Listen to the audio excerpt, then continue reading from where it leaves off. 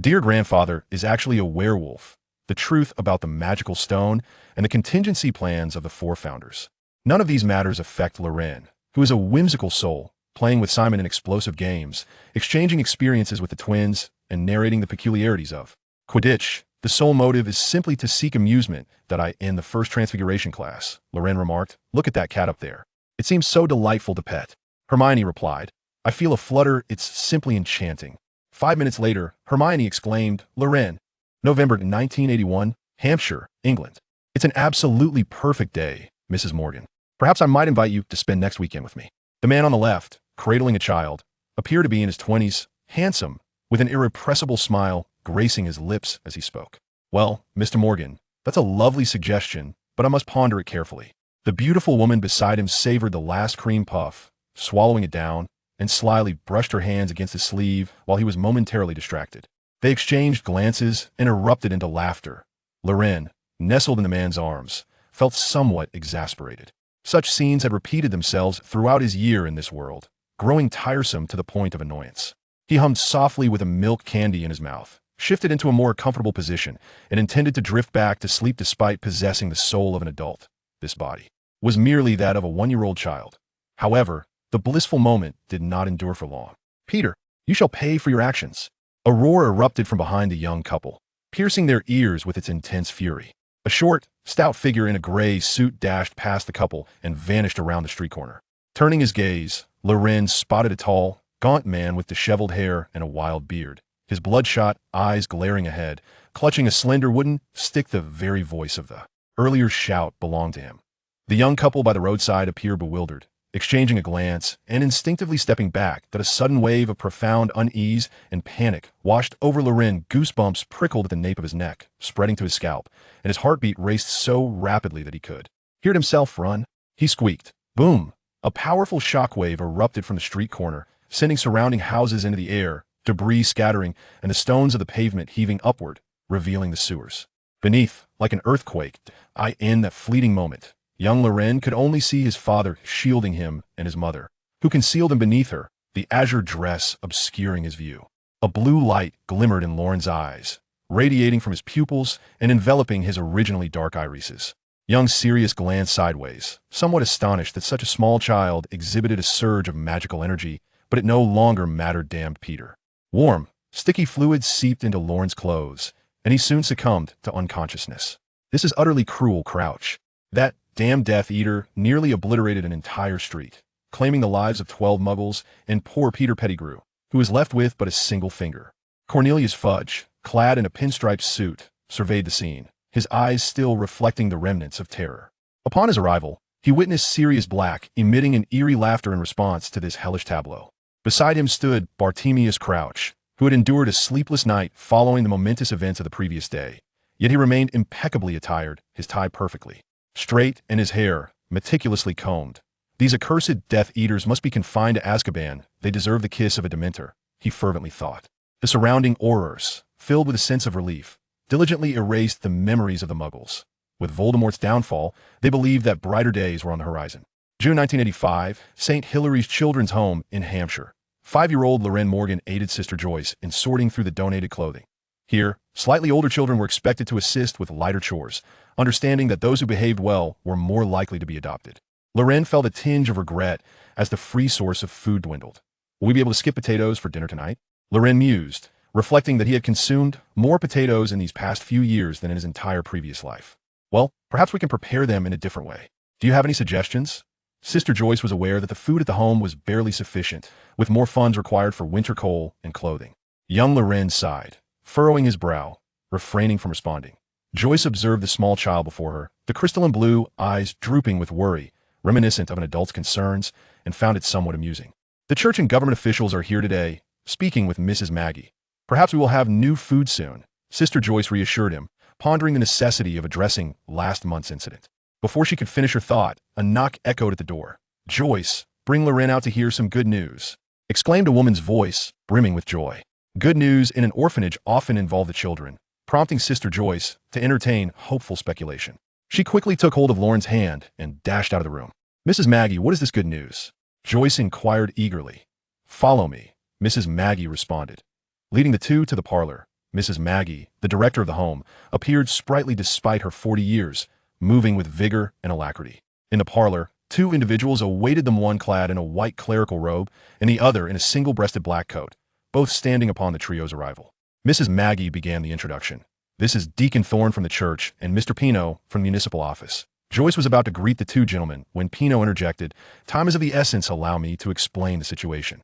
Last week, while we were organizing the household registration records, we discovered that Loren Morgan's mother still has an uncle alive. We reached out to him, and he expressed his willingness to raise Loren." "That's wonderful," Joyce exclaimed, embracing little Loren, feeling that God had finally noticed this suffering child. Loren was somewhat bewildered. He had opened his eyes to find himself in this orphanage. As he grew a little older, Mrs. Maggie had informed him that his parents had perished in a car accident. Loren had a vague sense that this was not entirely accurate, but he could not recall any memories from before the orphanage. His memories in this world revolved entirely around the orphanage, with the gentle Sister Joyce, the stern yet kind Mrs. Maggie, and Mr. Bamble, who always provided him with food, although he had left the orphanage just last month. The sudden revelation that he was to leave filled him with a sense of trepidation. The next morning, at the entrance of the orphanage, Joyce stood by the car, gazing at little Loren in the back seat, her eyes brimming with reluctance. She had grown fond of this clever little rascal, handing him a small bundle wrapped in white cloth containing some clothes and miscellaneous items. Loren felt a warmth rise to his cheeks as he nodded in acknowledgement. "Cheer up, kid. We must be on our way." Mr. Pino, in the passenger seat, sounded somewhat cheerful. The light blue Ford Anglia gradually accelerated into the distance. As the black faded from view, Joyce could not help but inquire, "Is Loren truly going to his relatives? Bamble deserves to be punished." Joyce thought of that individual and still felt a sense of disgust. Chapter 2. Grandpa Bates. Living on the mountain nestled at the foot of the mountains lies a charming little town, where the peaks rise majestically and the valleys exude tranquility. Behind the town, a narrow path winds its way upward along the mountain.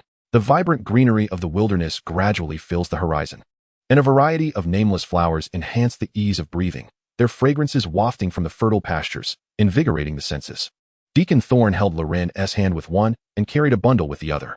"Your grandfather, Mr. Bates, resides on the mountain farm, together with the townsfolk.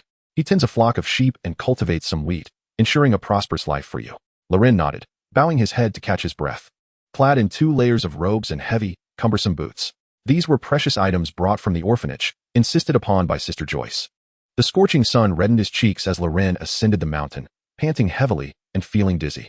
Years had passed since his arrival, yet this frail body, still in its developmental stages, struggled to keep pace with the demands of life. The 1980s in England were not particularly kind to an orphan child. The streets were rife with drug dealers, thieves, unemployed youths, and skinheads. A child could scarcely bear even the slightest misfortune. He was no different from a 5-year-old. His ambitions constrained. The townsfolk observed the pair ascending the mountain, their expressions tinged with trepidation, whispering among themselves. Yet, the two remained oblivious. Once they ventured away from the populace, Loren could no longer endure the heat. He withdrew his hand from Deacon Thorne's grasp, stripped off his robe, leaving only his undershirt, removed his boots, wrapped them in the robe, and held them in his hands. Barefoot, he tested the ground, finding the flat stones quite agreeable. "Let us go, Mr. Thorne. I can keep up," Loren declared, suddenly feeling light and agile. Thorne smiled and continued ahead, still assisting Loren on steeper inclines. After approximately an hour, they finally arrived at the Highland farm.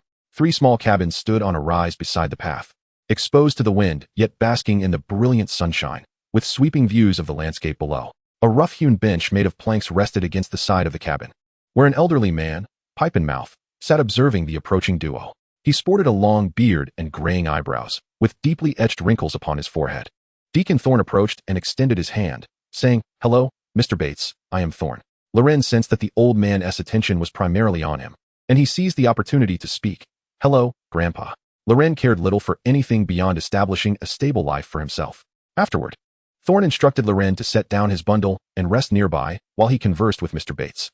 Loren placed the package on a support beside the cabin and took in the surroundings, where sunlight poured in and the fragrance of grass and flowers created a wonderfully enchanting scene. Soon, Deacon Thorne descended the mountain, seemingly having completed their exchange. "Come in. We need to tidy up before settling in," the old man called out from the doorway. Loren dashed into the small dwelling, which consisted of a single room. Toward the interior, there lay a modest bed, accompanied by a table and several chairs. Against the wall stood a closet, while a stove occupied one corner, atop which rested a large pot. On the opposite side, wooden planks were ingeniously assembled to form a ladder leading to the loft. After stowing away his bundle and cloak in the closet, Loren noticed that the elderly man had already laid out a coarse linen sheet on the bed in the loft, with a thick blanket stuffed with cotton batting inside. Such a bed would suffice during the summer months. Later, I shall craft some wooden furniture for you. For now, make do with this, he assured. As evening descended, they gathered around the wooden dining table in the rustic cabin. The wheat simmered in sheep's milk, releasing a delightful aroma that mingled the scent of grain and dairy. A bite of smoked lamb, rich in saltiness, filled his mouth, and a sip of sheep's milk, with its slight, gamey flavor, became more palatable. A platter of unfamiliar wild berries, some tart and others sweet, beckoned him. Imitating the elder, Loren took a generous handful, savoring the delightful burst of flavors. In comparison to mashed potatoes, roasted tubers, or any mundane potato dish, this was sheer paradise. After the meal, Loren felt inclined to tidy the table. My boy, simply enjoy life here. Some matters can wait until you are older, Bates interjected, proceeding to wash the dishes at the outdoor sink. Very well, grandfather, Loren replied, feeling that even in the countryside, this environment was remarkably comfortable. That night, Loren slept in the loft, inhaling the fragrant scent of the wild grass. It felt as though he were riding the wind through the valleys, skimming over brooks, and soaring among the trees, clouds, and cliffs. His head no longer spun with dizziness. Awakening to sunlight streaming through the loft, Loren momentarily forgot his whereabouts. The elder planned to construct a bed frame from wood in the loft while clearing away some clutter, allowing Loren to accompany the shepherd to the mountains for some leisure. During daylight, Peter, the shepherd, would drive the townsfolk's sheep up to graze and drink alongside Bates' few sheep on the mountainside. The shepherd himself was merely a 10-year-old boy, who found the company of the foolish goats quite tiresome. However, upon learning that Loren would join him on the ascent, Peter's spirits lifted considerably. Traversing the winding mountain path, they let the sheep graze on the slopes. Peter and Loren frolicked throughout the day, rolling on the soft pastures, watching golden eagles drop rabbits onto the stones, and gathering vibrant berries. Loren reveled in this pastoral joy, experiencing a sense of freedom and abandon he had never known during his years in the orphanage. Unburdened by concerns for safety, as dusk fell, Peter used his shepherd's crook to guide the goats down the mountain, while Bates held salt in his hand. Ushering his sheep into the pen, Loren settled into this new life, gradually engaging with the townsfolk, who regarded him with a peculiar blend of pity and concern, as if he were enduring some great tragedy. Yet, upon Bates' arrival, their demeanor shifted to one of fear and reverence, keeping their distance. Curious, Loren inquired of Peter about the town's rumors. Peter recounted the chaotic tales circulating in the village, claiming that Mr. Bates had committed murder and made pacts with the devil, bringing misfortune, a narrative lacking credibility. Whenever Loren pressed Bates about his absences, the elder would say he was inspecting the fruit trees in the mountains, taking a few days to rest his weary bones. However, he never invited Loren to accompany him into the hills. Chapter 3, The Eccentric Elder and 2 Books. Once again, winter has arrived, and Loren Morgan has reached the age of 10. A thick blanket of snow envelopes the hills, branches, and thatched roofs, creating a scene of pure white. Peter has ceased his sheep herding, and everyone has stocked up on provisions to endure the winter, as well as fodder for the sheep. The residents at the foot of the mountain have nestled in their homes, crafting handmade items to exchange for money in the town, while also procuring some necessities. When the sun shines, Mr. Bates forbids Loren from ascending the mountain, claiming it could harm his eyes. In his leisure, Loren captures small creatures in the woods and forages for winter edibles, though he spends most of his time attending school. Mr. Bates has prepared some old textbooks and a dictionary in advance. Loren peruses them idly, assisting his teacher and the congregation with transcribing various documents and correspondence. Quickly mastering the material, Mr. Bates predicts that he will achieve great things. On Christmas Eve, a touring band of vagabonds arrives in the small town, and Loren arranges to attend their performance with Peter. The trees lining the roads are adorned with red ribbons and twinkling lights, while festive music fills the shops. Restaurants and pubs are bustling with patrons, the warm yellow light casting a cozy glow. Clad in oversized sweaters and sheepskin coats, Loren and Peter each wear a gray and white striped scarf, with his hands tucked in his pockets. Loren watches as Peter eagerly devours roasted sweet potatoes purchased from a street vendor. The band, oddly named the Norn Three Goddesses, consists entirely of male musicians. Loren muses that the 1980s in England likely did not recognize 23 genders. Why concern oneself with such matters? The essence lies in enjoying oneself, and Peter is unfazed. As they await the performance, Loren suggests exploring a nearby market. Peter declines, preferring to remain indoors, sheltered from the cold wind. Loren ventures into the market, asking Peter to reserve a spot for him. The market consists of small vendors setting up stalls in the alley behind the performance hall, seizing the rare opportunity of bustling activity in the town to sell trinkets. Approaching the street corner, Loren spots a gaunt, elderly man in a neatly tailored suit, sipping a steaming cup of coffee. Before him lies a blanket made from some unknown animal's fur, atop which rest 2 large books. The passers-by and vendors appear oblivious to the man's presence, piquing Loren's curiosity as he approaches. "Good day, sir. May I take a look at those 2 books?" Loren greets him. Hearing the youthful voice, the old man looks up, seemingly surprised by the child's inquiry. Loren gazes into the sunken eyes of the elderly gentleman, finding it difficult to describe their color, which exudes an ancient and mysterious aura. "Indeed, these are for sale," the man replies with a carefree smile. Loren crouches down, reaching out to examine the 2 books.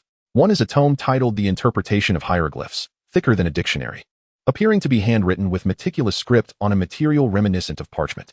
Another nameless tome. When Loren's fingers grazed its cover, a sudden haze enveloped his mind. As he opened the front page, he felt an uncanny sensation, as though he were about to be drawn into the very essence of the book. This fleeting feeling flickered and vanished, akin to a mere illusion. The front page bore the inscription of a certain Abraham, while the subsequent text remained indecipherable to Loren. Accompanying illustrations, crafted from a material reminiscent of supple tree bark, were few in number, bound together by copper rings. The 2 volumes exuded an aura of esoteric knowledge. "How much?" Loren pondered, contemplating the purchase for leisure. "Oh, are you genuinely considering buying them?" The elderly man before him appeared quite pleased. "Certainly, provided the price is reasonable." Loren was wary of the possibility of the seller inflating the cost. "Pardon my curiosity, but may I inquire if you engage in some form of transcription?" The old man seemed genuinely intrigued, more invested in the young man before him than in the sale of the books. "Ha ha ha, how delightful. This is truly fascinating." The old man burst into laughter.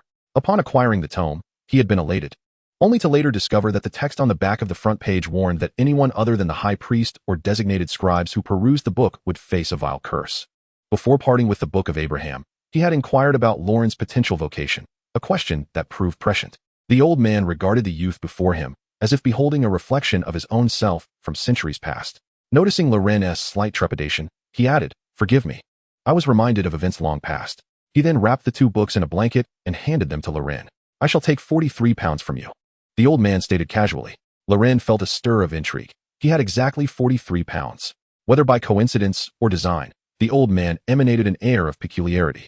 He exchanged the money for the books, and the elderly gentleman tucked the cash into his pocket, straightening his attire as he rose.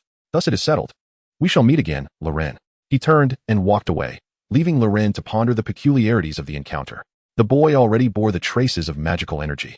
The book would surely know his name, and their paths would cross once more. Nodding absently, Loren made his way to the performance hall. Mulling over where the old man had concealed that cup of coffee and small stool, he certainly resembled a charlatan. Loren resolved to treat the 2 books as mere stories, eschewing any attempt to comprehend their contents or research their significance. Such was the nature of television dramas. A mysterious figure presents an enigmatic object, and the more one investigates, the deeper one falls into a cleverly crafted trap. Such individuals were rarely benevolent. Upon entering the hall, the performance had already commenced. Loren scanned the room and soon spotted Peter on the right side of the stage. Peter waved, calling out, "Hey, Loren, over here." The band proved to be quite engaging. After exchanging greetings, Loren took a seat beside Peter and turned his attention to the performance. The stage was dominated by long-haired male musicians, defying Loren's expectations of a flamboyant rock or hip-hop show. Instead, it showcased a serious band with a diverse array of styles. The musicians invigorated the atmosphere, prompting the audience to clap, scream, and laugh in unison. In the quaint little town, such moments of joy are indeed rare. Surrounding Loren, the townsfolk chatted, noting that most of the songs performed were unfamiliar, yet each carried its own unique charm. "This band is extraordinary. Once their tour concludes, they are bound to release their own album. They will surely rise to fame," a group of young people exclaimed. Loren, initially apprehensive while clutching the 2 books in his arms, found his unease dissipating amidst the lively melodies and dances.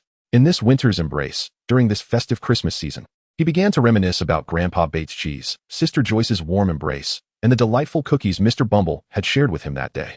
What flavor did those cookies possess? Loren felt time slipping away too swiftly. He could scarcely recall the appearance of Mr. Bumble's cookies. Chapter 4. The Books and the Quest for Grandpa Bates' Secret.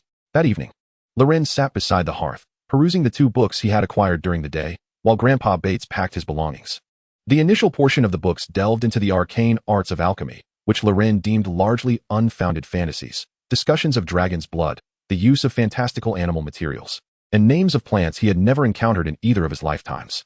The text distinguished between full moons and waning moons, as well as storms accompanied by thunder and those devoid of it. Was this merely the feudal superstition of England? Loren mused that viewing it as a collection of peculiar tales rendered it quite captivating. However, the latter part of the book proved even more intriguing. It was a narrative by an individual identifying himself as Nicodemus.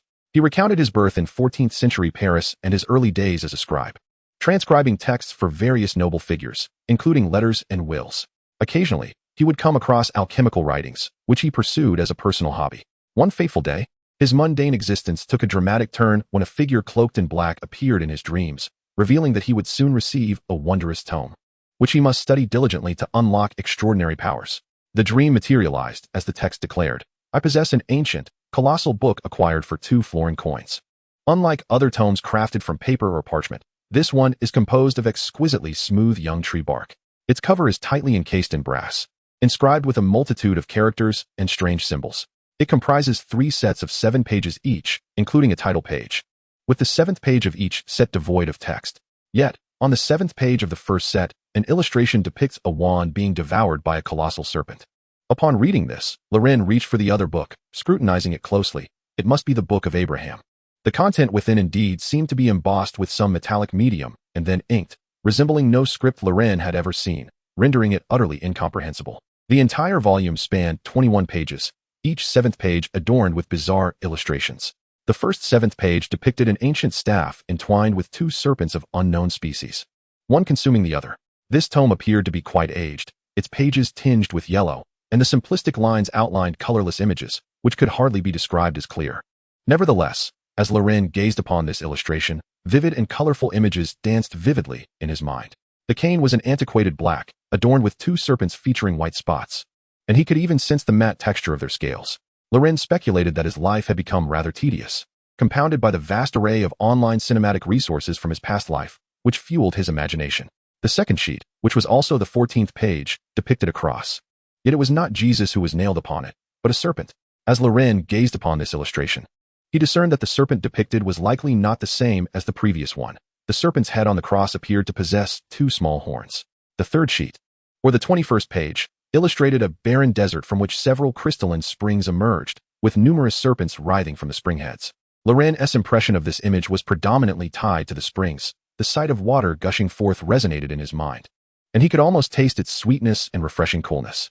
Moreover, the 4th and 5th pages were accompanied by 4 small illustrations, which were too diminutive for Loren to conjure any substantial imagery. In the interpretation of hieroglyphics, Nicolome expressed his view that these small illustrations bore little significance, resembling narrative elements or content from popular mythology, with no mention of alchemy.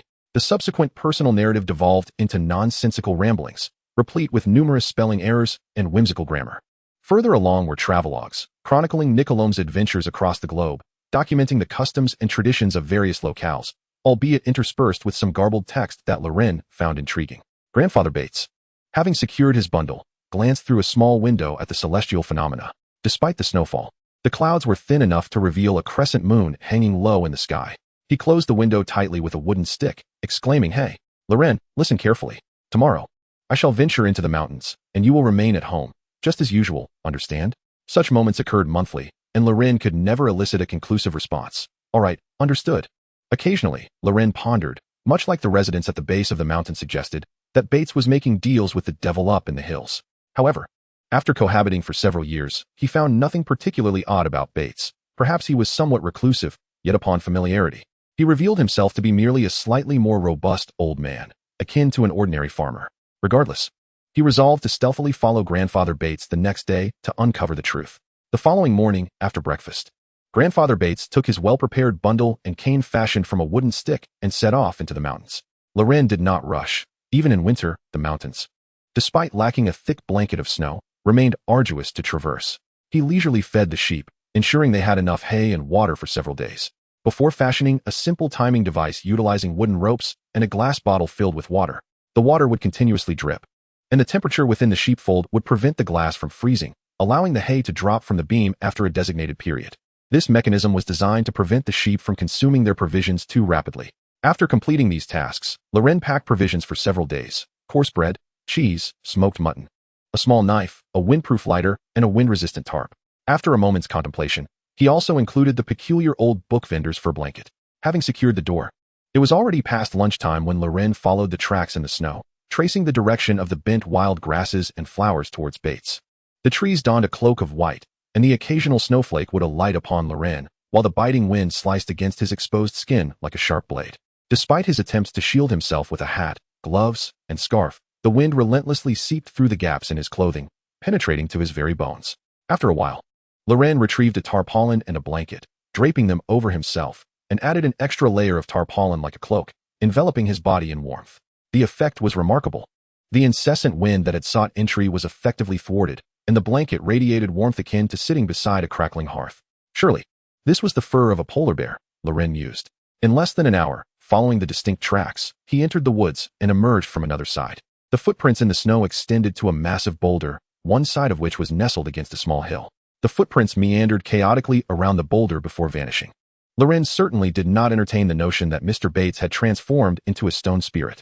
Beside the rock, several wooden posts and rods formed a rudimentary lever system, indicating that Grandfather Bates had not merely used brute force to move the stone. There must be a cave behind it, equipped with a similar contraption for ease.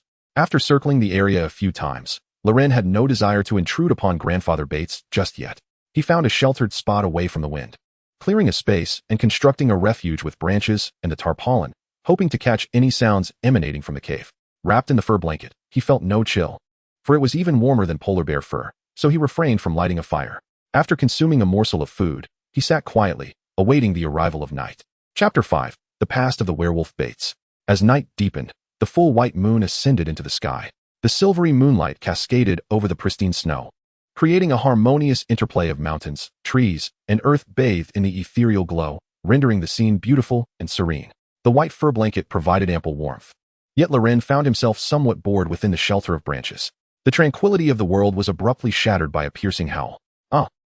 The restrained, anguished cries of Bates echoed from the cave, resonating with a low timbre reminiscent of someone writhing in agony upon the ground. The cries of torment grew louder and more hoarse, tinged with a semblance of release. After a moment of silence, a mournful howl pierced the air. Loren's complexion paled instantly.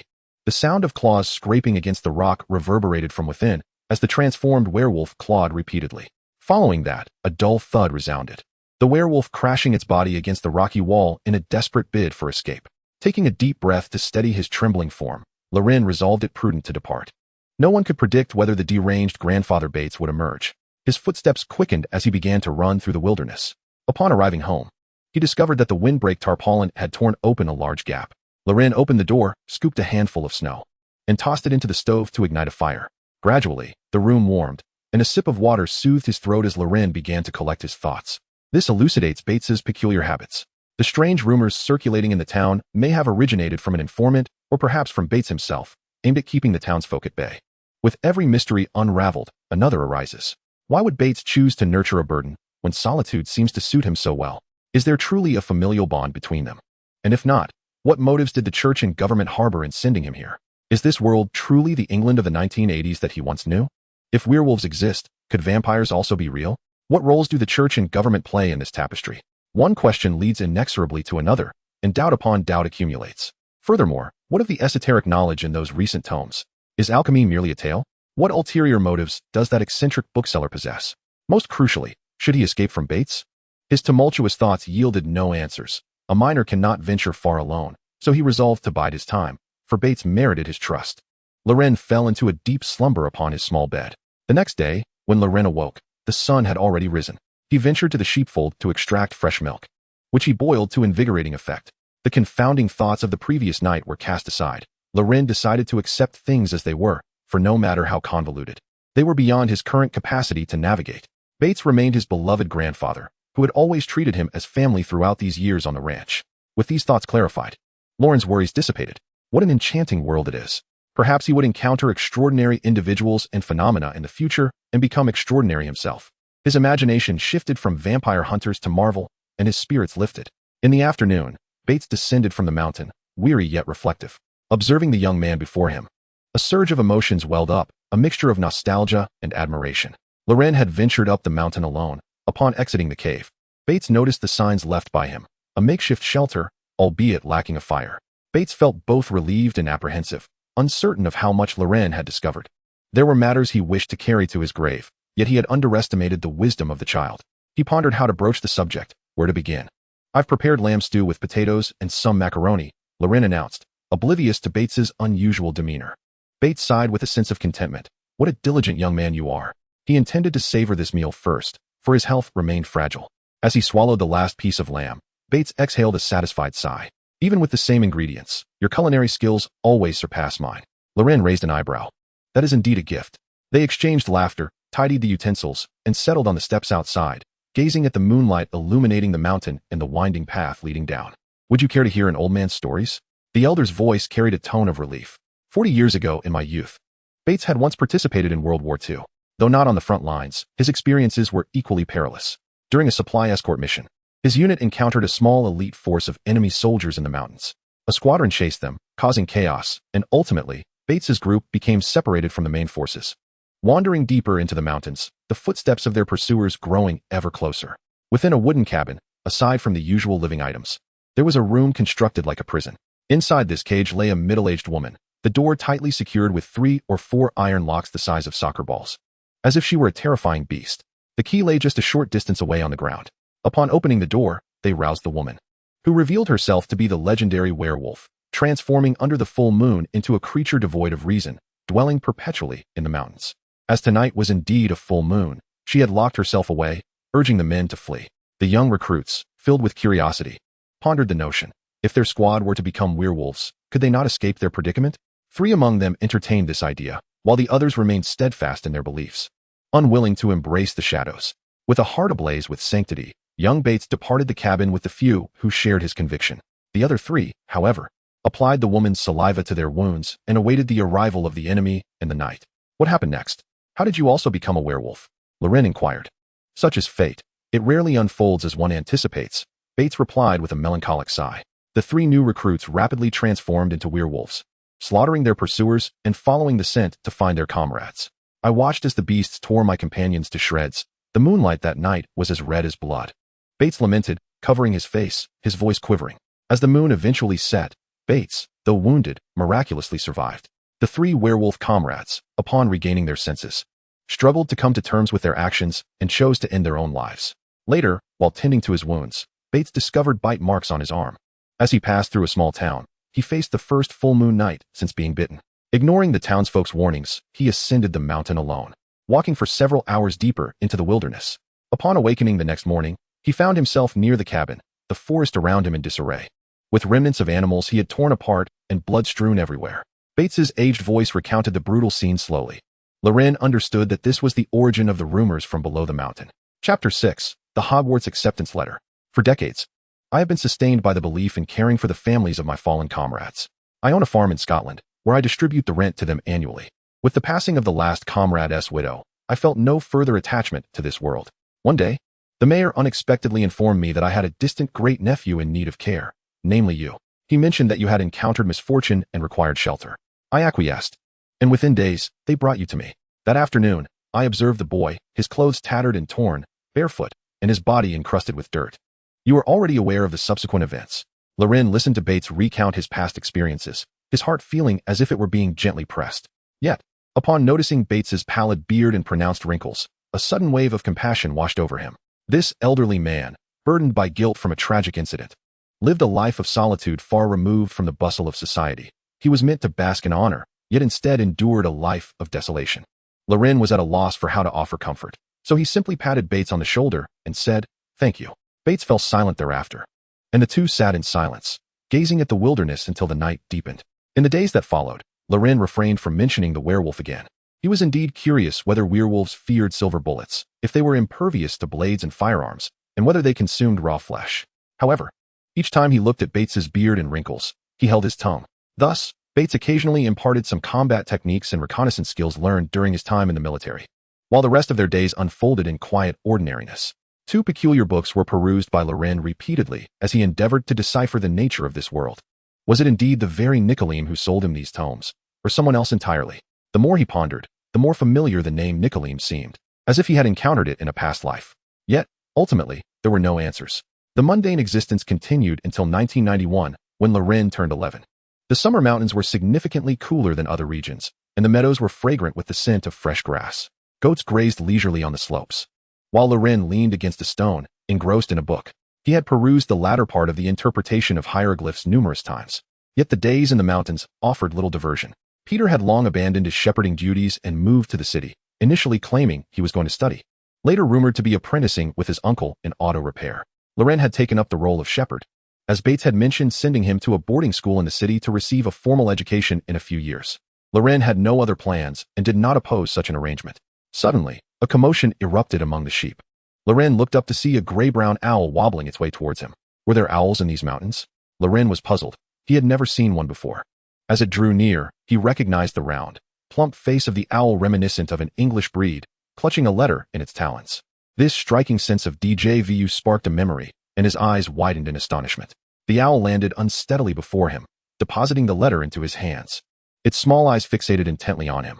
In a flurry, Loren fumbled through his bag, producing a piece of cheese to offer. The owl flapped its wings, nibbled at Loren's hand with its delicate beak, and took the cheese into its beak. Loren swore he witnessed genuine surprise in the owl's eyes. Neglecting the owl, he focused on the grand emblem and the surrounding creatures depicted on the envelope. With eager anticipation, Loren tore open the letter. The center of the first page boldly proclaimed, Hogwarts School of Witchcraft and Wizardry. Headmaster, Albus Dumbledore. President of the International Wizarding Federation, Knight of Merlin, First Class, Grand Sorcerer. Chief Warlock of the Wizengamot. The body of the letter followed, Dear Mr. Morgan, we are delighted to inform you that you have been granted admission to Hogwarts School of Witchcraft and Wizardry. Enclosed is a comprehensive list of required supplies and equipment. Yours sincerely, Deputy Headmistress Minerva McGonagall. The second page outlines the items for first-year students, which include uniforms. First-year students are required to possess 1. 3 plain work robes, black. 2. 1 plain pointed hat for daytime wear, black. 3. 1 pair of protective gloves, crafted from dragonhide or a similar material. 4. 1 winter cloak, black, with silver fastenings. Please note, all student attire must be adorned with a name tag. Textbooks. All students must prepare the following texts. Standard Spells, Beginner, by Miranda Goshawk. History of Magic, by Bathilda Bagshot. Theory of Magic, by Adalbert Waffling. Guide to Transfiguration, by Emmerich Switch. 1000 Magical Herbs and Fungi, by Philida Spore. Magical Drafts and Potions, by Arsenius Jigger. Fantastic Beasts and Where to Find Them, by Newt Scamander. Dark Arts, A Self-Defense Guide, by Quentin Trimble. Other equipment, a wand, a cauldron, pewter, standard size 2, a set of glass or crystal vials, a telescope, a brass scale. Students may bring either an owl, a cat, or a toad. It is imperative to note that first-year students are prohibited from bringing their own broomsticks. Woohoo! Loren exclaimed joyfully. This is not 1980s Britain. This is the magical world of Harry Potter. Loren had always envisioned that when he grew older, he would venture to those renowned places to earn a living. Yet the affairs of Grandpa Bates consistently reminded him that this was not an ordinary world. Loren's dreams of the future were tinged with trepidation. He might lead a conventional life or encounter extraordinary events, yet peace of mind always eluded him. Now, this world had never been so vividly presented before Loren. For an entire afternoon, he scrutinized the letter, the seal, the ink, the script, perusing it over and over, seemingly unable to tire of its charm. Eventually, as dusk began to fall, Loren, with a heart full of excitement, herded the sheep down the hill to the residence and then dashed towards the small cabin. Grandpa Bates, I have marvelous news, Loren exclaimed, handing the letter to Bates, who was busy crafting a new chair. Bates looked at the uncontainable smile on Loren's face, then at the exquisite letter. He wiped his hands on his clothes before taking the letter into his grasp. Before long, Bates had read the letter. This peculiar magic academy. Are you sure it isn't a scam? Bates expressed a hint of skepticism. While he did not doubt the existence of magic, after all, he himself was a werewolf. He feared it might be yet another trick. It should be fine, Loren reassured him, fully aware of the situation, but uncertain how to explain it to Bates. This was not a typical circumstance. If someone were approaching from the mountain, Bates would have noticed their silhouette half an hour earlier, for that person was not ascending in the usual manner. Bates scrutinized the woman. Apologies for the delay. Another student was overly enthusiastic. Allow me to introduce myself. I am Professor Minerva McGonagall, the Deputy Headmistress of Hogwarts School of Witchcraft and Wizardry. Subsequently, Professor McGonagall provided Bates and Loren with an overview of Hogwarts. Initially skeptical, Bates was convinced when McGonagall transformed a piece of wood into a cluster of tabby cats that circled him incessantly. Who could doubt a throng of meowing felines? Bates and Loren, their thoughts tumultuous, exchanged few words. Professor McGonagall arranged to escort Loren to Diagon Alley tomorrow to procure the necessary supplies for the upcoming term before departing. Chapter 7. A Clear Mind and an Unprecedented Beginning. During dinner, Bates remained somewhat withdrawn. He had always understood that the world was far more complex than it appeared to ordinary eyes. Yet the revelation of magic unveiled a mere glimpse of its wonders. leaving him profoundly shaken. He pondered whether wizards had any connection to werewolves, and if wizards could remedy his troublesome affliction. Such questions swirled around his heart and mind like the cats that had once been wood, incessantly scratching at his thoughts. Bates nearly confided in Professor McGonagall, but upon learning that magic was a gift bestowed only upon the chosen, he regained his composure. He dared not reveal his identity as a werewolf, fearing it might be deemed an unforgivable sin in the eyes of wizards. Beyond the unknown dangers lay the potential repercussions for young Loren. Though the old man felt he had lived long enough, even death held little fear for him. He worried for Loren's extraordinary future. He believed Loren would achieve remarkable things and did not wish to become a burden or cast any shadow upon the boy's path. For decades, he had been nothing more than a machine named Bates, rather than a true human being. Loren's presence invigorated him, allowing him to feel genuinely alive. Caring for a child is no small task, yet Loren was more perceptive than any child he had ever encountered. Soon enough, Loren would be capable of preparing delightful meals on his own. Each time Bates savored the warmth of the food, he felt a profound sense of existence. Bates spoke little, wishing not to impose upon Loren with burdensome efforts on his behalf. If werewolves were of little concern to wizards, Loren would manage, if they were indeed troublesome. He did not wish to add any pressure to the boy. Meanwhile, Loren remained blissfully unaware of Bates's somber mood, immersed in his own thoughts. This world, with its owls delivering acceptance letters and Professor McGonagall teaching Transfiguration, was unmistakably the magical realm he had witnessed in the Harry Potter series from his previous life. Having watched all 8 films, he was well acquainted with the plot, and, by the timeline, should have been in the same year as Harry Potter. In the years to come, the dark wizard Voldemort would disrupt Hogwarts. Headmaster Dumbledore would guide Harry and his companions in their growth, while simultaneously seeking to eliminate the 7 Horcruxes, ultimately feeling fatigued. He would finally lay down after ensuring Voldemort's fate was sealed. In summary, as a children's fantasy film, the main storyline does not entail the demise of many characters. One merely needs to focus on studying diligently at Hogwarts, and surviving until the grand conclusion should not pose a significant challenge. This werewolf affliction resembles a disease, transforming uncontrollably on nights of the full moon, severely disrupting normal life. The magical realm possesses a corresponding antidote known as Wolfsbane Potion, which can be concocted by the potion's master. One can procure it from him or even learn the art of its creation. Aspiring to greater heights, perhaps one could uncover a definitive remedy for lycanthropy through diligent study. Furthermore, there is that eccentric bookseller and those 2 peculiar tomes. The hieroglyphic interpretation likely contains alchemical knowledge. Nicholas Flamel appeared as a mere tool in the original narrative, according to his autobiography. The Book of Abraham chronicles the process of crafting the Philosopher's Stone. Loren began to regard the 2 books with newfound importance.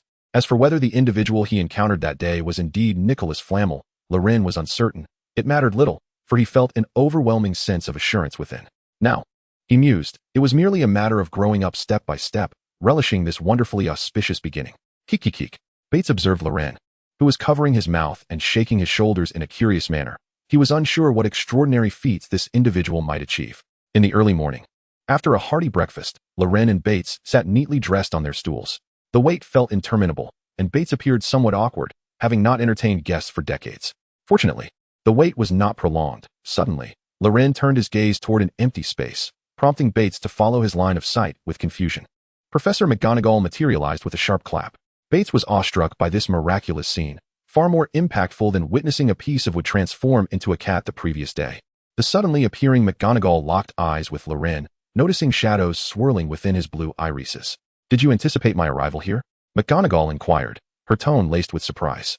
I merely observed a change in that particular area, Loren replied, somewhat bewildered. Could other wizards not perceive the destination of apparition? This had not been mentioned in the films.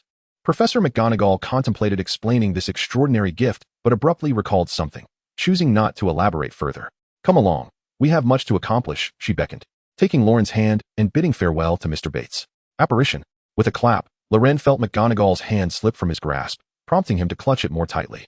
Darkness enveloped him.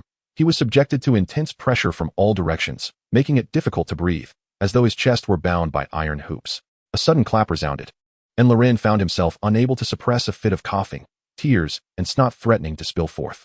He felt as if he had just squeezed through an exceedingly narrow tube. Navigating the magical realm was proving to be less effortless than he had imagined. Generally, our journeys are more comfortable. However, today we are pressed for time, McGonagall reassured him, gently patting Loren's back. Before long, he regained his composure, realizing that McGonagall was not as stern as he had previously believed. Before them stood a suburban house, far superior to the modest cabin where Loren had resided, and considerably cleaner than the welfare institution that lingered vaguely in his memory. This abode epitomized the quintessential image of a British urban residence from the 1980s. Accompanying him was a fellow student. Professor McGonagall stepped forward to ring the doorbell. Shortly thereafter, a young couple emerged, accompanied by a girl of similar age to Loren. To Loren, the couple appeared to embody the typical Caucasian visage, lacking any distinctiveness. The little girl sported a mane of thick, somewhat tousled brown hair, which was evident of careful grooming, albeit with limited effect. Her brown eyes were wide and sparkling, radiating curiosity as she beamed at Professor McGonagall, revealing slightly oversized front teeth, which added to her charm. Surprised by the familiar visage, Loren wondered if he had encountered Hermione on the very first day. While Loren's thoughts wandered, Professor McGonagall had already concluded her conversation with the Granger couple and emerged, holding the little girl's hand. Chapter 8. An Introduction to the Magical World, the Scenery of Diagon Alley. Hello, I am Hermione Granger. The girl extended her hand towards Loren. Hello, I am Loren Morgan. Loren shook her hand awkwardly, feeling that such social formalities between two children seemed somewhat pretentious. Are you also a chosen new student? The girl's eyes sparkled with curiosity about everything related to wizards. She had been so excited the previous night that she could hardly sleep. Loren's thoughts were still drifting as the little girl seemed eager to inquire further. We can discuss this later. For now, we must head to the leaky cauldron. Professor McGonagall interjected, holding both children with her left hand while brandishing her wand with her right. Apparate. With a pop. Loren found the second experience far more agreeable than the first. The time spent being compressed within the tunnel was significantly shorter, perhaps due to acclimatization or the reduced distance this time. Beside him, the lively little girl suddenly burst into tears. Before Professor McGonagall could offer comfort, the girl's quivering voice broke the silence. Was that also a form of magic? Is the spell called apparition? Will we be able to learn it later? After her barrage of questions, the little girl took a deep breath, regaining her composure, her eyes shining as she gazed intently at Professor McGonagall. The professor and Loren fell into silence, the latter pondering whether he should join in and express his own curiosity about the magical world. Professor McGonagall paused momentarily before responding. You will learn about that once you are enrolled. For now, I will guide you in navigating from the Muggle world to Diagon Alley. Subsequently, you will come here on your own in the following years. Only then did Loren and Hermione raise their heads to survey their surroundings. Facing a somewhat untidy and dilapidated pub, seemingly invisible to the passers-by, Professor McGonagall led them through the establishment, which was even darker and dirtier inside. Filled with patrons clad in peculiar attire, some donned tall top hats, while others sported garments that trailed along the ground. They scrutinized Hermione's jeans and plaid jacket, as if her attire possessed some allure. Loren, dressed in garments crafted by the town's tailor, appeared somewhat unfashionable on the streets. Yet the patrons within the bar regarded it as quite ordinary. Hermione displayed a look of disdain, her brows furrowed tightly, though she refrained from voicing her thoughts. As they passed the bar, the owner extended a hand to greet Professor McGonagall, who merely pursed her lips and spoke little, leading them to a small courtyard encircled by walls, devoid of anything but trash bins and weeds. To access the hidden entrance, one needed to count 3 bricks up from the trash can and then 2 across, tapping lightly on the wall with a wand 3 times. A demonstration that Professor McGonagall provided while explaining, "Welcome to Diagon Alley." There was a hint of pride in her voice. Despite repeating this ritual countless times each year, she never exhibited impatience. Revealing the wonders of the magical world to a young wizard was a delightful task. As they strolled, they encountered an array of peculiar shops selling owls, cauldrons, and oddly shaped brooms, yet they did not linger. Professor McGonagall, why do wizards use owls to deliver messages? Professor McGonagall, why are cauldrons made of different materials and sizes? Professor McGonagall, how do flying broomsticks soar? Do they have engines? What powers them? Hermione, feeling somewhat anxious, bombarded her with questions. Children often experience trepidation in unfamiliar places, and while curiosity plagued her, it also served to alleviate her unease. Initially, Professor McGonagall would answer, but Hermione's incessant inquiries, each prefixed with why, became overwhelming. Finally, she replied, some questions will be answered once you enroll, while others you must seek out for yourself. At last, Hermione paused, shifting her gaze to her companion beside her. Loren was eagerly observing the shops and passers-by, connecting the scene before him with memories from his previous life. Loren, why aren't you asking anything? Aren't you curious at all? Hermione inquired. Loren looked at the young girl, her eyes sparkling. You know Hermione? I live on a ranch and have 2 talking kittens. One is very cute, and the other is rather plain. Oh, are those also wizard pets? I thought you, like me, were from a Muggle family. Hermione quickly interjected, having learned from Professor McGonagall that Muggle was the term wizards used for ordinary people. Professor McGonagall also took note of Loren's remark about the talking cat, something she had yet to encounter. recalling that she hadn't seen such a creature during her visit to Loren's home. The plain one always asked why and was eventually given away, Loren said, suppressing laughter with a serious demeanor. Professor McGonagall, observing Loren's expression, realized he was jesting. Oh, why? Was it because it wasn't cute? Do you have any other cats you could give me? Even if they aren't so adorable, Hermione continued to muse about the charming talking kitten, adding, even if they can't talk. Loren, barely containing his mirth, replied, because the cute kittens don't always ask why. With that, Loren burst into laughter. Professor McGonagall displayed a humorous expression. Hermione blinked, momentarily taken aback, before finally grasping the situation. How cruel. You were teasing me, she exclaimed, playfully tapping Loren's shoulder with a clenched fist, though not with much force. I was merely jesting, Loren replied with a chuckle, offering his apologies. As they passed by the leaky cauldron, Hermione's eyes sparkled with palpable excitement. She could hardly contain her eagerness to rush inside and scour the books for answers to all her questions. However, Professor McGonagall did not pause. The currency used by wizards differs from that of the Muggle world. We must first visit Gringotts to exchange for some wizarding currency, she explained. As they discussed the shops around them, the group finally arrived at their destination. It was a pristine white building, taller than the surrounding establishments, adorned with gleaming bronze doors. Standing before the entrance were goblin attendants clad in scarlet and gold uniforms, their stature barely half that of an average adult, even shorter than Loren. Yet their limbs were long and slender. Upon entering, the goblin attendants bowed courteously. A second silver door appeared, inscribed with the words, "Welcome, stranger. But beware of the consequences of greed. To take what is not yours without labor will incur the gravest of punishments. Thus, if you seek to pilfer from our underground vaults treasures that have never belonged to you, heed this warning. You may find not riches, but retribution." Inside lay a grand marble hall, where a long counter was lined with dozens of goblin employees perched upon high stools, engaged in various transactions, some weighing coins on brass scales, others inspecting gemstones. With Professor McGonagall's assistance, Loren and Hermione exchanged pounds for wizarding currency. Through the goblin's guidance and Professor McGonagall's additional insights, they gleaned some fundamental knowledge about the currency exchange. Muggle currency converted to wizarding currency primarily involved galleons, specifically designated for students from Muggle families attending Hogwarts, with each transaction meticulously recorded. Exceeding a certain amount would often prompt inquiries. Conversely, converting galleons back to Muggle currency was virtually unrestricted, as some wizards resided in the Muggle world and thus had such needs. It was evident that wizards had methods to acquire Muggle currency without exchange, though these would likely contravene the statute of secrecy. Moreover, Loren discovered that the wizarding currency system was exceedingly simplistic, even though Muggle currency exchanges for galleons required specific accounting. Gold could be exchanged without limits. This fact alone gave Loren the means to potentially destabilize the wizarding economy, leading to a scenario where a loaf of bread could cost 500,000 marks, or rather, galleons. Yet, such a rudimentary system also invited unscrupulousness, as the goblins of Gringotts held ultimate interpretive authority.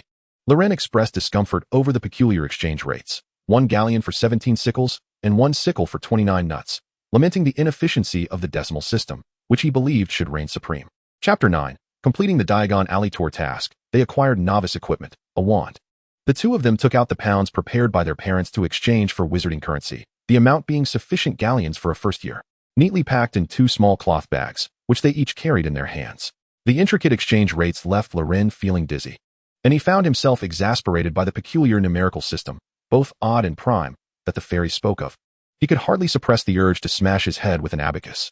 Professor McGonagall went to gather 2 sets of first-year textbooks, while Loren and Hermione browsed the shelves. The books were of irregular sizes. Some were as large as paving stones, while others were scarcely the size of a postage stamp. Loren struggled to fathom how they were mass-produced, and he noticed some volumes bore warnings against accidental contact. As Loren flipped through the titles, he selected a few standard spells. The subsequent series, Curses and Counter-Curses, Wandering with Werewolves, and Alchemy, from novice to master, and decided to stop, unsure if he could read them all. The mere thought of such books made him feel as though he were losing his hair, prompting him to glance at Hermione's abundant curls and speak in a hushed tone. Noticing the peculiar look in Loren's eyes, Hermione examined his chosen titles, frowning slightly as she advised. We should first familiarize ourselves with the magical world to better adapt and integrate. I believe these books serve as excellent preparatory reading, particularly for families like ours, who come from a Muggle background. Seeing that Loren remained unmoved, she added, the books you selected seem rather unsuitable for newcomers. We ought to learn more before delving deeper. Loren decided to be tactful. Let us choose different books. You can lend me yours once you've finished, and that way we can save money for more books. Hermione was swayed by his reasoning. Then we shall write to each other to exchange thoughts. Agreed. With the atmosphere lightened, they both felt a surge of eagerness towards the labeled hazardous tomes, yet they recoiled after witnessing a customer being playfully pursued by a book. After purchasing a cauldron, they continued their stroll down the street. Passing by an apothecary, they observed the exorbitantly priced materials, including a horn made from the horn of a unicorn at 21 galleons and a vial of acromantula venom priced at 100 galleons. Loren felt reassured that maintaining a good rapport with Hagrid at Hogwarts would ensure he never lacked funds. As they ventured further, they finally arrived at the novice equipment shop of the magical realm, or rather, Ollivander's wand shop. It was a small and dilapidated establishment, its golden sign partially fallen away. Upon entering, they found a cramped interior furnished with long benches and thousands of paper boxes stacked nearly to the ceiling.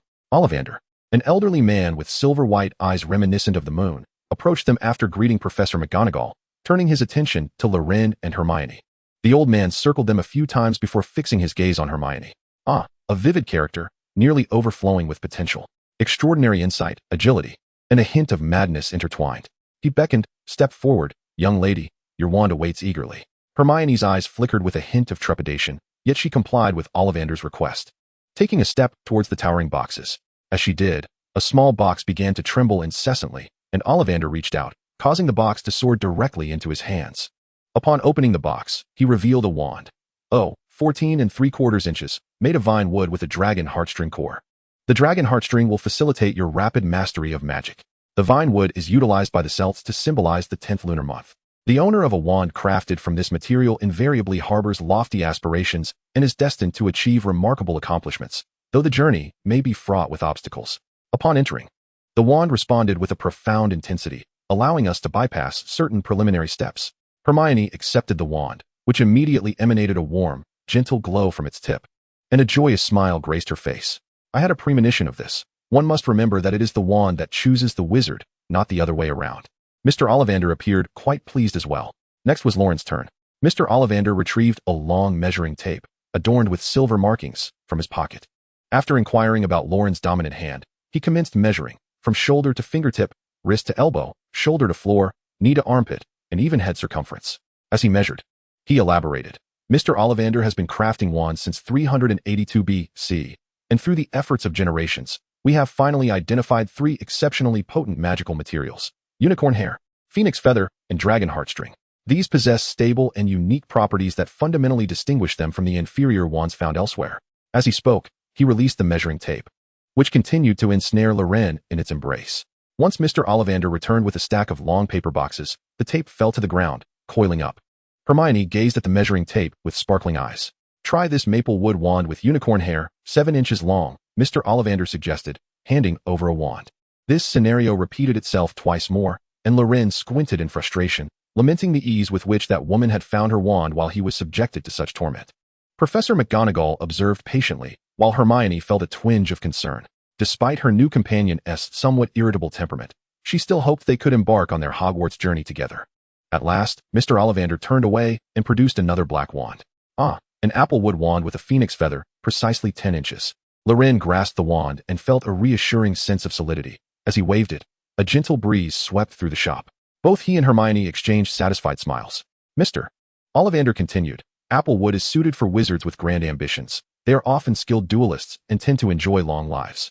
The phoenix feather is quite discerning.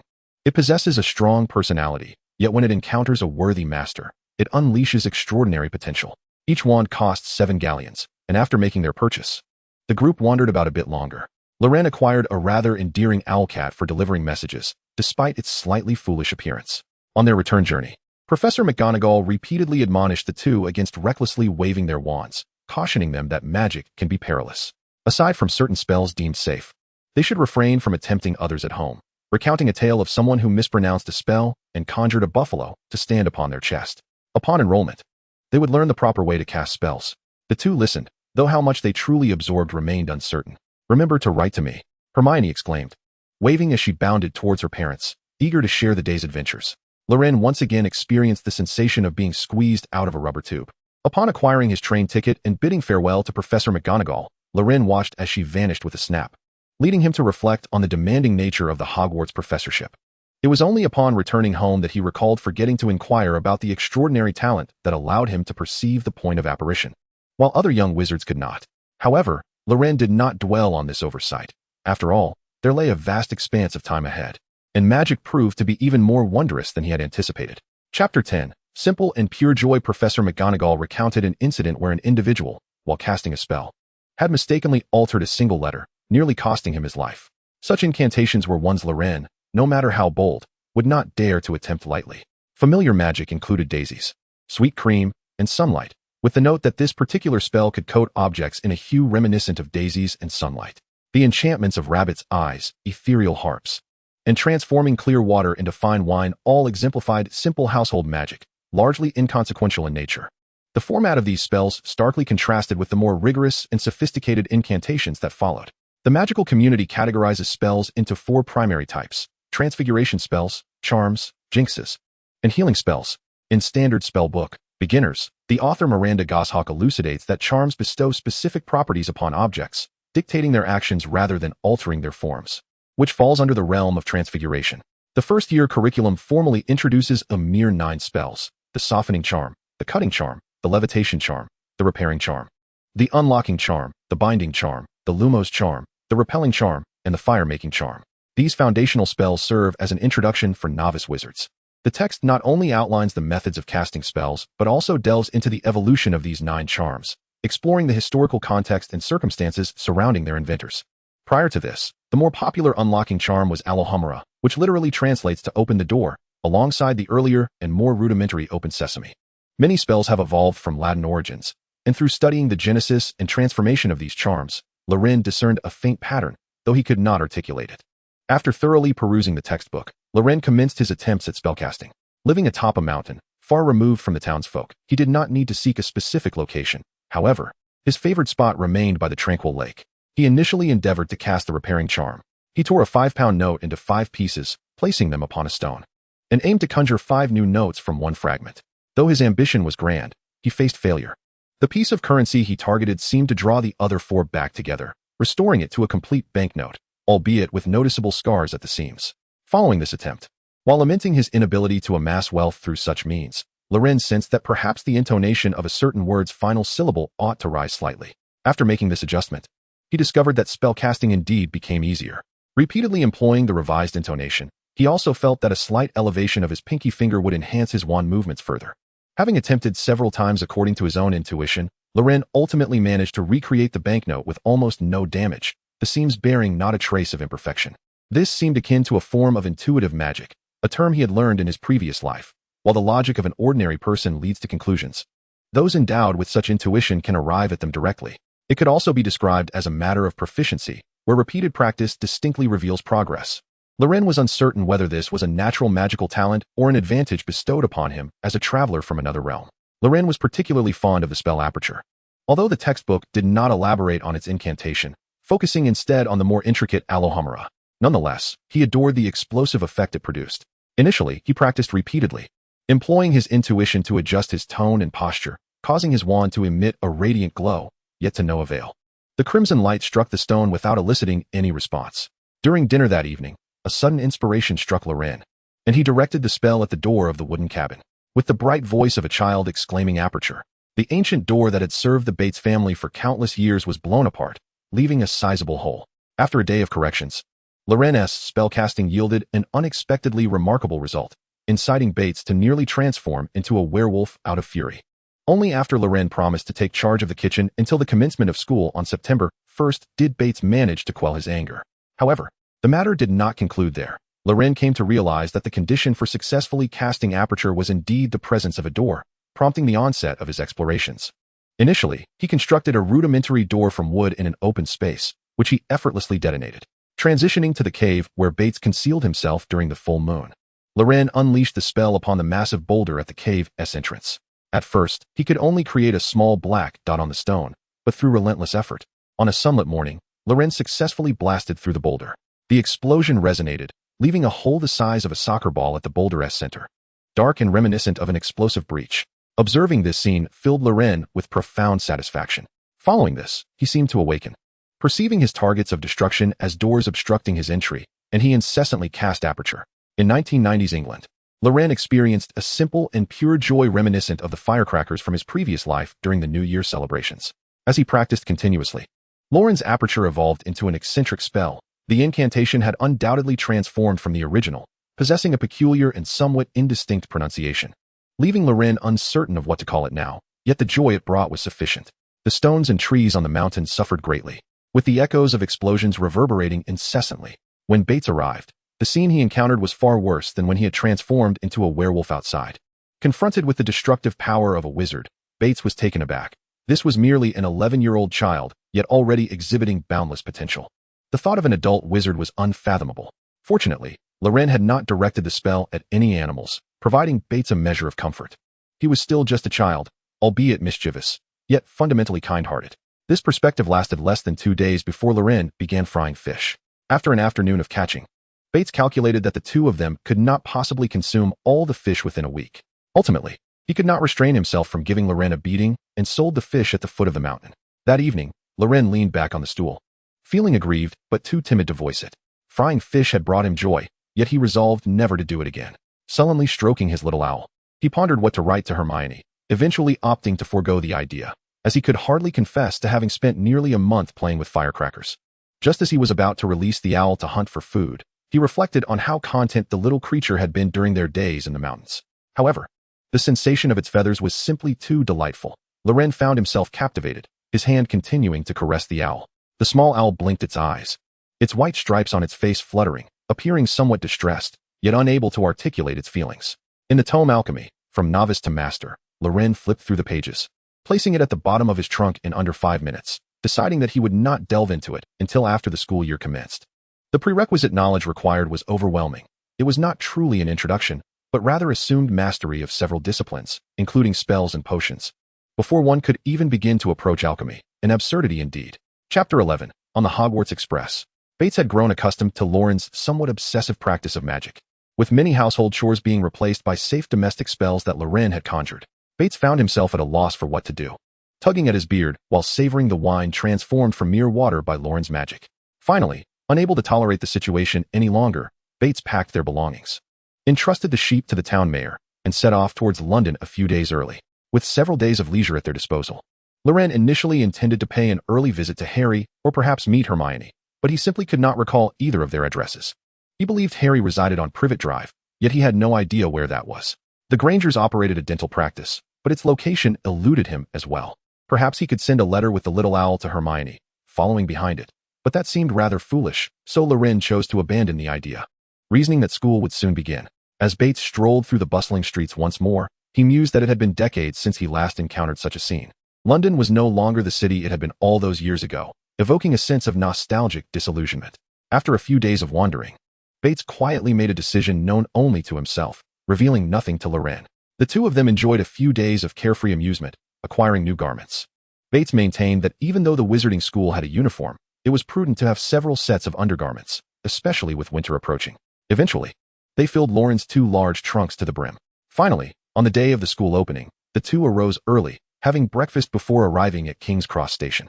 As Bates surveyed the throngs of people bustling through the station, he felt no different from any other station and muttered, "Platform 9 3/4, how peculiar."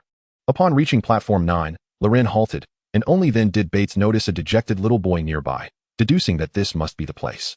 "Hey, cheer up, lad," Bates called out, displaying no trace of melancholy at their impending separation. Loren sniffled, pondering what words might offer solace to the old man before him. "I don't need comforting. You rascal.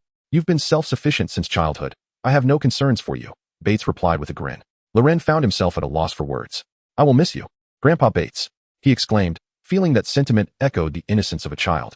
After uttering those words, he pushed his cart towards the ticket checkpoint. Bates watched as the boy vanished into the wall, seemingly unnoticed by the surrounding crowd. "What a remarkable fellow," Bates mused, his tone tinged with nostalgia. He turned away, his previously upright posture sagging, his expression turning somber. After a few steps, he wondered if Loren could still see him through the checkpoint.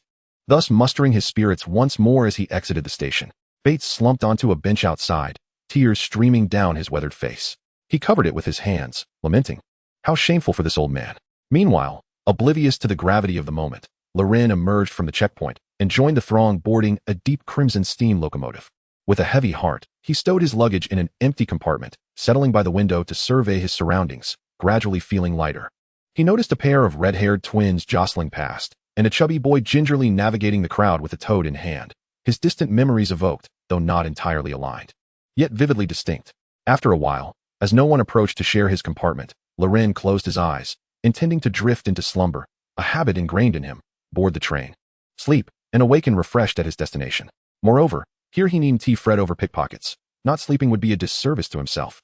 He hoped to awaken in time to savor the Hogwarts specialty of peanut-flavored snacks and mineral water, as he held a keen interest in magical treats. Before long, he was stirred from his brief repose by a gentle tap against his face, courtesy of a sleeve. Opening his eyes, he found a pouting Hermione before him. Loren Morgan. At last, I found you. Over a month. I awaited your letters daily, yet you failed to write even as school commenced. Hermione scolded, playfully swatting at him with her robust sleeve. Loren quickly grasped her hand, fearing further swats would lead to premature baldness. The poor cat, perched nearby, pecked at crumbs. Suddenly caught in the crossfire, unable to protest, merely tilting its head in bemusement. The cat felt wronged. Hermione, however, believed in the necessity of training. After all, carrier pigeons, puppies, and owls all required training to deliver messages. It all seemed quite reasonable to her. She settled across from Loren, eager to discuss the knowledge she had gleaned in preparation for their studies and her discoveries about the magical world. Before she could speak, Loren interjected. Do you think the Hogwarts Express is powered by magic or machinery? What fuels it?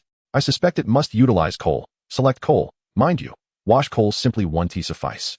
Observing Hermione's eyes light up as she listened intently to his musings, Loren's vanity and mischievous spirit found immense satisfaction. Was this the joy of entertaining a child? Indeed, he had experienced it fully. As for the potential consequences, he remained indifferent. His sole concern was his own joy. At long last, the little cart that Loren had eagerly anticipated arrived. He eagerly extracted his money to purchase a sampling of each item, inviting Hermione to join him in this delightful tasting. Hermione, who typically resisted such frivolous expenditures and had a lunch prepared by her mother, ultimately succumbed to temptation, her youthful spirit unable to resist Loren's mischievous allure. Despite her moral dissent alongside Loren, she insisted on contributing half of the cost, even as he repeatedly declined her offer. From Bertie Bott's every flavor beans, pumpkin pasties, to licorice wands, and an assortment of other peculiar treats, their experience was thoroughly enjoyable, although Loren lamented the absence of any truly bizarre flavors among the beans. When they reached the chocolate frogs, Hermione found herself somewhat unsettled. The resemblance to real frogs was uncanny. As Loren unwrapped one and bit off half of its head, with its hind legs still twitching, she nearly gasped in shock. Just as Hermione opened her mouth in astonishment, Loren promptly stuffed a frog leg into it, the severed limb still quivering even in her mouth. Just as she contemplated spitting it out, the chocolate melted instantly, releasing a sweet and fragrant flavor that enveloped her palate. Despite her initial resistance, she ultimately acquiesced to the peculiar delicacy, even confessing that it was rather delightful, and she eagerly began to read the Dumbledore card that accompanied it. However, the escapade did not conclude there. Upon witnessing Loren extract a cockroach from the box and pop it into his mouth, Hermione displayed a look of disdain reminiscent of a subway elder disapprovingly observing someone engrossed in their phone. When the burst of white liquid splattered at the corner of her mouth, she finally broke down, unable to restrain herself from exclaiming in horror. "Ah!" Hermione cried out, only to be reminded of her earlier experience with the chocolate frog, hastily covering her mouth to stifle any further sounds, tears nearly brimming in her eyes. Observing the little witch's plight, Loren couldn't help but chuckle heartily. Outside the stall, Neville, who had been searching for toads, stumbled upon this scene, a brazen boy laughing wickedly, while the young witch beside him appeared on the verge of tears, yet too bashful to express her distress. Remembering his grandmother's teachings and the pride of his parents, he steeled himself. Chapter 12, Arrival at the Destination. Neville pushed open the door, prepared to scold Loren, but hesitated, standing there in a daze. The two inside caught sight of the pudgy boy entering. Loren swallowed the chocolate lemon sweet he had been enjoying, savoring its delightful flavor. Hermione composed herself, wiping the corners of her eyes as she silently chanted, "Magical snacks, magical snacks. Is there something amiss?" Loren inquired. Neville stammered, I thought you were bullying the first years, but it seems that's not the case." Loren laughed again, causing Hermione to blush slightly as she explained. "I was startled by the novelty candy." Neville paused, glancing at the box on the table, as Loren invited, "Would you care for some cockroach clusters?" He felt a genuine fondness for this timid yet courageous little boy. Neville quickly waved his hands in refusal. No, thank you. Even among wizards, only a select few enjoy cockroach clusters." Loren extended his hand. "Allow me to introduce myself. I am Loren Morgan, a first-year student." Hermione spoke up, introducing herself as Hermione Granger. After the trio became acquainted, they settled down to chat while enjoying some snacks.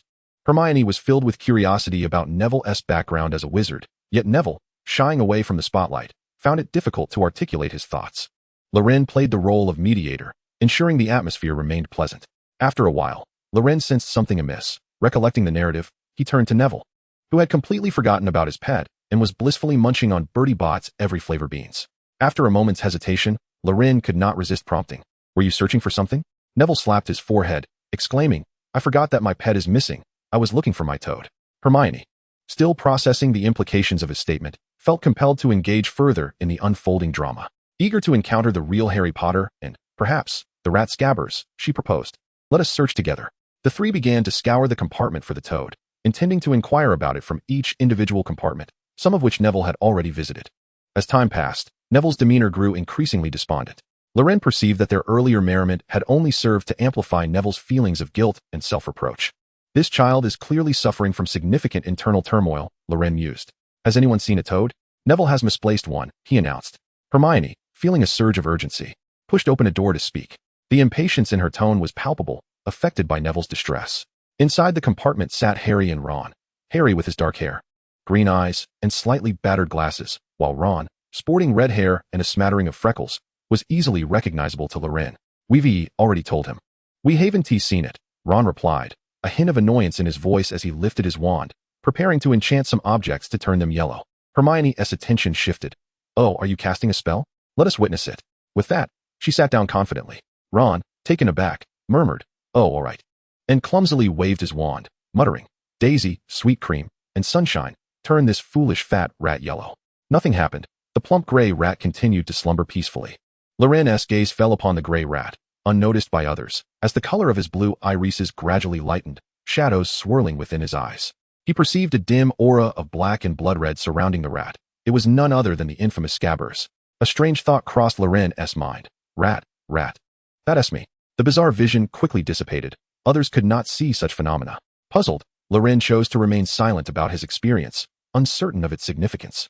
Opting to wait until they reached Hogwarts to discuss it further, knowing that confronting an adult wizard would be unwise. Within the compartment, Hermione had regained her composure. Having repaired Harry's glasses, she introduced herself and Loren, reminding everyone to don their robes as they prepared to continue the search for Neville's toad. Loren, unable to recall where in the film Neville's toad was ultimately found, had other plans and suggested they seek assistance from the upperclassmen. As the trio ventured forth, they soon encountered a boy with platinum hair and a pallid complexion, accompanied by two slightly taller boys, all making their way towards the compartment where Harry was situated. Hermione continued to ponder the topic within the compartment, speculating about which house she might be sorted into. She expressed a desire to join Gryffindor, finding Ravenclaw acceptable as well, but fervently hoped to avoid Slytherin. Neville mentioned that his grandmother wished for him to be placed in Gryffindor, to become a courageous individual. Yet he believed he would likely be sorted into Hufflepuff. Loren remained silent on the matter. The three proceeded towards the front compartment, ultimately spotting their target. This individual also bore red hair and wore a badge emblazoned with a gleaming letter. Loren approached him with a greeting. "Hello, we are the new students this year. Might you be the prefect?" Hermione's bright voice chimed in. "This is Neville. He has misplaced his pet toad. Could you assist us in locating it?" Neville's face turned crimson. Percy Weasley relaxed, responding, "Of course, this is no challenge for a prefect." He drew his wand, gesturing with a flick and a point. With the incantation uttered, an unsightly toad emerged from Neville's pocket, landing on the ground where the wand was directed. "Oh, I put it in my pocket and forgot," Neville exclaimed, his face still flushed with embarrassment. Hermione marveled. "Is that the summoning charm? How splendid. Will we learn that as well?" Percy's smile grew even warmer at the praise. "Indeed. You will learn it too. What sort of magic is this? Is the voice booming?" Hermione inquired, her enthusiasm and curiosity about the wizarding world evident. Disembarking, they followed Hagrid's directions along a bumpy path, emerging from the woods to behold a serene lake. Across the water, a majestic castle loomed atop a steep hill, its spires reaching skyward and its countless windows shimmering like stars. A boat for four awaited them. Loren and Hermione hurriedly boarded, followed by Neville, and lastly, a boy with light brown hair. Initially, Loren paid little mind, but when the boy introduced himself as Seamus Finnegan, Loren's eyes widened in astonishment. "You, the exploding snap genius." The boats glided across the tranquil waters, weaving through vines, the rippling waves reflecting the shimmering light as stars danced upon the surface. Loren absorbed this enchanting scene, feeling a peculiar sentiment.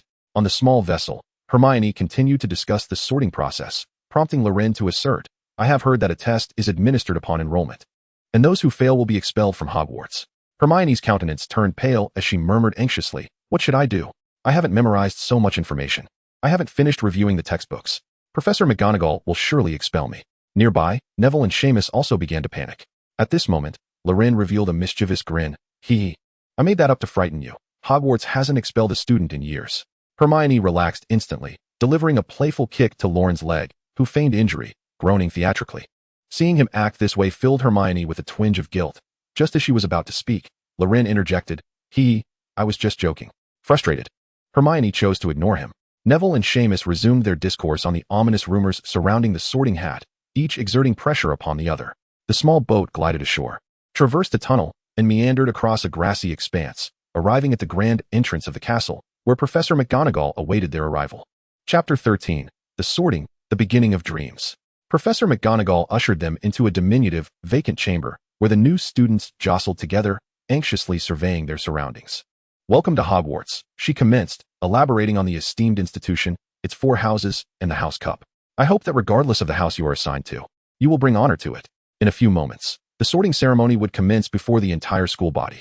I suggest you take this time to tidy yourselves and maintain silence. I shall return shortly to escort you, she concluded, departing the room. Harry inquired of Ron and Neville, both of whom hailed from wizarding families, how they could accurately determine their respective houses. Hermione, attentive and eager for an explanation, leaned closer. I suppose it must be through some sort of test, Fred remarked, though it could be quite detrimental to us, but I believe he was jesting. A shiver coursed through Harry and Hermione as anxiety began to permeate the air. Hermione silently rehearsed the spell she had learned, intensifying Harry's own nervousness. Loren, too, felt a twinge of apprehension, wondering if the Sorting Hat might delve into his past memories, fearing he might be perceived as a malevolent dark wizard. Surely, no one could be sorted into Azkaban upon arriving at Hogwarts, could they? Until this moment, he had not contemplated such a possibility, having trusted that Dumbledore and Snape would not pry into the minds of first-year students. However, he had overlooked the existence of the Sorting Hat, and now his worries began to mount. A throng of ghosts emerged from the back wall, engaged in a discussion regarding Peeves, and upon noticing the anxious newcomers, they approached to offer comfort and introduce their respective houses, yet they withheld any specifics about the sorting process, much to Hermione's dismay. Loren and Harry, adopting a mindset of acceptance, began to scrutinize the ghosts with curiosity. For long tables filled the hall, each surrounded by students from the 4 houses, adorned with gleaming golden platters and goblets. At the front of the dining hall stood another long table, designated for the professors. Above, a shimmering starry sky twinkled as if they were dining outdoors. Professor McGonagall placed a 4-legged stool before the new students, atop which rested a tattered pointed wizard's hat. The students gazed in astonishment as the hat split open and began to sing. Try me on, and I shall tell you to which house you truly belong. You may find yourself in Gryffindor, where courage lies deeply embedded in the heart. Their bravery, spirit, and chivalry set Gryffindor apart. You might belong to Hufflepuff, where individuals are honest and loyal, steadfast and true, unafraid of arduous labor. If you are of sharp intellect, perhaps you shall enter the wise old Ravenclaw, where the learned and the wise gather, and there you will find your kindred spirits. Perhaps you shall be sorted into Slytherin, or perhaps here you will forge genuine friendships to achieve their aspirations. Come, Dummy, fear not. Do not succumb to panic. Upon concluding the song, the new students grasped the sorting process and began to relax, with the exception of Ron, who had been thoroughly frightened by Fred's terrifying tales, vociferously declaring his intent to twist Fred's neck.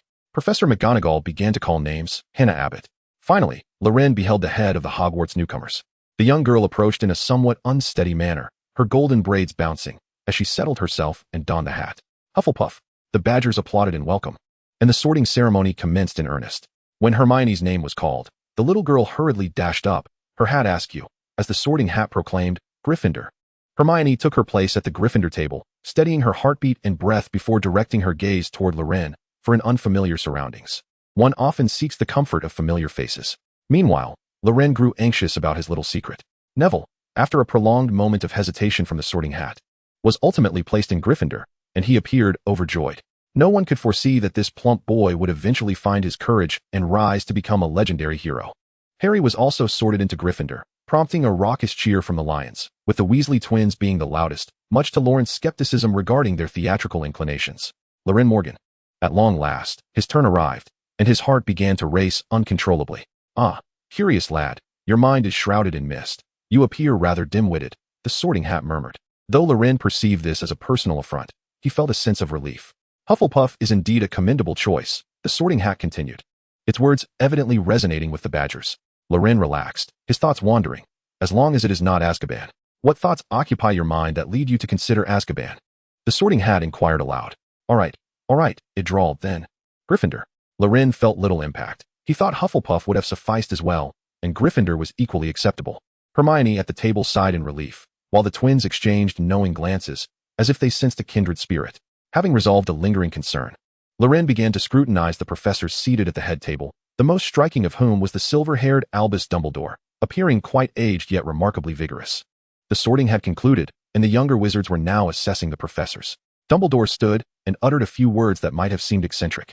But after Percy clarified that Dumbledore was the finest wizard in the world, those words took on profound significance. The platters on the table erupted with food: roast beef, roast chicken, pork chops, lamb chops, carrots, and the unforgettable potatoes that Loren held in his memory. The newcomers gaped in astonishment. Harry and Ron displayed expressions of delight, eagerly sampling a bit of everything as they began to feast heartily. While indulging in their meal, they engaged in lively conversation with their classmates and a ghost. They encountered the headless Nick, who introduced himself as Sir Nicholas de Mimsy Porpington. Although he was somewhat reluctant to discuss his missing head, he ultimately relented and, to the eager anticipation of those around him, allowed his head to wobble off his neck. It seemed that someone had attempted to behead him, but had not succeeded completely. Loren, with a hint of regret, remarked that had he lived to see the reforms of Louis XVI guillotine, such troubles would have been avoided. The conversation then shifted to Louis XVI and his infamous guillotine, culminating in Sir Nicholas paying his respects to the king. Once their appetites were sated, the food on the table vanished, giving way to an array of delectable desserts. Loren sampled various puddings, savoring each spoonful, and discreetly tucked away a portion for a late-night snack. The discourse turned towards their families. Ron and Neville were pure-blood wizards, but such lineages were increasingly rare. More common were half-bloods like Seamus, while the remaining fortunate wizards hailed from Muggle backgrounds like Hermione and Loren. As they spoke, Harry's gaze met that of a bespectacled professor in a black robe with disheveled hair and a prominent, hooked nose. Suddenly, the scar on Harry's forehead throbbed painfully, only to subside just as swiftly. Loren observed dark shadows flickering on Snape's arm and Harry's scar simultaneously, their starkness accentuated by the soft glow of the hall. He realized his mysterious gift had manifested once more. The shadows quickly dissipated, but the scarf on Professor Quirrell's neck grew darker and thicker, becoming increasingly conspicuous for an extended period. Percy introduced the black-robed professor as Severus Snape, an expert in potions and dark magic. Harry silently noted the professor's significance. Dumbledore then rose to address the assembly, and Loren thought him a commendable leader who never encroached upon mealtime with meetings. The headmaster advised against entering the Forbidden Forest and casting spells in the corridors, while fervently emphasizing the importance of the corridor on the right side of the 4th floor. The restricted section, 1st edition, hurry along. The evening culminated in a rather lackluster school song, set to the tune of a funeral march, sung with great enthusiasm by the students. Loren listened with rapt interest, envisioning the day he would teach the twins before graduation. What a delightful scene that would be. As fatigue set in, the energy in the dormitory seemed to surge. Loren initiated conversations, noting that Harry and Ron had already met on the train, while he and Neville had also grown familiar. Seamus had made their acquaintance on the boat. The group animatedly discussed their courses, from Transfiguration to Charms, Herbology to Potions. Neville contributed his thoughts, albeit hesitantly, often stumbling over his words when he spoke too quickly. Ron dominated the conversation, relishing the camaraderie. Harry, however, expressed concern about keeping pace with the curriculum, prompting Loren and Neville to offer reassurance, which soon quelled his worries. As bedtime approached, Loren noticed Harry perched on the edge of his bed, gazing out at the moon. "Harry?" Loren called softly. Came the reply. "Wishing you sweet dreams." Chapter 14, Regarding Eyes. The following morning, as Loren rose, the dawn had only just begun to break. As Loren quietly donned his clothes and stepped outside, he noticed a few individuals still lost in slumber. Last night, he had replaced the pudding in his pocket with a new one, having previously concealed a lemon-flavored treat, while this one was strawberry-flavored. After exiting the lounge and enjoying breakfast, he meandered through the 1st and 2nd floors of the castle.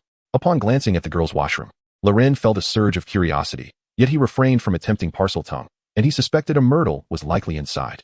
On the inaugural day of school, Loren wished to avoid being perceived as peculiar by his new classmates, so he abandoned the idea. The entire castle exuded an ancient charm, pristine yet substantial. The corridors were adorned with various portraits, many of which depicted living beings who occasionally greeted Loren. After a brief exploration, a significant portion of his time was consumed traversing the staircases, their operational patterns eluding him.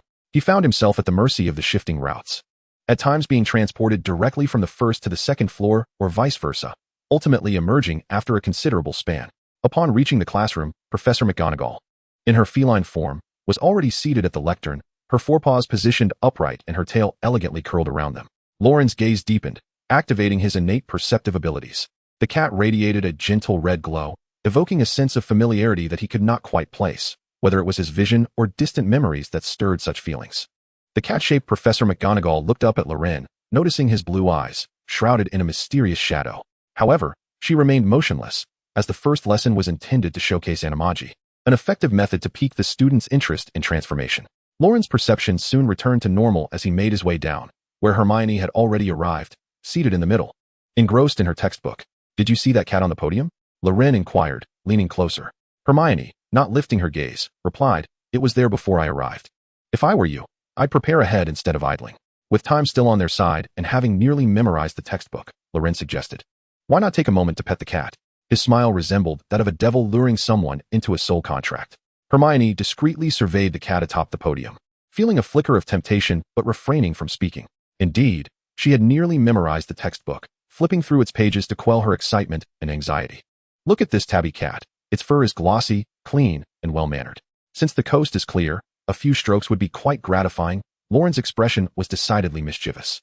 Encouraged by Loren's persuasion, Hermione approached and petted the tabby cat, gently stroking its head, and Professor McGonagall offered no resistance. Other students were present, and Hermione's actions remained unremarkable as she soon returned to her seat. Loren sat up straight, declaring, "So what do you think? Quite nice, isn't it?" With a smile illuminating her face, Hermione appeared much more relaxed. "What do you think Professor McGonagall will teach us today?" "I believe it might be the principles of magic or perhaps some basic transformation spells." Loren's inner anticipation surged, yet he maintained his composure, replying earnestly, "I am uncertain, but I have not yet memorized the textbook, so I must cough. Excuse me, I couldn't hold back my cough." Loren quickly added, "All right, let us not dwell on that any longer." With a resolute demeanor, I adopted the earnest posture of a diligent learner. As other students arrived in succession, the young lions should have engaged in cheerful conversation while awaiting the teacher. However, upon the arrival of the Slytherin students, they commenced their preparations, meticulously outlining the contents of their books. The Gryffindor students, unwilling to lag behind, also began to study, filling the classroom with a buzz of activity. "We are all getting engrossed," exclaimed Loren, yet Harry and Ron still managed to arrive late, despite Loren's earlier reminders. Their prolonged meal, laden with animated chatter, coupled with their entrapment on the staircase, delayed them further. Hermione cast a disdainful glance at the last two entrants, pursing her lips as she turned her gaze towards the podium, only to watch in astonishment as the tabby cat before her transformed into the stern visage of Professor McGonagall. The girl's complexion paled instantly, rendering her momentarily speechless. Loren, amused, chuckled softly, his shoulders shaking, yet he dared not laugh aloud. After reprimanding the tardy Harry and Ron, Professor McGonagall commenced her lesson. "What you have just witnessed is a Nimmagus transformation, an advanced form of transfiguration that enables one to transform into an appropriate animal, achieving feats unattainable by mere mortals." The students became exhilarated, the classroom buzzing with excitement. "I wish to become a lion. Surely, the great Gryffindor Animagus must be a lion," someone exclaimed. "I believe one should transform into an eagle, for then one could soar through the skies. Might the Slytherin Animagus be a serpent?" The conversation veered into peculiar territories, straying from their personal aspirations. "Silence," Professor McGonagall commanded, addressing the somewhat raucous classroom. With a flick of her wand directed at the lectern, it began to contort and swell, sprouting a tail at one end while its other end morphed into a pig's head. As the corners of the desk transformed into hooves, the entire structure became a large, plump pig, squealing loudly. The students widened their eyes, captivated by the enchanting transformation spell, and fell into silence. Professor McGonagall, her wand pointing at the newly formed pig, surveyed her students with a stern gaze, as if to imply that any disobedience would result in a similar fate. However, rather than issuing threats, Professor McGonagall proceeded to elucidate various aspects of transfiguration. Under her guidance, the students learned that such spells involved profound theories and necessitated considerable practice. She distributed a matchstick to each student, instructing them to attempt to transmute it into a needle. Throughout the process, Hermione refrained from speaking to Loren, focusing intently on replicating the wand movements, which resulted in noticeable changes to her matchstick. Loren leaned closer to Hermione, seeking to remedy his own efforts, carefully envisioning the needle's shape, its length, fineness, and the pointed end. As the short wand produced a faint whistling sound with each motion, Loren sensed Hermione's frustration at her own perceived inadequacy. Before long, Hermione managed to transform her matchstick into a rudimentary needle, albeit still retaining the thickness of the original matchstick, but taking on a semblance of the desired shape. Hermione Granger exhibited remarkable progress. She certainly deserved 5 points. Professor McGonagall rarely smiled, yet her delight in observing a talented student was evident. The professor appeared unfazed by Hermione's earlier transgressions, allowing the girl to finally feel at ease. Professor McGonagall demonstrated the transformation process several more times, clarifying key points. "Morgan Loren, please visit my office this evening," she instructed as class concluded. A sudden pang of alarm struck Loren's heart. The mischief maker had been unmasked, and there was no oblivious Dora to shield him. The afternoon herbalism class, taught by Professor Pomona Sprout, was far from dreary. It was engaging and swiftly passed. Despite being in the same group as Hermione, not a single word was exchanged between them. In the evening, Loren ventured to the small study adjacent to the corridor on the second floor, the office of Professor McGonagall. Shortly after his knock, he heard her voice inviting him in. Upon entering, he found Professor McGonagall engrossed in grading papers, likely assignments from upperclassmen. As Dumbledore had delegated much of his workload to her, Loren took a seat quietly, adhering to decorum, and waited in silence for her to speak. After a while, McGonagall lifted her gaze and stood, moving from her desk to the door. "Come, we are to meet with Professor Dumbledore." Panic surged through Loren. "Professor McGonagall. It was merely a prank. Surely, it doesn't warrant a meeting with the headmaster." Without a word, McGonagall exited her office, and Loren hurried after her, attempting to defend himself as they walked. "I truly did not intend to cause any trouble for you or Hermione." McGonagall maintained a stern silence, determined to impart a lesson to the young lad. They arrived on the third floor, halting before a colossal stone statue of a beast. "Licorice wand." Upon uttering the command, the statue shifted aside, revealing a fissure in the wall behind it. Beyond lay a spiraling staircase that ascended slowly, akin to an escalator. As Loren and McGonagall stepped onto it, a thunderous sound echoed from behind as the wall sealed shut. They ascended higher and higher until they finally came to a shimmering oak door, adorned with a brass knocker shaped like a griffin. Following McGonagall inside, Loren found himself face to face with Dumbledore, whose white beard gave him an air of wisdom. Dumbledore greeted them warmly. "Ah, Mr. Morgan. It is a pleasure to meet you." Regardless of the gravity of the situation, Loren had never been one to falter. He settled into his seat with familiarity. "Oh, Headmaster Dumbledore, it is an honor." Their eyes met, and they shared a hearty laugh. Dumbledore retrieved a box of cockroach clusters from under the table and handed it to Loren. "It seems that in the company of youth, this old man feels a touch rejuvenated." Understanding the situation was not a prelude to expulsion, Loren promptly popped one into his mouth. "Then you should join us in the common room to share some stories." Dumbledore, observing Loren's decisive actions, smiled with greater satisfaction. "Professor McGonagall has informed me of your exploits. Hogwarts is fortunate to encounter such exceptionally gifted students." Loren felt a bit befuddled. Was mischief truly a sign of talent? To his surprise, the bespectacled Dumbledore was indeed a connoisseur of amusement. Professor McGonagall, having observed their interaction with a mix of bemusement and exasperation, finally spoke. "Loren possesses a rather unique ability. He can perceive things that others find elusive." "Yes, you mentioned prior to the term that there was a student capable of sensing the points of apparition," Dumbledore remarked. Professor McGonagall added, "This morning, it seems that Loren was able to perceive my animagus form, so I brought him here for you to observe." Loren realized it was regarding that enigmatic talent. "Could you share your unique perspective, Loren?" Dumbledore inquired with a smile. "Of course."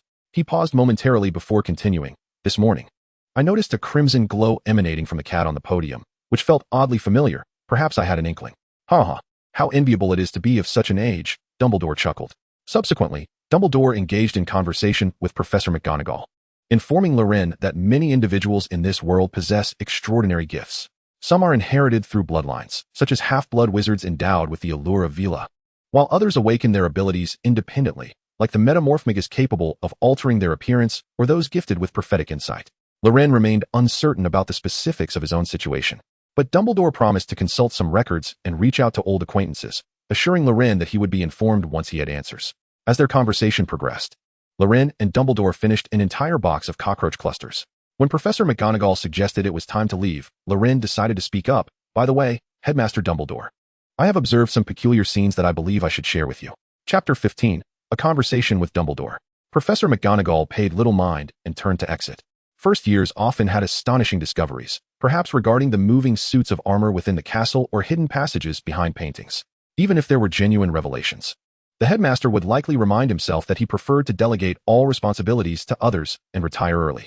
Dumbledore rummaged beneath the table to retrieve another box of sweets. Though not cockroach clusters, His supply was limited, and he wished to save some for himself. Loren began recounting what he had seen during the sorting ceremony.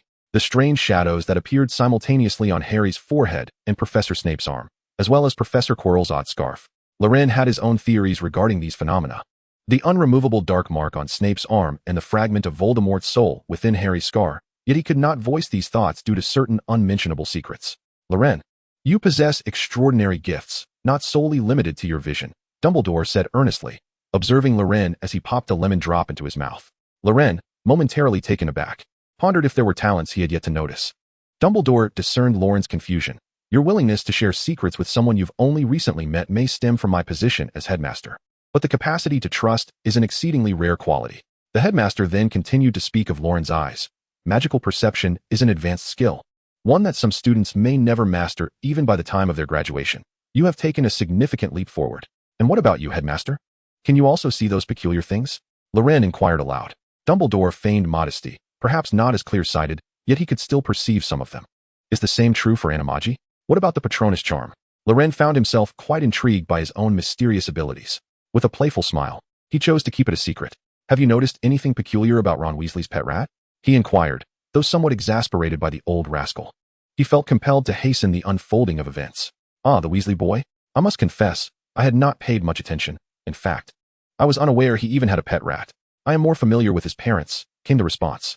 It seemed as though the conversation could extend further. But Dumbledore promptly interjected, you know, as one ages, there is a tendency to reminisce about the past. Let us focus on this rat. Very well, please continue, Loren urged, swallowing a piece of candy. The first time I encountered that rat, it bore a striking resemblance to Professor McGonagall's transformed cat. Dumbledore's expression shifted to one of seriousness. Are you suggesting that the rat is also an animagus? I believe so, Loren elaborated. That rat has been with the Weasley family for over a decade. Previously belonging to Percy, a wizard concealing himself within another's household is hardly a benevolent act. Dumbledore's tone took on an unintentional gravitas. Shall we apprehend him? No. It is best not to disturb him for now. The magical world is replete with wonders, strange curses, and dark magic. A decade is ample time for a curse to take root within the Weasley family. Dumbledore's concerns are indeed justified. Yet, Loren felt an urgency, fully aware of the circumstances, yet unable to articulate them. Dumbledore assumed Loren merely wished to capture the villain, and had already devised a plan. I have a task for you. With a flick of his wand, a star flew in from the window, landing gently in his palm, casting a warm, golden glow that hovered there. Loren noted that Dumbledore's hands, though somewhat rough, were not excessively wrinkled, appearing rather like those of a robust man in his 40s, strong and capable. Even more so than old Mr. Bates. Dumbledore extended his hand towards Loren, who, in a daze, offered his right hand in return. The star settled in Loren's palm, its light merging with the child's delicate skin, akin to the moon sinking into a tranquil lake, ultimately revealing a star-shaped pattern the size of a coin in the center of his hand. I need you to affix this star to the rat, subtly, without drawing attention. Dumbledore instructed, winking at Loren. So clever, Loren muttered to himself. It was still relatively early. The corridor remained aglow with candlelight, and it would be some time before Filch and Mrs. Norris began their patrol. They were aware that Filch was the castle's caretaker and Mrs. Norris was his pet cat. Although many still believed Filch himself to be a wizard, the portraits lining the walls occasionally murmured, reminding Loren that he had not noticed the portraits of past headmasters in the headmaster's office. That evening, the Gryffindor password was Pig Snout. In the common room, Ron was seated by the fireplace, teaching Harry how to play wizard's chess, while Hermione read a book nearby. Other Gryffindor students from various years gathered in small groups, engaging in playful banter and study. Loren entered the lounge, and Hermione glanced up momentarily before turning away with a sigh of relief. Although her behavior was reprehensible and forgiveness was not on her mind, she did not genuinely wish for Loren to be expelled. Meanwhile, Harry beckoned Loren to join in their game. Loren was quite intrigued by wizard's chess, but there were other matters demanding his attention. Ron, remember your desire to transform your rat into a shade of yellow during our train ride? Loren had devised a plan. Yes, but I failed. Why do you bring this up? I casually inquired with Professor McGonagall about certain transfiguration spells, and now I would like to give it a try. May I borrow your rat? Ron hesitated, as he had a fondness for his pet. However, when Loren produced a handful of lemon drops, Ron felt it was entirely reasonable to lend his pet to a friend. Scabbers was sound asleep and showed no signs of disturbance. Loren pretended to take the rat, which resembled an ordinary rodent, slightly larger than the palm of his hand. Feeling the soft warmth of its flesh through its sparse fur, Loren was struck by an impulse, as if he could simply squeeze and crush the bones from its flesh. A wave of temptation surged within him, urging him to apply pressure. Exhaling deeply, He dismissed the inexplicable urge and playfully uttered, "Daisy, sweet cream, and sunlight," attempting to turn the plump rat yellow. The rat remained unresponsive, continuing its slumber. "I would argue that the spell is at fault. We simply cannot utilize it." Ron cheerfully popped a lemon drop into his mouth and shared a few with Harry. "Let us return to our game of wizard's chess. You two continue. I will observe for a while." Loren settled comfortably, raising his hand to check, only to find the star shape in his palm had vanished. Chapter 16. The first week of classes. The first week saw the newcomers bustling about. For the first-year curriculum at Hogwarts was not particularly extensive, and the initial assignments were relatively light. Loren noted down the instruction to turn right, then left. However, come noon, when he attempted to apply this logic, he found himself trapped in a chaotic staircase for nearly a quarter of an hour. Often, one could see the young wizards meandering about the stairs, with Neville suffering particularly, though he had already written home requesting a memory ball to aid him. The first years sought assistance from older students, who informed them that this was a Hogwarts tradition, and newcomers were expected to explore independently. The Weasley twins informed everyone of the numerous hidden passages within the castle, claiming they had spent time uncovering several shortcuts, which proved invaluable whether for classes or midnight escapades. Loren recalled a hidden passage near the Hufflepuff common room, where scratching a portrait would lead directly to the kitchens, as well as the room of requirement on the 8th floor, though he had yet to experiment with these. He followed the crowd, studying the map, intending to familiarize himself with most areas before embarking on a grand adventure. Herbology class occurred 3 times a week, and today was no exception. In the greenhouse behind the castle, the first years, under Professor Sprout's guidance, were tasked with transplanting a particularly foul-smelling fungus. Loren was paired with Hermione, who had already memorized the textbook and was attentively listening to the lesson. Loren, reclining with his legs crossed, found their collaboration efficient and enjoyable as they swiftly completed their assignment. "I shall do my utmost." Loren's voice resonated with authority, yet it quickly faded, occasionally slipping beyond his control.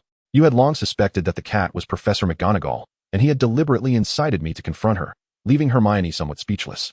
Loren, adopting an indifferent demeanor, feigned innocence, insisting, "I am not, I did not, do not make baseless accusations."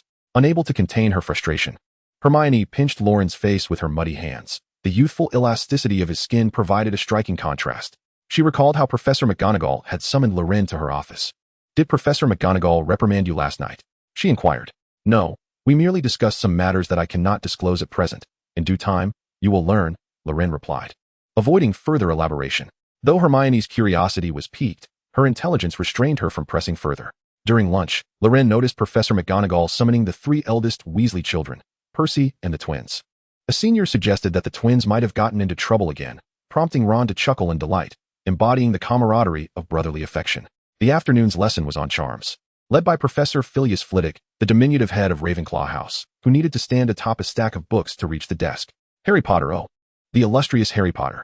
Upon calling the roll, Flitwick was so overwhelmed with excitement that he fell to the ground.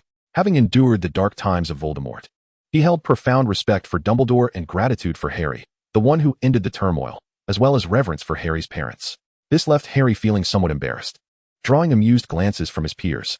However, as Professor Flitwick began his lecture, all students ceased to underestimate their diminutive professor. He adeptly addressed any queries regarding charms, demonstrating an encyclopedic knowledge of their origins. Hermione shone the brightest, earning 5 points for Gryffindor, and despite her house affiliation, she became Professor Flitwick's favorite student. Loren, blending into the background, pondered a suitable strategy for himself. Under the professor's supervision, he attempted his first spell, ensuring he wouldn't inadvertently summon a wild bull to his chest. He planned to later dedicate time to practice extensively after class, utilizing his unique abilities to refine his technique and swiftly master the spell. However, as the lesson commenced, he refrained from drawing too much attention, opting instead to engage in light conversation with those around him, enjoying amiable exchanges with familiar faces. Ron struggled somewhat with his battered wand, which had exposed its unicorn hair core, but this indicated an innate talent that he himself scarcely recognized, despite the wand's condition. He managed to cast some spells and keep pace with the lesson. Neville, though barely keeping up, found solace in herbology, where no special talent was required. Patience was all that mattered, a quality he possessed in abundance. Seamus, true to his reputation as a pyrotechnic genius, managed to turn even the simplest Lumos spell into a smoky explosion. Loren contemplated the prospect of collaborating with him on the open portal spell. Together, they could certainly elevate its prominence. Hermione consistently guided those around her on the proper techniques for wand movement and incantation. Loren was not the type to fuss over trivial matters. He understood that Hermione meant no harm. As he engaged with her guidance, responding with non-committal affirmations, He couldn't help but find amusement in the flustered expression on the little girl's face. However, Hermione's demeanor made others uncomfortable, and apart from Loren, she had not managed to forge any friendships. On Wednesday evening, they utilized telescopes to observe the starry sky, learning the names of various stars and the trajectories of planets. Nonetheless, everyone treated it more as a form of entertainment. The most anticipated class was Defense Against the Dark Arts, as everyone was curious about the bizarre magical creatures and the peculiarities of dark magic. Ideally, they hoped to learn some useful spells. Unfortunately, Professor Quirrell's first lesson turned into a farce, with the classroom filled with the stench of garlic, leaving him unable to maintain order amidst the laughter. Loren had been eagerly awaiting the theatrical display that would unfold in potions class with the enigmatic Master Snape, alongside the ever-innocent Harry. That Friday morning, as he sat next to Harry during breakfast, he inquired, "Harry, have you reviewed that book, 1,000 Magical Herbs and Fungi?" The anticipation was written all over Loren's face. "I skimmed through it before school started, but I didn't delve deeply," Harry replied, noticing Loren's perplexed expression. "Why do you ask? Is there going to be a test before the potions class?" "Whether there will be a test, I cannot say, but I noticed a shadow lurking over your brow. Today might not bode well." Loren's tone took on an air of mystery. Hermione, interjecting, asked, "What sort of magic is that? I've never seen it before." Just as Loren was about to elaborate, the mail arrived. At Hogwarts, owls would swoop through the skylight during meals, locating their owners and dropping letters or parcels onto their laps. Hedwig, with her pristine white feathers, landed before Harry and dropped a note onto his plate. Seizing the opportunity, Loren gently scooped up Hedwig for a pet. Who? Hedwig flapped her wings in protest, but soon settled down, charmed by the offerings of jam sandwiches and sweets. While Hermione, enviously eyeing the scene, took the chance to stroke her feathers as well. After reading the note from Hagrid, Harry announced, "Dear Harry, Hagrid, Ron, Loren, would you accompany me to meet a friend this Friday?" Harry folded the note and extended the invitation to Ron and Loren. "Hagrid is our keeper of keys and grounds. He resides in the Forbidden Forest and is a kind-hearted giant. We can explore the Forbidden Forest," Ron exclaimed, his mouth agape in surprise. Loren was equally eager to witness the forest, recognizing its potential as a convenient place for practicing magic. The potions classroom, located in the cold, damp depths of the castle, was lined with glass jars containing preserved animal specimens. Yet, it was imperative to maintain a favorable relationship with Professor Snape, as Loren depended on the Wolf's Bane potion from old Mr. Bates. Learning the correct potion-making techniques would be ideal. If that proved unattainable, purchasing from him would suffice. Although the price remained a mystery, during the holiday, Loren had diligently studied the 2 volumes, 1,000 Magical Herbs and Fungi and Magical Drafts and Potions, several times over. While he did not claim to have memorized them, he had certainly retained some foundational knowledge. The notes of the Half-Blood Prince seemed to reside behind this very classroom. Loren intends to search for them later, though he decides it prudent to refrain from causing too much mischief at the beginning of the term. Professor Snape commenced the roll call, and with each name he uttered, Loren's anticipation grew. Chapter 17, The Dramatic Opening of Potions Class. When the name Harry Potter was announced, Professor Snape momentarily drifted into a daze. "Present," Harry responded in kind. Snape gazed into those eyes, his breath quickening. The green hue, concealed behind his glasses, reflected the dim light of the dungeon, reminiscent of emerald reflections upon shattered glass in the night's darkness. For a fleeting moment, it felt as though Lily were truly looking at him. He longed to offer her an apology. In youth, one often oscillates between insecurity and arrogance, allowing anger to spur unguarded words. Before he could gather his thoughts to explain his thoughtless utterances, they had grown distant, with that insecure yet proud individual veering towards another extreme. This world is so utterly mundane. Darkness remains the eternal tone, and one cannot simply succumb to death. One must atone, ensuring that certain individuals pay the price. "This is Lily's child. I shall protect him," Snape resolved. He steadied himself against the desk and turned his gaze to the next name on the list. Only Loren noticed a subtle shift in Professor Snape. Upon reaching Loren's name, Snape regarded him with a penetrating look, leading Loren to speculate that Dumbledore must have conferred with the professors, as the existence of a dark wizard within the school was certainly something that could not go uncommunicated. After accounting for the students, Professor Snape proceeded to introduce the esteemed subject of potions. "In my classroom, the use of wands is strictly forbidden, and incantations are not to be uttered." Snape began his somber soliloquy. "Personally, I do not expect many of you to grasp the intricacies and marvels of potion making. However, for the exceptionally few gifted individuals, I can teach you how to beguile the mind and ensnare the senses. I can instruct you on how to contain fame, brew honor, and even attain immortality." Loren found these words somewhat melodramatic, uncertain if Snape repeated this speech to new students each year. Nonetheless, the professor's poetic recitation was undeniably captivating.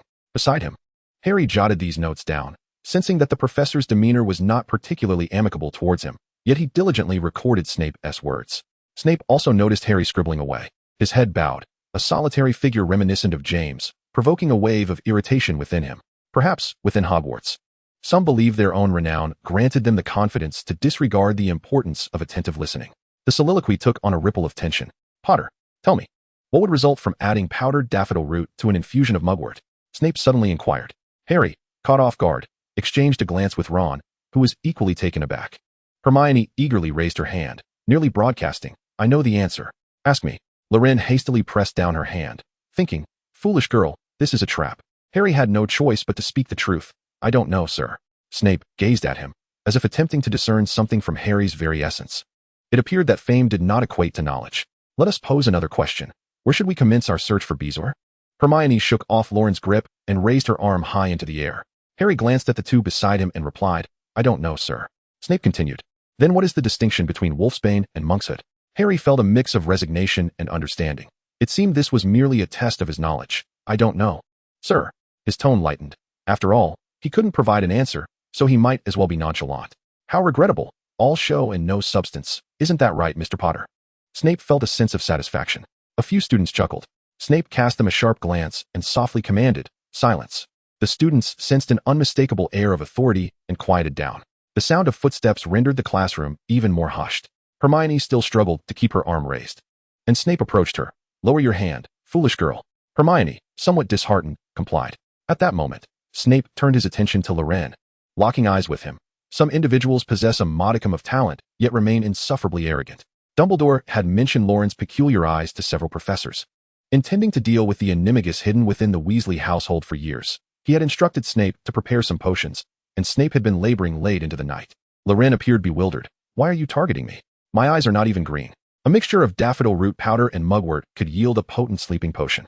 Bezoar could be found in the stomach of a cow. Wolfsbane and Monkshood are the same plant, collectively referred to as aconite. Loren answered each query. These were indeed not esoteric pieces of knowledge. Snape, having failed to rattle Loren, turned away to chastise the other students. Why are you not taking these notes? Thus, the classroom was filled with the sound of quills scratching against parchment.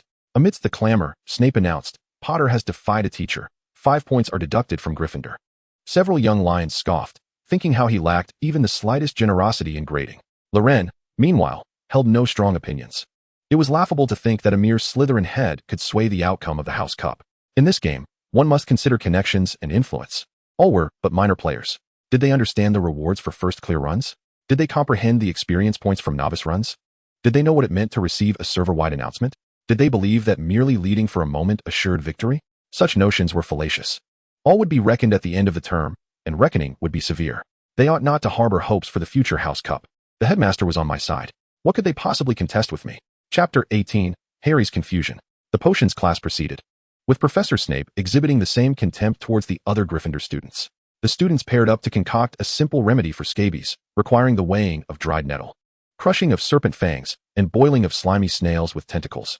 In this moment, Snape notably commended Malfoy, the blonde lad, for executing his task with remarkable finesse. The most perilous step involved the addition of porcupine quills. The textbook cautioned that any misstep here could lead to considerable trouble. Soon, everyone would discover just what that trouble entailed. Neville and Seamus, working together, carelessly introduced the quills into the cauldron before even removing it from the fire.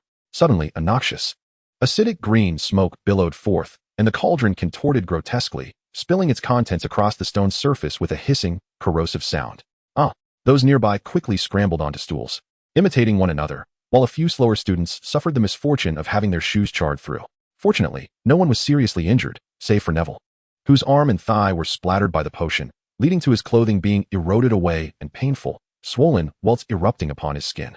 Overwhelmed by agony, Neville crouched on the ground, wailing incessantly, desperately trying to shield his wounds, only to inflict greater pain upon himself with each touch, causing the pus to ooze forth.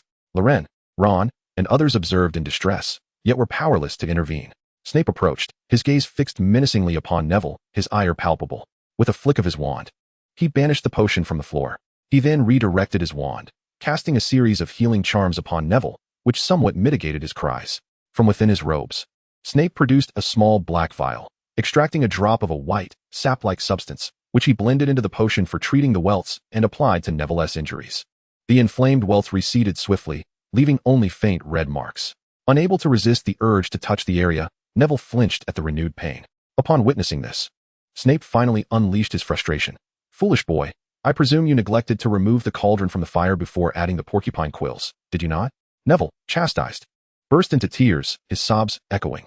"Take him to the nurse's office," Snape instructed. "I have merely administered temporary relief. He requires a doctor's care." With evident disapproval, he directed Seamus to assist Neville toward the infirmary. Hermione appeared shaken, a mix of fear and anger evident as she bit her lip and muttered, "This is terrifying. There is not a shred of safety protocol in these practical lessons." Loren, recalling only the earlier antics in the potion class that had mocked Harry, found the ensuing chaos equally unsettling. Nevertheless, he reassured Hermione, this was merely an accident. Everyone will be more cautious in the future.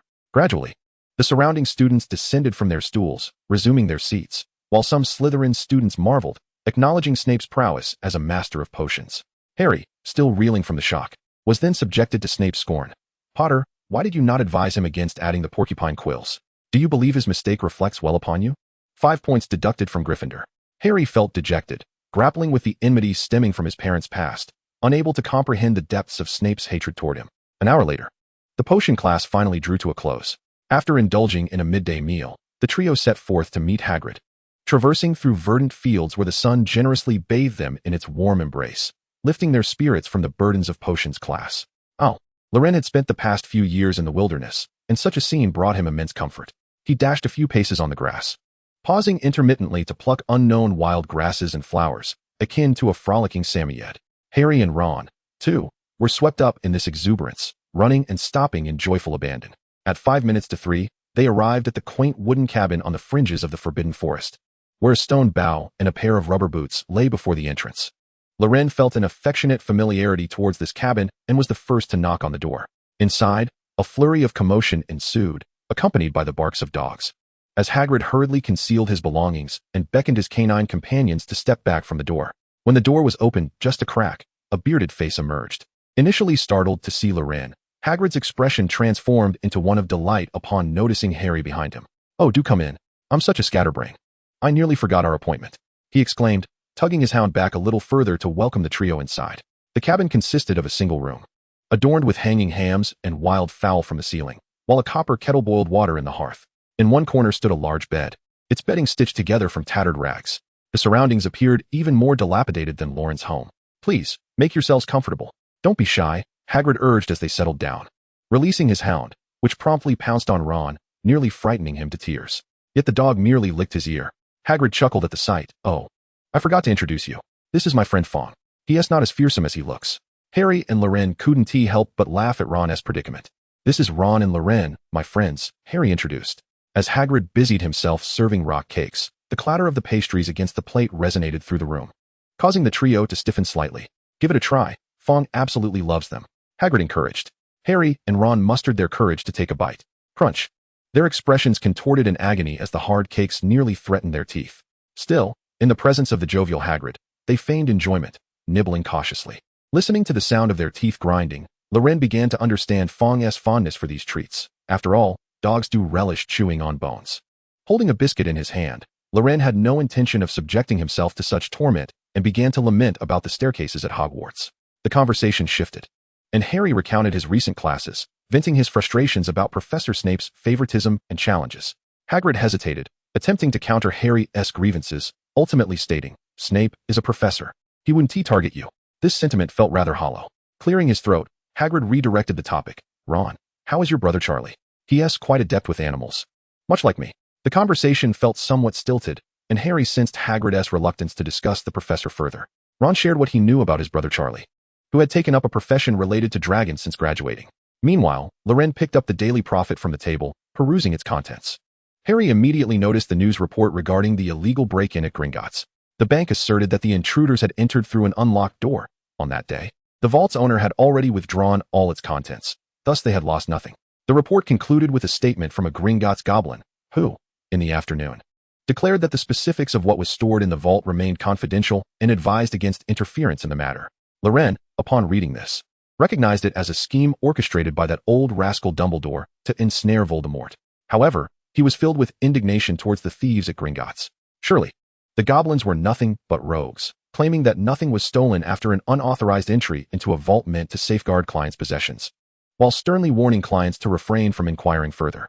Harry recalled that fateful day, one of the most vivid memories of his life. Hagrid, we were there at Gringotts the day it was breached. He quietly committed this incident to memory, recalling the small package Hagrid had taken from Vault 713. Was that the target of the intruder? Time slipped by unnoticed. A rock cake remained untouched while the afternoon tea lingered. Yet Loren discreetly fed the cake to Yaya while they were distracted. Chapter 19, Scabbers Revealed. On Saturday morning, most students in the upper years had ventured to Hogsmeade.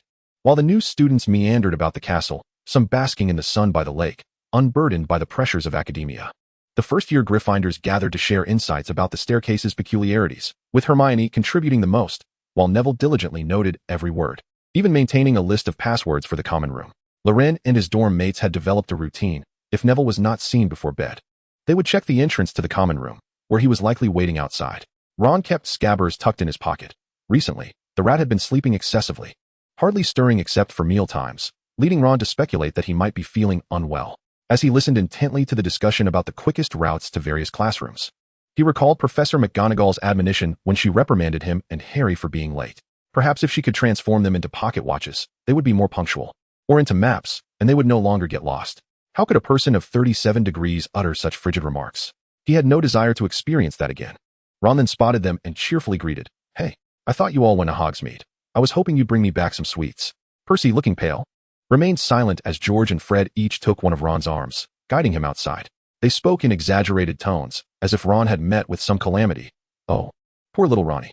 He was still oblivious to the unfolding situation. Percy called for Loren and Harry to follow, but offered no explanation. Loren and Harry exchanged glances, with Loren harboring suspicions yet remaining silent. Those in the common room observed the scene, amused, believing the Weasley brothers were merely pulling a prank, chuckling as the group exited. Upon exiting the lounge, Professor McGonagall awaited outside, holding a glass jar. The twins set Ron down and declared in unison, "Report. The Gemini have completed their mission." With a flick of her wand, McGonagall caused the mouse, Scabbers, to float into the jar, which then swiftly transformed into a completely sealed sphere, leaving only a small air vent. Ron stared in disbelief for a moment, exclaiming, "Merlin's beard, was it all just to catch a mouse?"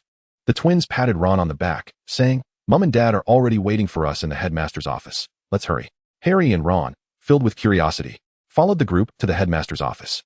Upon entering, Loren noticed that all the portraits in the room were turned away, concealing their faces. Severus Snape stood in a corner, while Headmaster Dumbledore comforted Mr. and Mrs. Weasley. This was Loren and Harry's first encounter with Ron's parents, both of whom sported the Weasley family's signature red hair. Ron's father, Arthur Weasley, tall and thin with glasses, kept lamenting, "I should have noticed something was amiss. It's all my fault." Ron's mother, Molly Weasley, a somewhat plump woman, was unable to contain her tears, repeatedly murmuring, "My poor Ronnie, that wretched dark wizard." Upon seeing the group enter, Molly sprang up and rushed to Ron, enveloping him in a tight embrace. "Thank goodness my Ronnie is safe. How wonderful. All thanks to Dumbledore." Ron felt his mother's exhilaration. Her body trembled with emotion. Though he was somewhat at a loss and filled with questions, he remained silent, quietly holding his mother, attempting to provide her with some comfort. Arthur approached as well. Despite Dumbledore's assurances that everything was fine, he only relaxed once he saw the children were indeed unharmed. Noticing Harry and the scar upon his forehead, Arthur remarked, "You must be Harry. You've grown quite a bit."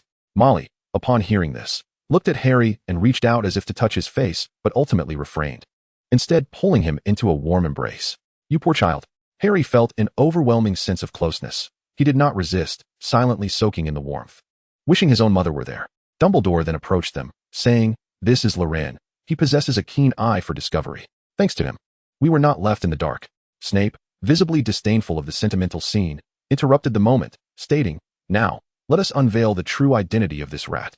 McGonagall released Scabbers onto the floor, and Dumbledore, wielding an ancient wand, activated a four-pointed star, bathing the mouse in a golden light.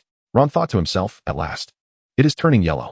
The mouse gradually expanded and elongated, eventually transforming into a short, portly man with thinning hair and a grizzled appearance as the golden light faded. Harry's scar throbbed slightly, but the pain was fleeting and almost imperceptible, leading him to believe it was merely an illusion. Loren gazed at the man, a peculiar sense of familiarity washing over him, potentially due to having seen a film, though he did not dwell on it. Ron and Percy exhibited a pallid and anguished countenance, with Ron particularly experiencing a wave of nausea. He had once cherished this pet, having kissed it and cradled it in his arms while sleeping, only to discover it was a greasy, balding middle-aged man. Professor McGonagall, standing nearby, gasped in astonishment. Peter Pettigrew. Recognizing her former student. Professor Snape's somber voice resonated. Incredible. 10 years ago, Peter Pettigrew was reduced to a mere finger by his so-called friends. To think he has been hiding in the Weasley household all these years. Upon hearing this, Loren's mind conjured fragmented images. A roof blown off, streets torn asunder, and a sky-blue dress, vague and elusive in origin. There was undoubtedly an intriguing tale behind this, and a touch of potion would be required to unveil the truth. A freshly concocted truth serum would suffice, with just a few drops. Ever since Loren informed him of an animagus lurking in the Weasley home for over a decade, Dumbledore had devised a plan, initially placing a small star upon the rat to prevent its escape and to deter any desperate actions. He intended to notify Arthur and Molly, enabling Professor McGonagall to communicate with Percy and the twins, assuring that the Weasley family remained unharmed. Dumbledore stated that the remaining matters would be entrusted to him and the professors, advising the Weasleys to await further news, promising them a resolution. Arthur and Molly placed their complete trust in Dumbledore, refraining from further inquiries, for their children were still but children, remaining dazed even as they exited the office. Harry, increasingly perplexed, yearned to inquire further with Dumbledore regarding the unfinished revelations from Hagrid about his parents. He intended to have a thorough discussion with Loren. Chapter 20. The Explosive Genius, Passion Ablaze. Loren felt that with matters having progressed to this point, he could leave the rest to Dumbledore. In truth, after relaying the situation to Dumbledore, he had refrained from further involvement. Harry, stuffing bread into his mouth, asked, "Loren, was it you who discovered it?" Suddenly, a loud explosion erupted not far away, leaving Seamus's face covered in soot and his hair standing on end, a ludicrous sight. Ha ha ha. Dean Thomas laughed heartily beside him, his face obscured by his wide grin. Dean Thomas, a young black man from Gryffindor, was a close friend of Seamus, always the loudest in laughter during such mishaps. This was not the first occurrence of such a scene. Whenever Seamus attempted unfamiliar spells, something would invariably explode. The blasts were never severe enough to cause harm, but they always left his face charred. Loren's attention was drawn to this spectacle as he approached Seamus with a chicken leg in hand. His face alight with curiosity. "What spell are you trying?" Dean Thomas interjected. He was trying to turn water into wine, but it backfired. Loren turned, adopting a mock-serious expression as if bestowing a great honor upon Seamus, declaring, "Seamus, have you ever considered that you possess a unique talent in this area? Your mission is to save the world and uphold justice." With a handkerchief, Simon wiped his face clean and rolled his eyes at Loren. "If you desire, I could bestow this talent upon you." Loren, with a sly grin, replied, "I possess a rather cool spell that perfectly aligns with your temperament." Dean, standing nearby, expressed curiosity. "May I also give it a try?" The trio quickly satiated their hunger and, arm in arm, meandered towards the edge of the Forbidden Forest. Harry, observing the departing group, felt somewhat exasperated. He had yet to finish his inquiry. At another long table, Draco mocked Harry. "Look, the illustrious Harry Potter has been left behind, all alone." Harry was thoroughly annoyed by Draco, who, since the train journey, had arrogantly sought his acquaintance while looking down on Ron. Their rivalry had begun then, and Draco seized every opportunity thereafter to taunt Harry. Loren, Simon, and Dean arrived at the forest's edge. Simon questioned, "Why have we come here?" "The professors forbade us from entering the Forbidden Forest." Loren, pleased with the surroundings, refrained from leading them deeper and explained, "Here, the noise level is of little consequence. Allow me to show you something amusing." He picked up several twigs and fashioned them into a small door. Simon and Dean exchanged puzzled glances. Loren stepped aside and declared, "Open the portal." With a loud bang, the twigs exploded, leaving a dark, charred mass on the ground. Simon and Dean shared a look of astonishment and exclaimed in unison, "How cool." Dean inquired eagerly, "What kind of magic is this? Is it a family heirloom?" Simon, equally delighted yet feigning modesty, added, "This indeed suits my disposition. I would like to learn from you." Dean chimed in, "I want to learn too." Loren regarded the two disinterested students with disdain. "If you had perused the book standard spells, you would know this is merely an outdated opening spell." Ignoring the first part of his comment, Simon mused, "This truly does open doors." He was thrilled, vowing by Sir Nicholas's hair that he would master this spell and wield it effectively. No 11-year-old could resist the allure of fireworks, especially when Loren encouraged them to play. "Hurry, let us create a few doors. Practicing the spell requires this." The trio constructed a circle of nearly 20 rudimentary doors using wood, branches, and stones. Loren elucidated the key points of spellcasting, including pronunciation, intonation, and wand movements. Thus, the edge of the Forbidden Forest resounded with chants of "Open the portal." Before long, Simon successfully detonated a small black wooden door, while Dean could only produce a faint glow. "I can do it. I can do it," Simon exclaimed, jubilant and nearly soaring with delight. He had never learned a spell so swiftly and achieved the desired effect. Loren remained uncertain whether Simon had genuinely mastered the Open the Portal spell or if it was merely his innate talent manifesting, allowing him to achieve the effect regardless of the incantation spoken. Meanwhile, Dean continued to chant Open the Portal, feeling a twinge of envy towards Simon, whom he had previously ridiculed for his apparent natural talent. The two individuals engaged in spellcasting with unrelenting enthusiasm. Soon, Simon became quite proficient, and Dean was able to slightly move the wooden door. When they attempted again, Simon could now create regular shapes on the small door, radiating outward from the center, rather than the previous indistinct black mass. Loren could ascertain that Simon had indeed grasped the basics, rather than merely relying on innate talent. Accompanied by Dean's background noise, Loren and Simon began to direct their efforts towards the surrounding trees. Simon could only manage to blacken a layer on the tree, and Loren did not need to exert full force to penetrate the wood. To put it more eloquently, possessing a sharp instrument naturally incites a desire to kill. Conversely, one could simplistically say that a child just over 10 years old wielding a stick would ensure that all the flowers and grasses by the roadside would not rise above his knees. The duo, akin to wielding fireworks, sent forth bursts of sound. Whoosh bang. Dean felt somewhat marginalized. While maintaining an open demeanor, he reassured himself, I do not envy. I do not envy. It was uncertain how long the three played until Loren suddenly heard the sound of barking, followed by Hagrid emerging from the woods with Fong. The ground and tree trunks were all shrouded in darkness, and Hagrid's countenance was similarly grimy. Fortunately, no animals were harmed, and he bellowed, Which school are you from? Hagrid seized Simon and Dean by the scruffs of their necks, lifting them towards the small cabin, addressing Loren with perfect timing. You can join us to find something to do. Chapter 21, A Leisurely Saturday.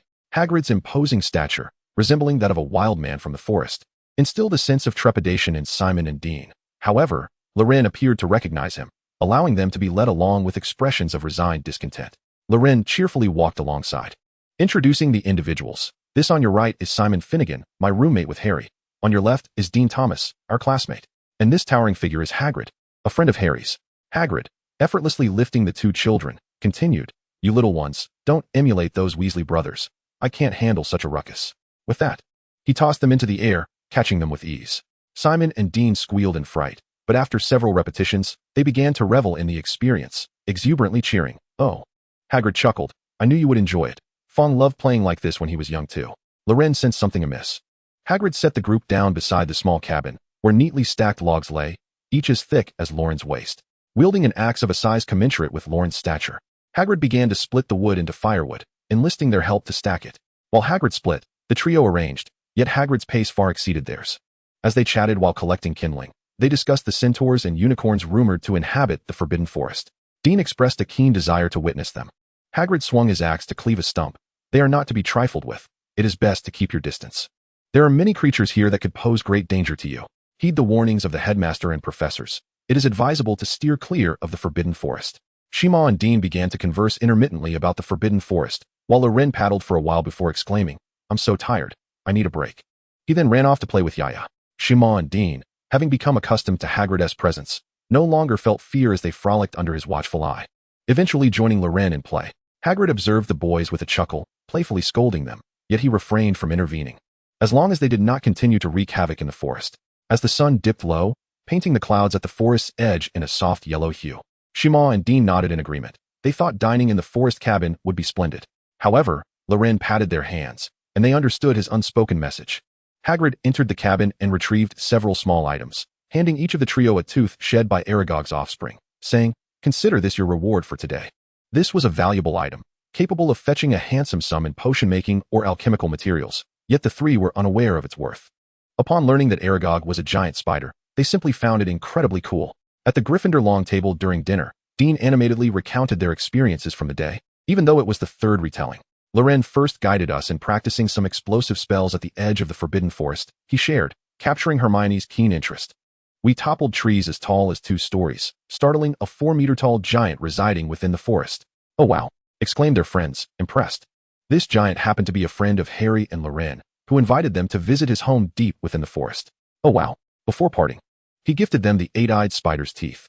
Shima proudly displayed the necklace he had fashioned from the teeth, which he wore around his neck. Oh wow. Loren fell into contemplation, questioning himself. Was this truly how the day had unfolded? It sounded plausible, yet something felt amiss. Harry, consumed by jealousy, furiously carved into his lamb chop with his knife and fork, as if he were slicing into someone else's flesh. I was the one who first met Hagrid. I should be closer to him. He fumed about Malfoy, lamenting that he could have kept pace with them. Curse Malfoy. Noticing the palpable dark aura surrounding Harry, Neville discreetly shifted away. Later that evening, Loren, Harry, Seamus, and Neville lay in their dormitory beds, all sensing that the absence of Ron rendered the room somewhat emptier and quieter. Let us chat, Harry insisted, still brimming with questions. My eyes can discern animagi. I noticed something off about Scabbers and informed Professor Dumbledore. You know what happened next? Loren launched into a rapid-fire series of revelations, leaving Seamus and Neville momentarily dazed. Wait, why does your Hogwarts seem so different from ours? We haven't even fully explored our map, and you're already casting spells. Harry was astonished by Loren's ability to anticipate his inquiries, and was about to ask why. I can read minds, Loren interrupted, delivering a critical blow to Harry's thoughts. Is that for real? Harry instinctively wondered. Indeed. Finished. Loren executed a series of right-click maneuvers, leaving Harry utterly bewildered. After completing his impressive display, Loren swiftly departed for slumber, exclaiming, "Good night, everyone." He then cocooned himself in his blanket, disregarding the few individuals around him. Seamus felt that perhaps Loren could elucidate the mysterious explosion spell he had performed during the day, and the notion of mind reading seemed acceptable as well. As for Neville, he believed every word Loren uttered, merely overwhelmed with astonishment. At that moment, Loren lay beneath his covers, shaking with suppressed laughter, his abdomen aching from the effort. Elementary school students. I employed a psychological tactic, leaving you in smoke. How can you possibly sleep tonight? The moonlight streamed through the window, and after an indeterminate period, Neville was the first to succumb to slumber, followed by Seamus, while Harry remained agitated. Seeing the moonlight, Loren reminisced about Grandpa Bates and the matter of the Wolfsbane potion. With the recent success of unearthing the treachery of Peter Pettigrew, he felt compelled to confess to Dumbledore. Out of respect for Dumbledore, he anticipated that, while he might not learn the method of potion making, he would at least have ample opportunity to procure it. He began to strategize his pursuits, selecting several practical spells for focused practice, aiming to master them to the level of Portkey, nearly achieving the effects he envisioned. In defensive magic, he considered the Shield Charm and Stupefy, while for offensive spells, he sought the most suitable options. With Harry having wielded Expelliarmus to ascend from lowly ranks to the pinnacle of the national rankings, he recognized the importance of a unique signature spell, the Weasley family heirloom Blasting Curse, which would serve him well. Diligent effort was required for Transfiguration, as both Dumbledore and Professor McGonagall had noted its unexpected, profound utility at advanced levels. The decision to study Animagus transformation would depend on circumstances, alongside Patronus Charm and Disillusionment Charm, both of which would prove invaluable in later endeavors. Additionally, he sought to delve into alchemy, as the two tomes he possessed bore significant weight. Loren endeavored to grasp the expansive foundational knowledge, hoping to seize the opportunity presented by the Philosopher's Stone incident to engage in meaningful discourse with Nicholas Flamel. Chapter 22, A Leisurely Sunday Morning. The following morning, Harry appeared somewhat haggard. During breakfast, Loren savored his tea, appreciating the quality of Hogwarts dining provisions. Harry stole glances at Loren, hesitating to voice his thoughts. Hardly able to enjoy his meal, Loren, feeling slightly exasperated, recognized Harry's earnestness. When Harry's gaze flickered again towards him, Loren could no longer restrain himself, setting down his teacup.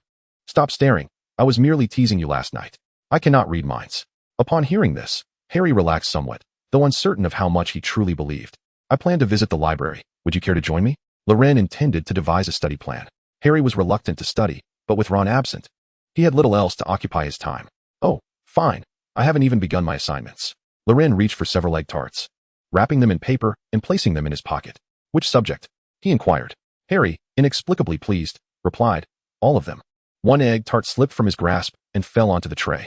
Hogwarts Library was located on the second floor of the castle, with shelves extending endlessly from one end to the other, the sight of the diminishing shelves giving the illusion of infinity. Loren perceived that a magic akin to the undetectable extension charm had been employed here, as the interior space appeared far larger than it did from the outside, housing nearly 10,000 tomes. The Library of Hogwarts is a treasure trove inherited through generations of students and teachers, containing many rare editions and volumes long ceased to be printed elsewhere. Each year, the Board of Governors allocates a special fund for the acquisition of newly published works, making it arguably the most extensive collection of books outside the Ministry of Magic. Adjacent to a section of bookshelves, devoid of any presence, Loren noticed several volumes from which robust iron chains extended from their covers, the other ends affixed to the shelves, as if they had sprouted from within, a precautionary measure against unauthorized browsing. Additionally, several books emanated a shimmering array of colors, clearly imbued with magical traces. This must be the restricted section. Within lay numerous spells that Loren yearned to explore, such as Conjunctivitis Curse and Legilimency. However, access required the authorization and credentials of a professor. No matter how prodigious a first-year student might be, there existed no justification for borrowing from the restricted section, lest one wish to find themselves noted on Dumbledore's watch list. Harry retrieved his accumulated assignments and began to hastily catch up. Loren surmised that this behavior had been instigated by Ron. The workload for the first week was not overly burdensome, and Loren had managed to complete his tasks during breaks. Fortunately, at least at this moment, Harry had yet to master the art of copying assignments. In truth, were it not for Loren's insistence on visiting the library, Harry would have commenced his work the day before it was due for each class, believing that such a method was more efficient. Loren selected several books from the shelves: Fundamentals of Transfiguration, Properties of Potion Ingredients, and Basic Principles of Simple Charms, each corresponding to the foundational yet nuanced aspects of transfiguration. Potions and charms, akin to the relationship between abelian groups and addition within 10. His experience suggested that establishing a comprehensive knowledge framework from the ground up would facilitate a more effortless learning process. Not long after, Hermione arrived at the library, a development that elicited no surprise from Loren or Harry. However, she did not peruse textbooks or any academic materials. Instead, she seemed engrossed in a novel, her head buried within its pages as she occasionally broke into a smile. Loren, struggling through a hefty tome, glanced up to see Hermione's eyes sparkling with delight as she read, her occasional laughter revealing her charming buckteeth before she pressed her lips together once more. Straying with werewolves? Loren read aloud from the cover. Hermione looked up, her expression still radiant. Indeed, I noticed you purchased this book at Flourish and Blots. It's also available here. So I sought it out to take a look. Loren was somewhat taken aback. I was hoping to find some literature related to werewolves to gather information, but I later discovered this book lacks substantial content. Hermione furrowed her brow, clearly fond of the book. Whispering to avoid disturbing the library's tranquility, she leaned in to inquire. Why do you say that? The stories within are quite captivating, adapted from the author's genuine experiences. Loren noted the witch's thick eyebrows and distanced himself slightly.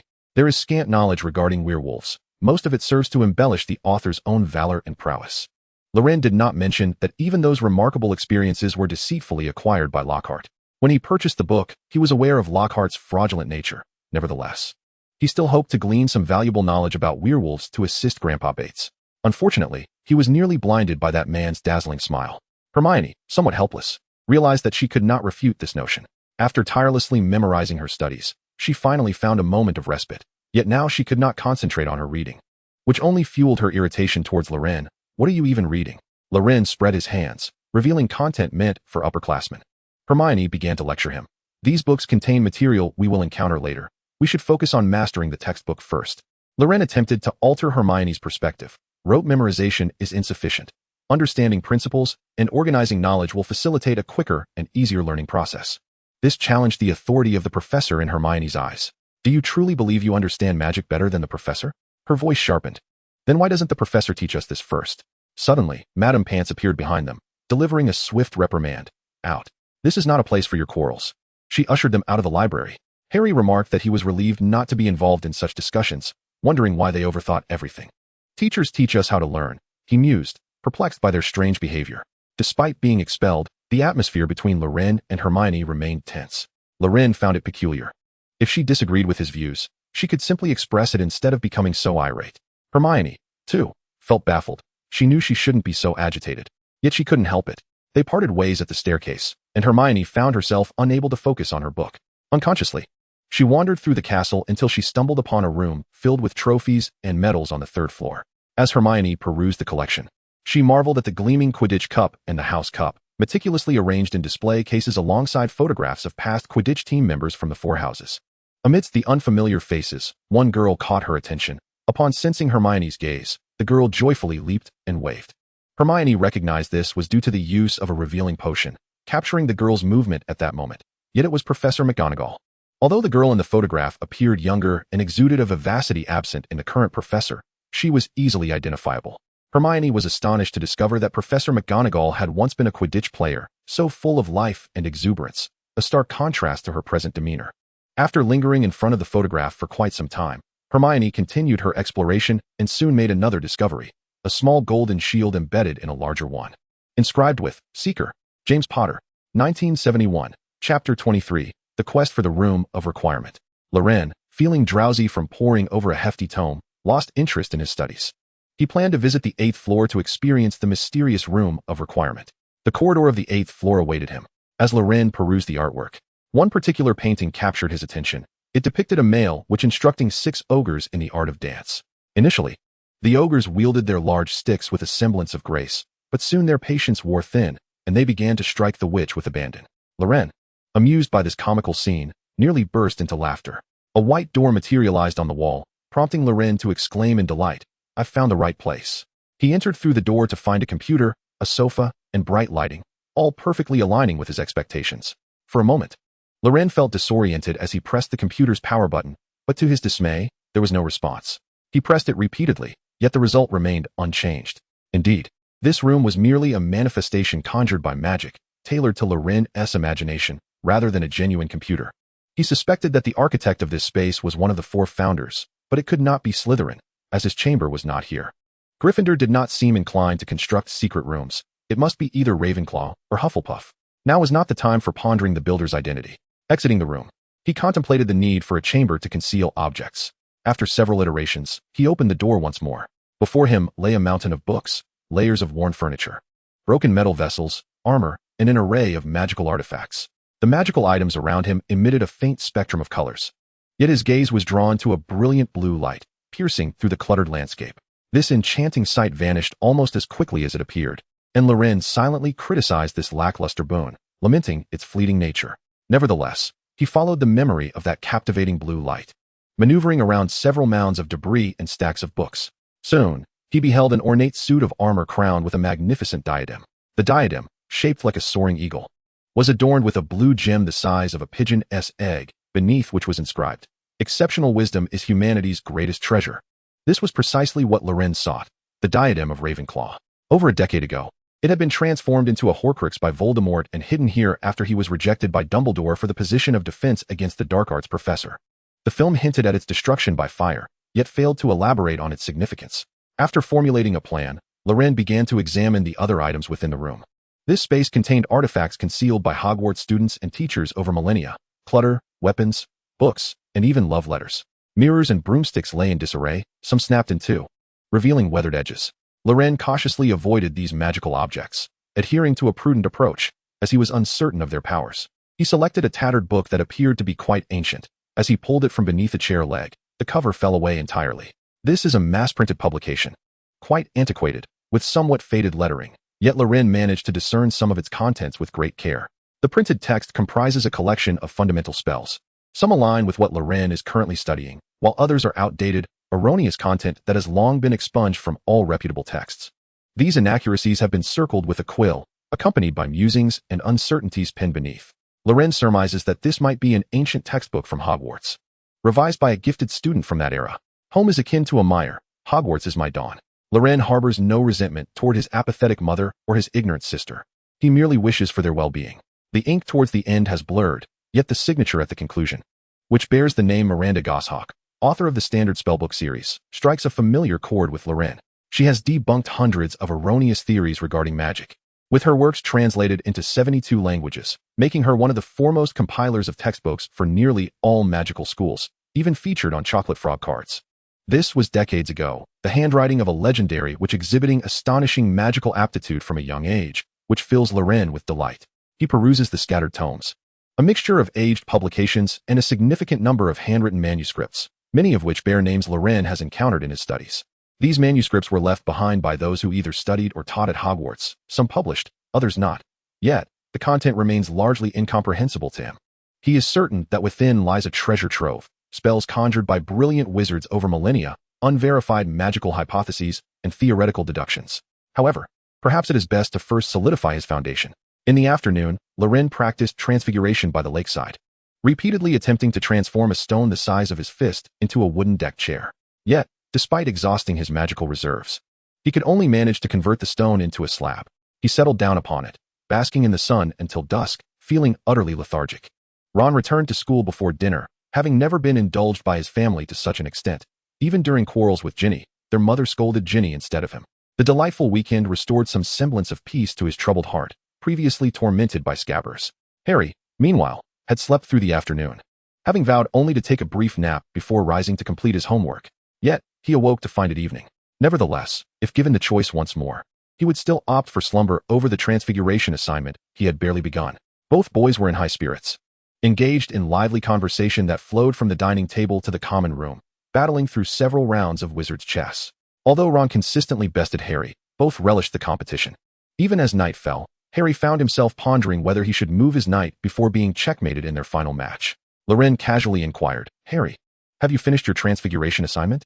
Instantly, panic flashed in the eyes of both Harry and Ron. Help! Chapter 24. It seems I am not particularly skilled at flying. In the morning, at the Gryffindor table in the dining hall, Loren sipped his orange juice, swallowed a bite of bread, and stood up to stretch luxuriously. A splendid new week commences with the enchanting Transfiguration class. Loren is brimming with vitality. Beside him are Harry and Ron, two unfortunate souls who stayed up late last night poring over Loren's Transfiguration homework, while Harry is relatively well-rested. Ron bears the burden of dark circles under his eyes, appearing quite fatigued. The trio arrives at the Transfiguration classroom, each exhibiting a distinct demeanor. Professor McGonagall collects the assignments to grade later in the evening and begins to assess each student's progress in transforming matches into needles. Several classmates, including Loren, have successfully managed the transformation, with Hermione excelling by creating needles that are both slender and sharp. She aspires to emulate Professor McGonagall's brilliance and has exerted considerable effort towards this goal. At the end of the lesson, Professor McGonagall assigns an additional 3 inches of homework.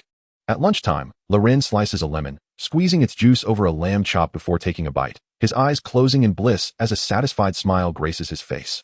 Such an enticing sight causes Harry and Ron to swallow their saliva and mimic him. Hermione turns to Loren, inquiring why he doesn't let Professor McGonagall know about his adeptness in Transfiguration, which surpasses her own. Just then, an owl delivering a package swoops in through the skylight.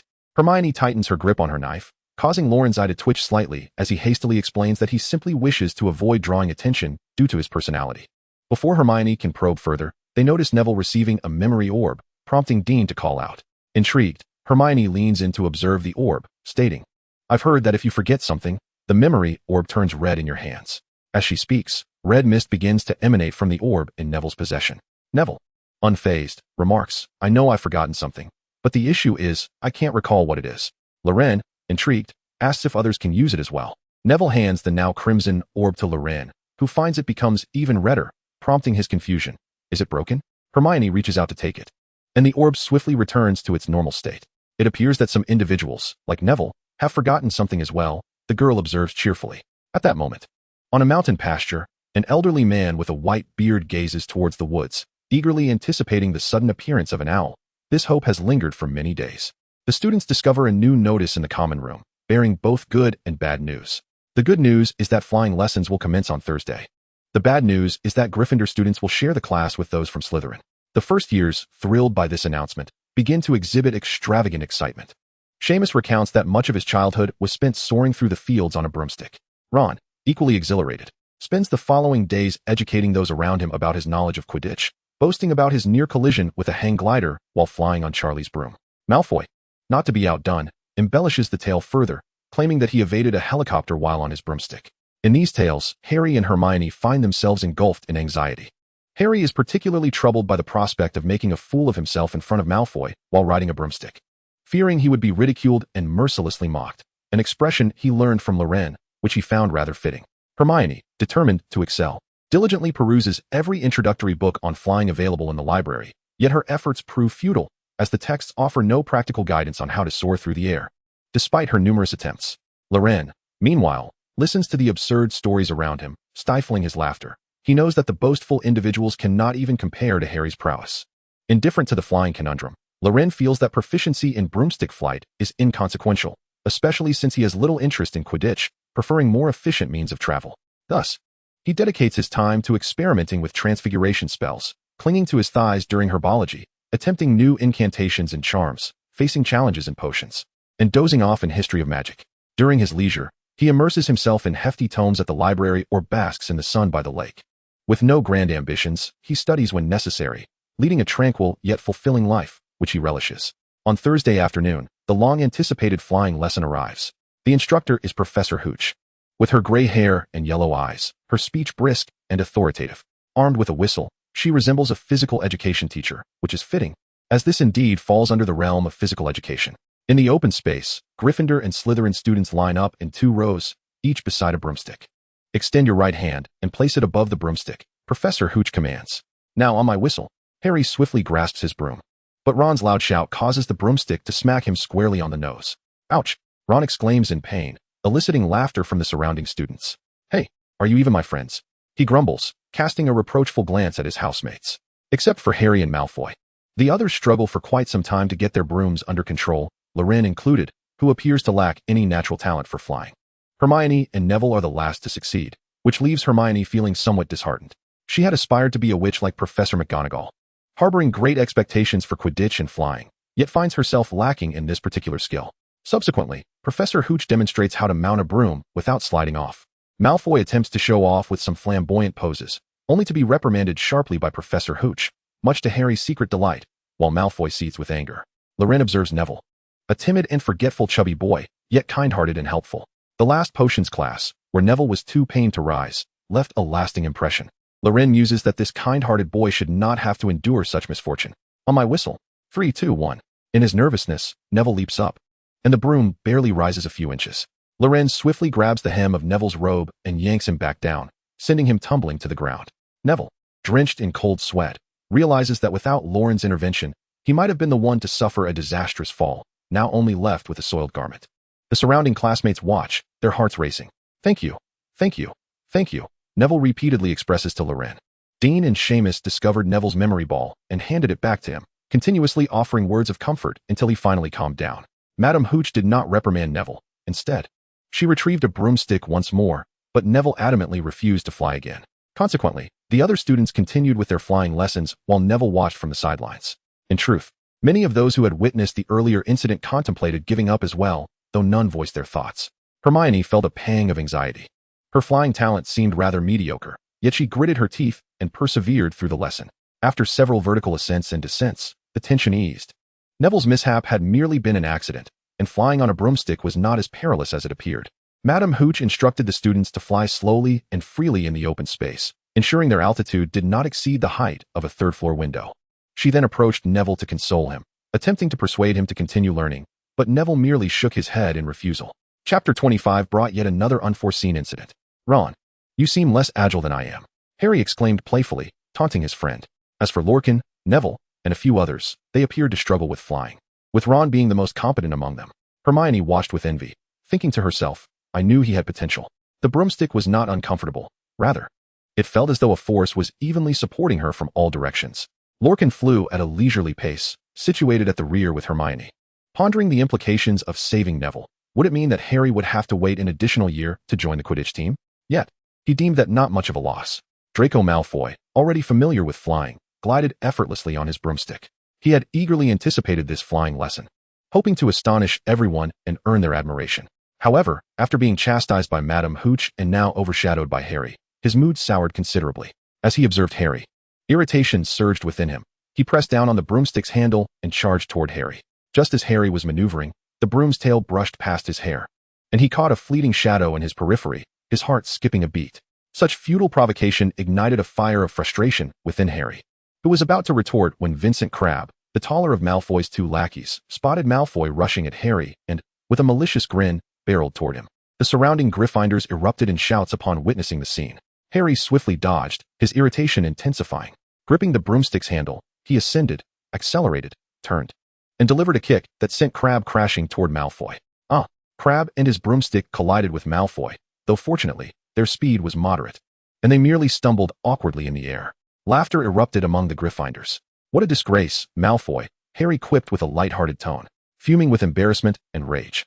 Malfoy charged at Harry with a vigor several times greater than before. Harry had been anticipating this and quickly ascended to evade him, taunting, I bet Hedwig flies better than you. Malfoy remained silent, pivoting and assaulting Harry once more. Harry accelerated and created distance, the two weaving through the air, alternating between close proximity and distance. Malfoy, experienced in his craft, utilized his skills to close the gap. Harry began to feel a twinge of anxiety. Yet as he soared higher, his movements became increasingly fluid. The distance between them fluctuated rapidly. He would not fall for Malfoy's tricks a second time. The two soon ventured beyond the bounds set by Madame Hooch, their altitude surpassing the third floor. It was only then that Madame Hooch noticed the reckless pair. Brandishing her wand to amplify her voice, she shouted, Stop! Come down immediately. Malfoy, unfazed, was determined to teach Harry a lesson, confident in his father's position on the Board of Governors. For a moment, Harry hesitated, but the malicious glint in Malfoy's eyes sent a shiver down his spine. Unbeknownst to them, Professor McGonagall observed the scene from her office window, her eyes gleaming as if she had stumbled upon a rare treasure. Harry accelerated towards the clock tower, picking up speed, seemingly on the verge of colliding with it.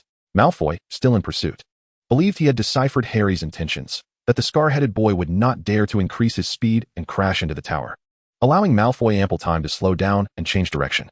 However, Harry was already poised for a turn, ready to seek refuge with Madame Hooch. Malfoy, feeling a surge of pride, thought this foolish Gryffindor would fall for such a ploy. Resolute, he decided that if Harry did not veer off course, he would not either. Even if they crashed into the clock tower, Harry would bear the brunt of the consequences. As their speeds escalated, a gasp rippled through the students of both houses. Some girls covered their eyes, unable to bear the impending disaster. Malfoy, caught off guard, crashed directly into the wall and plummeted downwards.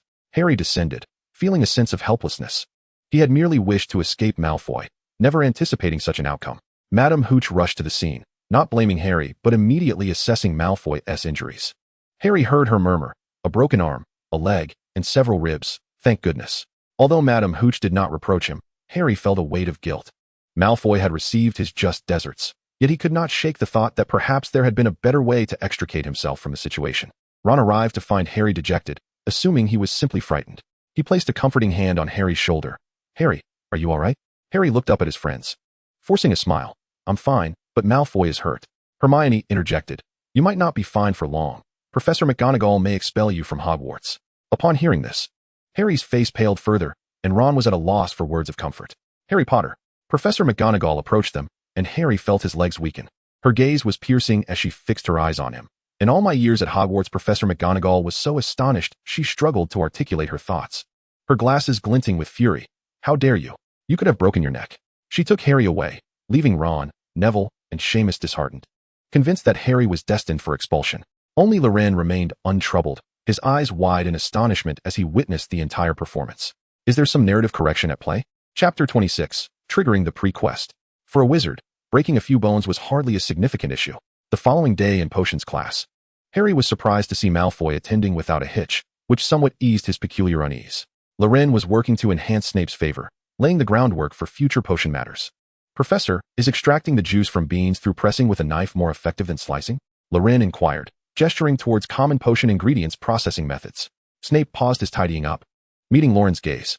"I concede, you do possess a modicum of talent. However, your ambition does not go unnoticed. Do not attempt to manipulate me for your gain, Loren Morgan." Nevertheless, Snape adhered to his responsibilities as a potions master, providing Loren with an extensive reading list for him to seek answers, adhering to the content of the texts beforehand. Loren stared back into Snape's eyes, which resembled a placid abyss, devoid of any ripples, delivering his rejection with a chilling detachment. As if he could see into Loren's innermost depths, he nearly doubted that Snape had employed legilimency upon him. Loren was unaware of how he exited the classroom. He admitted to feeling somewhat intimidated. In the corridor, Harry was discussing his selection as a seeker with Ron, who appeared equally delighted, enthusiastically sharing various Quidditch knowledge and earnestly crafting Harry's training regimen, his smile nearly lifting off his face. However, the Weasley twins quickly exposed Ron's claims as mere hearsay. His knowledge and training plan were riddled with inaccuracies, even regarding the permissible offensive maneuvers of a chaser. Ron remained stubborn until he exited the courtyard. Harry was deeply concerned about embarrassing himself. Being a seeker required more than just the ability to fly, as he could essentially dictate the outcome of a match. Suddenly, Hermione interjected into their conversation. "I know Harry will be an exceptional Quidditch player. It's in his blood." "Blood?" Harry questioned, perplexed. Hermione led them to the trophy room. Standing before the plaque inscribed with Seeker, James Potter, 1971, Ron exclaimed, "Oh, Harry, you never mentioned your father was a seeker." Harry laughed involuntarily. I didn't know either." After 20 years, he found himself a player on the Gryffindor team, just like his father. This serendipity brought him a sense of companionship and warmth. As the trio ascended the staircase, Harry couldn't help but jest about his own ignorance. "Even Hermione knows more about my parents than I do." Hermione retorted, "I merely happened to see your father's name." What she refrained from mentioning was that Professor McGonagall had also been a Quidditch player, a detail she deemed unnecessary to share, preferring to keep it to herself. Just then, the staircase began to shift, swaying side to side, then ascending and descending. Experiencing the familiar sensation of weightlessness, the three of them collectively complained, "This cursed staircase." A door leading to the fourth floor was approached. and they pushed it open without hesitation. As they were still unaccustomed to the stairway's layout, they realized that lingering too long could lead to an indefinite entrapment. Harry led the way, with Hermione bringing up the rear. Upon entering, the atmosphere shifted dramatically into darkness, revealing a peculiar statue at the center of the room, shrouded in cobwebs and exuding an eerie presence. Does anyone else feel we might be in the wrong place? Ron shivered. This is forbidden territory on the 4th floor. Dumbledore emphasized this at the start of the term. We are not supposed to be here. Hermione whispered urgently, anxious about being discovered. Suddenly, a shrill cat's meow pierced the silence, and a yellowish-gray cat sprang forth behind them. Harry was the first to react. It's Mrs. Norris. We must flee. Mrs. Norris was often accompanied by Filch, and being caught would yield dire consequences. The cat pursued the trio until they reached a locked door, their panic causing them to act recklessly. Hermione brandished her wand and cast the unlocking spell. Alohomora. Well done, Harry exclaimed. They hastily slipped inside, hearing the meows recede into the distance, and leaned against the door, panting heavily, taking time to regain composure. With the cat chasing them, Ron attempted to lighten the mood. But upon turning to survey the room, his expression morphed into one of terror. Merlin's beard. Ron's voice trembled. His reaction caused Harry and Hermione to slowly turn around, their faces reflecting the same fear. A monstrous 3-headed dog was seated behind them, its colossal form nearly filling the room, towering from floor to ceiling. Its black heads bore razor-sharp teeth, each fang nearly the size of their heads. The gigantic creature drooled foul-smelling saliva, its menacing eyes fixated on the trio. Ah! Hermione's scream rang out, distorted with panic. They flung the door open and fled, leaving a bewildered Neville in the room. No wonder Dumbledore forbade us from the 4th floor. Ron gasped, still in shock. But why confine such a creature within the school? As Hermione caught her breath, she spoke with a tone tinged with irritation. Did you not notice what it was guarding? It was clearly watching over something. Harry's eyes widened at her words, recalling the small package Hagrid had retrieved from Vault 713. He was about to voice his thoughts when Ron dismissed Hermione's concern, thinking her foolish for not discerning the gravity of their situation. Harry remained preoccupied with the mysterious package. Even losing focus during a chess match, Ron soon urged him to step aside so he could challenge both Seamus and Dean. Approaching Ron, Harry voiced his growing confusion. What is Hagrid hiding? Is that 3-headed dog guarding the small package he brought out? What could possibly be inside? Ron looked up from a towering stack of potion textbooks, which he had borrowed 5 from Snape's reading list. The stack was already taller than he was seated, and with a total of 25 books on the list, he doubted he would finish them all before Christmas. Harry continued to chatter incessantly, driven by an instinct that suggested the bag contained something of great significance. Loren understood that Harry was on the verge of entering a perilous situation. If I were you, I would seek out Hagrid directly, she advised. Hagrid won't divulge anything. He deflected the topic last time, Harry replied, a hint of frustration in his voice. He began to analyze the situation, pondering whether the contents of the bag were either exceedingly precious or exceptionally dangerous. Loren interjected, or perhaps it is a combination of both. Why don't we simply investigate to ascertain what it truly is? With a mischievous glimmer in her eyes, reminiscent of a lost fawn lured into temptation, she pressed the accelerator, ignoring the brakes entirely. But what about the 3-headed dog? Harry stammered. I have a plan for dealing with it, he added. Yet he hesitated, contemplating Dumbledore. We aren't trying to steal anything. The sound of his racing heartbeat echoed in his ears. Deep down, Harry was a diligent student.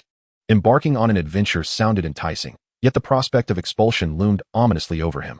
He resolved to first uncover the mystery concealed within the bag. In the dining hall, Harry's thoughts were a tumultuous whirlwind. As he recalled waking up that morning, he realized with dawning awareness that Loren had knowledge of the 3-headed dog and a strategy for confronting it. What could that strategy possibly be? A surge of irritation prompted him to fantasize about dumping his pumpkin porridge on Loren's head. Harry Potter, relish your final weekend at Hogwarts. For I have already written to my father. He is a governor of the school, and you are destined for expulsion. Malfoy's taunting voice pierced through the chaos, still insufferably annoying. Laughter erupted from the surrounding Gryffindors, while the staff, seated at the head table, watched with disapproval. Malfoy and his 2 lackeys, cowed by the presence of the teachers, could only scowl and fidget with their fingers. I am always ready to duel you. Should you have no objections, tonight perhaps? Malfoy proposed. A wizard's duel just once. What do you say? I assume you have never heard of wizard dueling? Ron stepped forward. Of course we know. I'll be his second. Who is your second? Malfoy ultimately chose the larger, more intimidating Crabbe. They agreed to meet at midnight in the trophy room. With a triumphant air, Malfoy left with Crabbe and Goyle. Ron explained the concept of wizard dueling to Harry, noting that the two would engage in magical combat, with their seconds stepping in if necessary. However, both were merely first years, having attended only 2 weeks of lessons, and thus lacked the prowess to cast formidable spells. Best to just throw away your wand and land a solid punch right on his nose. Ron concluded emphatically. Excuse me, but I couldn't help overhearing your conversation with Malfoy. Hermione interjected, unable to contain herself. Malfoy comes from a pureblood family. He may wield curses you are unaware of. In a brawl, the two of you together wouldn't stand a chance against Crabbe. Most importantly, you absolutely must not wander the school at night. Consider the consequences. How many points would Gryffindor lose if you were caught? And rest assured, you would be caught. Don't be so reckless, Loren interjected, letting out a delightful burp. I think Hermione has a valid point. At 11:30 in the evening, the dormitory fell into a serene silence as Ron and Harry stealthily slipped out, descending the spiral staircase to the common room. The fireplace flickered with a few lingering embers, while the armchairs transformed into shadowy silhouettes. Just as they approached the portrait passage, they overheard someone speaking from the nearest chair. I can't believe you actually did that, Harry. A lamp suddenly illuminated, revealing Hermione in her pink nightgown, her brow furrowed. I'm going to tell your brother Percy, the prefect. Harry and Ron exchanged glances, disregarding her, and pushed through the fat lady's portrait, crawling through the opening. Hermione, exasperated, followed them out. Don't you care at all about the house cup points? I've earned them little by little from the professors. Her voice resembled that of an irate lioness. It's none of your business, Harry retorted, feeling her interference was unwarranted. Suddenly, a series of huffing sounds emerged from the shadows. It can't be that Mrs. Norris has caught us already. Ron held his breath. It was not Mrs. Norris, but Neville, curled up on the floor, soundly asleep. He woke with a start as they approached. Thank goodness. I lost the password note and have been locked out for hours. However, since receiving the memory ball from Neville, such incidents had not occurred until now. Keep it down, Neville. Today's password is pig snout, Harry said, glancing back at the fat lady's portrait. The figure in the portrait had vanished, leaving only a backdrop on the canvas. He whispered in alarm. The fat lady has gone visiting again. I'll go duel with Ron. Hermione, you keep an eye on Neville and stop meddling in our affairs, Harry decided. Hermione disagreed. She wanted to ensure the two wouldn't be caught by Filch and wouldn't breach any further school rules. Neville, too, did not wish to remain alone. Ultimately, the four of them decided to venture together, preventing Malfoy's gang from overwhelming them. Under the dim light, the group moved stealthily, holding their breath to avoid making noise. Yet, the journey was fraught with tension, punctuated by startled gasps. The Bloody Baron had a knack for terrifying Neville, and Sir Nicholas, hanging upside down from the ceiling, let his head dangle, which made Neville want to curse. Eventually, the four arrived safely at the trophy room. The room was enveloped in darkness, with the golden trophies and medals reflecting a scattered glimmer of light, barely revealing the outlines of the objects. After a lengthy wait behind the display case, Loren finally spotted them but remained silent.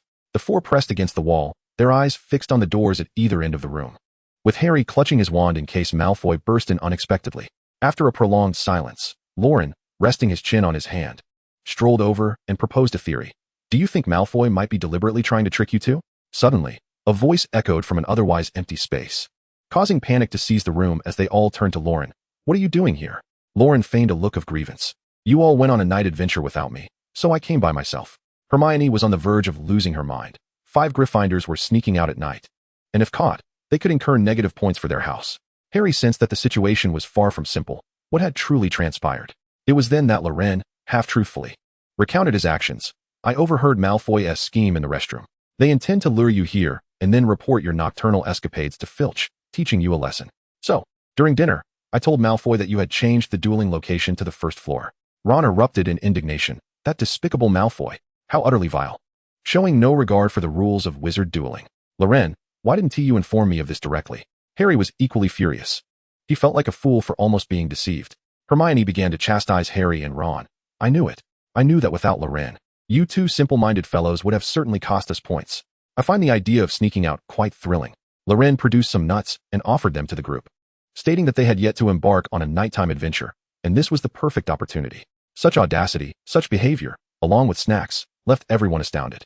How could you assert so boldly your intention to sneak out, dragging us along? Why were you so well prepared, even bringing along treats? Chapter 28. The Mirror of Erised. Let us head to the restricted section of the library first. Loren's declaration made Hermione's heart race. She wasn't particularly interested in the books there. She merely wanted to accompany him to prevent him from making a graver mistake.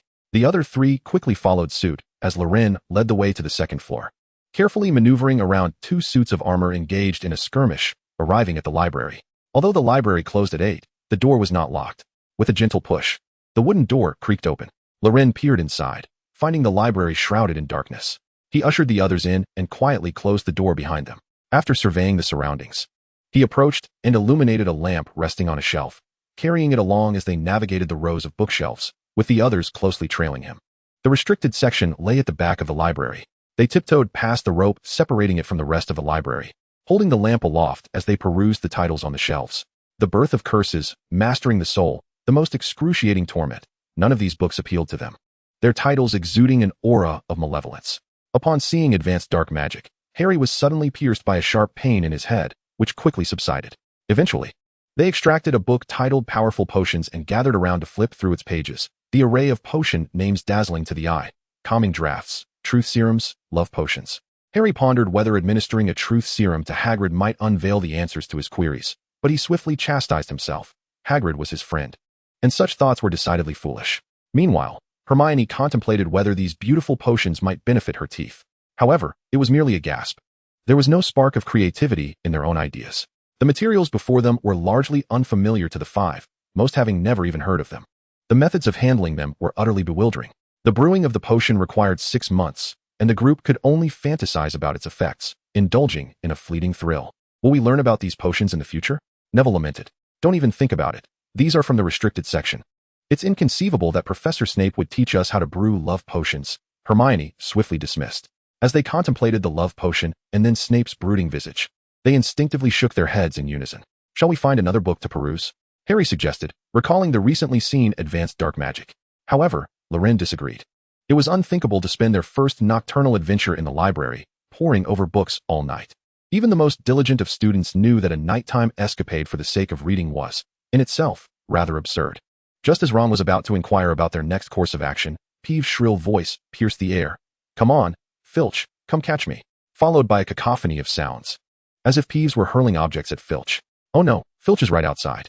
If we get caught, we'll each receive 5 expulsion notices. The 5 huddled together, their breaths audible to one another. Ron and Neville's minds were a blank, utterly bewildered. Shoo! Loren signaled for silence, swiftly extinguishing the light in his hand. He led them, crouched low, out of the restricted section, hiding behind the first bookshelf at the entrance. Filch did not pursue Peeves. He understood that the more he chased, the more triumphant Peeves would become, and by ignoring him, the poltergeist would soon quiet down. The Slytherin troublemakers had tricked him into believing that someone was wandering the first floor, resulting in his wasted weight. The Weasley twins had employed such tactics in their first year, and it had been a long time since he had been outsmarted by a newcomer. As Peeves scampered away, Filch pushed open the library door to investigate. Rows of bookshelves obstructed the view within the dimly lit library, and the restricted section lay at the back. Seizing the opportunity as Filch moved deeper inside, the 5 slipped behind another row of bookshelves, successfully escaping the library. Without pausing, they sprinted towards an abandoned classroom, slipping inside and shutting the door behind them. They could hear each other's hearts racing. It was the first time in their lives they had experienced such exhilaration. Teetering on the brink of expulsion, looking at one another, panting and revealing genuine smiles, they became friends in that moment.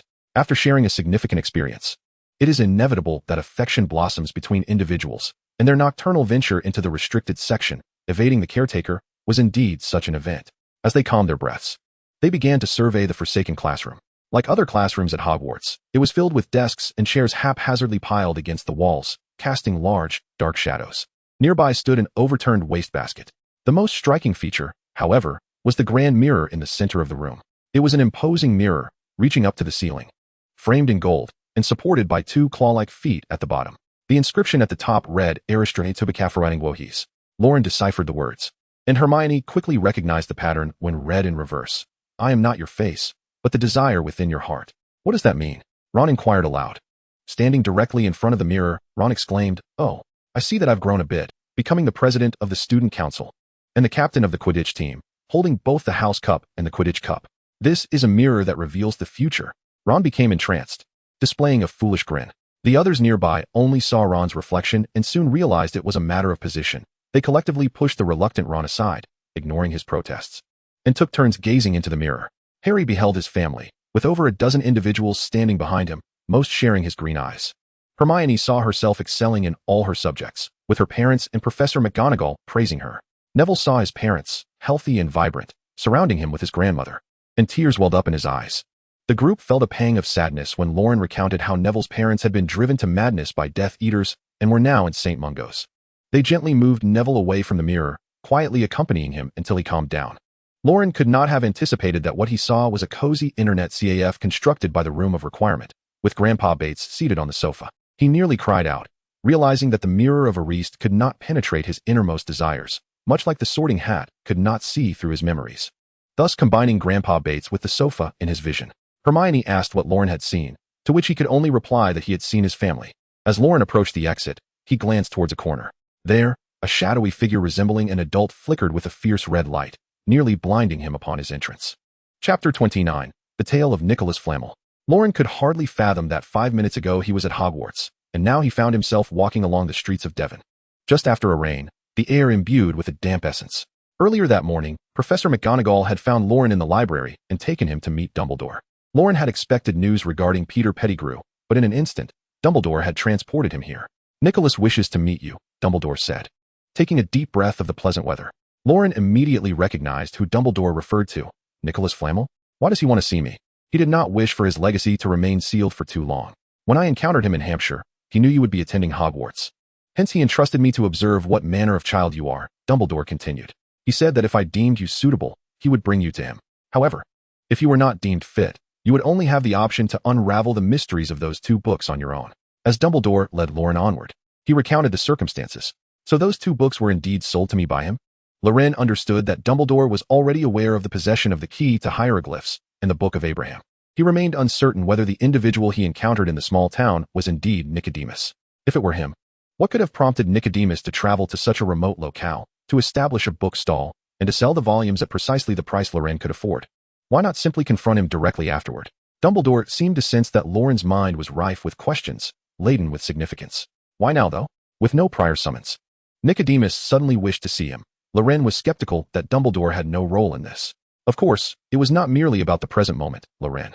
From the instant you revealed the matter concerning the speckled one to me, you demonstrated your worth, though subsequently, you have brought forth even more surprises. Your willingness to place trust, your yearning for knowledge, your appreciation for friendship, and above all, your capacity for love. These are indeed precious qualities. After the ordeal with Tom, Dumbledore grew ever more cautious, placing greater emphasis on examining the inner thoughts of his students, dispelling darkness and guiding them towards light, an essential duty for a capable headmaster. Loren smirked. It was evidently surveillance, yet framed in such a manner, it took on a more serious tone.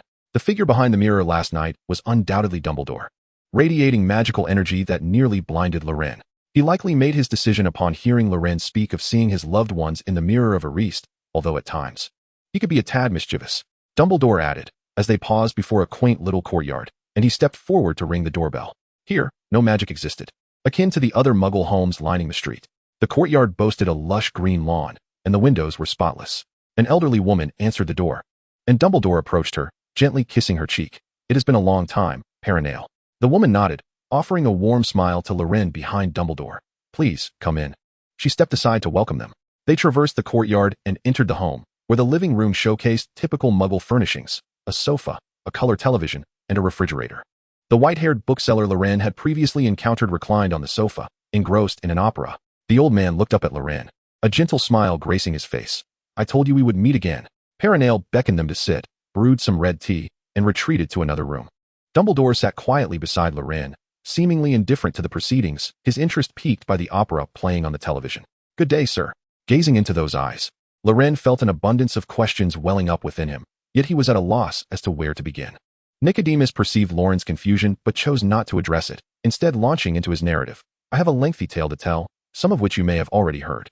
In 14th century Europe, during the ravages of the Black Death, Nicodemus graduated from Busbarton, and under the guidance of a mysterious figure in his dreams, he acquired the Book of Abraham. He spent decades in study, yet gleaned nearly nothing, until he finally comprehended its content with the assistance of a Hebrew scholar. The Book of Abraham is accompanied by a severe curse. Any unauthorized gaze upon its contents, save for the high priest and the scribe, invites death. I naively believed that by merely recounting its tales, I could evade this curse. Such arrogance. I implore you to heed this lesson. Refrain from divulging the book's secrets, lest you inadvertently bring calamity upon others." After the demise of the Hebrew scholar, Nicholas fortuitously crafted the Philosopher's Stone, albeit incomplete. It was nonetheless capable of transmuting base metals into gold and concocting elixirs of immortality. Yet, in truth, my body continues to age normally. My bones frail and prone to fracture with the slightest misstep. At this juncture, the old man burst into hearty laughter, as if amused by some delightful jest. Prior to this, Nicholas sought to bequeath his knowledge, the culmination of centuries of exploration. His achievements extend beyond the mere creation of the Philosopher's Stone. He has made significant contributions in various fields. As you may know, given ample time, anyone can emerge as a scholar. Nicholas meticulously compiled the alchemical principles he had discovered over the centuries, along with his other knowledge, travelogues, and autobiography, ultimately culminating in the tome entitled The Deciphering of Hieroglyphics. He initially intended to place this book in the library of Buxbaton, anticipating that one day it would be unearthed, allowing another to tread the path he had laid. As for the cursed book, it would find its own destiny. This plan persisted until a year ago, when Nicholas dreamt once more of the enigmatic figure from 6 centuries past, who urged him to venture to Hampshire and entrust the book to a 10-year-old child. Nicholas perceived this as fate's design and randomly selected a small town, as if a peddler selling books. He intended to relinquish both tomes, leaving the fortunate child to explore their mysteries, for possessing the Philosopher's Stone would surely afford one ample time. Not long after settling down, with barely a sip of coffee consumed, he encountered Loren. Much like 6 centuries ago, Loren engaged in some scribing work, as if destiny had woven their paths together. Nicholas's voice suddenly rose in excitement. After selling the books, he did not allow himself to relax. Loren was still too young, and Nicholas was uncertain whether Loren would reach the destination where he himself had paused. You see, an elderly man often finds himself lost in thought, caught in indecision. Nicholas chuckled heartily, recalling that the last time he acted out of character was decades ago. Ultimately, he entrusted Dumbledore with the task of bringing Loren to him if he proved to be a suitable candidate. Promising to extend a small measure of assistance to this fortunate lad, Loren reached out to receive a portrait of a youthful Nicholas, eyes closed and still. We are not master and apprentice. There are no obligations between us, merely a small gesture of aid from a pioneer to a successor. Should you appreciate this modest assistance, I ask that you look after Buxbaton. Lastly, he imparted a crucial lesson. The key to the Philosopher's Stone lies in the redemption of a despairing soul. Chapter 30, the follow-up of the Dwarf Star Peter. What is this? Redemption, despairing, soul. Each word is familiar, yet together they render me almost illiterate. Loren's confusion remained unanswered. After exchanging pleasantries, Dumbledore and Nicholas departed with Loren. Principal, I have a few inquiries. The two resumed their walk along the damp streets, with Loren trailing beside Dumbledore in a state of bewilderment. Addressing the uncertainties of students is the duty of every educator, is it not? Dumbledore, as if on a leisurely outing, relished the weather and the surroundings, his tone imbued with cheer. Why did Mr. LeMay dream of a mysterious figure instructing him to deliver a book to me?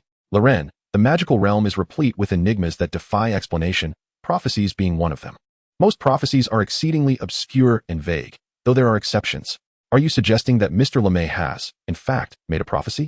To be precise, he passively uttered a prophecy. Mr. LeMay possesses a gift for foresight, yet prophecies are perpetually elusive. You will later study courses related to prophecy. Professor Trelawney in divination is an exceptional seer. Loren disregarded the latter remark and pressed on. Why does he seem to assist me while simultaneously distancing himself? Dumbledore gently ruffled Loren's hair. This is not your concern, Loren. Those involved in a prophecy ought to distance themselves or ignore its content, lest they provoke unimaginable consequences. Dumbledore recalled some past events. At times, the prophecy itself inadvertently catalyzed its fulfillment. I am at a loss as to what to do, Principal Dumbledore. Loren remained perplexed. Puddles had accumulated ahead, and Dumbledore took Loren's hand. Focus on your studies and complete your assignments. That is likely all there is to it. Loren cast a skeptical glance, as if to say, do not think you can deceive me just because I am young, and grinned at Dumbledore. Ah. He then inquired about the meaning of redeeming a despairing soul. Dumbledore responded with unwavering patience, speaking at a measured pace. Loren, you must understand that age does not equate to omniscience. However, when the time comes, I can offer you some guidance. You could simply admit that you do not know. Loren shifted the topic. Has there been any resolution regarding the matter of Peter Pettigrew? Dumbledore did not withhold information and began to outline the progress of the case. Minister of Magic Cornelius Fudge was initially convinced that the perpetrator was Sirius Black, while the matter of Pettigrew's concealment within the Weasley household was a separate issue. However, with the assistance of an old friend, Moody, Pettigrew confessed to having allied himself with the Dark Lord a decade ago, orchestrating an explosion in the street to feign his own death. In reality, the situation was far more intricate than Dumbledore had disclosed. Pettigrew had adamantly maintained that he was hiding from the Death Eaters at the Weasley home, believing that remnants of the Dark Lord were still at large and intent on his demise. Moody, discerning Pettigrew's anxiety and inconsistencies, conducted a solitary interrogation for an entire afternoon within one of the Ministry's most secluded chambers. According to the Auror on duty, Pettigrew initially protested vociferously upon entering, but his defiance swiftly devolved into wails of despair. Within mere minutes, Pettigrew began to plead for mercy, yet he did not hear Moody pose any questions. The room was filled solely with his lamentations, which persisted for several hours. At last, when a newly joined Auror entered to invite Moody for dinner, little Sirius, with tears and snot streaming down his face, pleaded for the madman to be kept at bay, swiftly divulging all the events of yesteryear. Moody entrusted the remaining matters to others, muttering as he exited the room, "I thought he was tough. Pa, a cowardly wretch." The Aurors subsequently summoned another party involved in the old case, Sirius Black. Initially, Sirius was uncooperative, remaining silent throughout, his gaze vacant like that of a corpse. Some Aurors speculated that a Dementor had drained his wits. However, upon learning of little Sirius's arrest, Sirius suddenly regained his vigor, as if reborn, promptly recounting the details of the case, his testimony aligning closely with that of little Sirius. Fudge was persuaded that this was a miscarriage of justice left by the previous minister, aiding in the search for the true culprit, thus exonerating Sirius, which could enhance his own reputation, and perhaps the Black family would contribute a substantial sum of galleons to the department. At that time, he was preoccupied with various tasks, comforting the victims' families, punishing Death Eaters, negotiating with certain pureblood families for funding to compensate the victims, and for post-war reconstruction.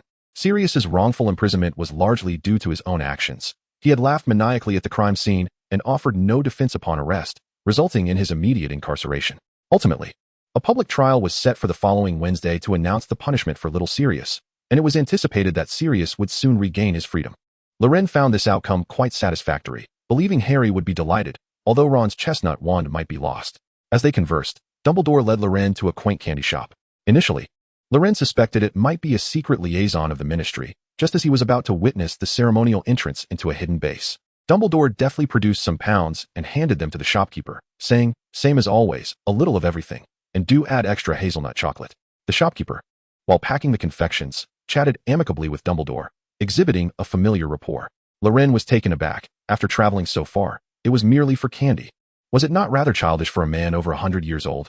As Dumbledore accepted the bag of sweets, he noticed Loren's astonishment and placed a peppermint into Loren's mouth, remarking, "Muggle candy has its own charm. I adore the hazelnut chocolate here." The refreshing aroma instantly enveloped Loren's tongue, provoking a torrent of saliva as he swiftly closed his mouth, savoring the candy's sweetness. In the office, Loren beheld a phoenix named Fawkes, adorned with fiery red feathers.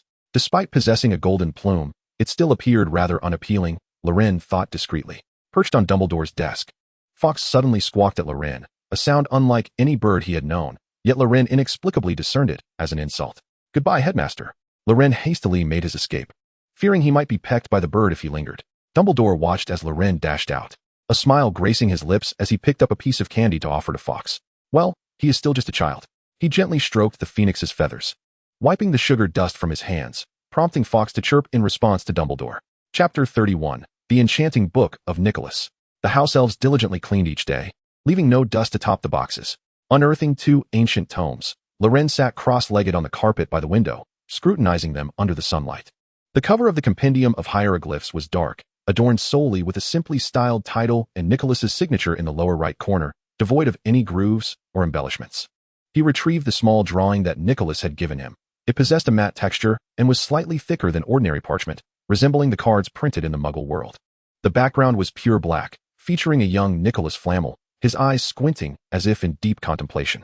Loren placed the drawing precisely in the center of the cover of the Compendium of Hieroglyphs.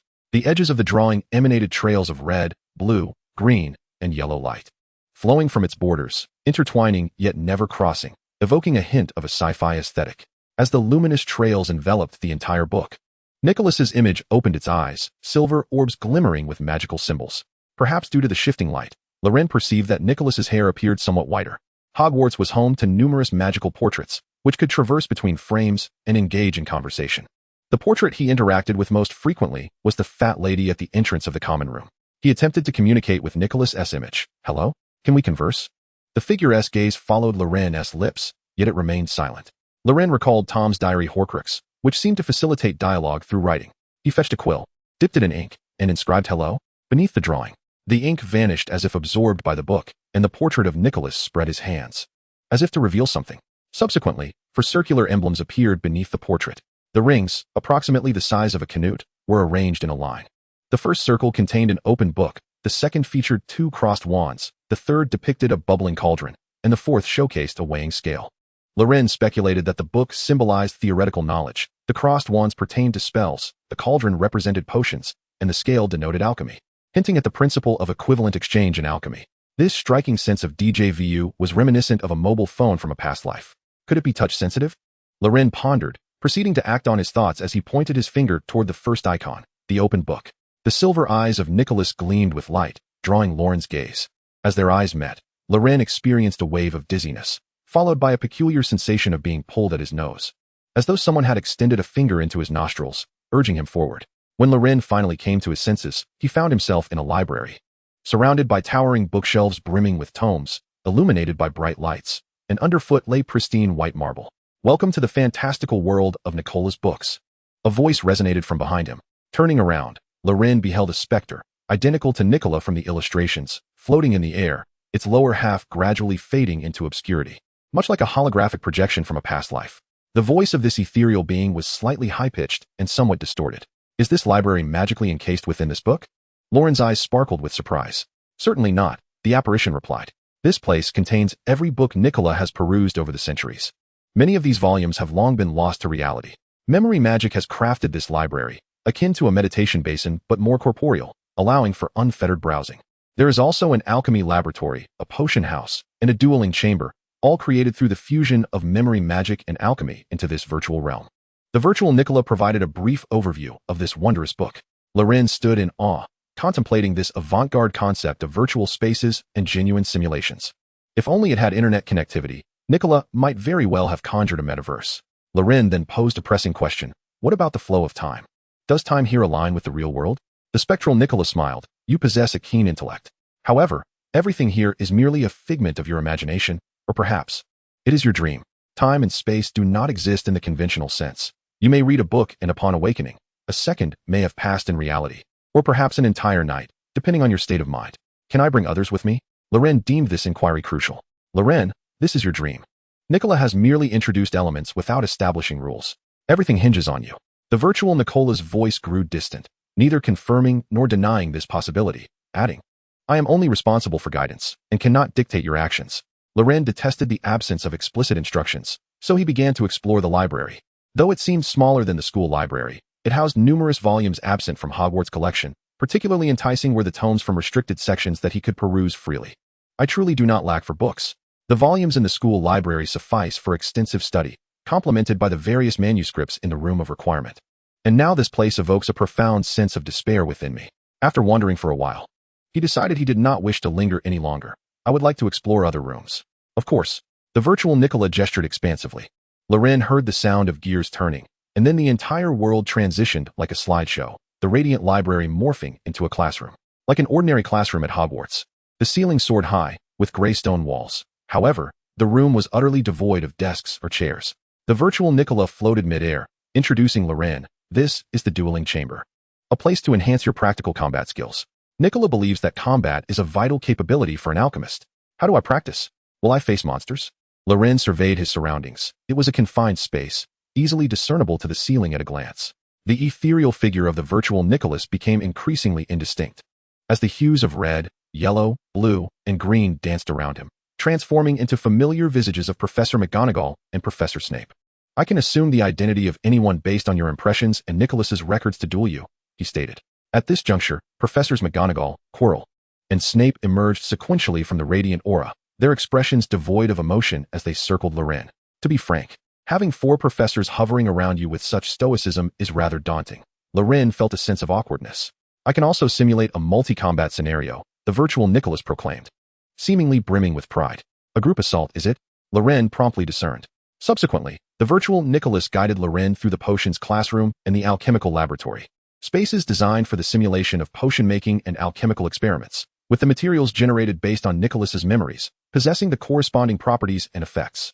However, the concoctions Loren crafted existed solely within his recollections and did not manifest in reality.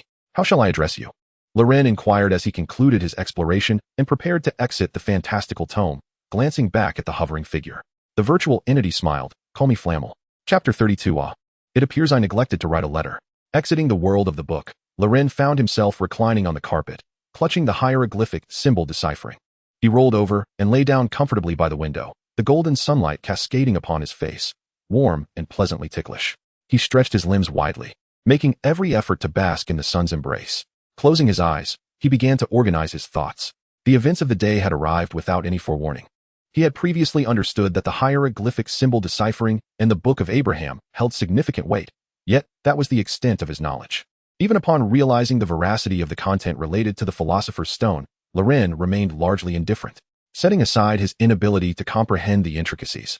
Whether it be the transmutation of stone into gold or the pursuit of immortality, he felt little desire for such pursuits.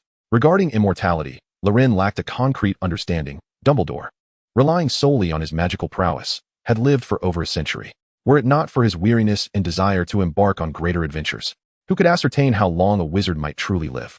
The benefits of immortality might not be as advantageous as one might presume. Consider this. After Harry first vanquished Voldemort, Dumbledore, in an effort to prevent the Philosopher's Stone from falling into malevolent hands, intended to destroy it. Perhaps he could lend it to Loren for benevolent purposes, such as healing. From Remus's situation, it was evident that Dumbledore harbored no prejudice against benevolent werewolves and even provided them care. Little Peter was due for public trial next Wednesday. Loren thought to mention the matter of Grandfather Bates, hoping to procure some wolfsbane potion from Professor Snape through him, ensuring that Grandfather Bates could comfortably endure until the end of the term. Wait a moment, Grandfather Bates. Loren suddenly recalled the memory orb he had obtained, which had persistently reminded him of the most forgotten task he had neglected to write to Grandfather Bates. Basking in the sun, Loren was on the verge of slumber when he was abruptly roused. He sprang up, retrieving paper and pen, and eloquently penned a letter of greeting. The missive commenced with a brief introduction to his daily life, affirming that all was well. He then expressed concern for Grandpa Bates' health, advising him to embrace his age and consider purchasing a cottage in the bustling city for a more convenient life. On nights of the full moon, he could simply lock himself away, for even werewolves in the magical realm adhered to this practice. The tone and wording of the letter were exceedingly impolite. Had Bates been present when he read it, he would undoubtedly have taken a stick to chastise Loren. Alas, Loren would not be there at that moment. Thus, the quest for a postman began. Exiting the castle, Loren inquired along the way and discovered the Ollery not far from the Forbidden Forest, by Sir Nicholas S. Hare. Anyone visiting the Ollery for the first time would be left agape in astonishment. Hundreds of owls resided there, feathers strewn about, yet it was remarkably tranquil, with most of the owls slumbering as noon approached, creating an unexpectedly harmonious atmosphere. The Ollery bore no peculiar odors as Loren had imagined. The house elf had tidied the place meticulously. Eventually, with the assistance of the house elf, Loren located his beloved little owl, who had plumped up considerably in his absence, yet retained his endearing clumsiness, nestled in a small wooden house, bobbing his head. Perhaps the sound of footsteps stirred him upon spotting Loren. The owl's eyes sparkled with delight as he clumsily fluttered over, perched on Loren's shoulder, pecking at his head in playful reproach. Loren, unperturbed, cradled the little owl in his hands, offering gentle strokes and soothing words before finally entrusting the letter to him. After the house elf assisted the owl in preparing for its journey, the little creature embarked on its inaugural mission. At the dining table, Loren diligently polished off the last rib on his plate, releasing a contented sigh. Raising his gaze, he noticed that only Ron was laboriously tackling a chicken leg, and a glance around revealed Harry's absence. Oddly, the two, typically inseparable, were not dining together today. Hey, Ron, where's your twin brother? Loren chuckled. With his mouth full of chicken leg, Ron rolled his eyes at Loren, swallowed the morsel, and slowly replied, "Don't even mention it. He has been standing in front of that mirror, grinning like an idiot all morning, and I had to bring him his lunch." Hermione and Neville had both tried to reason with him, but he heeded none of their counsel. Gazing at the head table, Loren noted Dumbledore's absence. Skipping meals for snacks? I must have a word with that man. Goodbye, Ron. Remember to bring Harry something to drink. Loren hastily dashed out of the dining hall, heading towards the headmaster's office. The trial of Pettigrew was set for Wednesday. It seemed Dumbledore had gone to attend to matters concerning it. Unable to see Dumbledore, Loren decided to detour and check on Harry, encountering Wood along the way. In the abandoned classroom, Ron and Harry were not alone. Neville was there as well, having brought some food for Harry. He was a timid yet kind-hearted boy. When Loren entered, Harry had nearly finished his meal. Ron and Neville were earnestly advising Harry that it was inappropriate to linger in front of the mirror all day. However, their youth rendered their arguments ineffective, leaving them helpless in the face of Harry's apathy. "Harry, Wood is going mad looking for you." Loren's words startled Harry into exclamation. "Oh no, the team has practice today, and he is supposed to teach me some fundamental Quidditch rules." Wood, the captain of the Gryffindor Quidditch team, had already met with Professor McGonagall, who held Harry in high regard and even suggested purchasing a superior broom for him. Although Harry's new broom had yet to arrive, he had arranged to join the training session on Sunday, where Wood would introduce him to the other team members and enlighten him on the true rules of Quidditch. As a result, Harry spent the entire morning in this spot, while Wood inquired everywhere, but no one in Gryffindor seemed to know his whereabouts. Ron and Neville were with him during that time, and after Hermione's advice fell on deaf ears, she retreated to the library. Wood was beginning to think Harry had gone missing. Wood is waiting for you on the field. This prompted Harry to spring into action. Although he wished to stay with his loved ones, it was evident that he could no longer neglect Wood. Otherwise, Professor McGonagall might transform him into a bludger for Wood's training. Chapter 33. The mind cannot compete with the assault of assignments. Loren spent some time organizing his homework, with the remainder dedicated to perusing the reading list provided by Snape. Perhaps he no longer needed to bolster Snape's favor, yet having read so much, it felt wasteful not to finish. The theory of potions resembled a hodgepodge, encompassing topics such as extracting singular components from certain materials, akin to Muggle chemistry, which posits that specific active ingredients exist within certain herbs, extracting juice from beans, soaking plant stems in alcohol, and distilling effective components from various liquids bore a resemblance to the chemistry Loren had previously studied. There were also instances where certain substances were utilized symbolically. For instance, the distinctions between day and night, the full moon and the waning moon, and the differences between dew illuminated by sunlight and that kissed by moonlight. When stirring a boiling pot, one must stir clockwise as instructed. Any deviation could result in an explosion. Magic adheres to certain objective laws while simultaneously defying others. Loren had no desire to delve deeper, as the intricacies of such content might never yield answers in a lifetime. Loren smiled mischievously. Harry, how was the training this afternoon? Did Wood make you play the bludger? Harry felt a flush of embarrassment. Indeed, it was rather unethical to have abandoned his teammates for an entire morning. It was all right. The other players were quite friendly. In truth, Wood was indeed furious.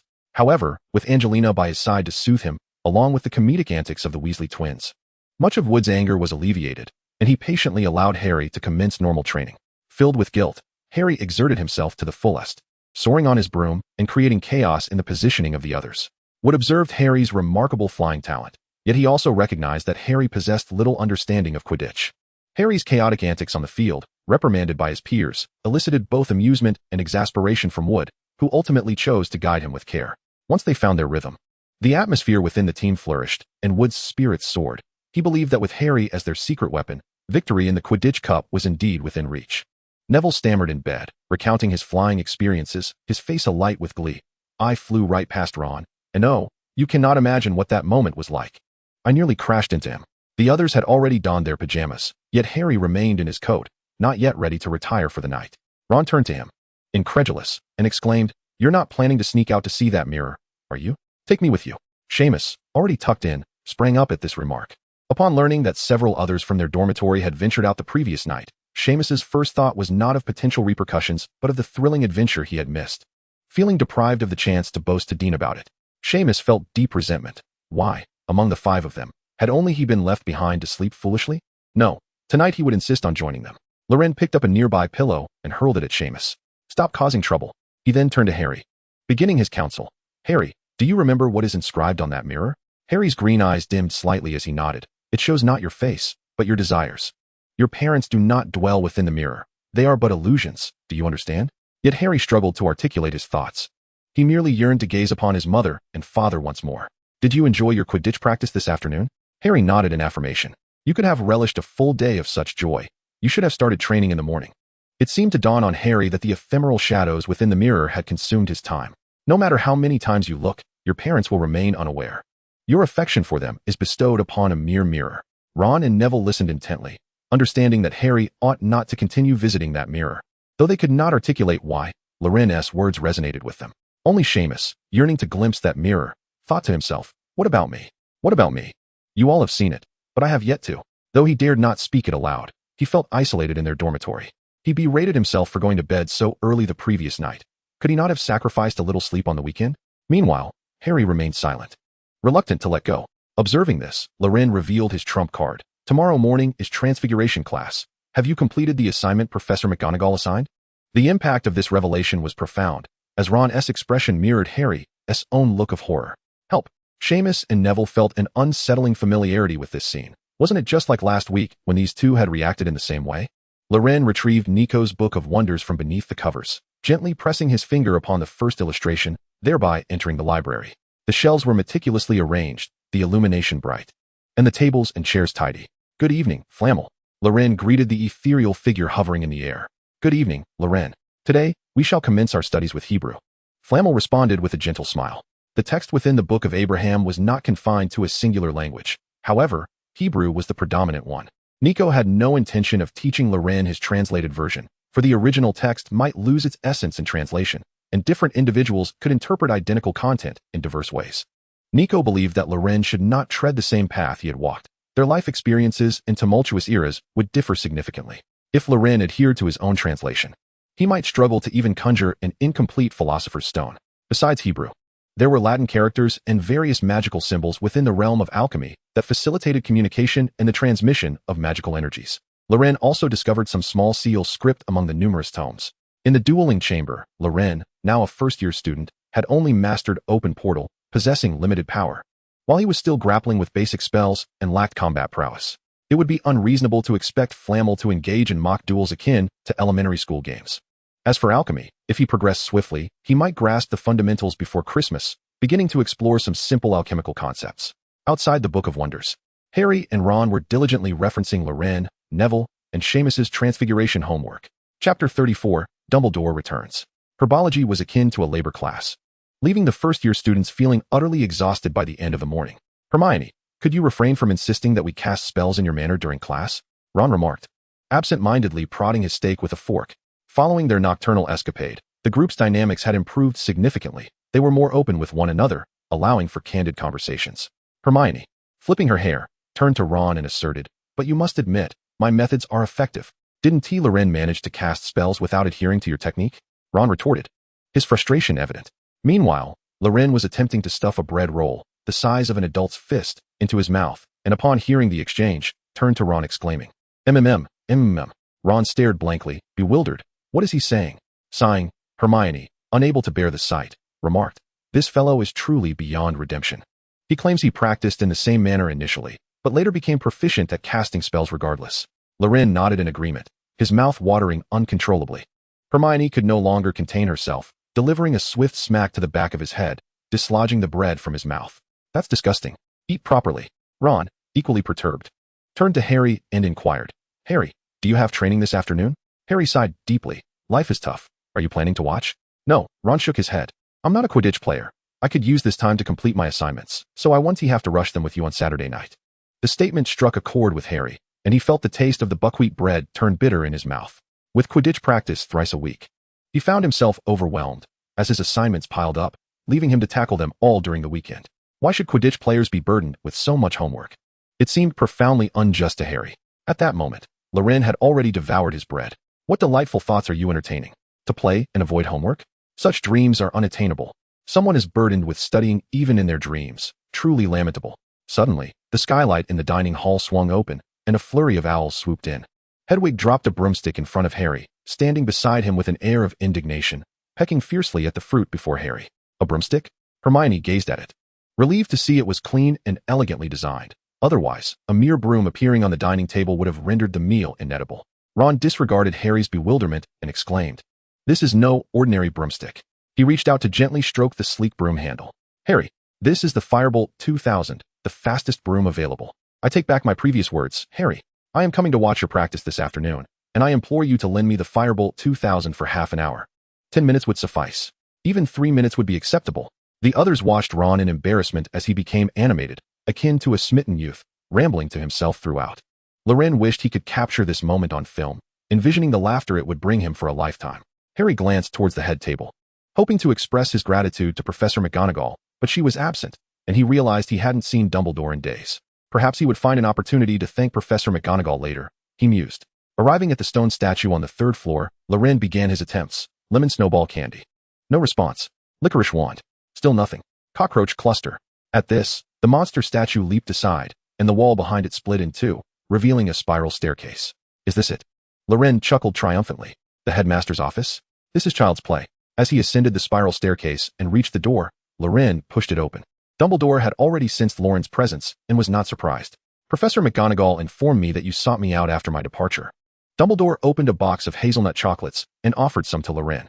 Loren picked one, unwrapped it, and as he savored the nutty aroma mingled with the sweetness of chocolate, he felt as if the flavors penetrated his very being, complemented by the shreds of coconut. Truly a Dumbledore-approved treat. While chewing, Loren spoke. I have a matter I would like the headmaster's assistance with. He began recounting the tale of Old Man Bates, expressing his desire to procure wolfsbane potion, seeking to borrow the Philosopher's Stone to aid Bates in his illness. To uphold responsibility for decades, even when it is not one's own, is a mark of greatness. And Mr. Bates was indeed a remarkable man. Dumbledore appeared moved by the narrative. Furthermore, I am pleased that you chose to share this with me. Though it was post the trial of Peter Pettigrew, Dumbledore regarded the child before him with warmth, caring for loved ones and daring to act. Loren was beginning to reveal a depth of character, and Dumbledore believed he was a good boy. After a moment of contemplation, Dumbledore remarked, I can discuss the matter of the wolfsbane potion with Snape, but ultimately, it will be up to you to persuade Professor Snape. As for the Philosopher's Stone, I am uncertain whether it can cure werewolves. If it can, it would indeed be a boon to the magical community. I shall write to Nicholas for clarification. Loren felt a twinge of disappointment for having forgotten to inquire about Flamel. Additionally, he needed to work on improving his rapport with Snape. Yet he was fortunate that he had been diligently reading the book. Dumbledore suggested that Loren might have a reasonable chance of convincing Snape. Very well. Loren began to address another topic. Harry seems rather absorbed by the Mirror of Erised. He misses his parents immensely. Has it affected his daily life? Dumbledore inquired, his tone not overly urgent. Fortunately, it only delayed Quidditch practice for half a day. After our advice, he now merely visits it occasionally in the evenings. However, Loren refrained from mentioning that the visits had become somewhat frequent. This is much better than I anticipated. Indeed, friendship serves as a potent remedy for growth and healing wounds. I believe that once he reunites with his true family, he will be well again. Dumbledore relaxed, indulging in some chocolate, while Loren had already consumed a significant portion of the box. 20 years ago, a boy from a pure-blood family, destined to be a Slytherin but ultimately becoming a Gryffindor, was willing to lay down his life for his friends. With his companionship, Harry should be able to grow up healthier. The two began a silent competition to see who could consume the last piece of chocolate. Though unspoken, Loren was confident that he and Dumbledore shared a mutual understanding. Meanwhile, on the Quidditch pitch, Harry encountered Sirius, the man standing beside Professor McGonagall, clad in a black coat, with a gaunt face, yet lively eyes. Chapter 35, The Secret of the Philosopher's Stone. That evening, in the Gryffindor common room, Harry sat beside a candelabrum, gazing at it, and occasionally emitting silly chuckles, rendering him quite silly, which deterred anyone from sitting with him. Loren was engaged in a game of wizard's chess with Ron, using Seamus's pieces, and glanced at Harry, questioning how long he had been this way. Ron sighed and replied in an exasperated tone, he's been like this ever since he said goodbye to his godfather. I have a godfather, he. Harry chanted foolishly. He would often interject such remarks, and both of them had grown accustomed to it. He even skipped afternoon practice. Yet Wood and the others were pleased, as the team would soon possess 2 Nimbus 2000s. Ron advanced his castle piece and added, the brooms Professor McGonagall purchased are still en route. The Nimbus 2000 he received today was a gift from his godfather. He paid extra for expedited delivery. At this point, Ron expressed an envious sentiment. Sirius is the heir of a pure-blood family. Loren chuckled. Are you not also from a pure-blood family? Ron perceived this as mockery and chose not to pursue the topic further, advancing his knight with determination, declaring, checkmate. Loren wished to send his queen forth. Yet the piece resisted his command.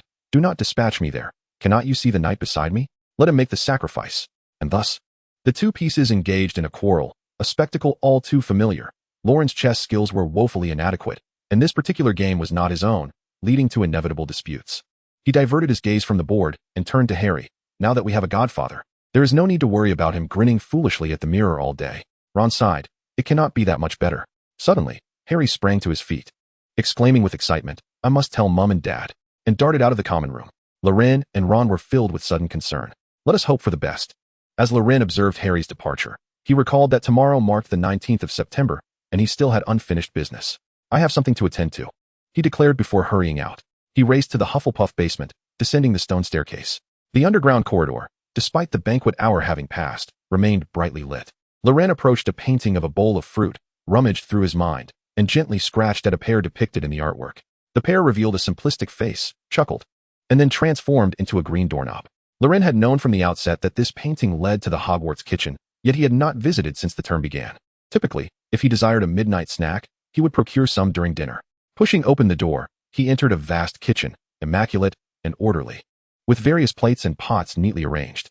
Noticing no one around, Loren ventured further.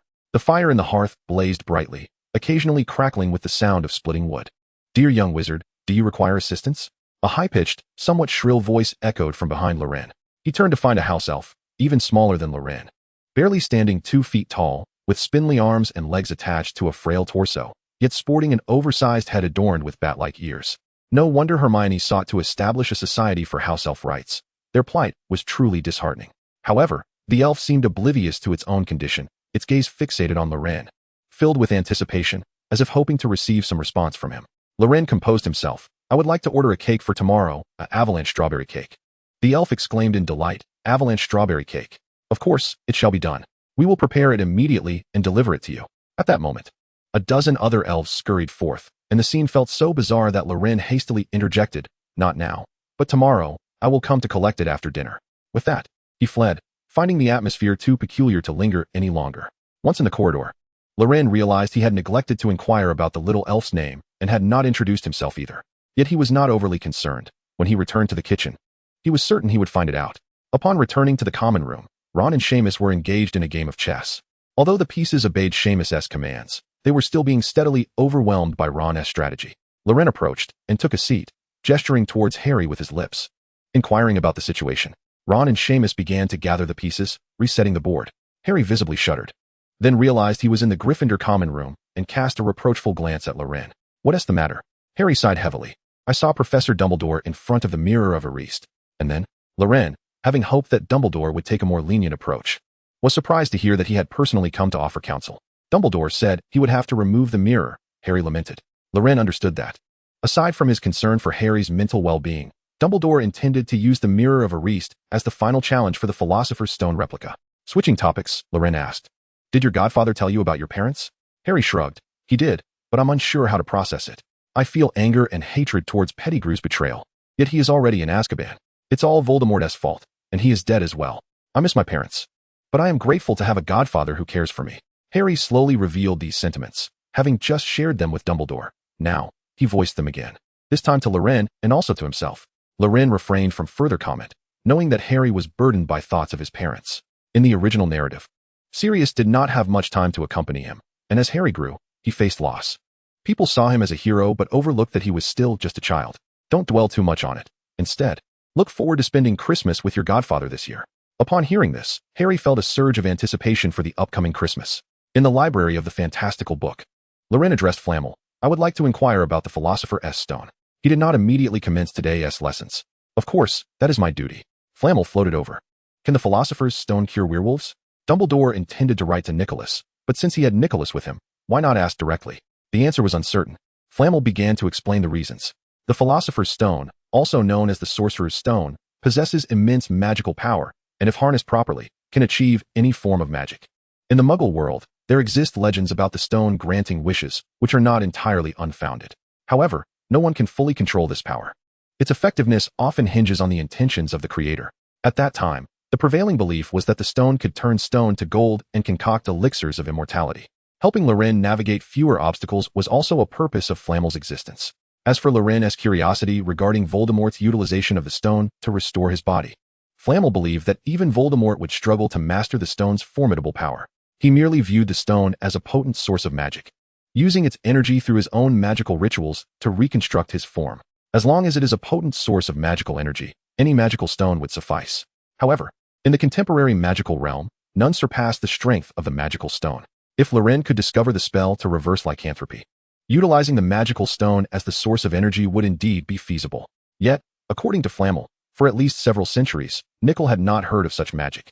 Loren felt a twinge of disappointment and recalled Flamel's earlier uncertainty, prompting him to inquire if there were any alternative methods. Flamel provided a response. One could first attain the status of a magical stone alchemist, and with unwavering faith, utilize Nickel's magical stone. Perhaps this would lead to success. How to achieve this? By redeeming a despairing soul. Chapter 36, September 19th, Thursday. In Professor Quirrell's defense against the dark arts class, a foul stench enveloped the classroom. Loren, Hermione, Harry, and Ron occupied the last row. "Why are we seated here? I can hardly hear what the professor is saying," Hermione remarked, straining to catch the details of the curse applicable to creatures. "To protect your nose," Loren replied, resting his head on one hand while attempting to twirl a quill with the other. Yet the quill's uneven weight caused it to plummet onto the textbook after just a couple of rotations. Harry and Ron found themselves inadvertently drawn to the spinning quill, becoming slightly disoriented. With renewed focus, Harry said, "Only those who arrive early can sit at the back." Since Seamus came late today, he has left with the front row. The group turned their attention to Seamus, who sat adjacent to the podium. With every flourish of Quirrell's robe, a wave of garlic-like odor wafted toward him, causing Seamus's complexion to pale as he buried his face in his hands. Loren noticed Seamus's trembling shoulders and feared he might faint. Just then, Quirrell gestured again, and Hermione distinctly observed Seamus's throat convulsing, as if he were on the brink of vomiting. Startled by the sight, Hermione shivered and ultimately chose olfactory comfort over knowledge. Please, help me secure a back seat next time.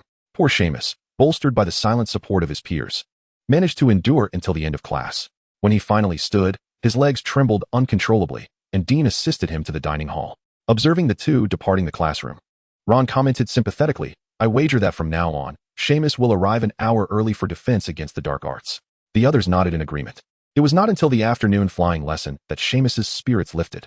After imparting some flying knowledge, Madam Hooch's demeanor turned serious. Last week's flying class witnessed a regrettable incident. I hope you all take heed. Should any mischief arise again, I shall have Professor Dumbledore expel you.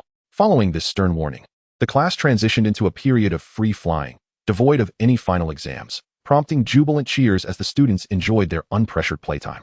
Neville soared joyously on his broomstick, gliding just above the grass, his feet nearly brushing the slightly elevated blades.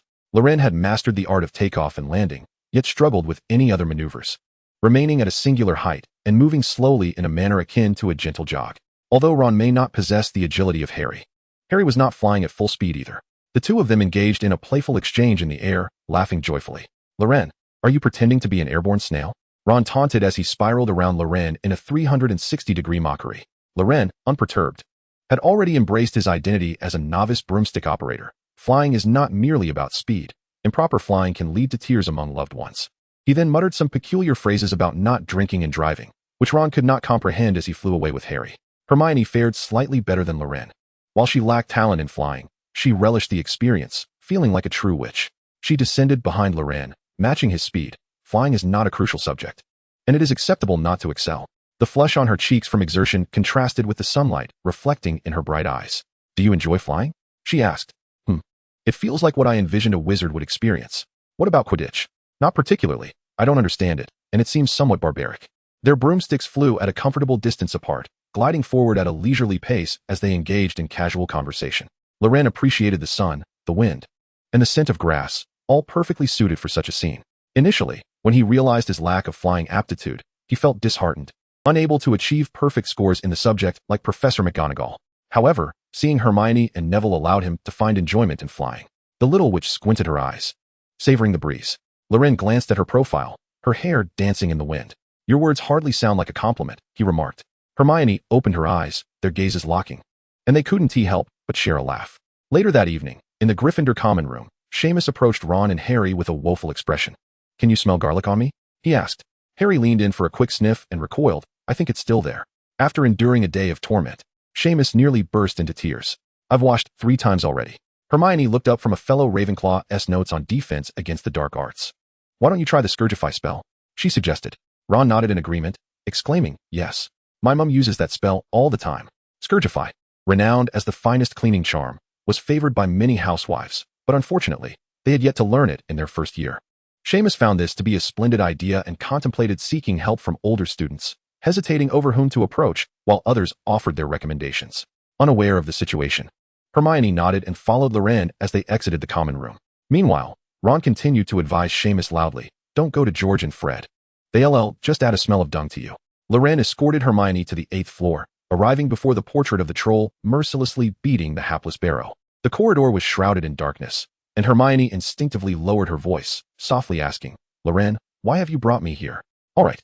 Loren also spoke in a hushed tone, glancing up at the wall ahead. It was then that Hermione noticed, to her surprise, a black door that had appeared on the wall seemingly out of nowhere. "Is this a new secret passage?" Before Hermione could finish her thought, Loren opened the door and pulled her inside. "This place," Hermione exclaimed, her mouth agape. A sofa, a television, and paintings adorning the walls all mirrored her home. On the coffee table lay a strawberry cake adorned with candles. Hermione's eyes brimmed with tears. No one at school knew it was her birthday. In previous years, her parents, who had always celebrated with her, were absent, and she had decided not to observe her birthday this year. Waking up this morning, she felt a tinge of sadness. But with friends helping her secure a good spot in flying class, her spirits had lifted throughout the day. She never expected anyone to remember her birthday, let alone prepare such a wonderful scene. As an 11-year-old who had been away from home for an extended period, memories of her parents flooded her mind, and tears cascaded down her cheeks like pearls. She rushed forward to embrace Loren, repeatedly murmuring, "Thank you, thank you." The fresh scent of the girl enveloped him, leaving Loren somewhat flustered. Hermione's birthday was on September 19th, a detail he had retained from scrolling through short videos in his previous life. He merely wished to grant this muggle girl, who had ventured far from her parents to study in the magical world, a small surprise. The cake was crafted by house elves, and the setting was arranged by the room of requirement. He felt he had done little to deserve such gratitude. Feeling the trembling of the girl in his arms, he reassured her, "Let's blow out the candles first." Hermione finally lifted her head, her eyes wide with wonder, eager to absorb the scene before her. Moments later, while enjoying the strawberry cake, she marveled at the room. "So it can manifest the scenes from our hearts based on our desires." No one could remain unaffected by the enchantment of the room of requirement. It epitomized humanity's most profound yearning for magic, fulfillment of wishes. However, there were limitations. It could not conjure food, and some things were merely superficial, like the television that refused to turn on. There was also a room for storing items, filled with precious manuscripts that Loren promised to show her shortly. After touring the storage room, Loren showcased the manuscripts of Miranda Goshawk. Her family background seems rather challenging. "She must be a resilient witch," Hermione remarked. Intrigued by everything around her, she harbored some theories about the room of requirement, and the two engaged in conversation until late into the night. As they returned, moonlight streamed through the windows, casting a silvery glow upon the corridor, resembling a carpet of white flowers. Chapter 37. The Disheartening Potions Class.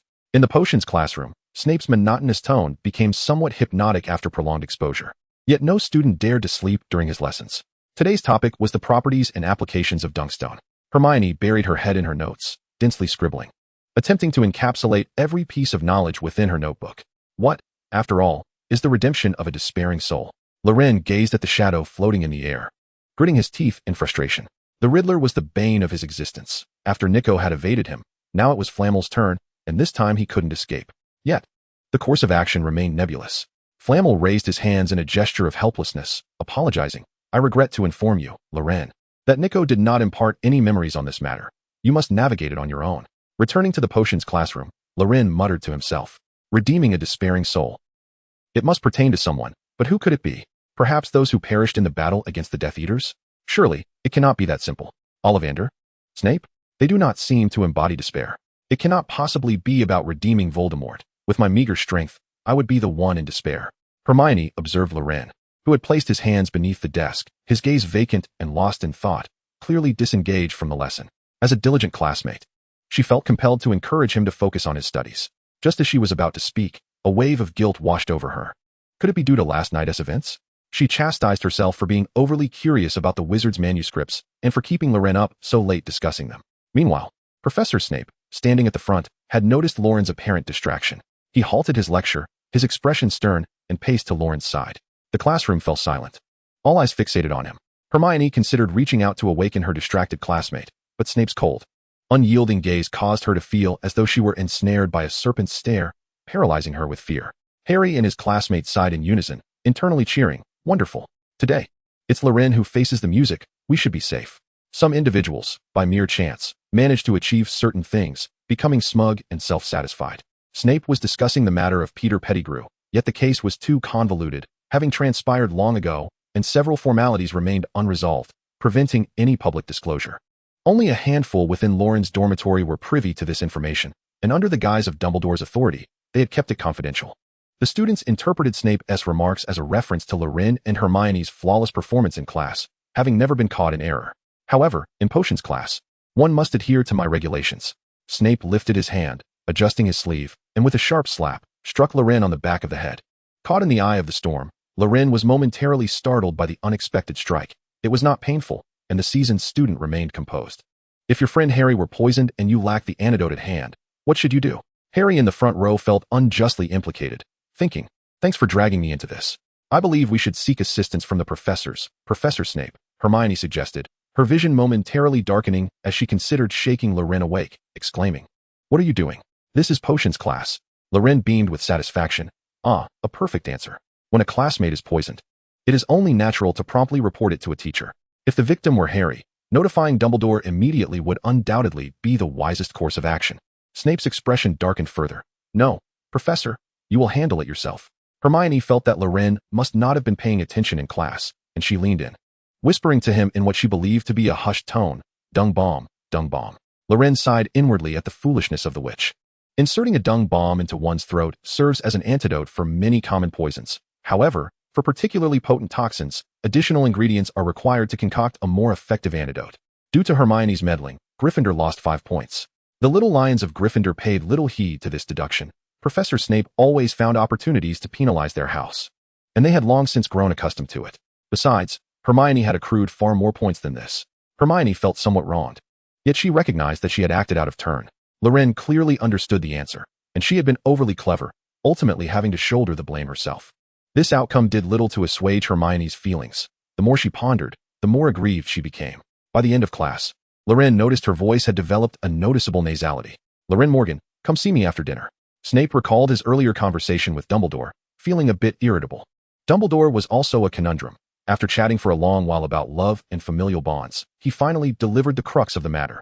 "Loren requires your assistance. Do it for this old man's sake." Were Loren privy to Snape's thoughts, he would undoubtedly concur. Older individuals often appreciate such sentiments. As Loren and his companions accompanied Hermione down the corridor, they all sensed her discontent. Harry, unable to contain himself, having been the target of ire more than once, felt entitled to speak. "Hermione, don't take it too much to heart. Snape always has a reason to deduct points. It's just bad luck this time." Loren was actually pondering how much Dumbledore had divulged to Snape, but there were evidently more pressing matters at hand. "Indeed, you've earned enough points for him to deduct several times over," Neville remarked. "I thought this time it would be Loren's misfortune." Ron, with indignation, declared, "If it were up to me, Dumbledore should prohibit that old bat from deducting points from Gryffindor." The consensus among them was that point deductions were a normal occurrence. The little witch, however, clearly had no intention of joining their ranks. Sniffling, she stated, "I must go add 3 inches to my Transfiguration assignment. Hopefully, Professor McGonagall will grant me some extra points." She hurried off towards the library. Ron watched her retreating figure and muttered, "Didn't Team McGonagall only require 3 inches? Loren clicked his tongue. Now that's the epitome of a studious scholar. Chapter 38, Snape's Trial. The third-year class had concluded their defense against the dark arts lesson for the day. Professor Quirrell hurriedly made his way to the dining hall, his head bowed, while George and Fred stealthily trailed behind him. Loren and his friends observed as one of the twins brandished his wand at Professor Quirrell's head, exclaiming, "Scarf, fly to me." The purple scarf that had been entwined around Professor Quirrell's head, under the influence of magic, began to unravel from the exposed end, soaring into the air. The pace of the scarf's transformation was not swift. Professor Quirrell quickly grasped the situation, anxiously clutching the scarf upon his head and scanning his surroundings to identify the culprit of this prank. George and Fred, well acquainted with such antics, swiftly encircled Ron, each placing a hand on his shoulder, engaging him in loud and feigned conversation. "Oh, Ronnie, I heard you wet the bed again last night. The last time you did was just last week, wasn't it?" The attention of those nearby abruptly shifted to Ron, most of them displaying expressions of astonishment. Those familiar with the twins understood that this was yet another jest, offering sympathy to Ron. His face flushed crimson, and he exclaimed, "This time, I will not let you off easily. Prepare to face my wrath, George." Ron lunged towards the figure on his right, but his brother, with arms significantly longer, enveloped him in a hug. "Look, our little Ronnie is angry," he teased, then added, "But I'm Fred. The one over there is George." George chimed in, laughing. "It truly saddens us that you, as our brother, cannot tell us apart." Meanwhile, Professor Quirrell, indifferent to the ruckus of the red-haired trio, had already moved away. George and Fred noticed his departure, realizing that the spell was ineffective against the humanoid dung beetle scarf. "We must devise another plan. Perhaps we can ambush him during class. Farewell, Ronnie. We have serious matters to attend to." With one final jest, they released Ron and swiftly dashed away. Harry could no longer contain his laughter. "When will Ron wet the bed again?" "Harry, that's enough." Ron chuckled as well. The group joyfully made their way to lunch. Professor Snape had assigned a total of 25 books to Loren, of which he had completed 4, taking time to review. He had contemplated several approaches for speaking to Snape, yet had not arrived at the ideal response. After dinner, Loren headed towards Snape's office, situated underground beside the Slytherin common room, where even the reliefs above the walls bore a deep green hue, somewhat dim and subtly tinged with black. As Loren approached the office door, before he could knock, Snape's deep voice resonated from within, "Enter." The office was dimly lit, with Snape bent over, grading the assignments collected that day. Loren mused that working in such an environment for an extended period would surely lead to nearsightedness. Snape did not acknowledge Loren's presence as he began to survey the office. The desk, bookshelves, and cabinets bore no distinguishing features, yet the shelves along the walls were filled with glass jars. Loren beheld an array of mysterious eyeballs. An entire toad the size of a human head, and intricately patterned venomous snakes, all suspended in various colored liquids. These glass jars cast a sinister and eerie atmosphere over the office. Understood, Professor, Loren replied obediently. From the moment you approached, I sensed you had ulterior motives. So, tell me, Snape raised his head, his gaze as deep as a well, fixated on Loren. Mr. Morgan, what is it that you desire from me? Regardless of whether Severus Snape had employed legilimency, Loren fixed his gaze upon the potion's professor. The wolfsbane potion, Professor. Snape's expression morphed into one of astonishment. A werewolf? You? No, my grandfather is a werewolf, Loren retorted candidly, perceiving no merit in attempting to deceive Snape. I require the wolfsbane potion to alleviate my grandfather's suffering. Ah, a werewolf. Snape's gaze grew distant, tinged with a mixture of sorrow and pity. He recalled another werewolf, memories of his student days flooding back, filled with those he loathed. During his 6th year, on a full moon night, he had inadvertently stumbled into the Shrieking Shack, nearly meeting his demise at the hands of Remus Lupin, only to be saved by Harry's father, James. Snape led Loren to his private storeroom, where Loren discovered an unexpected chamber hidden within the office. A warning of high energy loomed. Snape dragged over 2 boxes and lifted their lids. One was empty, while the other contained a writhing mass of serpents adorned with dark bodies and green stripes, perhaps dozens of them. A chill ran down Loren's spine. The green-striped viper, Snape stated.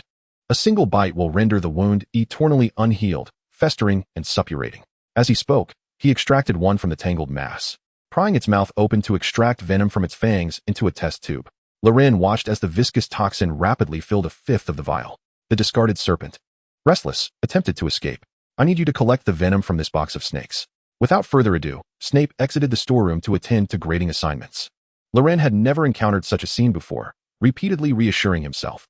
These snakes surely would not bite, for Snape would not endanger a student in such a manner. The venom's potency must be a means of intimidation. With this thought, he felt considerably more at ease, regaining some composure. Taking a deep breath, Loren reached for the snake box. The damp, cold, and slick texture of the scales overwhelmed his senses. As he had surmised, none of the snakes intended to bite. Unlike Snape, who could deftly extract a serpent with precision, several slithered up his arm, their scales brushing against his skin. Loren nearly shrieked, yanking his hand back. 2 snakes coiling around his arm, sending a wave of panic through him as he contemplated fleeing for Snape. At that moment, he noticed the snake that had been sliding against his hand had grown still. A sigh of relief escaped him. It seemed that as long as he remained below a certain threshold, the snakes would become rigid and tranquil. Methodically, he proceeded to extract the venom, placing it with mechanical repetition until he could finally detach the serpents with a stoic expression, even taking note of their intricate patterns. After an indeterminate passage of time, Loren emerged from the storeroom, pallid and vacant-eyed. Professor Snape, I have finished. A surge of anger welled within him, quickly followed by a profound sense of exhaustion. His spirit was utterly drained, and ultimately, he said nothing as he exited the office. From now on, come every Friday evening. The wolf venom must be consumed a week in advance. It is already late this month, Snape's voice echoed from behind. In Chapter 39, during the practice of the ironclad spell, Snape's words provided Loren with a sense of reassurance. After having pondered over this matter since before his enrollment, a resolution had finally emerged. Loren felt a modicum of relief, though it was not accompanied by exuberance. The recent scene had left an overwhelming impact on him. Snape had fulfilled his duty as a professor, neither rejecting nor dismissing the matter, yet Loren felt a pang of discomfort within. Upon returning to the common room, Loren meticulously washed himself 3 times, ensuring the chilling, slippery sensation had completely dissipated before he finally lay down in bed. His roommates had already succumbed to slumber, and as Loren reclined on his bed, eyes wide open, he stared at the ceiling, as if peering through it into another realm. His mind was weary, waves of drowsiness crashing over him, yet it felt as if he were blocked from the embrace of sleep. As he closed his eyes, a sense of impending dreams enveloped him. Faintly, he perceived a multitude of serpents entwined and coiling. Though it felt like an eternity had passed, he remained alert, seemingly able to hear the distant calls of unknown birds through the window. After a moment of hesitation, Loren directed his hand towards the Book of Fantasies. A halo flickered before his eyes, and the scene transformed into a bright, lucid library. Flamel appeared oblivious to Loren's peculiar state, circling around him. Today, we shall delve into auxiliary words and grammar. Loren gazed at Flamel, attempting to discern the shadow of a serpent within him. Their writhing forms bore a slight resemblance. Flamel, I do not wish to study today. Loren's voice lacked vigor. Flamel turned towards him. Oh, of course. His visage, that of Nicholas, began to contort, his voice growing sharper. You do not wish to study today. It is the weekend. There are 4 weekends each month, 50 weekends each year. If you live to be 100, you will have over 4,000 weekends. Of course, you shall become the creator of the Philosopher's Stone, and countless weekends will be yours. Loren did not notice Flamel's oddity, interpreting his words as encouragement to focus on his studies. He attempted to clarify, "It is not the weekend that concerns me. It is today." Flamel seemed to regain his composure, hovering in the air, silent for an extended period. Loren, too, fell into silence, resting his head on the desk, his gaze fixed on the distant, ethereal lights, his eyelids growing heavier, as if he were on the verge of slumber. Flamel observed the small figure at the table, recognizing him as the one chosen by prophecy. At merely 11 years old, he remained unaware that the gifts of fate come at a cost. Alas, how does fate truly decide, Albus? Flamel ascended into the air, emitting a brilliant, pearlescent light. Loren drifted in a hazy slumber, the sensation akin to that of a Friday night spin awake until the early hours, only to succumb to sleep as the rain fell softly on a gray Saturday, the world outside blurred, as if he had briefly opened his eyes to glance out the window before drifting back into dreams. Upon rising, Loren felt as though he had slept for a century. With a sense of rejuvenation, he opened his eyes to greet another vibrant day. The familiar brightness of the library surrounded him, and he spotted Flamel hovering by a distant bookshelf, engrossed in a Muggle play. As soon as he noticed Loren awaken, Flamel set down the book and glided over, inquiring, "Loren, have you sensed your own powerlessness?" Loren was perplexed, his expression one of confusion. "What peculiar words are you uttering?" He retorted, "If you possessed Dumbledore's strength, would you still encounter such predicaments?" Flamel's eyes gleamed with intrigue. Which first-year wizard could possibly wield Dumbledore's power? Loren mused, contemplating whether Flamel might require a recalibration of sorts. Disregarding Loren's doubts, Flamel continued, "You shall face more challenges like this in the future. Do not squander your innate gifts. Loren, you must learn to fight." After some reflection, Loren recognized the impending battle with the Death Eaters and understood that honing his practical skills would indeed be beneficial. "Shall we commence practice in the dueling chamber?" he proposed. "Not yet. You are not yet ready," Flamel asserted decisively, leaving Loren feeling somewhat affronted. "You could be a touch more tactful." "What then should I do?" Loren queried. "Loren, you must master the spells in reality before you can wield them in the dueling chamber," Flamel replied, determined to expedite Loren's growth by harnessing his talents to cultivate his combat abilities. "Why not practice the spells in the dueling chamber?" Loren asked. "The execution of spells requires not only the wizard's intent, but also physical involvement. A skilled duelist makes their favored incantations second nature." Images of Harry's Expelliarmus flashed in Loren's mind, and he nodded in a semblance of understanding. "If you say so, your gifts allow you to practice spells more rapidly. You must discern what suits you best, rather than merely what is the most powerful. For now, focus on the shield charm." Breakfast time arrived. At the Gryffindor lawn table, there were baked beans, bread, and salad. Those with a preference for meat selected smoked bacon and fried sausages. Loren, however, was the only one enjoying steak for breakfast. Ron watched as Loren savored the last bite, licking his lips afterward. He couldn't help but admit that watching Loren eat was a feast for the eyes. Merely observing him evoked the rich aroma of well-cooked steak mingling with a sweet and salty juice that permeated every fiber of the meat. Ron remained dumbfounded, his gaze following Loren's hand. It's nothing. It just feels a bit odd to have steak for breakfast." "Oh, I highly recommend you try it tomorrow," Loren suggested, scooting over to Hermione's side. "Hermione, do you have any plans for today?" Hermione, still a bit dazed from staying up late to complete her Transfiguration assignment, blinked in confusion at Loren. "I spent the entire weekend in the library. I need your assistance." Loren thought that, among his first-year peers, Hermione was the only one capable of helping him. "For reasons I cannot yet divulge, I need to enhance my practical abilities to reach a certain threshold." Loren firmly grasped Hermione's shoulders, his blue eyes meeting her brown ones. "You possess the most spells in our year, so I require your help." Last night, Flamel made a request. One must master the shield charm proficiently, learning to endure before inflicting harm. Hermione did not press further. She simply counted on her fingers. "The only spell I currently possess that can be utilized in combat is the binding charm." The young witch felt a wave of despondency wash over her. "I cannot assist you. My repertoire of spells is still too limited." After reflecting for a moment, she concluded that she was already among the most skilled first years, and continued, "I believe there is no need to pursue practical combat just yet. We are only in our first year. This is sufficient. What I wish to practice is the shield charm, and you need only cast it upon me," Loren explained. It seemed reasonable enough, and Hermione nodded in agreement. Loren briefly introduced the shield charm. It is a spell capable of repelling various curses. An invisible magical barrier will manifest in the direction indicated by the caster's wand, diverting or dissipating objects or spells to protect the caster and a certain radius around them. Unlike other spells, the shield charm does not provide immediate feedback upon release. It requires adjustments based on the different defensive outcomes, ideally. One can control the direction in which an enemy's spell is deflected or dissipated. Furthermore, one could maintain this invisible magical barrier around oneself completely. Of course, if Loren could successfully conjure a protective barrier today, that would be deemed a success.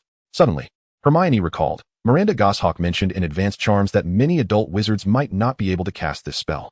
Since perusing Miranda Goshawk's manuscript, Hermione had developed a keen interest in the legendary witch. I do not believe this is a spell that a first year can master, Loren, she cautioned, sensing something was amiss. Have you encountered difficulties? We can seek out a professor or even the headmaster. Hermione's tone grew urgent. A student suddenly wishing to learn a defense spell beyond their capability was clearly unusual. Stop. Loren interrupted Hermione's anxious imaginings. It is merely a spell, nothing more. After some persuasion, Hermione reluctantly accepted Loren's reasoning. The two stood a few meters apart, wands aimed at each other.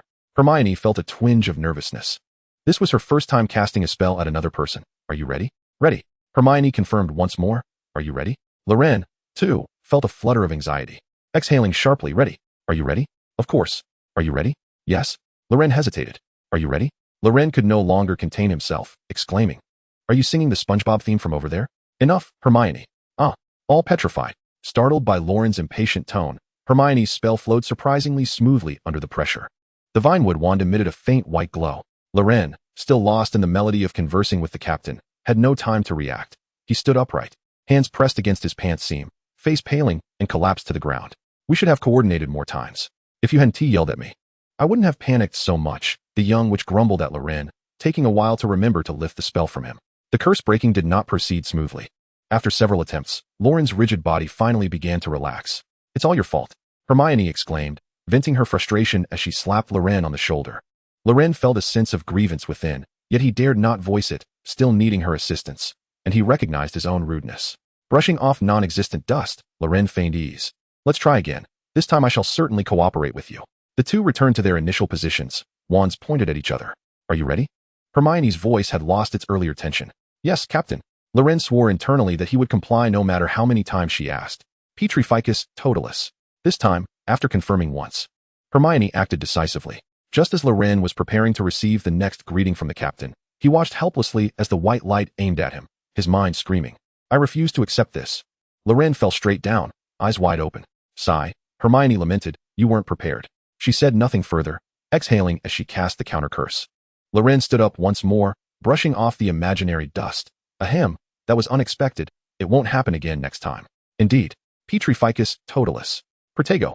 The two voiced their spells almost simultaneously. However, the shield charm was not a beginner's incantation, and Loren failed to summon the magical barrier. Once again, he collapsed. Hermione sensed that she might be quite exhausted today, continuously casting and countering spells. Sigh. Loren stood up again, feeling the tension in his muscles causing him to breathe rapidly. His face flushed. Petrificus totalis. Protego. The moment Loren cast his spell, he felt that he had again failed to summon the magical shield, and a wave of embarrassment surged through his mind. He dove to the side, narrowly avoiding the petrification this time. Their practice began to fall into a rhythm. After nearly a morning of effort, Loren had only successfully countered Hermione's spells twice. The good news was that Hermione had become much more proficient in casting and countering spells. The bad news was that Loren still could not reliably perform the shield charm. Ahem, Hermione, I believe we shouldn't let you keep repeating this. It's not beneficial for you. A peculiar sense of pride stirred within Loren, and he conceived a brilliant idea to bring Hermione down once. What do you have in mind? Hermione asked. Aware that Loren had yet to learn any offensive spells, the explosive curses mentioned by Seamus were too powerful for practice. Let us engage in a wizard duel, Loren declared earnestly, feigning gravity. The current score stood at 21-0. Hermione lifted her chin, her expression one of pride. The two bowed, wands held firmly at their chests, intensely focused on each other's movements. Petrificus totalis. Hermione struck first. Loren had been anticipating this moment. He swiftly rolled sideways and crouched, aiming at Hermione's right shoe. Wingardium Leviosa. The levitation charm caused her shoe to skitter away, throwing Hermione off balance and causing her to stumble towards the ground. In a moment of panic before falling, she cast Petrificus totalis at Loren. Having used this spell all morning, she was in the zone. The two collapsed onto the ground, shoulders leaning against one another, yet Loren had already lost his ability to fight. Hermione's laughter radiated from her beaming smile, her eyes crescent-shaped with joy, and every part of her face seemed to exude mirth. Loren could sense her shoulders trembling with amusement. Hermione patted Loren's shoulder and slowly rose, declaring, Mr. Morgan. 22-0, haha. Chapter 40, The Daily Prophet. Loren chewed on his lamb chop with a satisfying crunch, his gaze fixed intently on Hermione. Across from him, Hermione's face was alight with an uncontainable smile, happily munching on her food while humming a fragmented melody. Occasionally, she glanced at Loren, muttering some nonsensical phrases about 22-0. Loren reassured himself that he had mastered the ironclad charm, while Hermione reveled in her trivial joy. Truly a win-win situation. The sound of an owl flapping its wings drifted through the skylight. During weekends, Hogwarts letters tended to arrive in abundance. Setting the silly creature aside, he offered it some cheese and breadcrumbs before turning to the letter. After reading the letter, he neatly folded it and tucked it away, feeling a warmth in his heart. Humph, what a notion about roasting lamb. It's only for his own benefit. Such is the nature of old men, stubborn in their ways. Tomorrow would bring the full moon, and he wondered how the old fellow was faring, if he would venture into the mountains again. Hermione was also observing the owl, noting that it appeared to have grown a bit. She had been there when they acquired the owl. Loren nodded, popping a piece of pudding into his mouth. You could certainly say it has gained quite a bit of weight. Hoot. The little screech owl, focused on the cheese, looked up. How rude of you. What name did you give it? Hermione inquired, her curiosity piqued. Loren's hand, laden with food, froze. Name it? He hadn't really considered that. It had simply been called Silly all along. Tentatively, he suggested, Silly? The term was pronounced in Mandarin. The little owl immediately responded, Hoot. Hermione echoed it twice, perplexed, thinking it was merely a playful repetition, akin to saying meow or pip-pip. I would like to borrow Silly to write a letter to my parents, Hermione stated. Since the start of term, she hadn't penned a letter home. It was her first experience of being away from her parents. And even the wonders of magic could not fully alleviate her growing sense of longing. Hermione struggled to articulate to her parents the magical principles she had learned.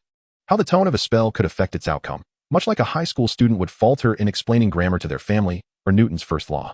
Observing Loren correspond with his family spurred her resolve to write home, recounting tales of the headmaster, an elderly man with a white beard, and sharing her admiration for Professor McGonagall. Of course you can, Loren replied. By Merlin's beard. Not far away, Seamus leaned in beside Ron and Harry, exclaiming as he perused the Daily Prophet in their hands. The newspaper reported on the trial of Peter Pettigrew, revealing details from the courtroom. Peter had betrayed Harry's parents in 1981, leading to their demise, an act that also resulted in the downfall of the Dark Lord. While fleeing from Sirius, he orchestrated an explosion that obliterated a street, claiming the lives of 12 muggles. He feigned death by severing a finger, framing Sirius, and subsequently hid in the Weasley household for a decade, utilizing his illegal animagus form. Suspected of being exposed by Dumbledore, he was captured and subsequently handed over to the Ministry of Magic. The Daily Prophet obscured the details of the capture, lacking insider knowledge and resorting to mere speculation. In the courtroom, Peter Pettigrew remained speechless, yet his mother insisted that his actions had led to the demise of the Dark Lord, claiming him to be a hero undeserving of judgment. The court dismissed the unreasonable claims of the elderly woman and sentenced Pettigrew to spend the remainder of his life in Azkaban. Seamus, having grasped the entirety of the situation, was overwhelmed with emotion, repeatedly exclaiming, Merlin's beard. What a remarkable turn of events. One of my roommates is the savior who vanquished the Dark Lord and liberated the Wizarding World. Another has harbored Death Eaters as pets for a decade. Yet another roommate uncovered a hidden Death Eater within mere days of the term's start, rectifying a long-standing injustice. Even the most unassuming Neville is a scion of heroes, belonging to a prestigious Auror family. What extraordinary roommates I have. Seamus lamented, suddenly realizing that he felt like a mere nobody. His brow furrowed as he succumbed to a peculiar sense of inferiority.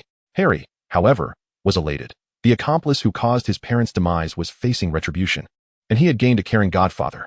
Yet, many questions lingered in Harry's mind regarding past events. His scar, the inexplicable title of savior. His thoughts were perpetually clouded with uncertainty.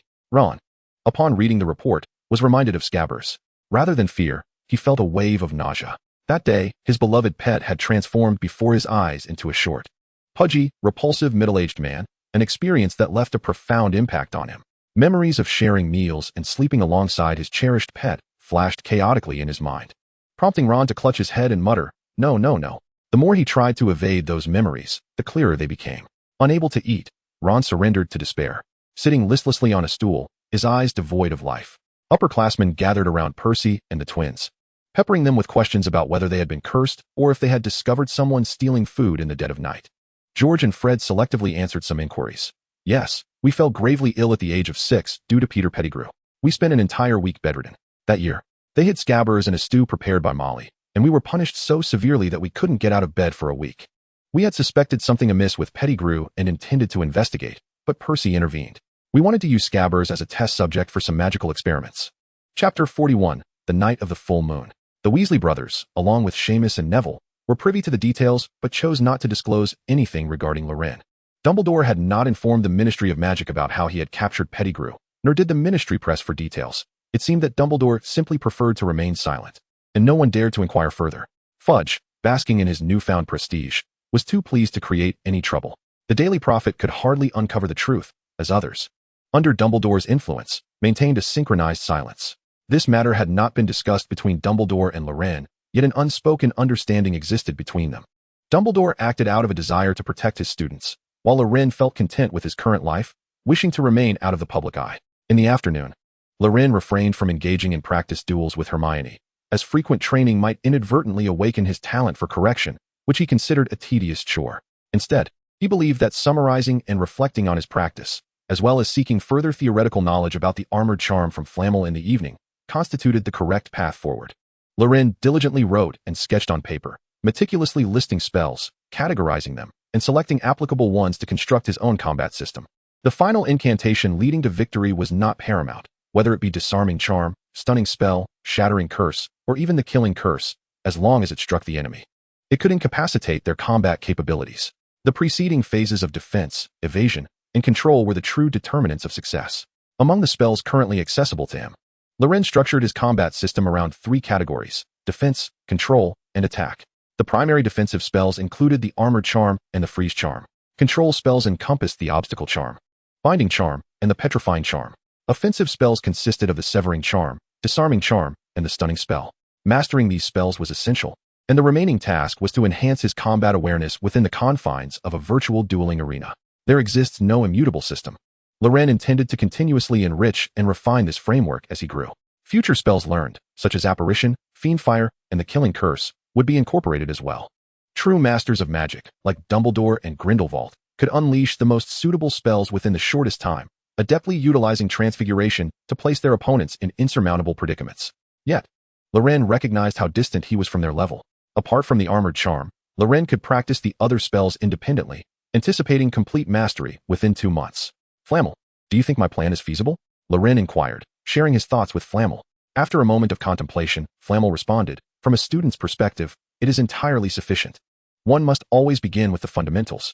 Loren sought more detailed knowledge about the armored charm, cross-referencing it with his daytime recollections and corrections, ultimately concluding a more refined method of application.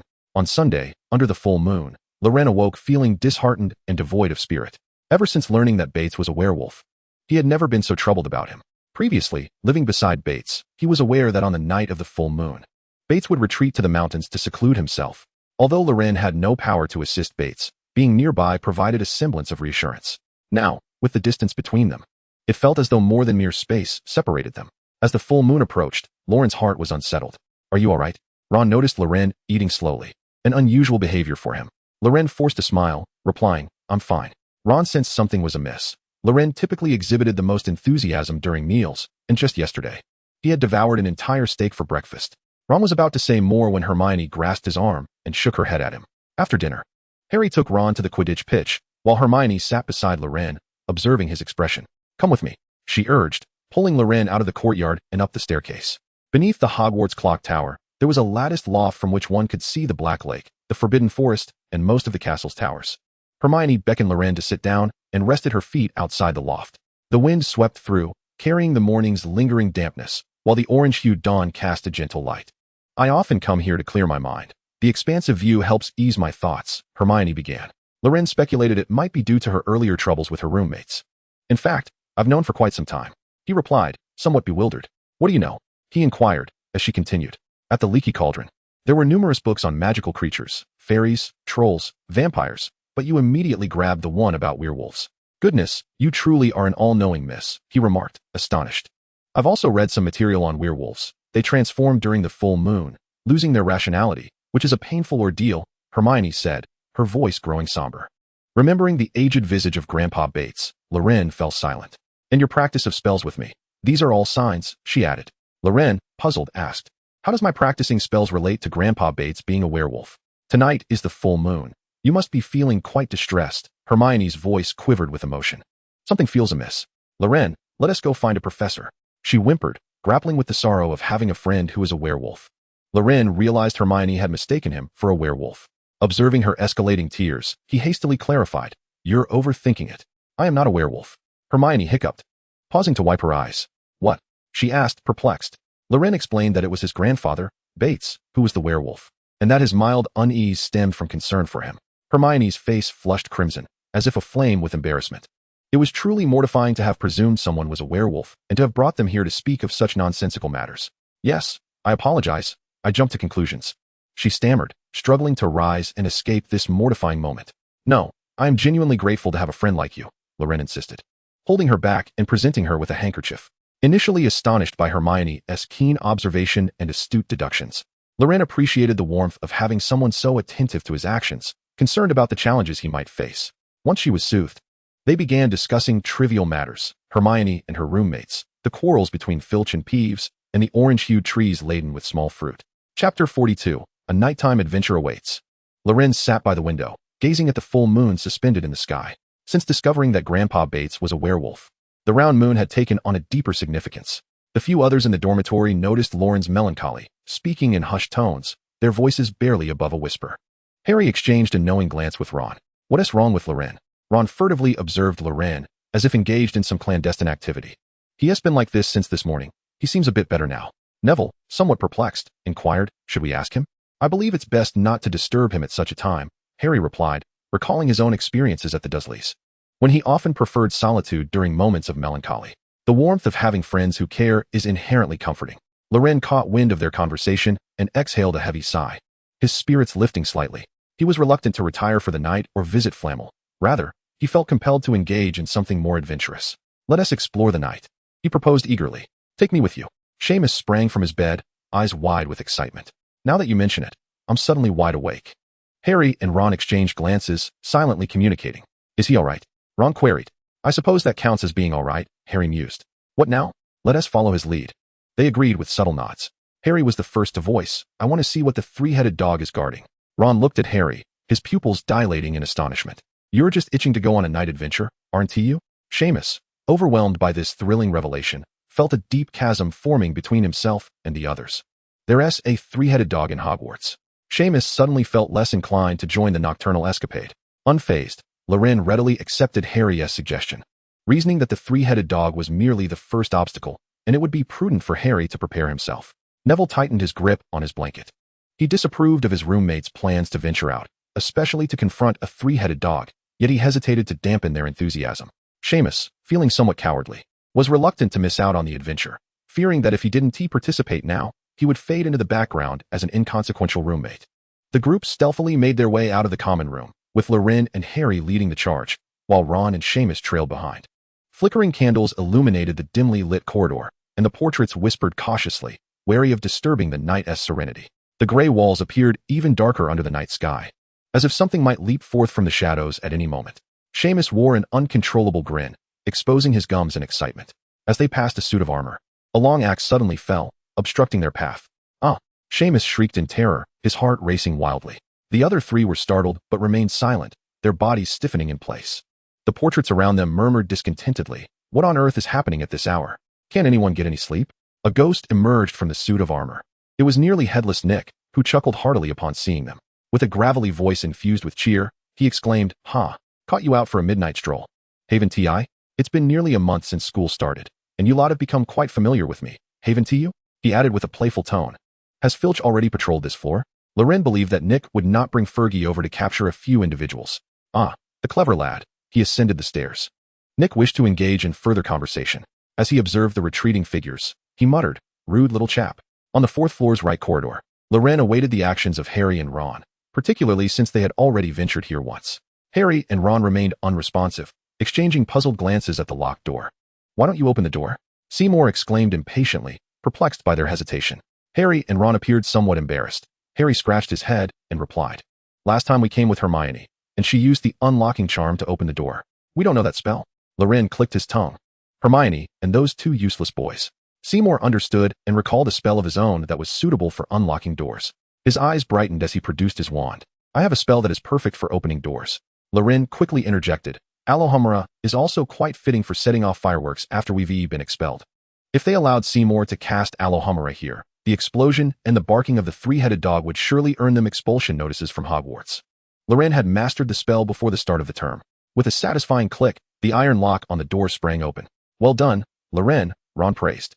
Harry hastily pushed open the door, preparing to enter, but was taken aback by the scene within. The other three noticed Harry blocking the entrance, motionless, with one hand gesticulating behind him. Seymour, confused, urged, "What are you doing? Go in." He nudged Harry forward, followed by Loren and Ron. The sight inside left the three of them stunned. Dumbledore was present, placing some food beside the three-headed dog. And in the corner of the room stood the familiar mirror of Erised. At that moment, Harry wished he could shout in Seymour's ear, "Are you a complete fool? I gave such obvious hints for you not to enter, and you barged in." The four of them stood awkwardly at the threshold, none daring to speak first. Seymour wore a pained expression, on the verge of tears, lamenting, Why must I, after all this time, stumble into the headmaster's presence during a night excursion? An unexpected guest. Allow me to introduce you to my friend, Fluffy. I need him to guard something of great secrecy." Dumbledore beckoned the group closer, introducing Fluffy to them. Loren felt no anxiety. He suspected that Dumbledore had long been aware of their presence and had been waiting for them. The old headmaster truly put in considerable effort to assist Harry in his endeavors. Loren remained unfazed, taking a piece of raw meat and offering it to Fluffy. Seizing the opportunity to pet him, "Hello, Fluffy." The three-headed dog happily nuzzled Loren before returning to gnawing on its bone. Dumbledore observed the other, somewhat shy individuals. "When I was a student at Hogwarts, I too went on night excursions." Ron and Seymour were instantly captivated, realizing that the greatest wizard of the century had also engaged in such adventures. However, every rule at Hogwarts has its rationale for existence. The hearts and minds of several individuals were once again captivated. "Let this be our little secret," whispered Dumbledore, winking at them and attempting a clumsy gesture of secrecy. "Long live the headmaster," cheered Seamus. Dumbledore produced an assortment of sweets from his sleeve, beckoning the others. Loren introduced Ron and Seamus to Dumbledore. "This is Ron, from the Weasley family, and this is Seamus, our roommate." Dumbledore, in high spirits, replied, "Ah, I see, the child of Arthur and Molly. We met briefly in my office last time, if I recall correctly." He turned to Ron. "I've heard you excel at wizardess chess." "Yes," Ron exclaimed, a mix of excitement and bashfulness coloring his cheeks. "But no, I just play often." Dumbledore then shifted his attention to Seamus. "I understand you possess a particular talent with a unique spell." Seamus's face flushed crimson as he fumbled for words, unable to articulate a response. With Loren's gentle nudging and Dumbledore's intentional engagement, the group began to converse aimlessly about their friends, the clever Miss Granger, and the timid yet kind-hearted Neville. Chapter 43, An Agreement with the Potions Professor. Loren suspected that the forthcoming challenge had yet to be prepared, and Dumbledore was testing their resolve. Originally, the challenges were designed around the strengths of Harry, Hermione, and Ron, but it appeared they might be escalating in difficulty. Whatever, Loren mused, chuckling inwardly at the prospect of simply opting out of this particular quest. Meanwhile, Harry remained mostly silent, his gaze fixated on the mirror of Erised. Having previously been unable to see the mirror, he felt a sense of release. Now, however, with the mirror so close, he found his eyes uncontrollably darting towards the corner of the room. Dumbledore noticed this and spoke gently. "Harry, indulging in illusory dreams while neglecting the reality of life proves to be of no benefit." His words, measured and deliberate, seemed to seep into Harry's very soul. A peculiar atmosphere fell over the group, prompting a contemplative silence, as Dumbledore appeared to wait for their reflections. Only Loren continued to munch on hazelnut chocolate, the sound of his chewing breaking the stillness. "Goodbye, headmaster." Harry wondered if Dumbledore was indeed chastising him, believing his frequent glances at the mirror had disappointed the esteemed wizard. Loren yawned. Don't overthink it. If he had criticism, he would voice it directly. Harry remained silent, his mind racing with thoughts. Startled by a ghost, encountering Fluffy. And then Dumbledore. What a whirlwind of sensations. The near expulsion was a genuine scare, yet Neville's foresight was truly commendable. The most frustrating aspect was the inability to boast about their adventures. That was the greatest discomfort of all. "We still do not know what the three-headed dog is guarding," Ron pointed out, realizing their initial intent for the nocturnal escapade had not come to fruition. Loren, with a flourish, declared, "No worries. There will be other opportunities." He left the rest of his thought unspoken, hinting that next time it would be solely up to them. In the afternoon, Loren took Hermione to the room of requirement to practice spells. "Honestly, I believe this spell should wait until we are older. You are wasting time," Hermione remarked, frowning as Loren urged her onward. "This time, I assure you, I have made significant progress." Loren recalled the previous match's dismal score of 22-0, and found such an explanation utterly unconvincing. Hermione, too, reflected on their last experience, a smile of delight gracing her lips. "Very well, I shall follow your lead, Mr. 22 to 0. What peculiar words are you uttering? I fail to comprehend. Mr. 22 to 0. Mr. 22 to 0. Even as they approached the room of requirement, Hermione found the title amusing. They took their positions. Are you ready? Ready. Echoed through the dueling chamber. Hermione could distinctly perceive Loren's advancement. He was nearly able to consistently conjure a magical barrier, though it often merely negated Hermione's spells, occasionally veering off in random directions. Throughout the afternoon, Hermione repeated the incantations, casting and dispelling spells. Had she possessed greater proficiency, her binding charm would surely have escalated several levels. Petrificus totalis. Hermione waved her wand with casual finesse. In that moment, Loren experienced an odd instinct, angling his wand slightly downward. Protego. Hermione's body tensed, her hands gripping her trousers, her complexion turning pale as she collapsed. My shield charm can rebound, Loren exclaimed with glee. Yet, a more pressing matter awaited. Loren sat cross-legged beside Hermione, gazing into her eyes. Ahem, Miss Granger. Loren Morgan has a proposal for you. If you are amenable, simply blink. Hermione's eyes flared with intense fury, her message crystal clear. Unless you dispel this charm, your fate is sealed. After a moment of contemplation, Loren continued. If you agree, then blink. Without hesitation, he added, then, we have a deal. Loren, in his own manner, had finalized this transaction. But what was the cost? In the basement, Loren arrived for his weekly Friday appointment with Snape, prepared for an intimate encounter with toads, snakes, and lizards alike. Upon entering the office, Snape remained engrossed in grading assignments.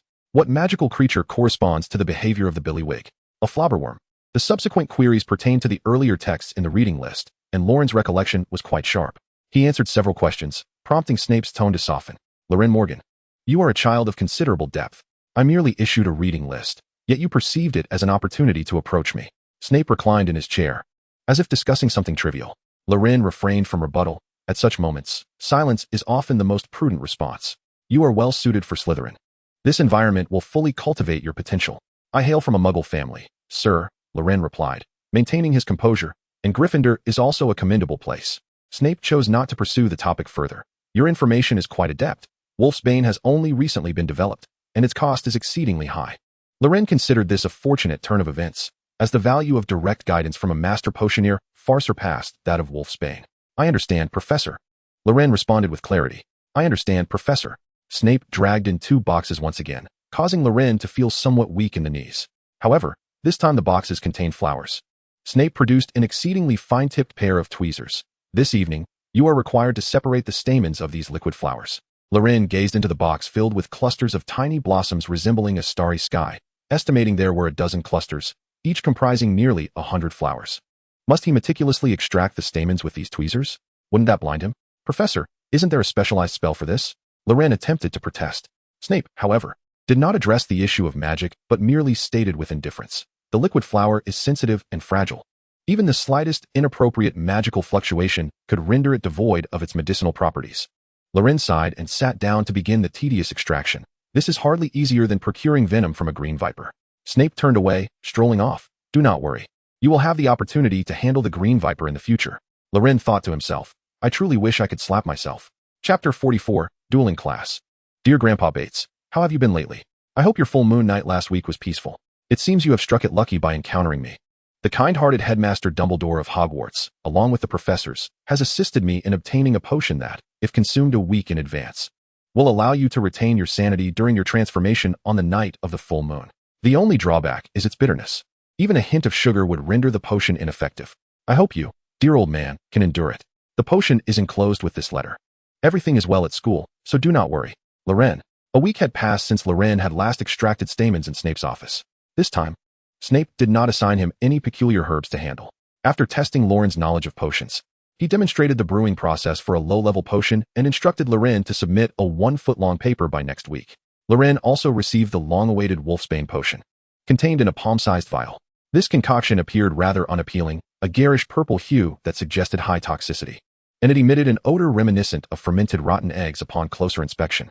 To consume it himself would surely require considerable resolve. He hoped Grandpa Bates, in his old age, had dulled taste buds, for drinking the potion would be scarcely more tolerable than transforming into a werewolf. With no potions to prepare and having acquired the Wolfsbane potion, Loren felt quite pleased. As for the paper, does one not know the value of a university student's work, especially when one need not worry about plagiarism? After putting away the letter, Loren leapt into bed. He pressed his finger on the icon for the dueling room, which appeared in the enchanted book. The classroom featured a lofty ceiling, devoid of desks and chairs, creating a somewhat empty ambience. "Flamel, I believe I can give it a try," Loren exclaimed. Having practiced for a week and now capable of casting the armored charm fluently, Flamel descended from the air, landing before Loren with a smile. "At your service." No sooner had he spoken than Flamel's visage became blurred, ultimately transforming into a face familiar to Loren, one that mirrored his own. The Flamel bearing Loren's likeness bowed to him. There is no better way to understand oneself than to engage in battle with one's own reflection. Loren felt a peculiar discomfort, as though he were at odds with himself. This sensation was undeniably strange. Flamel cleared his throat, his voice mirroring Loren's own, bright and tinged with youthful innocence. "I shall not wield spells you are unfamiliar with, and the potency of my incantations shall remain on par with yours. Prepare." Loren focused intently, bowing and positioning his wand before him. The shielding charm lingered on the tip of his tongue, poised for release. Flamel initiated with a flicker of luminescence, casting a Lumos spell. Without a moment's hesitation, Loren responded, "Protego." The Lumos spell was not an offensive incantation, nor directed at Loren, and thus it could not breach his magical barrier. The blinding white light momentarily disoriented Loren, causing him to instinctively turn away and shut his eyes, inadvertently dispelling his shielding charm. Loren was not yet adept at maintaining the shielding charm, leaving only the tip of his wand to serve as a defense. Overwhelmed by the intense light, he recoiled, shielding his eyes, which led to the cancellation of his protective charm. In that vulnerable moment, he realized his folly as he instinctively rolled to the right. Flamel, unfazed, uttered, "Repello Muggletum." The repelling charm was among the 9 spells taught in the first year, one that Loren had already studied. Even Hermione could cast it. However, both had overlooked its significance. Loren now understood that, given the right timing, no spell was truly useless. The green light struck Loren, delivering a force akin to a powerful kick to his chest, propelling him backward until he fell to the ground. Flamel withdrew, chuckling, "So navi, like a child." Loren clutched his chest, regaining his breath, rolling his eyes in exasperation. "I am a child." It was utterly embarrassing. Loren had believed he could withstand a couple of spells with his shielding charm. Instead, he faltered after just 2 attempts. One Lumos spell dispelled his protection, and a single repelling charm rendered him powerless. Flamel began to summarize the encounter. "Do not expect to catch spells head-on. Evade when possible, and employ counterspells if you can. Only as a last resort should you allow a spell to strike you. Never become a target. An experienced wizard can cast 2, or even more, spells in the time it takes for one to be unleashed against them." Again, Loren rose, exhaling deeply, his eyes gleaming with excitement. Magic was far more exhilarating than he had envisioned. Loren embarked on his dual training, his performance proving rather dismal, leaving him in a rather disheveled state. Initially, the Lumos spell had broken through his shielding charm, and while Loren had learned to guard against it, the Lumos spell was not confined to a mere opening move. It could be interspersed among other spells, severely disrupting Loren's focus. Again, the fire spell constrained Loren's movements, while an inadvertent softening charm was deployed a few paces behind him, ultimately forcing him onto that particular tile and causing him to lose his balance. From the 9 spells in the first-year curriculum, Flamel consistently devised various combinations to disrupt and control Loren, leaving him with no time to evade or cast his shielding charm, culminating in yet another unadorned Repello Muggletum. Loren realized that even the 9 fundamental spells of a first-year student, when creatively combined, could forge extraordinary combat prowess. After each skirmish, Flamel would elucidate Loren's mistakes, yet refrained from imparting the solutions. Loren could only gradually discern his path amidst the relentless onslaught of being knocked back time and again. His combat system proved largely ineffectual. He remained perpetually on the defensive, evading and shielding, unable to exert control or disrupt his adversary. Nonetheless, this practical training yielded remarkable results. Initially, Loren could only rely on the shield charm to endure, but eventually, he would occasionally catch Flamel off guard, momentarily stalling the relentless barrage of spells. From barely sustaining a few incantations, he progressed to enduring for 3 minutes.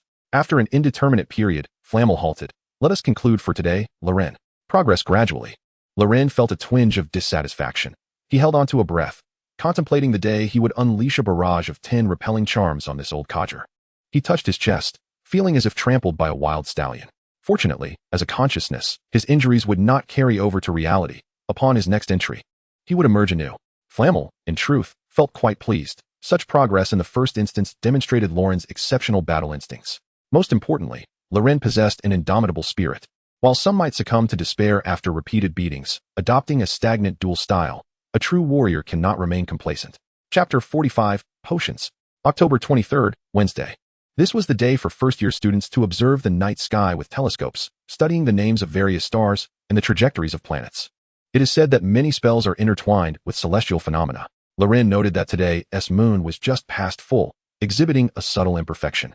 Hermione also took notice of the moon, drawing closer to Loren and gently patting his arm without uttering a word. A warm current surged within Loren as he smiled up at Hermione. The Wolfbane potion has already been delivered by Hagrid. Old Man Bates shouldn't be too upset after last night. Previously, Loren had shared the tale of the Wolfbane potion at the bell tower. Although Loren seemed untroubled, Hermione remained at his side, choosing not to mention werewolves. They chatted instead about the beauty of the waning moon and the brilliance of Mars. On their return to the common room, they encountered Professor Quirrell. The pungent aroma of fermented garlic grew increasingly potent with time. Quirrell, at one end of the corridor, was detectable even from where Loren and the others stood.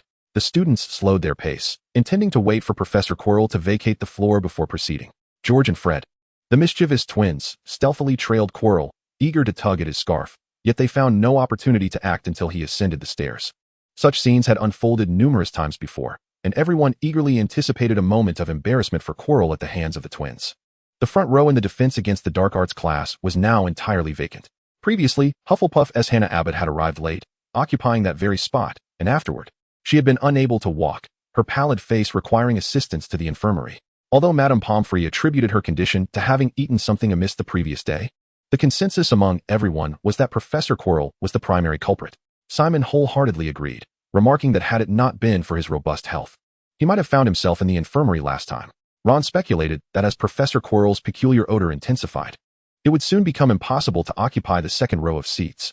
Mark my words, one day Quirrell will send all the students to the infirmary, Ron proclaimed. Consequently, everyone began arriving at the Defense Against the Dark Arts classroom an hour early.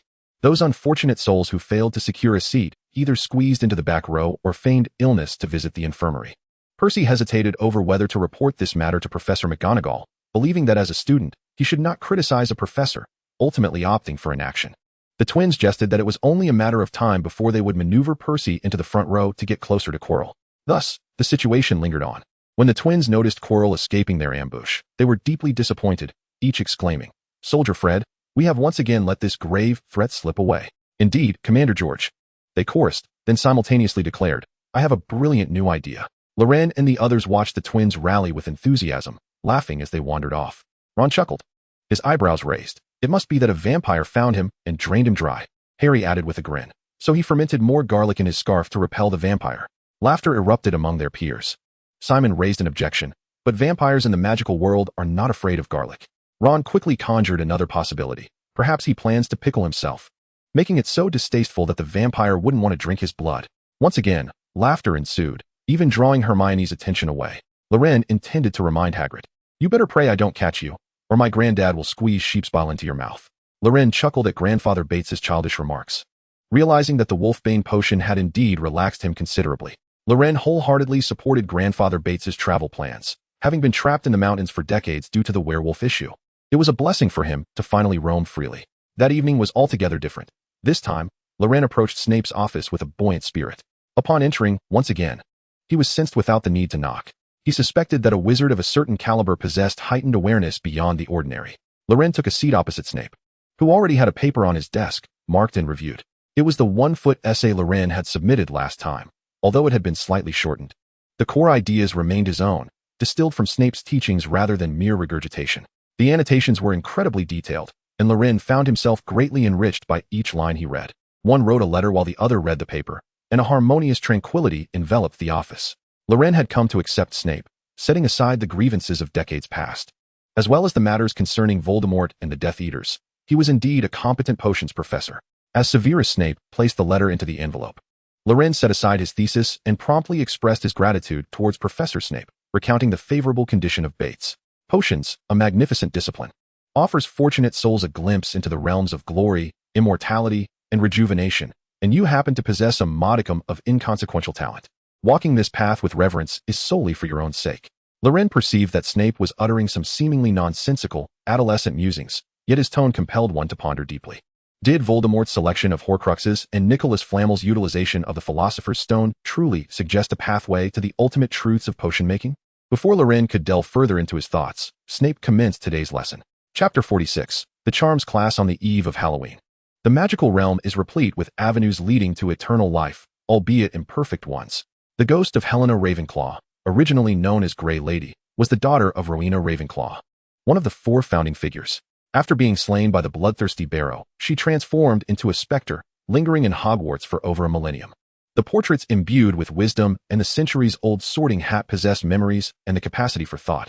Could this not be considered a form of longevity? While the circumstances of Helga Hufflepuff's creation of Horcruxes remain obscure, shrouded in baseless conjecture, Voldemort's quest for the secrets of Horcruxes led him to a bloodthirsty and frenzied existence. Flamel's elixir of life merely sustains life. His body, over time, has grown exceedingly fragile.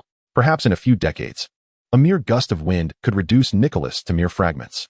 It seems that paths to immortality abound, yet each appears to culminate in a precipice. Loren speculated that perhaps the individual closest to immortality was none other than Headmaster Dumbledore. The Dumbledore lineage is blessed with a phoenix capable of rebirth. Every practitioner of the Patronus charm knows that a Patronus cannot be a mythical creature, yet Dumbledore's Patronus is a phoenix. He is also adept in fire magic, utilizing Fawkes to perform spatial enchantments within Hogwarts. What of the ability to be reborn from ashes? Could it be that Dumbledore, too, possessed the power of resurrection, yet ultimately chose death? Even after death, Dumbledore could still meet Harry within an ethereal illusion, a testament to his extraordinary command over life. Could Flamel concoct the elixir of life without the Philosopher's Stone? Loren resolved to seek Flamel's guidance. Flamel meticulously sifted through his extensive memories. Indeed, numerous legends regarding immortality abound. He recounted the golden apples of Norse mythology, the peaches of immortality from Eastern lore, the Holy Grail, and the fabled Fountain of Youth. Civilizations separated by oceans and mountains share remarkably similar tales of eternal life, with some evidently bearing a common archetype. Loren followed this train of thought. It is conceivable that former immortals, while traversing these civilizations, left behind such legends. Before the age of exploration, only wizards could surmount the barriers of seas and mountains. Flamel gently guided Loren's contemplations. With a sudden clap of his hands, Loren experienced an epiphany. Long ago, there existed wizards who achieved immortality, subsequently embarking on a journey to explore the entirety of the world with their extended lifespans. His tone brimmed with excitement, unyielding, reminiscent of Mr. Nick. Yet, a new question arose within Loren. What of the immortals of yore? Where have they vanished to now? Flamel chose not to delve further into Loren's contemplation, soaring into the air. Who knows? Perhaps their immortality bore flaws, ultimately leaving them unable to escape the clutches of death. It is time to commence today's discourse. The quest for the truth behind ancient legends often yields no definitive answers. Ultimately, Loren dismissed this dialogue as mere after-class banter, temporarily setting aside Snape's words. By day, Loren attended classes at Hogwarts, while at night he engaged in language and dual lessons through the magical tome. On Fridays, he assisted in Snape's office, learning the intricacies of potion making, and on weekends he delved into hefty tomes alongside Hermione at the library. From the break of dawn, the house elves prepared for the evening feast, the corridors imbued with the sweet aroma of pumpkin. Inhaling this fragrance conjured the sensation of the pumpkin's luscious, sweet flesh tantalizingly close, evoking involuntary salivation. During Charms class, the scent of pumpkin intensified within the classroom. In such an atmosphere, only Hermione remained focused, diligently taking notes without distraction. How delightful! Loren would occasionally exclaim. Ron and Seamus swallowed in unison, nodding in agreement. Harry, seated nearby, leaned closer and whispered, Neville's toad has gone missing again. Let us check under the desks. This was a frequent occurrence, and everyone adeptly lowered their heads to search for the missing toad. By Merlin's beard, Ron exclaimed, his mouth agape, I believe I may have found it. Everyone followed his gaze, collectively expressing an oh of realization. The toad had leaped onto Professor Flitwick's stool, seemingly preparing to jump onto the professor himself, as if attempting to ascend to the lectern via his body. Neville, unable to bear the sight, lowered his head, nearly burying it in his desk. The toad hopped a couple of times, landing on Professor Flitwick's shoulder. The diminutive professor, standing atop his stool, was imparting knowledge about the levitation charm when suddenly, the toad leapt forth, landing squarely on his white beard. Laughter erupted among the students, except for Neville, who wished to transform into a toad himself and leap from the classroom. Professor Flitwick, far from angered, chuckled heartily. It seems my teaching is so splendid that even toads wish to be near me. The students erupted into even more joyous laughter, while Neville raised his head, covering his flushed face with his hands, peering through his fingers at Professor Flitwick. Allow me to demonstrate for you, Professor Flitwick declared, turning to the toad upon his shoulder and pointing his wand at it, uttering, Wingardium Leviosa. The toad soared into the air, gracefully circling the classroom. How cool! A chorus of astonished gasps arose from the audience. The toad glided past the students, finally landing before Neville, settling gently upon his desk. Neville gazed at Professor Flitwick, who was smiling gently at him. Take care of your pet. If it runs amok again, you can let it fly a few more laps. Overwhelmed with excitement, Neville could only nod vigorously. Professor Flitwick chose to overlook this minor incident and continued, let us proceed with the levitation charm, invented by the 16th century wizard, Charms Master Hobart. Following the earlier spectacle, the students were now more eager to master the levitation charm. Their focus sharpened, and the scent of pumpkin had significantly diminished in its effect. Before long, Professor Flitwick demonstrated his prowess once again, levitating a feather into the air and distributing it before each pair of students. Harry was paired with Neville, while Ron was grouped with Seamus, and Hermione with Lavender. Now do not forget the subtle wrist motion we have been practicing. Professor Flitwick elevated himself further by stacking more books on a stool. A flick and a swish. Remember, a flick and a swish. Pronouncing the incantation accurately is of utmost importance.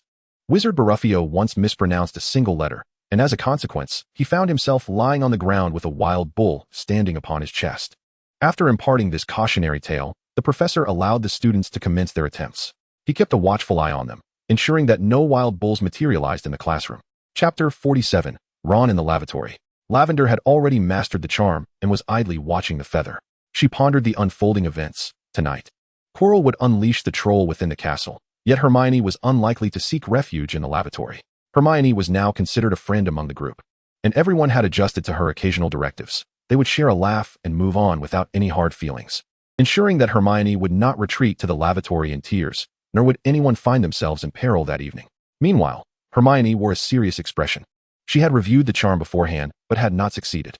Following Professor Flitwick's instructions meticulously, the feather began to quiver after only a few attempts. Ron, having tried several times, eventually gave up. His wand was too worn, and the success of the charm seemed a matter of luck. Today, it was evidently not in his favor. Hermione successfully levitated the feather, earning 5 points for Gryffindor. She attempted to share some advice with Ron. It es Wingardium Leviosa, not Wingardium Leviosar. Of course. I'll pay closer attention next time. Ron replied, eager to divert attention from his wand. Perhaps you should observe the others. Lavender, wishing to prevent any conflict, endeavored to convey to Hermione that Ron's struggles were due to his wand, not the incantation or the motion itself. Hermione glanced at Ron's wand, revealing its unicorn hair core, and promptly apologized. I'm sorry, I didn't realize. No, it's fine, Ron replied, though he felt a pang of inadequacy. Feelings of self-doubt enveloped him. He preferred that everyone believed he simply failed to perform the spell correctly rather than noticing his wand's condition. All of Ron's belongings were cast-offs from his older brothers. He had no new clothes, no new textbooks, and no wand of his own. Even his previous pet had been a leftover from Percy. At home, he managed to get by with laughter and camaraderie, but here, the weight of his circumstances pressed heavily upon him. He never blamed his parents, for he understood that it was not their fault. They had strived to maintain a semblance of normalcy in their household, and the love of his mother and father emanated from every corner of their lives. A sentiment he could deeply feel. However, upon arriving at school, the incessant comparisons with his classmates became a thorn in his heart. The initial pang of inadequacy struck him during a train ride when he purchased snacks. For the first time, that emotion took root within him. Though he managed to reassure himself that it was entirely reasonable for someone as renowned as Harry Potter to be affluent. As time passed, he realized that it was not that his classmates were excessively wealthy, but rather that his own family was profoundly impoverished, even more so than those from Muggle families. As a pureblood family, they found themselves in a state of financial strain, struggling even more than their non-magical counterparts. Bill excelled academically. Charlie was the captain of the Quidditch team and a prefect. Percy held the same distinction, and even the twins, despite their mischievous antics, garnered fondness from many professors due to their commendable performances. Each of his brothers outshone him in various ways.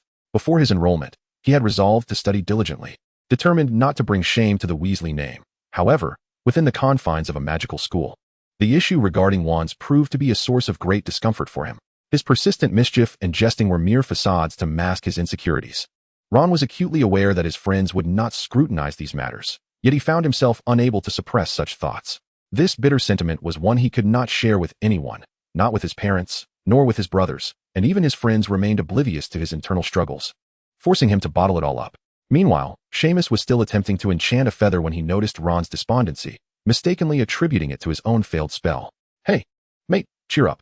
Watch this, it's bound to work this time, he exclaimed, casting the spell with fervor, pointing emphatically at the feather. Wingardium Leviosa. Boom.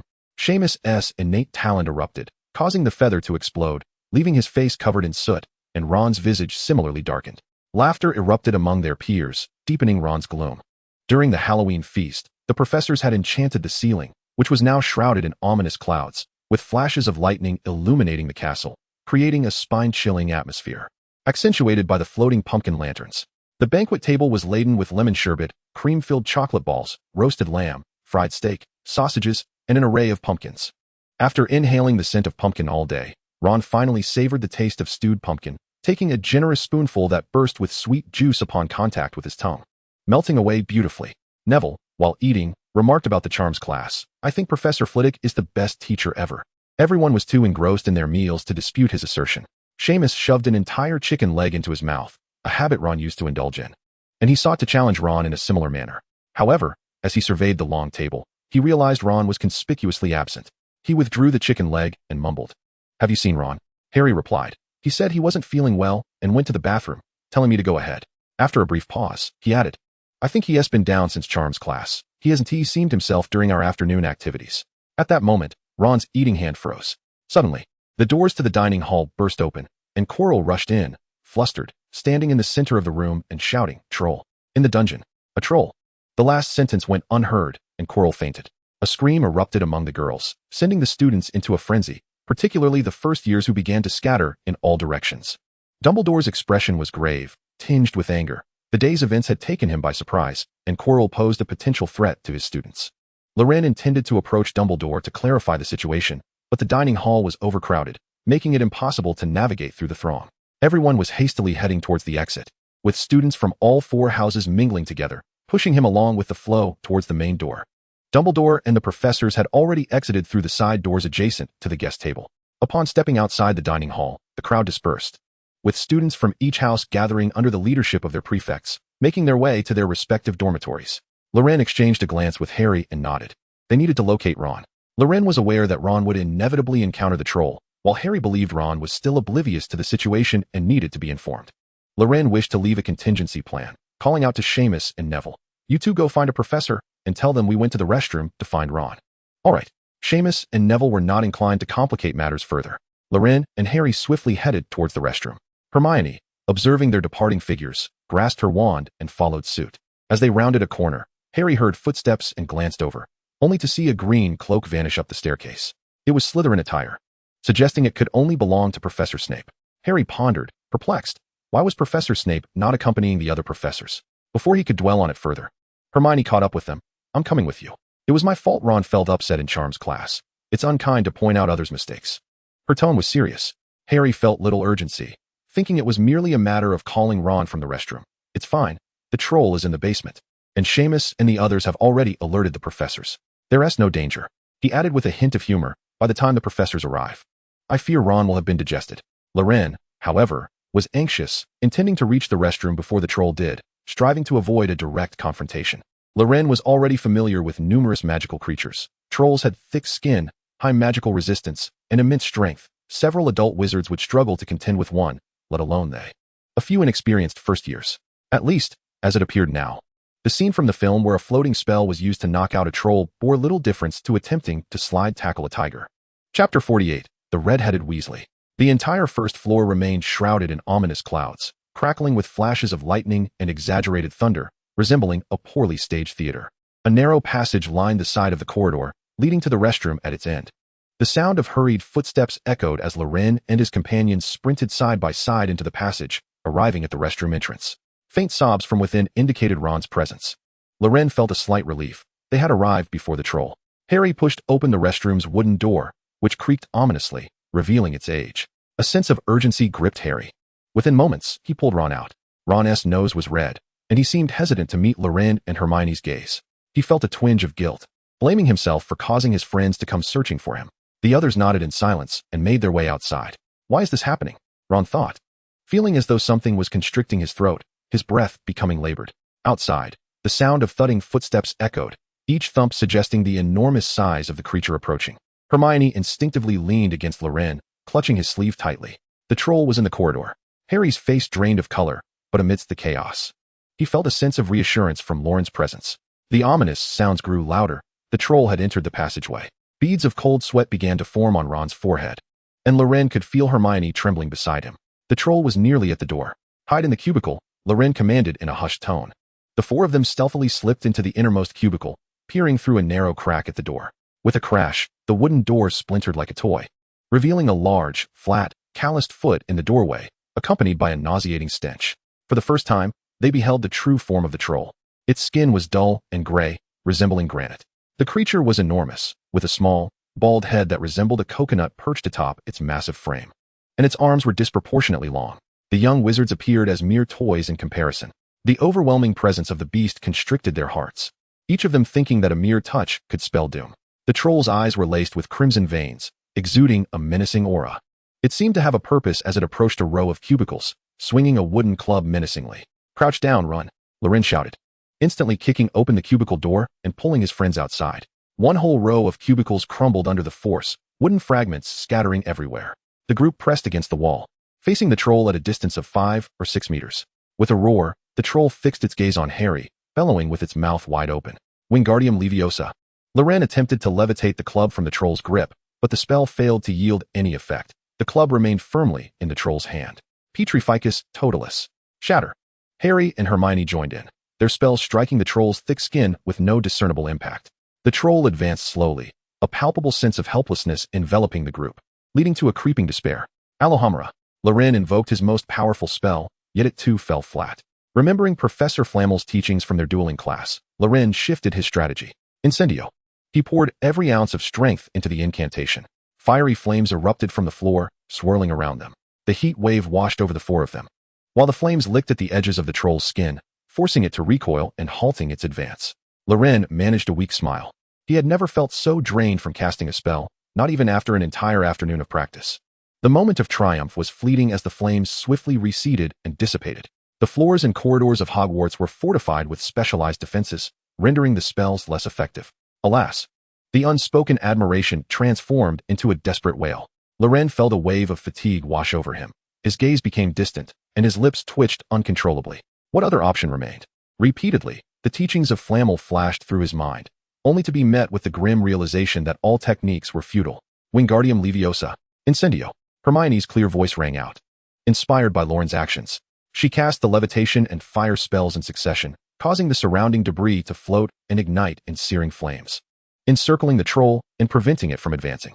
Fireballs hovered in the air, waves of heat stirred up swirling winds, and the young witch's hair danced, her robes billowing. The crimson glow illuminated her pale face, rendering her almost divine. The flames forced the troll to retreat, this time truly effective in warding off the creature. The troll, cumbersome in its bulk, began to withdraw into the corridor, allowing Loren and his companions a chance to escape from another direction. Several boys gazed in awe at Hermione's graceful command of her wand. "Long live Granger!" Ron exclaimed, unable to restrain himself. He relaxed, his fists clenched, trembling slightly. "Thank goodness," he thought to himself. Loren and Harry exhaled deeply, joining the fray by employing the levitation spell alongside the flames to push the troll back. The fire danced around the troll, occasionally jolting it. The creature retreated, growing increasingly impatient, and as it exited the restroom, it bellowed, "Roar." The troll swung its club at the airborne fireball. Bam! Sparks flew, and the group's hearts skipped a beat as Hermione and Loren maneuvered the fireball with the levitation spell, evading the club and driving the troll back. Fireballs ascended and twirled, and the situation appeared to be steadily improving. The surrounding wooden debris lifted and ignited, yet the supply of combustible materials on the ground dwindled. Hermione soon recognized the predicament, her tone urgent. "This won't do. We'll run out of wood." They remained in the middle of the corridor. The floating debris was being consumed by flames, and if struck by the troll, it would be lost. The remaining quantity was insufficient to sustain them until they reached the corridor. They were perilously trapped in this passageway. Despair once again enveloped the four, sweat beading on their brows and backs, uncertain whether it was from the fire or fear. Silence reigned as Hermione pressed her lips tightly together, wielding her wand. All they could do now was hope the professors would arrive promptly. The rising flames dwindled along with the floating fireballs, until the last few planks soared upward, creating a sparse barrier of flames between the troll and the group. The troll's retreat began to slow. Roar! Even without a brain.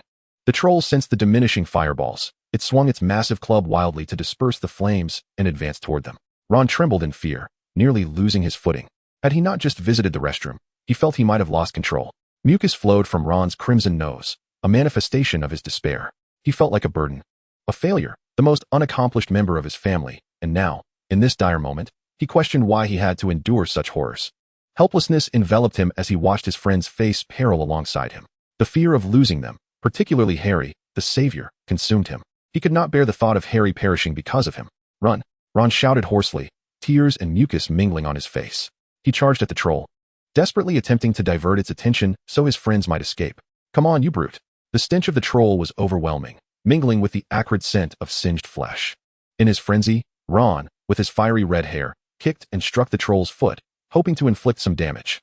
Yet his fists and feet met the troll's tough hide with no effect, as though he were striking solid stone.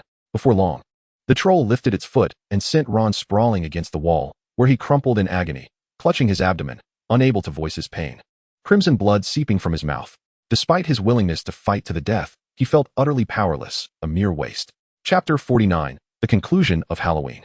Hermione's voice broke into soft sobs, muted by the oppressive atmosphere. Harry felt a familiar sting in his scar, his pupils dilating in alarm. The sounds around him, Hermione's cries and the troll's heavy footsteps, faded as if submerged in water, transforming the world into a tranquil slowness. He gazed at Ron, curled in a corner, and recalled the lively scene of the Weasley family at the train station, all noisy and red-haired. Such a peculiar sight. What a colossal beast. Was I even as big as its thumb? Perhaps. As the troll lumbered closer, Harry was reminded of the times Dudley and his gang had chased him at Muggle School. He had always run, yet part of him never truly wished to flee. Gradually, he felt his muscles relax, the tension ebbing away. He crouched, bent his knees, and sprang forward, unable to conjure any magic to remedy the situation, driven instead by the instinct to confront those who pursued him. Harry's mind remained unclear about his intentions as he charged toward the troll, but his body knew what to do. Like a nimble creature scaling a giant tree, he adeptly climbed the troll's waist, evading its grasp and the swinging club, ultimately finding himself atop its head. The panic reflected in the troll's scarlet eyes was unmistakable. With determination, Harry drew back his shoulders, bent his arms, and clenched his fist, delivering a powerful blow to the troll's nose, an act he had long imagined inflicting upon many. The troll howled in anguish. Even the mightiest of beasts could feel pain when struck. Enraged by the tiny assailant on its head, the troll sought to crush him, intent on obliterating the nuisance. A hand grasped Harry's leg, lifting it before him, while the other hand prepared to strike. "Do something," Harry shouted, his voice muffled from hanging upside down, blood rushing to his head. Shadows flickered in Loren's eyes as a cerulean light ignited from his pupils, spreading across the entirety of his irises. In his line of sight, the troll's skin emitted a faint brown glow, a testament to its formidable magical resistance. On its nose, where Harry had landed a punch, a black, mottled mark remained.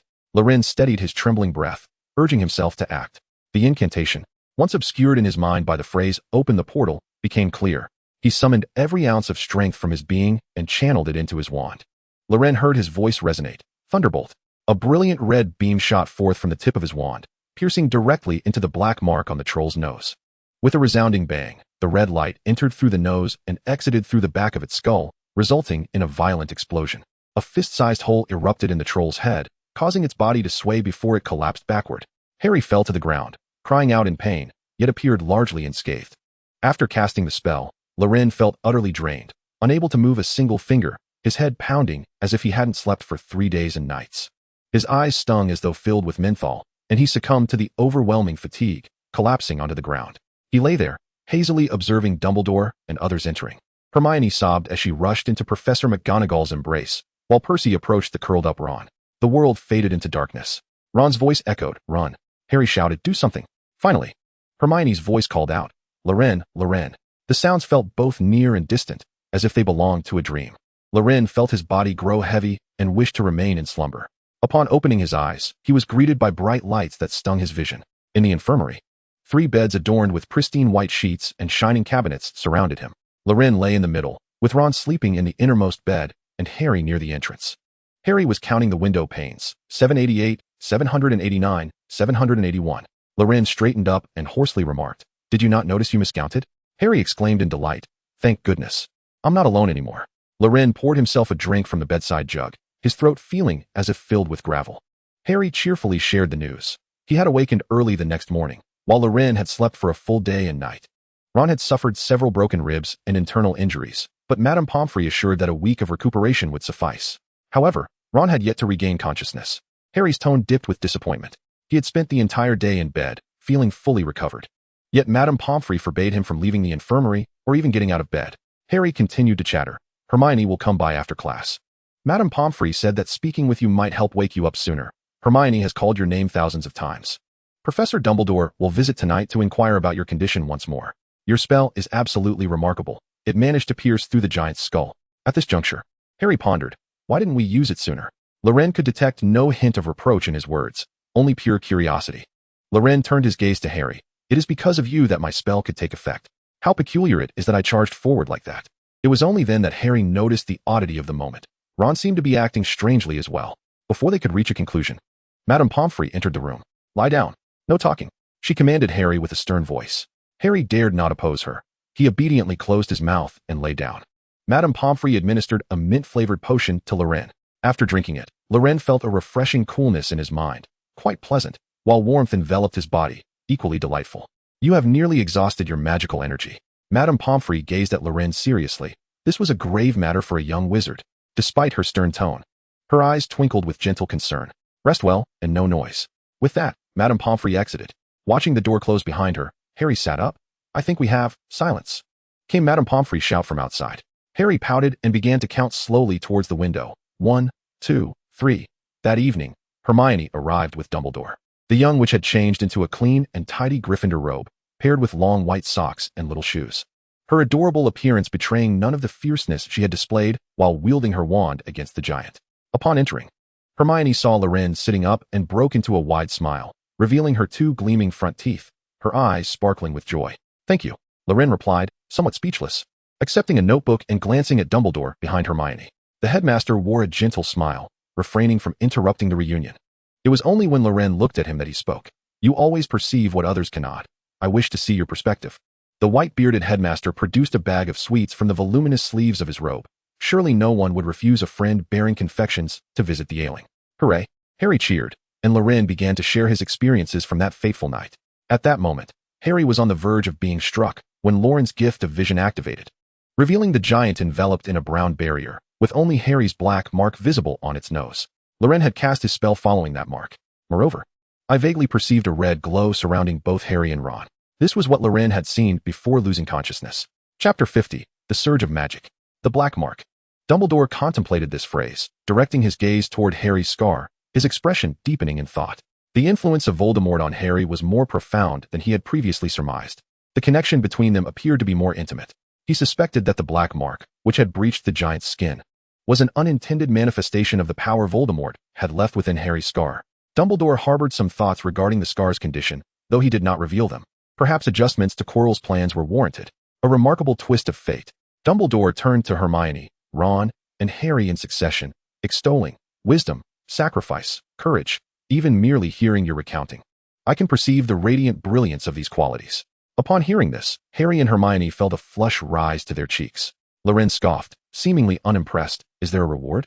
Dumbledore chose to disregard this remark, instead gazing into Loren's eyes with a hint of ambiguous speculation regarding the peculiar light he discerned. The others looked on with curiosity at Dumbledore. The wizard's magic is profoundly intertwined with the soul and emotions. I surmise that when you first discovered your uniqueness, your emotions were equally extraordinary. Harry recalled some of his enchanting experiences, such as being pursued by Dudley and his gang, which culminated in him soaring up a chimney, or the time at the zoo when he made the glass disappear, liberating a python. Hermione remembered her childhood, when she would become so enthralled by fairy tales that she would float away with the book. Loren thought of his remarkable eyes, believing that his awakening to magic began with them. The growth of magic was indeed surprising. They had previously assumed that it could only increase naturally. Generally, young wizards below the 3rd year were at the lowest tier of magical ability, unable to perform even slightly advanced spells. As they matured, older students gained access to more complex spells requiring greater magical power. Spells such as Patronus Charm and Apparition demanded not only the wizard's understanding of magic, but also the capacity of their magic itself. The disparities among adult wizards were vast and defied categorization. There was a gap between ordinary wizards and Aurors, between Aurors and Hogwarts professors, and even between dual champions like Flitwick and professors like Quirrell. Beyond that lay realms inhabited by only a select few. The growth of magical power was not merely a quantitative relationship. It was not simply a matter of how many spells a young wizard could cast compared to an adult wizard. It also involved qualitative aspects. Different qualities of magic wielded the same spells with entirely disparate effects. Numerous factors were at play, leaving no one able to elucidate it clearly. Loren, in a playful mood, could effortlessly cast open the portal for an entire afternoon, yet when battling a giant, a single flame drained him completely. Loren inquired aloud, Professor Dumbledore. Why can emotions facilitate the growth of magical power? I do not know, Loren, Dumbledore replied, stroking his beard. This answer surprised them, revealing that even the illustrious Dumbledore had knowledge gaps. In truth, the mysteries of most magic remain shrouded in the unknown. Dumbledore elaborated briefly before continuing. Emotions can also have detrimental effects. Long-suppressed feelings may lead to a condition known as melancholy. Melancholy, Hermione gasped, covering her mouth, for she was aware of this. Some unfortunate young wizards, burdened by disdain for their own magic, may experience emotional suppression that leads to magical aberrations, causing harm to themselves and others. Headmaster, Professor Dumbledore? Dumbledore went on. When magic erupts uncontrollably, a wizard may act on instinct. They might unleash some spell, become impulsive, or perhaps do nothing at all. It is unpredictable. It turns out to be a surge of magical energy, Harry chuckled. In truth, this magical surge is instinctive, Dumbledore reiterated. Harry sensed that this might not be a favorable remark and stammered. What does that mean? Loren chuckled in response. It means you're inherently impulsive. No one mocked him, yet Harry felt that Dumbledore's smile had grown somewhat piercing. Hermione struggled to maintain a serious demeanor, appearing earnest, if one overlooked her trembling shoulders. Courage is a precious trait. Dumbledore shifted the topic, stating, in my perception as an old wizard, I can sense residual magical fluctuations within the four of you. Loren was somewhat taken aback, believing only Harry and Ron to be affected.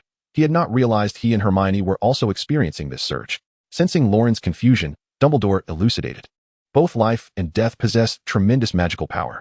When you stand at the precipice of existence, your magic, body, and soul enter an extraordinary state. The intensity of the magical surge is merely a matter of degree. Hermione nodded. I felt somewhat more at ease casting spells in class. Dumbledore turned his gaze to Ron. Even now, our brave friend, willing to sacrifice himself, still harbors a strong current of magical energy. The group focused intently on Ron, who was bandaged and had a slight redness at the tip of his nose, his expression calm. Harry remarked, he feels guilty, believing he put us in danger. Hermione also appeared despondent. It's all my fault. I was too presumptuous.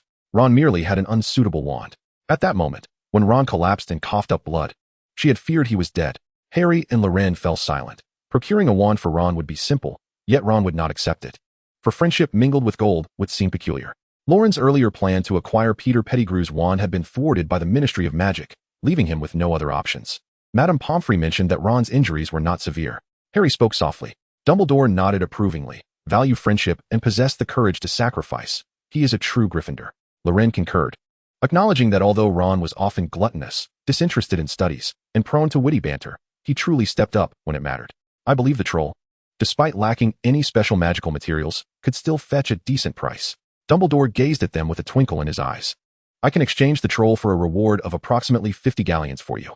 Hermione quickly calculated. A wand costs 7 galleons. So even sharing with Ron would suffice for a new wand. Harry hesitated. Is it permissible to allocate all the proceeds from the troll to these students? Certainly. You vanquished the troll and ensured the safety of the castle. This is what you rightfully deserve, Dumbledore replied. He then mentioned another matter. Though you defeated the troll, you also breached school regulations by acting independently. Hermione's gaze was fixed intently on Dumbledore, as if he were about to announce her final grades. Considering both merits and demerits, no points will be deducted. Hermione breathed a sigh of relief. However, you must all serve detention with Professor Snape. The young witch's expression dimmed. Loren had been in the company of Snape for quite some time, and he held no particular grievances regarding it. Harry, however, was on the verge of an explosion. Could they not have a different professor? Professor McGonagall, Professor Flitwick, or even Professor Binns would suffice. Harry felt as though he was being relentlessly targeted by Snape in class, let alone during detention. Snape would undoubtedly inundate him with various poisons, leaving it to Loren and the others to concoct the antidotes. Rest well. Tomorrow, Seamus and the others will come to visit you. The young witch waved her hand, closing the door behind her. Chapter 51. The Monotony of Hospital Life. Their dinner was delivered by Madame Pomfrey, consisting of bread, apples, eggs, and not a morsel of meat. Loren and Harry listlessly shoved the food into their mouths, yearning to be discharged so they could indulge in hearty steak and chicken legs. Ron remained in a state of unconsciousness while Madame Pomfrey administered a vial of potion to him. As she was about to leave, she noticed the snacks on the table, her expression shifting as she collected them, saying, "Come retrieve these when you are discharged." "Oh, when will we be able to leave?" Loren and Harry sighed in unison. Night fell, the darkness as serene as water, cascading through the window and casting a silvery hue upon the floor. He had overlooked the fact that merely altering a fragment of the narrative would not allow him to evade the troll, and thus learned a valuable lesson. Regardless of whether it was magical artifacts or specific potions designed to repel trolls, proper preparation would have sufficed to prevent such a predicament. He should have recognized the implications of narrative resilience much sooner. The initial incident in flying class had been fortuitously averted when he stopped Neville, preventing the memory charm mishap. Yet Harry still clashed with Malfoy and eventually joined the Quidditch team. The troll incident saw Hermione replaced by Ron in the bathroom, and the central group still encountered the troll. What would happen if it were not for him? From another perspective, this could be deemed a blessing. Loren's butterfly-like influence would not incite a storm that might sweep him away, and his prescient awareness would persist until the grand finale.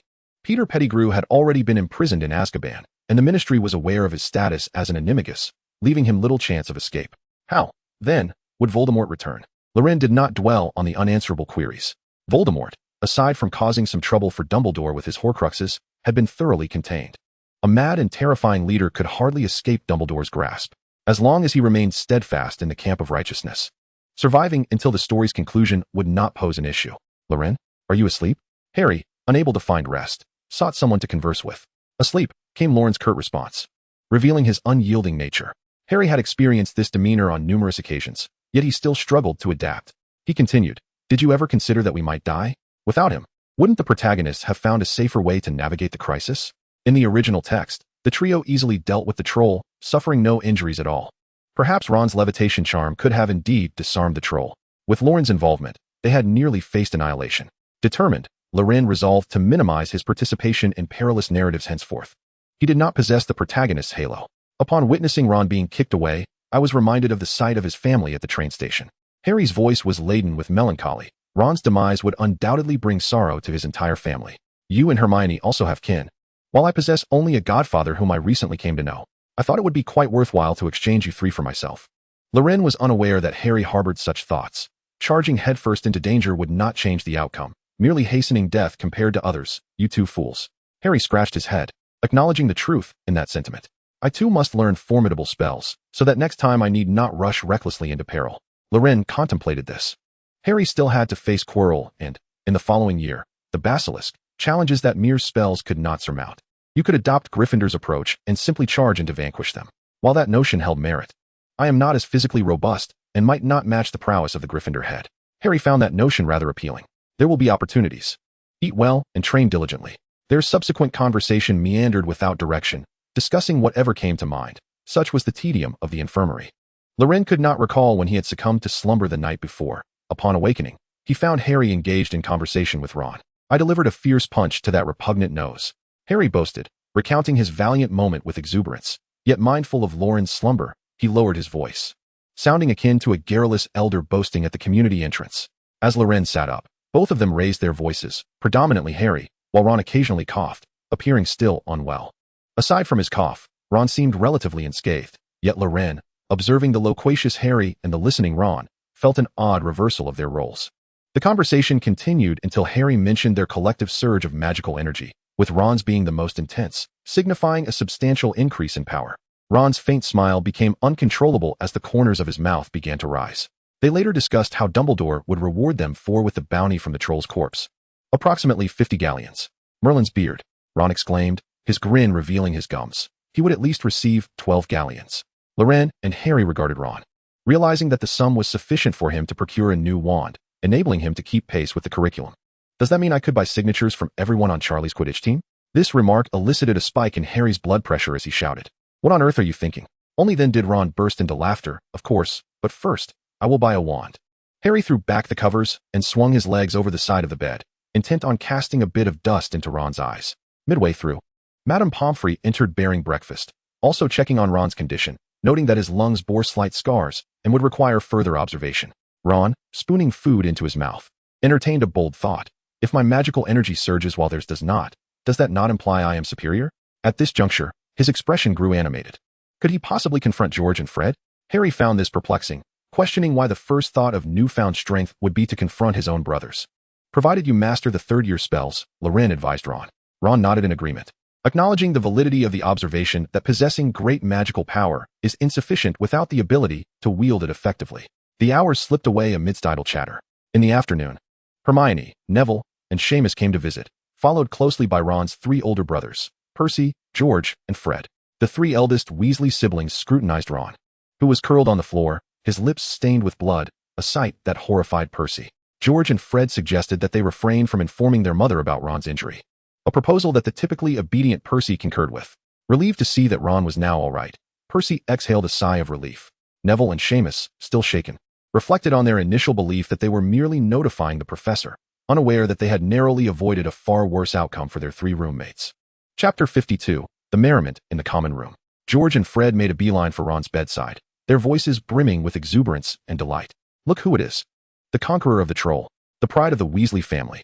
Mother will be sending you a commendation letter. They chirped, playfully pinching Ron's freckled cheeks. Initially, Ron reveled in their praise, but upon hearing mention of their mother, his face drained of color.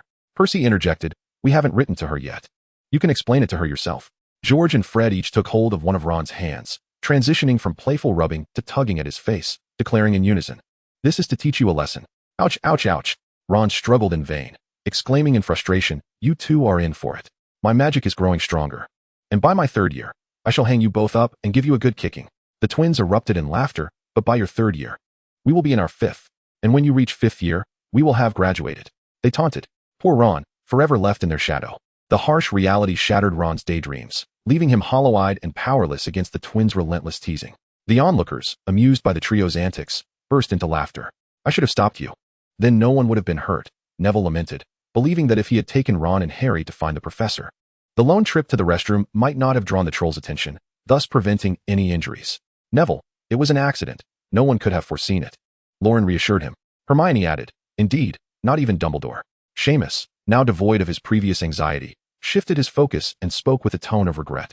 "Had I known it would be so exhilarating, I would have joined you. What a grand adventure. Now the whole school is buzzing about the four Gryffindor heroes defeating the fearsome troll." Seamus expressed deep remorse, pondering how he could have been the fifth hero had he followed along. He began to ramble on about peculiar notions. "My roommates are saviors, slayers of trolls, members of the Auror family." No one paid heed to Seamus's eccentric musings. Patients require rest. Madame Pomfrey soon ushered everyone out, and the trio remained in the infirmary for 3 days, finally granted discharge on Sunday night. As Ron ambled down the path, he lamented, "If it weren't for classes on Monday, I believe Professor Pomfrey could have kept us for a few more days." "Not us, just you," Loren retorted, inhaling a breath of fresh air after being cooped up for 2 days. Harry nodded in agreement, stating, "Loren and I woke up the next day, and we were mostly unscathed. You bore the brunt of it." Ron, clearly reluctant to concede, exclaimed, "Come on, we are brothers in arms now. Can't we even share a hospital stay?" "Fine, fine." Just as Harry was about to utter the password to the fat lady and open the Gryffindor common room door, he muttered, "Dragon dung." To appease the fat lady, they dallied for a while. Upon entering, the common room was shrouded in darkness until the flames in the fireplace suddenly flared to life. "Welcome, our heroes." The crowd cheered in unison. With a pop, streamers cascaded down upon Loren and his companions. The common room was brimming with people. George and Fred stood at the forefront, and Harry spotted familiar faces among the Quidditch players, Wood, Angelina, and even the usually stern Percy, alongside nearly all the other Gryffindor students. Hermione, initially tucked away in a corner, was nudged forward by her roommate Parvati Patil, and the girls collectively pushed her to Loren's side to share in the accolades. "Tonight, we celebrate our Gryffindor warriors who vanquished the troll. Let the festivities commence." Lee Jordan's voice perfectly complemented the jubilant atmosphere. The crowd surged forward, with Seamus and Dean pulling Neville into the circle around Harry and Ron, fabricating exaggerated tales of Harry's heroics. At that moment, Harry wished he could shrink into his own neck, muttering, "Why must you boast about me?" Ron, eager to contribute his own embellishments, was ready to join in. While Loren and Hermione enjoyed the scene, they felt somewhat overwhelmed by the attention. They slipped away to the fireplace, grabbing some snacks. After days of confinement in the hospital, Loren devoured the food hungrily. Observing him devour his meal, Hermione placed a drink beside him, propping her chin on her hand and gazing at him with bright eyes. After a considerable time, Loren, washing down the food with orange juice, looked up at Hermione and asked, "Why are you staring at me?" Hermione, relaxed and her voice soft, replied, "At that moment, I thought we were all going to die." Believing Hermione was still shaken, Loren comforted her, "It's all behind us now." "I thought so too," she said. "What did you think? Magic is never a gentle or safe trick." Hermione's tone turned resolute, from potions class to flying lessons, and then the troll. "There are always consequences." Loren hesitated. Thus, we must possess self-defense capabilities. Clearly, defense against the dark arts is insufficient. We must rely on ourselves." Hermione's voice had transitioned from gentle to firm and decisive by this point. Loren did not anticipate that after facing the troll, Hermione would harbor thoughts of enhancing her skills, even contemplating that the school's curriculum was inadequate, wishing to pursue self-study. This is undoubtedly a positive development. In the early stages, Hermione, due to her exceptional theoretical knowledge, was able to overshadow Harry. However, as they progressed into their third year, her practical skills fell short. By placing emphasis on practical experience now, she can lay a more solid foundation for the future. Loren inquired, "What do you intend to do?" "Practice with you. Just like we did when we practiced the iron armor charm," Hermione replied, her expression relaxing, a smile gracing her lips. "What do you think, Mr. 22-0? What nonsense is this?" Loren exclaimed, unable to contain himself. "It's not 22-0. I won the last match. Moreover, that was the old me." Now Hermione merely smiled as she watched Loren chatter on, occasionally punctuating his monologue with a lighthearted 22-0. Loren resumed his soliloquy, reflecting on how times have changed and how they should look to the future. This playful banter proved to be quite enjoyable. Hermione had previously viewed Loren's penchant for teasing others as a rather unpleasant hobby. Now, with the roles reversed, it was her turn to tease Loren, and she found a completely different kind of delight in it. Chapter 53, A New Week.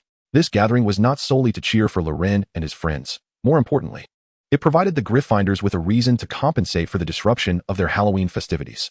Laughter echoed late into the night until Professor McGonagall's voice rang out from outside, permitting celebration but with moderation. She did not enter, her voice resonating clearly, her words reverberating throughout the common room. "Everyone, let's call it a night. We have classes tomorrow." George and Fred high-fived Loren as they passed by, saying, "Don't forget to thank us. We fetched the food from the kitchen." Each spoke in turn, the twins' movements always perfectly synchronized. "Make sure to rest early," they added. Percy lingered until the end, uttering a brief farewell before heading upstairs. Only Loren, Hermione, Harry, and Ron remained in the common room, seated before the fireplace. The crackling fire cast a warm glow on their faces, the flickering light reflecting in their eyes. This was the first time the four were alone together since Halloween, and for a moment, silence enveloped them. "Everyone, we have experienced a grand adventure." Loren broke the silence, winking at his companions. "Who among us is the giant-slaying hero?" Hermione and Harry could not help but laugh at Loren's comical expression. "I want to apologize," Ron said, his tone serious as he finally relaxed in their private company, opening up about his guilt. "If it weren't for me, you wouldn't have faced any danger. As I said, even Dumbledore couldn't foresee the unexpected." Loren believed that no one was to blame for the incident. Even if he had known the plot, he could not have avoided it. Hermione nodded, acknowledging that if they were to assign fault, she too might bear some responsibility. Harry placed a hand on Ron's shoulder, declaring, "We're brothers in life and death now." They exchanged glances and smiled. After several days, Loren finally returned to the fantasy book. Before entering, he glanced around, feeling as though something was amiss. Loren sat up and glanced at Harry. "Today is Sunday, isn't it?" Harry, uncertain of the reason behind Loren's inquiry, hesitated before replying, "Yes, I suppose." Loren then turned to Ron. "Tomorrow is Monday, which means we have Professor McGonagall's Transfiguration class, correct?" Ron, equally uncertain, affirmed, "Yes, right?"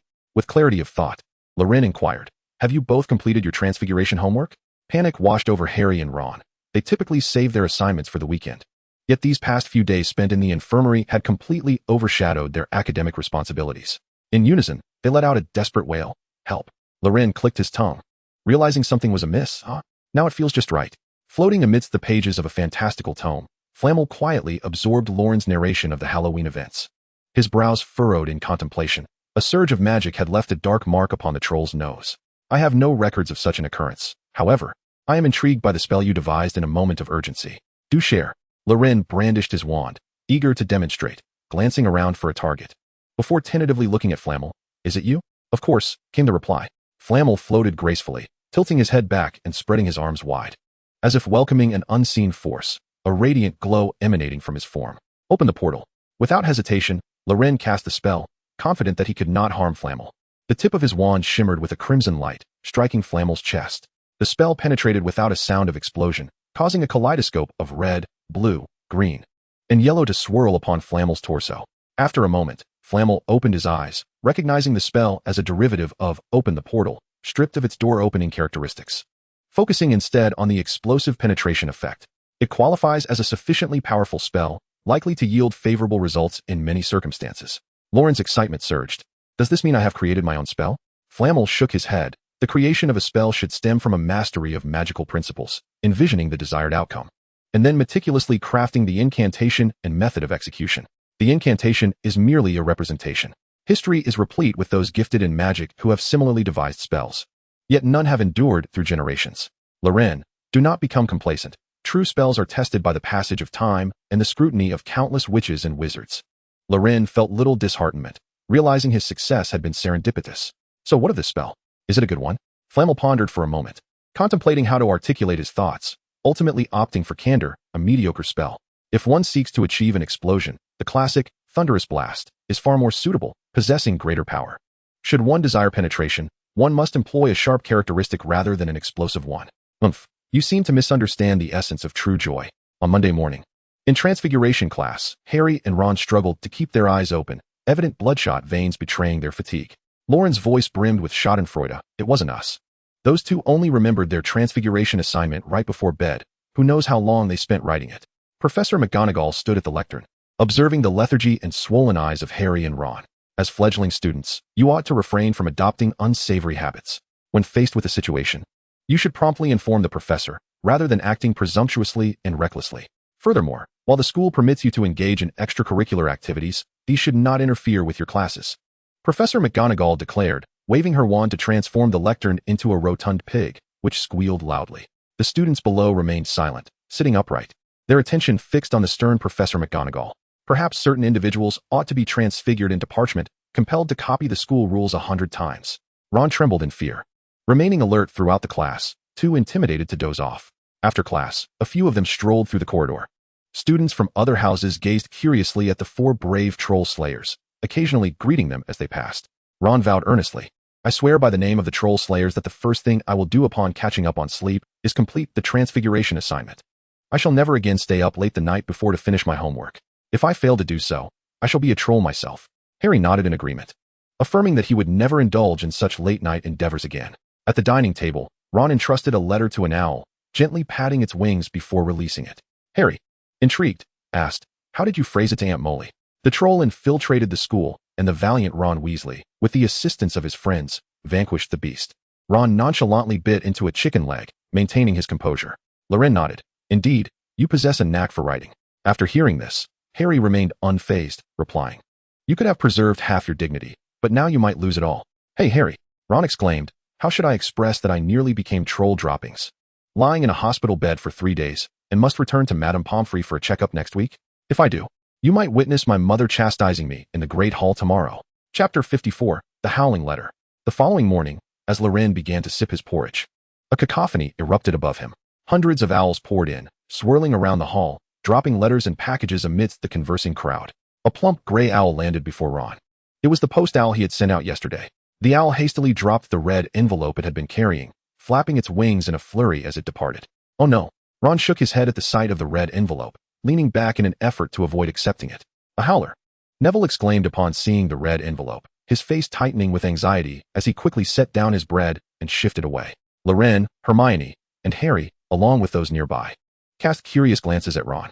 The envelope quivered on the table, growing increasingly red, as if inflated like a balloon. Neville, now devoid of his usual stutter, urged, open it quickly. You wouldn't want to face the consequences of ignoring it. Ron tilted his body back, straining to distance his head from the ominous letter, and with trembling fingers, he opened the red envelope. Ron Weasley, how dare you treat me with such disdain? The voice of Ron's mother erupted at the Gryffindor table, her shouting resembling the blaring of a loudspeaker at a supermarket entrance, the volume turned to its maximum. Ron quickly shrank back into his chair, leaving only a flushed forehead on the table. You little monster. You are far more mischievous than your two brothers. And I dare say you have never considered how your father and I feel about your antics with trolls. As the shouting ceased, Loren felt a persistent buzzing in her ears, while the howler's red envelope ignited in flames, curling into ashes. The students in the hall experienced a brief moment of tinnitus and deafness. Dean could only see Seamus mouthing words, yet no sound emerged. He shouted, what did you say? Why is there no sound? Why are you just moving your lips? I can't hear a thing. Similar exchanges occurred among the young wizards, who found it a novel experience and quite amusing. George and Fred exchanged glances, opening their mouths to make a cacophony of strange sounds, laughing heartily. Gradually, conversations resumed, and Loren continued sipping her porridge. Perfect timing, you can buy your own wand this weekend. Harry was not overly concerned about how Ron would be reprimanded. After all, they had faced trolls together, and surely Ron's mother could not be more terrifying than a troll. That is indeed convenient, Ron replied, his complexion still pale, speaking with a faint breath. Seamus leaned in, his voice still boisterous. Ron, next time there's a howler, make sure to call me. In the Gryffindor common room, Loren and Hermione sat side by side by a window, each engrossed in their respective tasks. Hermione was reading, while Loren was revising her paper on the properties and effects of wolfsbane. Today, the sun shone from the west, and to their surprise, the old bat did not deduct any points from Gryffindor. Ron lounged in his chair, a milk toffee in his mouth, clearly having been stimulated by something. He rambled to himself, soon spiraling into a fantastical imagination, convinced that today Snape must be an imposter disguised by Polyjuice potion, as the real Snape had surely met his demise. The more Ron spoke, the more animated he became, exclaiming, "We shall never be tormented by the old bat again." No one paid him any mind. His vivid imagination often led him to utter nonsensical remarks. Mentioning Snape reminded Harry of the shadow he had glimpsed on Halloween night, cloaked in green, ascending the staircase. Perhaps there was another reason. Hermione lifted her head from her book, recalling that Dumbledore had taken the professors to capture the troll. Had Snape not gone to the dungeon with them? Ron sat up, feigning gravitas, and declared in an overly serious tone, "I suspect there is an insidious conspiracy afoot." Harry recalled the room on the left side of the fourth-floor corridor, where Hagrid kept mysterious items retrieved from Gringotts, guarded by the three-headed dog, Fluffy, trolls and Snape. A vague suspicion stirred within Harry. "What do you think, Loren?" he asked, turning to her. Although Harry and Ron were unaware of the werewolf situation, they all knew that every Friday Loren visited Snape's office. "Have you noticed anything amiss with Snape?" Loren was aware that it was Snape who ascended the stairs to inspect the situation regarding the Philosopher's Stone, taking precautions against Quirrell. However, Loren had no intention of revealing this to anyone. Following the ordeal with the troll, he was reluctant to involve himself in the unfolding narrative, for none could foresee the consequences of his butterfly effect. As a first-year wizard, his priority was to navigate his own growth. Why not inquire directly with Snape tonight? Loren, without lifting his gaze, reminded them, "Have you forgotten? Dumbledore assigned us to detention with Professor Snape." "My goodness, this is going to leave me in a state of panic all afternoon," Ron lamented, finding that the sweets in his mouth had lost their sweetness. He sincerely wished Madame Pomfrey would keep him in the infirmary for the night. Ron had sustained the most severe injuries, and upon his discharge, Madame Pomfrey instructed him to return for a follow-up over the weekend. Harry's thoughts were similarly scattered by this news. "I feel as though my days are numbered," he wailed. "If Snape administers poison to me, you must promptly inform Professor McGonagall about the antidote. I shall forever cherish your memory, Harry." Ron gazed at him with affection. Hermione, observing their antics, rolled her eyes in disdain. This is a school. After all, even in light of Dumbledore's reputation, he would never allow you to be poisoned. Loren set aside the parchment in his hands, intending to shift the subject. "What are your plans for the afternoon?" Ron promptly responded, "I'm going to see Madame Pomfrey for my follow-up. It was prearranged before my discharge." Harry hesitated for a moment. "I plan to visit Hagrid. He has been quite worried about me since he heard I was injured. I also intend to review my assignments for the week." Hermione, unconcerned about detention, noted that it wouldn't deduct points nor result in expulsion, deeming it a trivial punishment. Chapter 55, Parseltongue. That evening, the group followed Loren to Snape's office. The dimly lit basement exuded an eerie atmosphere. Harry continued, "When you visit Madame Pomfrey this afternoon, you should retrieve some antidote for me. So we won't have to make an extra trip later." Hermione, uninterested in their banter, hurried to catch up with Loren, hoping to glean some insight. "What sorts of tasks did Snape have you perform in the past?" "Assist with potion ingredients. Learn the art of potion brewing," Loren replied candidly, his demeanor unflustered. "Indeed, that is the case, though the ingredients handled differ slightly." The door to the office stood ajar, and Loren knocked before ushering his companions inside. Unlike his usual posture of grading assignments behind his desk, Snape stood at the forefront, observing the students as they entered the office one by one. The trio, experiencing this for the first time, dared not to glance around, though they caught sight of jars containing snakes, giant toads, and even what appeared to be infantile creatures. Blanching at the sight, "Ah, the brave vanquishers of trolls," Snape scoffed. "We're at a different occasion. I would relish the opportunity to illustrate just how absurd and self-important you are." The four students bowed their heads, wishing to avoid any ill fortune. Snape then turned to Loren and Hermione. "I had expected more intelligence from the two of you, yet you exhibit the same recklessness and ignorance as the other Gryffindors. What distinguishes your intellect from that of a troll?" Silence enveloped the office. Unnoticed by anyone, Snape's piercing gaze fell upon Harry. Fixated on the scar upon his forehead, a remnant left by Lily. It was a mark that nearly brought forth disappointment from her once again. "Follow me." Without casting another glance at the four who were awkwardly pretending to be quails, Snape led them into the storage room, where 4 boxes were neatly covered. Loren vaguely guessed the contents within, silently repeating to himself, "It is a flower, not a snake. A flower, not a snake." The 4 exchanged glances. Tension palpable in the air. Harry exhaled in relief, jesting, I thought I was going to be poisoned and sent to the nurse's office tonight. It turns out we're merely handling potion ingredients. Ron, too, relaxed, realizing that being scolded by Snape was far better than he had anticipated. Hermione turned to Loren, inquiring how they should proceed. Don't celebrate too soon, Loren sighed, approaching the boxes. Let the treasure hunt begin. With that, he lifted the lid. Inside, a serpentine viper with hissing green stripes coiled ominously. Ah! Ron and Hermione screamed, the latter retreating a few steps in fright. Harry stood transfixed, staring at the two boxes filled to the brim with snakes, his expression somewhat dazed. Bingo! A jackpot, Loren exhaled, feeling a sense of familiarity. He was no longer the terrified boy he once was, unable to sleep at the sight of them. Stepping forward, he retrieved a row of test tubes from the shelf. Focus now. He reached into the box, extracting a snake, prying open its mouth to tap its fangs against the tube, patiently awaiting the venom to flow. These snakes had been enchanted not to bite. Beyond a certain height, they became rigid, posing little danger. Loren refrained from elaborating on the toxicity of the green-striped viper, knowing it would only heighten their panic. Once he completed the procedure, he stepped aside, gesturing for the others to take action. Harry remained in a daze, while Ron's legs trembled, rendering him hesitant. Hermione's eyes glistened with unshed tears as she shook her head repeatedly. Would you prefer to be confined for a night? Or for an entire month? Ignoring them further, Loren continued collecting the venom. There was no way to persuade them. Loren himself had been terrified the first time, and he could only wait for them to muster their courage. After observing Loren for a while, Hermione clenched her fists, wiped her eyes, and approached him. I'll give it a try. Her voice trembled, laced with emotion. With a slight quiver, Hermione extended her hand, gently grasping a snake. The moment her fingers brushed against its scales, her shoulder visibly flinched, but she summoned her resolve, drawing the snake forth, her arm outstretched. Head bowed as she positioned the snake against the test tube to extract the venom. Once she secured the venom, Hermione closed her eyes and swiftly flung the snake into another empty box, breathing heavily and emitting a muffled sob, though tears did not fall. Loren placed a reassuring hand on her shoulder, attempting to provide comfort. Witnessing Hermione's bravery, Ron, unwilling to lag behind, pulled Harry towards another box to engage in the task. Not long after, Harry began emitting peculiar sounds, seemingly mimicking the snake's hissing. Hiss, hiss. Ron, preoccupied with steadying his trembling hands, barely paid attention. Hiss, hiss. Such behavior was exceedingly bizarre, and Ron could no longer tolerate it. Please, Harry, refrain from making those strange noises. Harry abruptly awoke, and both Loren and Hermione turned their attention towards them. Confused, Harry gazed at Ron and asked, Did you not hear them speaking? Loren patted his head, having forgotten that Harry was a Parselmouth. Ron's mouth fell open in astonishment, stammering, Why, you're a Parselmouth? What am I? Harry inquired. A Parselmouth. Ron exclaimed, somewhat agitated. You can converse with snakes. Is that a problem? Harry replied. This is the second time I've done so. I previously chatted with a python. It's a long story. I thought speaking with animals was a wizard's gift. Many can do it, right? Harry looked towards Loren and Hermione, who both shook their heads in unison. They cannot do it. Ron stated. This is not an ordinary skill, Harry. Did you not hear what I just said? Harry sensed something amiss.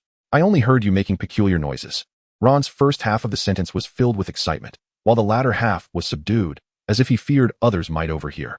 Harry did not comprehend what was so dreadful about it. What does it matter? Hermione responded.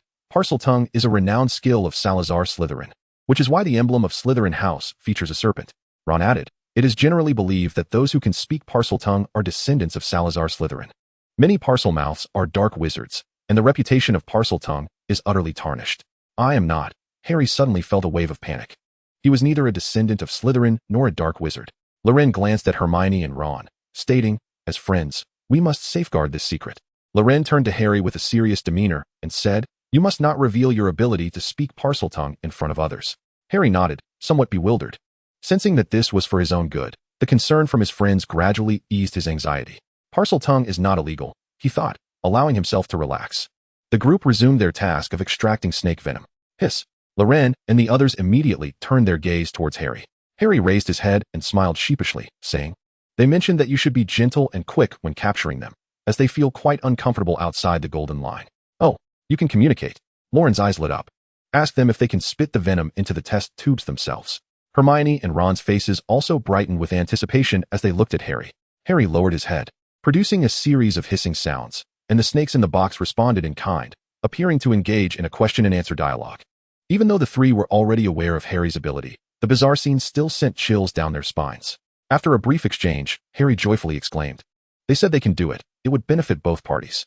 We just need to place the test tubes inside. Hooray! Ron cheered. If we have to reach in one by one to extract the venom, I'll surely dream of sleeping with snakes tonight. Oh, that's even scarier than spiders.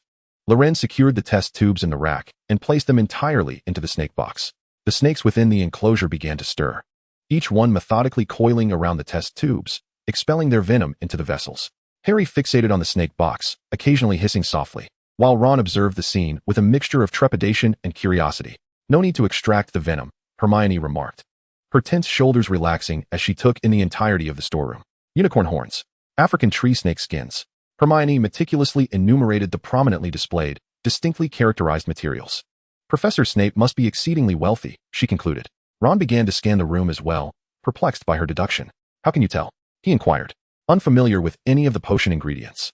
Hermione, somewhat disdainful, elucidated, each of these materials is quite valuable. Some high-quality African tree snake skins are worth hundreds of galleons per ounce. Ron's eyes gleamed with the allure of wealth as he drooled over the storeroom. But he quickly dismissed the thought that plagued him, if not for the fear that Snape might turn him into potion ingredients. His sentence trailed off, yet the others grasped his implication. Harry retrieved a test tube filled with venom, chuckling, "You may not have any medicinal value. Snape might simply use you as snake fodder." Ron gazed at the densely packed snakes, shivering at the thought, hoping he wouldn't find himself used as live bait. Harry inserted an empty test tube, hissing, then looked up, suppressing laughter as he said, "These snakes claim they have a specially curated diet and wouldn't consume anything as foul as you." The once eerie storeroom transformed into a scene of merriment. Chapter 56, The Shift of Power. The avaricious capitalist, Loren Morgan, exploited the snakes for their venom, compelling them to work, and with the assistance of Foreman Harry Potter, swiftly completed the workload of 2 crates of snakes. Hermione's observations piqued the group's interest in exploring the storeroom, yet none dared to touch anything, uncertain whether Snape had cursed or poisoned the materials. Harry suspected Snape harbored such intentions, leaving his office to allow them to lower their guard, touch something carelessly, and succumb to poisoning without a trace of evidence remaining. Ron stood at a distance, curious about the value of the materials, persistently questioning Hermione and Loren. How much is this worth? The skeleton of a thestral. Perhaps dozens of galleons. Their hides are even more valuable. What about this? He asked, pointing to the wings of a winged horse. I'm not sure of the price. The trio did not object. They could not remain in the office indefinitely. After rechecking to ensure nothing was overlooked, Loren and the others departed. Ron gleefully clutched a small pouch filled with galleons, tossing it in the air, catching it, tossing it again, and catching it once more. The crisp sound of metal clinking within the pouch filled him with genuine happiness. Ah, what a splendid evening. Harry, too, felt a sense of joy, without Snape's looming presence. The burdensome psychological strains of work were effortlessly resolved with his parcel tongue. Loren and Hermione trailed behind, engaged in a comfortable silence, as if anything could be said. Yet nothing needed to be uttered. As I meander forward, traversing through the dim shadows, I find myself enveloped in the warm glow of candlelight. You can sense the presence of another, as you both tread upon the same path, without the burden of seeking conversation. The night air, slightly damp, seeps into my lungs, refreshing and invigorating, making each breath a pleasure. Are you free tomorrow? Hermione inquires, as casually as one might remark on the pleasantness of the breeze. Loren, equally at ease and without plans, responds, "What's up? I would like you to accompany me for dueling practice." Of course, that is no problem. The duo falls into a comfortable silence, strolling side by side along the corridor, savoring the serenity of their breaths. The bag contains a total of 60 galleons, 10 more than what Dumbledore had mentioned, allowing each to receive 15 galleons. At the break of dawn, Hermione eagerly drags Loren to the room of requirement. Loren, with a serious demeanor, suggests that Hermione start with the shield charm, a spell that serves one well throughout life, capable of defending against most dark curses. For those who have endured the chaos of magical surges, learning the shield charm is an excellent choice. Hermione gathers her thoughts, nodding in agreement with Loren's assessment, and begins her practice with the shield charm. It's finally time for me to redeem myself. Loren can no longer maintain his serious facade, a mischievous smile breaking through. Is there a problem? Hermione finds Loren's grin rather suspicious. Loren rubs his cheek and coughs lightly. No, nothing at all. Hermione is no stranger to this. As Loren practices the shield charm, she observes his gradual improvements, quickly committing the key points to memory. In the dueling chamber constructed within the room of requirement, Loren and Hermione stand facing each other, wands at the ready. At this moment, Loren can no longer suppress his expression, revealing an eager, mischievous grin that seems to declare his intentions. Hermione feels a shiver run down her spine, tightening her grip on her wand, focusing intently on Loren.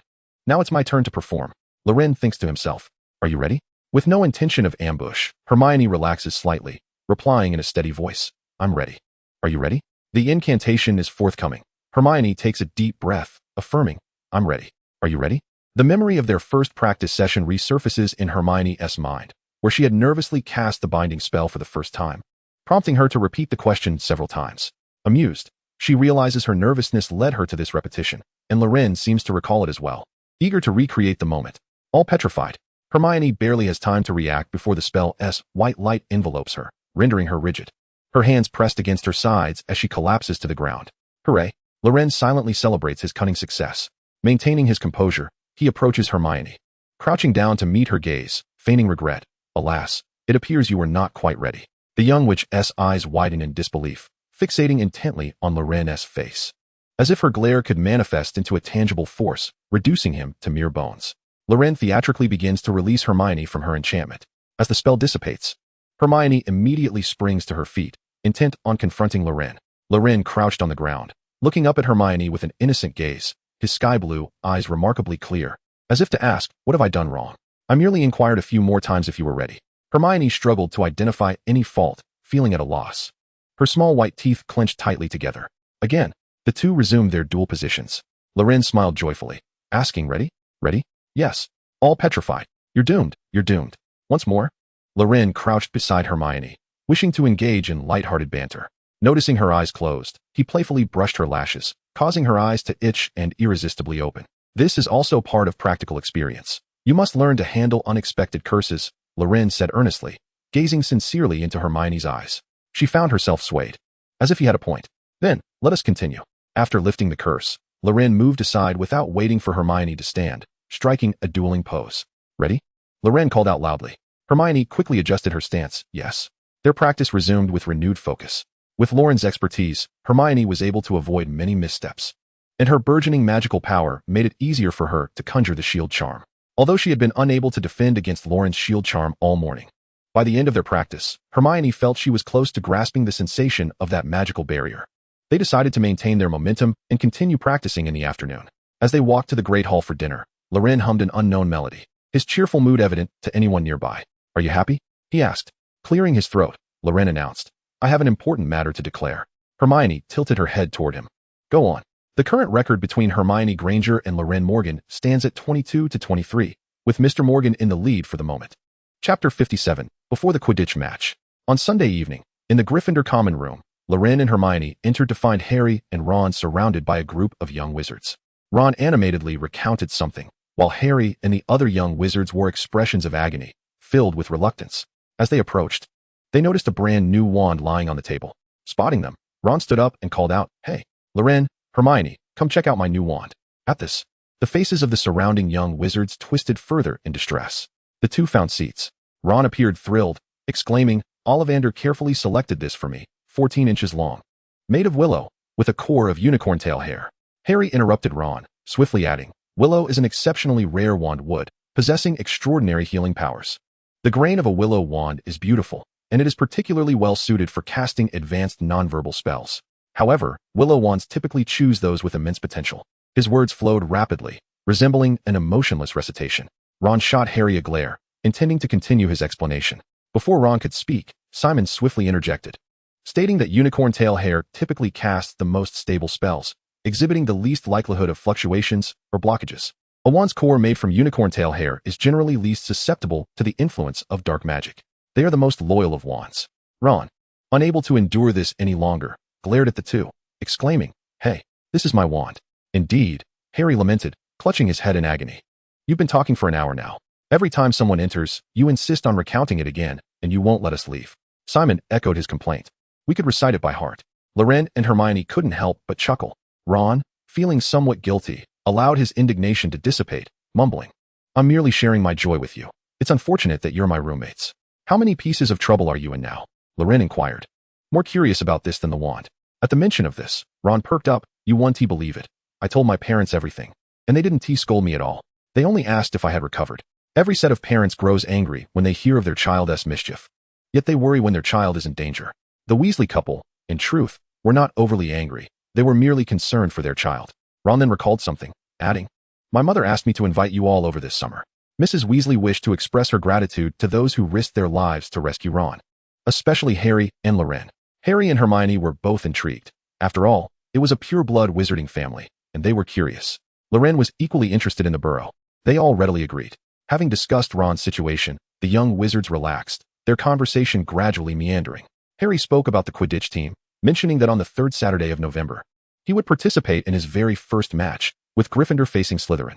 We haven't won the Quidditch trophy in 4 years. What feels he has let down the previous captains. Harry recounted, reflecting on their historical performance. Hermione recalled a photograph she had seen, where Professor McGonagall was leaping and waving at the Quidditch pitch. Gryffindor must have been formidable in past matches. Harry then thought of his father's award for Best Seeker, aspiring to emulate him. Ron, however, felt relaxed, saying, "Don't worry, Harry. This year our team has 2 Firebolt 2000s, and with you as our brilliant seeker, the Quidditch trophy will surely be ours."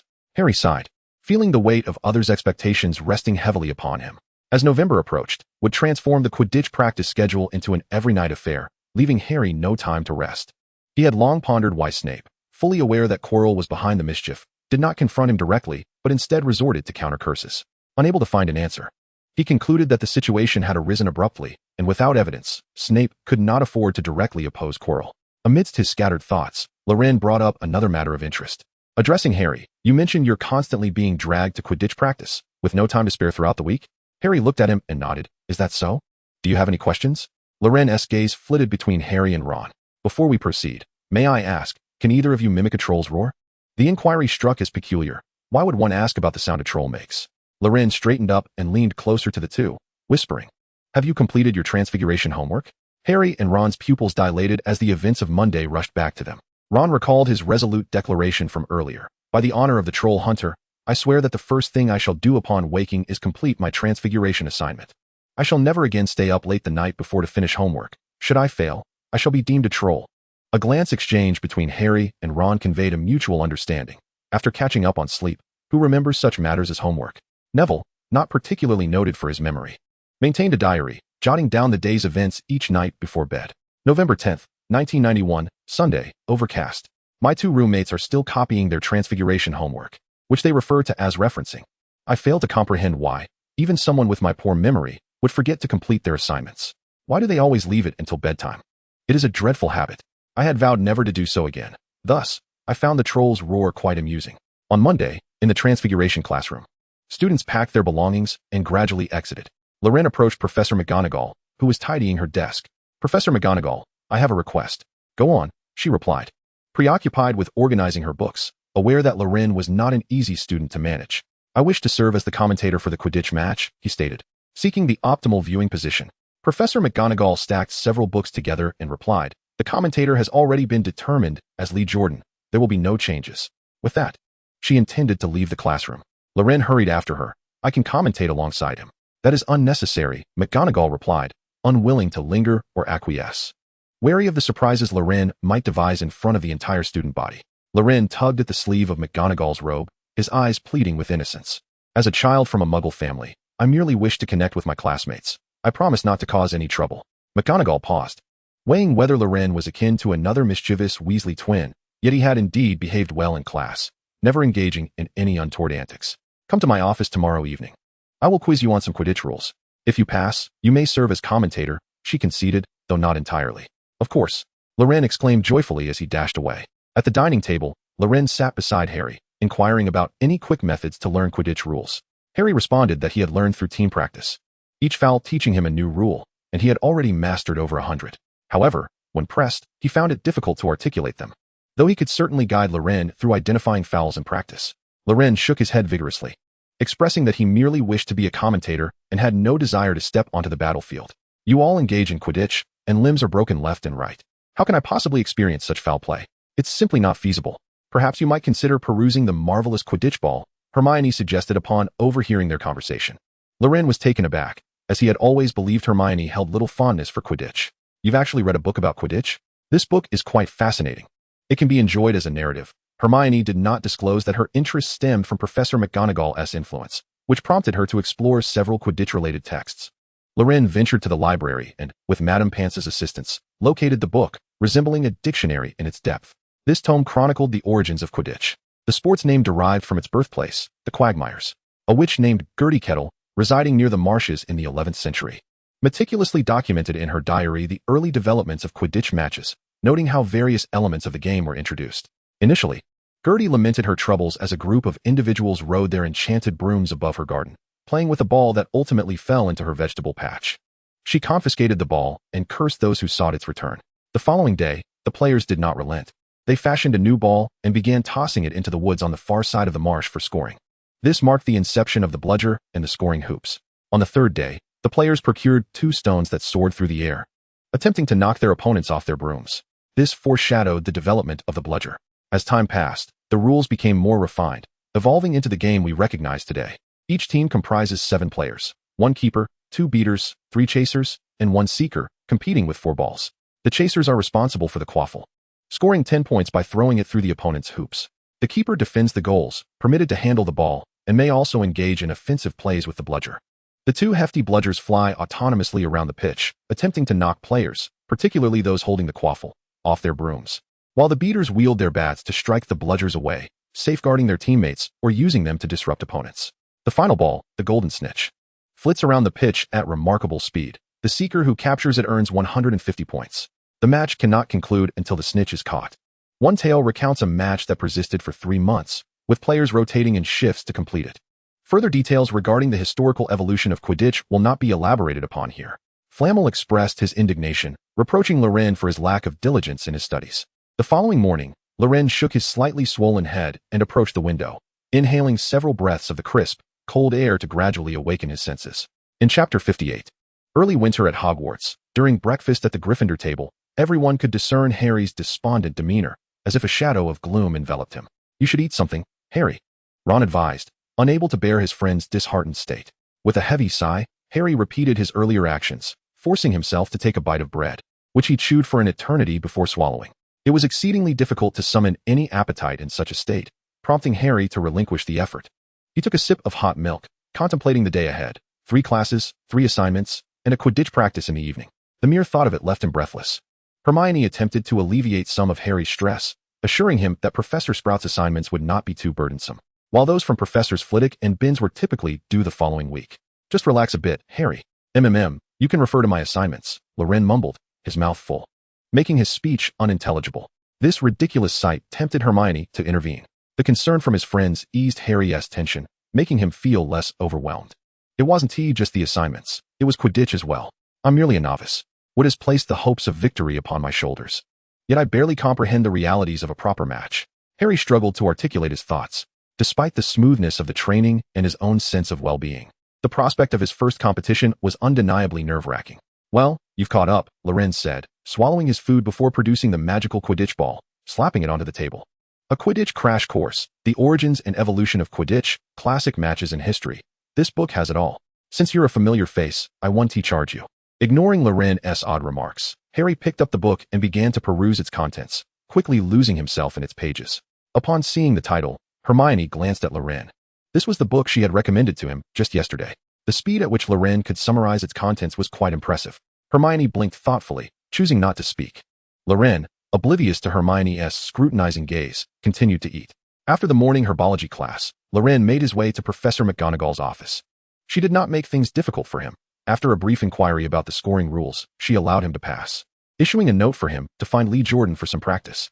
Just before he left her office, Professor McGonagall called him back, her gaze softening. "I understand that your reasons involving family and friends are merely to persuade me. Even the most mischievous Gryffindor students are still my students. Here, there is no place for pureblood or muggle rhetoric. Loren, you have a wonderful group of friends." "I understand, Professor." Before Loren could ponder further, McGonagall's expression turned serious. "However, if you dare to cause any disruption during the match, I shall transform you into a bludger." "Not a problem, Professor," Loren replied, thumping his chest in affirmation. This was the familiar McGonagall he recognized. "I assure you I won't create any disturbances. A mere Quidditch commentator harbors no ill intentions, merely seeking a bit of fun." As November approached, the weather grew increasingly frigid. Although heavy snow had yet to fall, the surface of the lake had begun to freeze. Each morning, a thick layer of frost coated the windows. The mountains surrounding the school were shrouded in a gray mist, adorned with a white frost.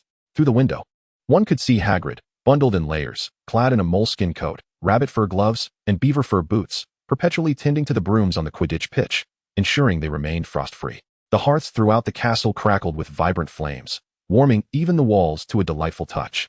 Within the castle, students felt no chill. Only during outdoor lessons did they don their cloaks over warm coats. Although the castle was cozy, prolonged stays could render it stifling, leaving everyone languid and lethargic. Professors would often employ a whirlwind cleansing charm to rejuvenate the air before classes. However, students believed that true refreshment could only be found outdoors, on the grassy fields or in the courtyards. The twin brothers boasted about the freshness of the air in the forbidden forest. Even a mere whiff near its edge could uplift one's spirits for an entire day. Upperclassmen instructed the newcomers on a modified flame spell, conjuring blue flames that required no combustible materials, floating effortlessly in the air. These flames provided just the right warmth without causing burns. The girls delighted in filling jars with bright blue flames to carry with them, both practical and visually pleasing. When Loren first beheld this phenomenon, he mistook it for phosphorescence, only to later realize that the flames could burn continuously within the sealed jar, leading him to ponder the essence of combustion. Indeed, magic encompassed all. Loren, Hermione, and others would find a secluded corner in the courtyard, setting several jars of luminous blue flames before them as they read, conversed, and snacked, much like a spring outing. This winter activity invigorated them, warding off the drowsiness that often accompanied the season. On the eve of the Quidditch match, Loren, Hermione, Harry, and Ron gathered around the flames.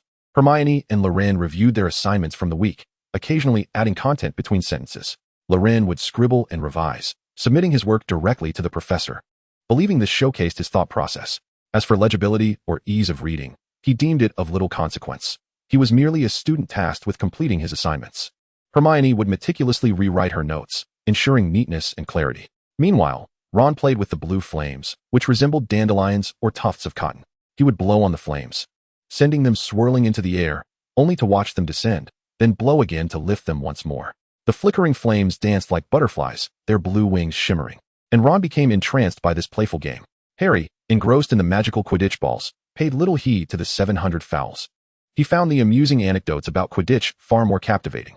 He chuckled at the thought of the World Cup in 1473, where all 700 fouls had been committed. The Seeker was often the smallest and fastest player, a role Harry felt suited him well. However, he recalled the most serious Quidditch accidents typically befell Seekers, shaking his head in disbelief that he would meet such a fate.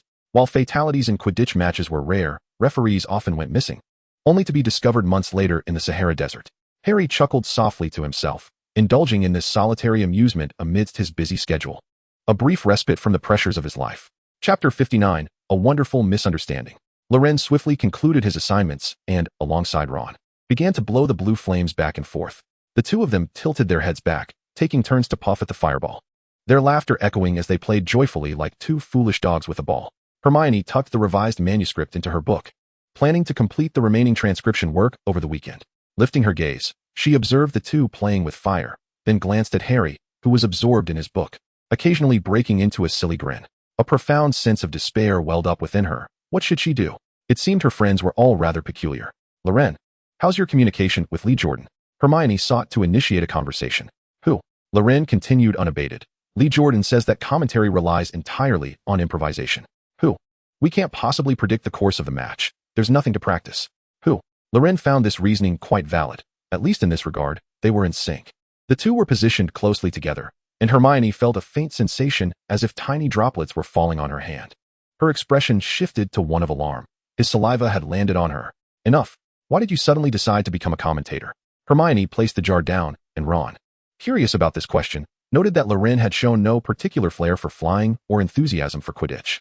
Loren wore a look of bemusement, explaining that whether one is a fortune teller or a deity, commentary is where it all begins, ultimately leading to becoming a master of misfortune, slaying gods and Buddhas alike.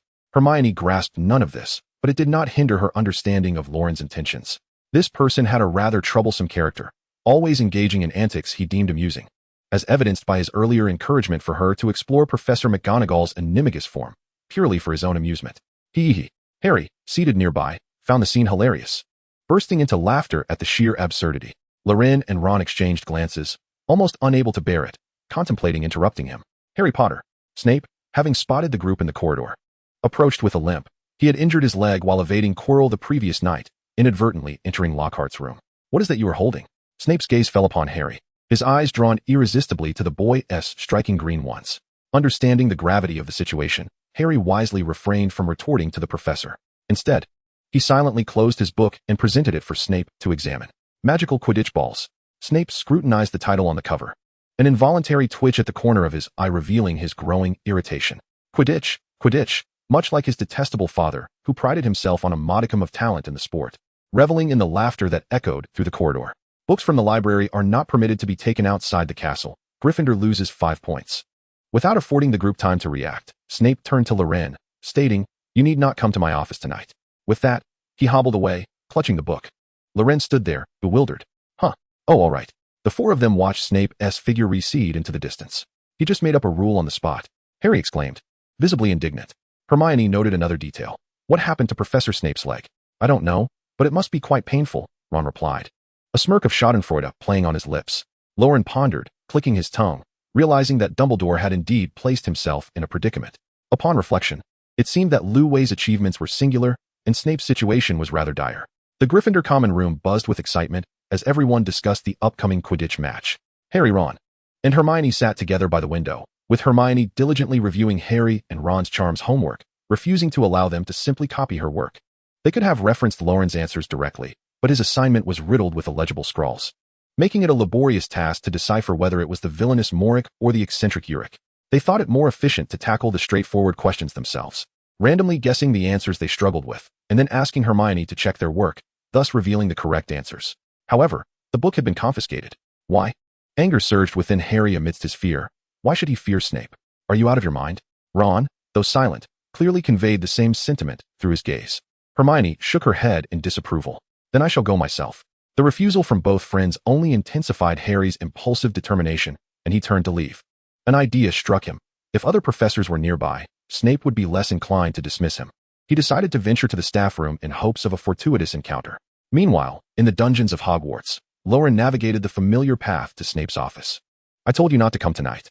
Snape's voice was unusually elevated, tinged with annoyance. The defensive enchantments of the office were inactive, allowing Loren to enter without hindrance. Snape was engrossed in grading assignments. I came to see you, Professor. Loren was uncertain of his own motives for being there. Perhaps it was the assistance Snape had provided with the Wolfsbane potion, or the deeper potion knowledge he had imparted. Or perhaps the weekly Friday evenings spent together that led him to feel a sense of closeness to Snape. Snape ignored Loren, remaining focused on his work. Why not try White Fresh? Loren suggested, broaching the subject of Snape's leg injury. Snape abruptly lifted his head, glaring at Loren. The remark seemed to provoke him. Fool, all the potion knowledge you've acquired has been in vain. You don't even comprehend that White Fresh is only effective for superficial wounds. Do you think I am as foolish as you? Do you really believe that as a potions master, I would lack understanding of White Fresh? Or are you merely spouting ignorant suggestions without any real comprehension? Snape unleashed a barrage of words, laced with fury, without a moment's thought. Loren recognized this as an outpouring of long-suppressed emotions. Surprisingly, he did not feel angered. Having encountered various internet trolls in the 21st century, this was hardly a challenge. Silence enveloped the room. This scenario evoked a sense of familiarity in Snape. It felt reminiscent of a similar scene from many years past, marked by the same overwhelming anger and impulsive outbursts. Time had changed, the setting had shifted, and yet the essence remained unchanged. Severus Snape was acutely aware that he was now a professor, while Loren remained merely a student. Their bond lacked profound depth. Even if Loren were to draw his wand and take his life, Snape would harbor no regret for the insults exchanged prior. He would no longer endure the anguish of losing Lily, yet emotions that had been brewing for decades surged within him like shattered wine barrels. The scent of ethanol permeating the air. After a prolonged silence, Snape spoke. I apologize. I seem to have lost my composure. Snape had apologized. Loren found the scene utterly chilling, yet he was no fool to utter something as foolish as, what did you say? Instead, he pretended not to hear. Shall we visit Madame Pomfrey? Snape leaned back in his chair, closed his eyes, and replied, no need. I have asked Filch to fetch some potions. Would you assist me to the staff lounge to tend to my wounds? Might Snape have left his book here? Such fortune would be remarkable. Harry deemed it worth a try. He cracked the door open slightly and peered inside, only to be met with a horrifying sight. The room housed 3 figures, Snape, Filch, and Loren. Snape had raised his robe above his knees, revealing a leg that was a gruesome tableau of blood and flesh. Filch was diligently bandaging Snape's wounds, while Loren observed silently. A simple remedy suffices for superficial injuries. For more severe cases, other herbs are required, Snape remarked. Filch tightened the bandages against the wound, and Snape inhaled sharply. Damn it, how could I possibly defend against 3 heads simultaneously? Harry's pupils dilated at this revelation. Snape's injury was the result of a basilisk bite. Upon grasping the gravity of this news, he contemplated retreating, but Snape's voice called out, Potter. Snape swiftly turned, lowering his robe to conceal his injury. Loren appeared equally astonished, unable to recall such a scene from any film. Get out. Now. Did you retrieve the book? Ron asked, eyeing Harry's labored breaths. Hermione, too, was intrigued. After a moment of catching his breath, Harry lowered his voice and recounted all he had witnessed. Do you realize what this implies? Harry held his breath. On Halloween, he intended to pass by the basilisk's watch. I saw him searching for the object that controls the three-headed dog. I wager that he released the troll to divert attention. Hermione's eyes widened. I knew he was up to no good, but a professor would never dare to steal something meticulously safeguarded by Dumbledore. Ron dismissed this notion. To be honest, Hermione, you always assume the professor is above reproach. But I believe Snape is capable of anything. At this juncture, Ron's curiosity piqued. What exactly is he seeking? What is that large dog guarding? Hermione proposed. Harry mentioned Loren was present. Perhaps we could inquire with him. Loren saved our lives. We shouldn't be suspicious of him. But what if Snape has placed some curse on him? Ron countered. Remember, he visits Snape's office every Friday. Who knows what transpires there? However, Hermione found it difficult to address the matter of Loren and the werewolf, as it was Loren's private affair. She was at a loss for words. Her face flushed with urgency. Harry, perplexed, recalled that Loren had claimed to possess a means to contend with the three-headed dog, had he been aligned with Snape. The latter would not have been injured. Yet, that was merely Loren's assertion. Who could ascertain its veracity? Ron countered. Hermione speculated whether Snape had coerced Loren with Wolfsbane, compelling him to feign allegiance while not genuinely assisting Snape. Following this line of thought, everything began to make sense, and the young witch affirmed her hypothesis. She resolved to seek an opportunity to converse with Loren privately. Unbeknownst to Hermione, her concern for Loren had subtly altered her previously steadfast belief in the professor's integrity.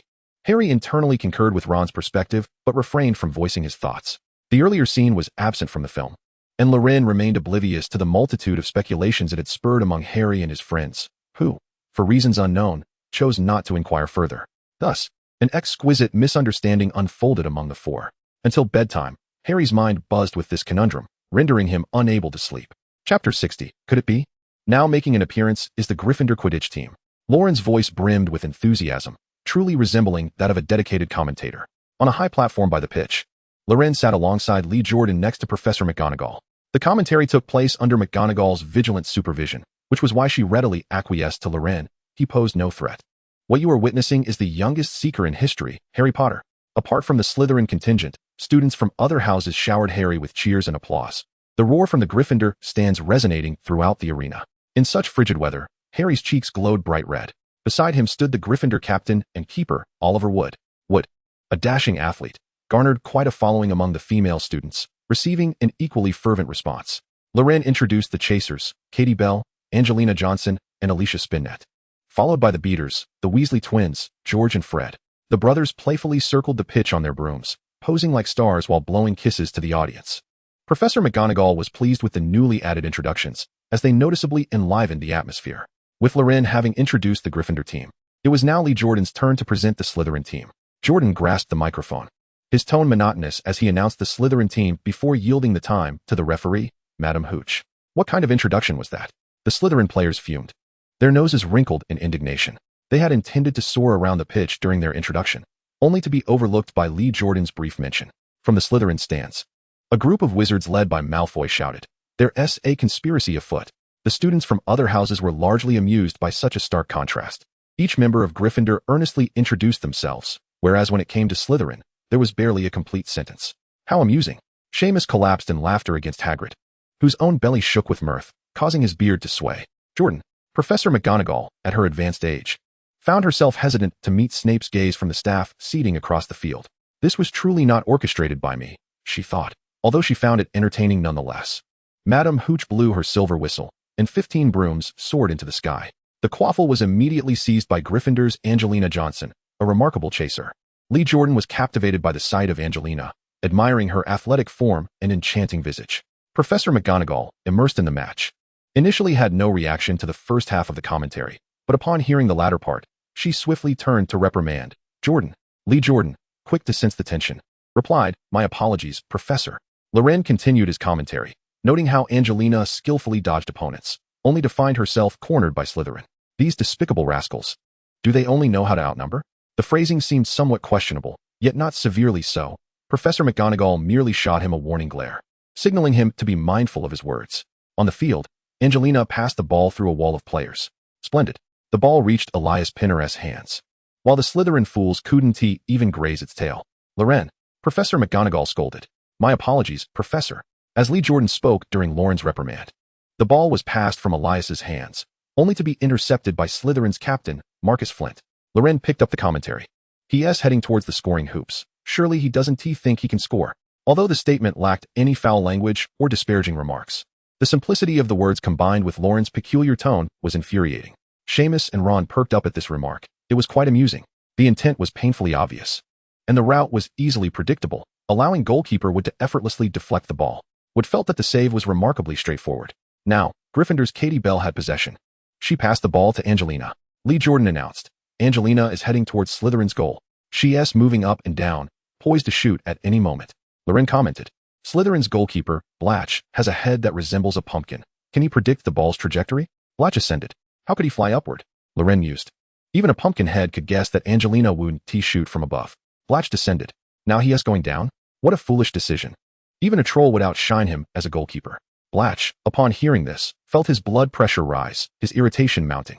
Angelina seized the moment to take her shot. Ding. Angelina scored. The raucous cheers pierced the cold air.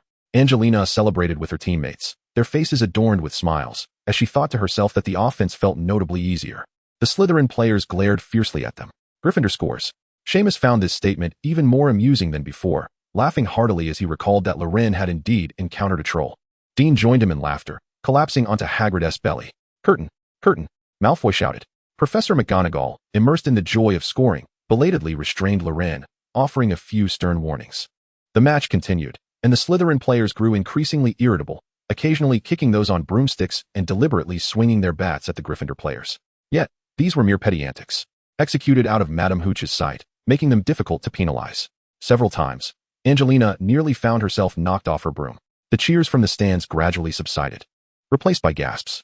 Hermione furrowed her brow. Quidditch was indeed too savage. These scoundrels were no different from the brutish trolls. Only trolls wielded clubs to strike others. Professor McGonagall tightened her lips, and upon hearing this, did not intervene with Loren. The atmosphere grew increasingly tense, with both sides brimming with anger. Loren had acted on a whim, suddenly desiring to deliver a sharp-tongued remark before the entire student body, hoping to provide them with a small shock of wit. Now, he feared that his impulsive banter might escalate into a widespread brawl on the pitch. Slytherin had turned feral, and Harry narrowly dodged the bludger multiple times. Wood instructed him to step aside and wait for the golden snitch to re-enter the fray, just as he evaded another bludger aimed at his head. His broom inexplicably bucked beneath him, spinning wildly. Loren was unconcerned for Harry. Dumbledore was right at the sidelines. He believed that even without Snape and Hermione, Quirrell's ramblings would not pose any danger to Harry. It was not until a fire erupted in the staff section, interrupting Quirrell's incantations, that Harry steadied himself and seized the golden snitch, securing victory. Exultant cheers echoed among the Gryffindor students as the players circled Harry in celebration. Seamus and Dean rallied a group of young wizards around the Slytherin students, incessantly repeating the same phrase. No way, you don't really think you can win, do you? This was a tactic learned from Loren. They discovered that such simple phrases, paired with a delightful tone, acted almost like a spell, absorbing the goodwill of others and transforming it into their own joy. The more sour the expressions on the Slytherin students' faces, the happier they became.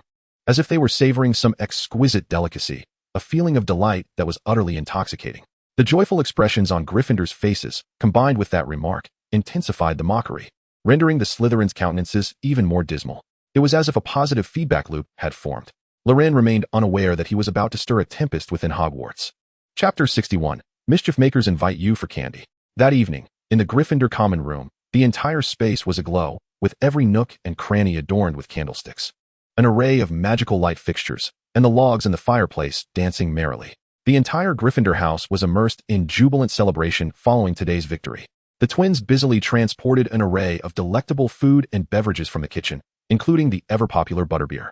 Wood's face was flushed with a slight intoxication, his eyes gleaming as he proclaimed loudly, I knew it.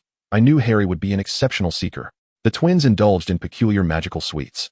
One nibbled on an ice mouse, his teeth chattering and clashing together with a cacophony of clicks, while the other munched on a pepper imps, exhaling bursts of fire from his mouth. The two exchanged fiery breaths, locking eyes and erupting into hearty laughter. Seamus, captivated by the scene, tugged at Dean's sleeve and inquired, what would happen if one were to consume an ice mouse and a pepper imp simultaneously? Neville, overhearing, swiftly intervened, warning, do not attempt that.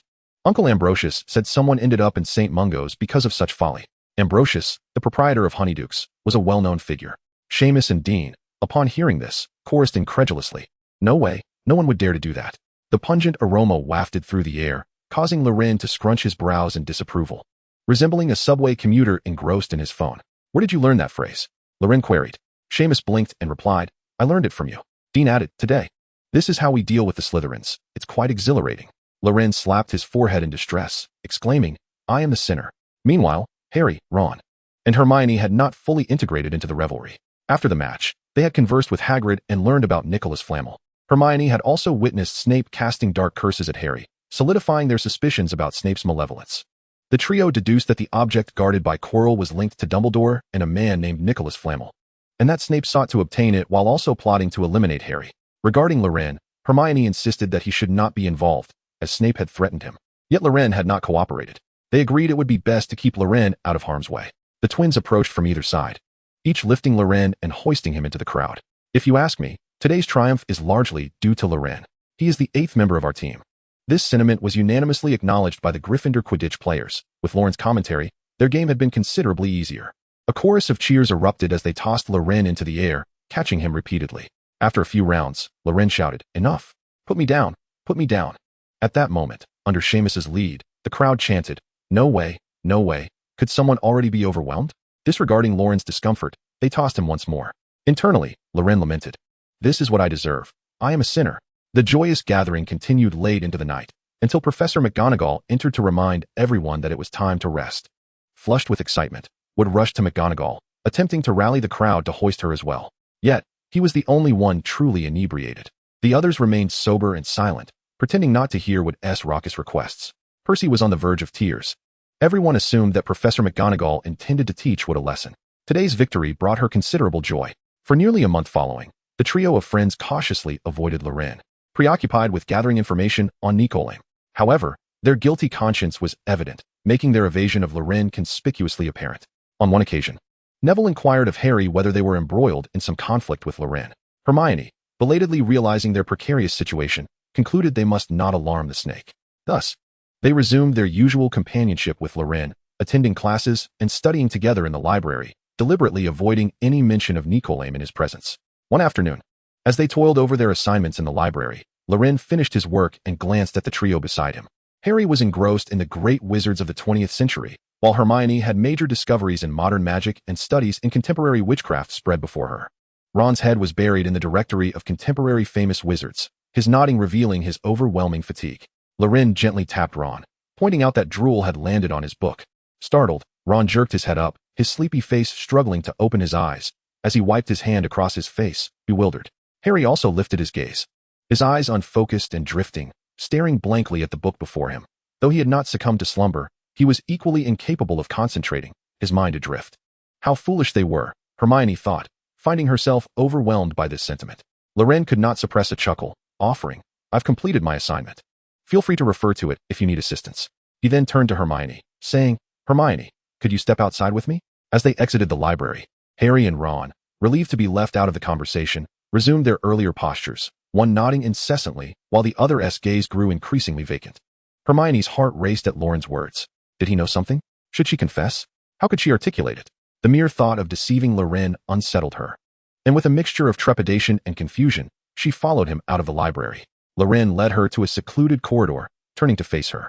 Not long after the Quidditch match, Hogwarts was blanketed in snow, prompting everyone to don winter attire, layering sweaters beneath their robes, creating a puffy appearance. Hermione was no exception. Bundled up warmly, with a bright Gryffindor scarf around her neck. Her fluffy hair framed her face, still retaining a hint of baby fat, and when she smiled, her two front teeth shone through, making her resemble an adorable little squirrel. Loren felt an irresistible urge to tease her. Are you hiding something from me? He asked. Hermione, flustered, attempted to explain. I'm not trying to keep anything from you. We are. Before she could finish, Loren interrupted. Are you searching for Nicolae? Hermione's eyes widened in astonishment, her mouth slightly agape as she regarded Loren, her expression conveying utter disbelief at how he could possibly know. The expression of the little squirrel devouring the whale was utterly adorable, stirring something within Loren's heart. You are all engrossed in volumes such as the great wizards of the 20th century and contemporary renowned magicians. Who could possibly be oblivious? Before Hermione could utter a word, Loren continued. Come to the abandoned classroom with the magic mirror tonight, and I shall reveal something to you." With that, he walked away, leaving Hermione momentarily bewildered. She could only be certain that Loren would not harm her. That evening, Hermione arrived alone for the rendezvous. As she pushed open the door, she found Loren already awaiting her in the empty classroom. A desk and 2 chairs were positioned at the center, with a black cloth draped over a mound on the table. Loren beckoned Hermione to sit, his demeanor serious as he gazed at her intently. "I know you are searching for Nicholas Flamel, but I cannot disclose everything directly. You must be familiar with some secrecy spells, correct?" Hermione nodded, recalling the unbreakable vow and several other incantations that could serve such a purpose. "I need your assistance to break the spell before I can reveal the truth." If Hermione had remembered Loren's coaxing during their first Transfiguration lesson, when he had encouraged her to touch a cat, she would have recognized that his tone now mirrored that earlier moment. "What must I do?" Hermione asked, her voice resolute. She was determined to uncover the truth and save Loren. Loren removed the black cloth, unveiling a table laden with chocolate frogs and various candy resembling cockroaches. "How does one break the spell with these?" Hermione inquired, her face betraying her confusion. "You must consume them all," Loren replied, his voice trailing off. Hermione felt a colossal question mark hovering above her head. "Are you certain this will lift the curse?" Loren reassured her. "Hermione, magic is extraordinarily peculiar, and so are the means to unravel it. Would I deceive you?" His conviction wavered slightly, prompting him to rephrase. "Would I mislead you regarding such matters?" After a moment of hesitation, Hermione finally mustered the courage to grab a package of chocolate frogs and tear it open. As she watched the legs of the chocolate frog twitch, she trembled, battling the urge to discard it. After bolstering herself with encouragement, she placed it in her mouth. The sweet chocolate melted, releasing a delightful aroma from its core that quelled her discomfort. "Delicious, isn't it?" Loren teased. Hermione, somewhat embarrassed, nodded. She found herself experiencing a strange sensation. Though she detested such candies, they also brought her unexpected pleasure. Loren examined the accompanying card within the packaging and, upon spotting the figure illustrated, exclaimed cheerfully, "What luck!" The first card is Dumbledore. Once a beginning was established, the subsequent steps would be less daunting. As Hermione continued to consume the following chocolate frogs with increasing ease, her aversion to the confectionery lessened significantly. Unbeknownst to her, Loren's malicious grin was barely containable. Chapter 62. How can this not be considered kindness? Hermione's disdainful yet determined expression was utterly amusing, fully satisfying Loren's wicked sense of humor. Not long after, as Hermione acclimated to the chocolate frogs and her expression settled into tranquility, Loren lowered his head, meticulously organizing the cards. He placed aside the nose-picking Cleona, the medieval witch, and the portrait of Paracelsus, the esteemed healer from the Renaissance, which was also found in the corridor. Dumbledore's card was extracted and set aside. Although the table appeared cluttered with sweets, much of the space was consumed by packaging, and the chocolate frogs were devoured in no time. A small stack of cards amassed, several depicting Dumbledore.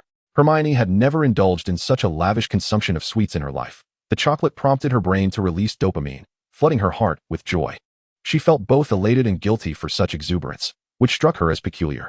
In stark contrast, the thought of cockroaches was utterly intolerable, ingrained in her instincts and physiology.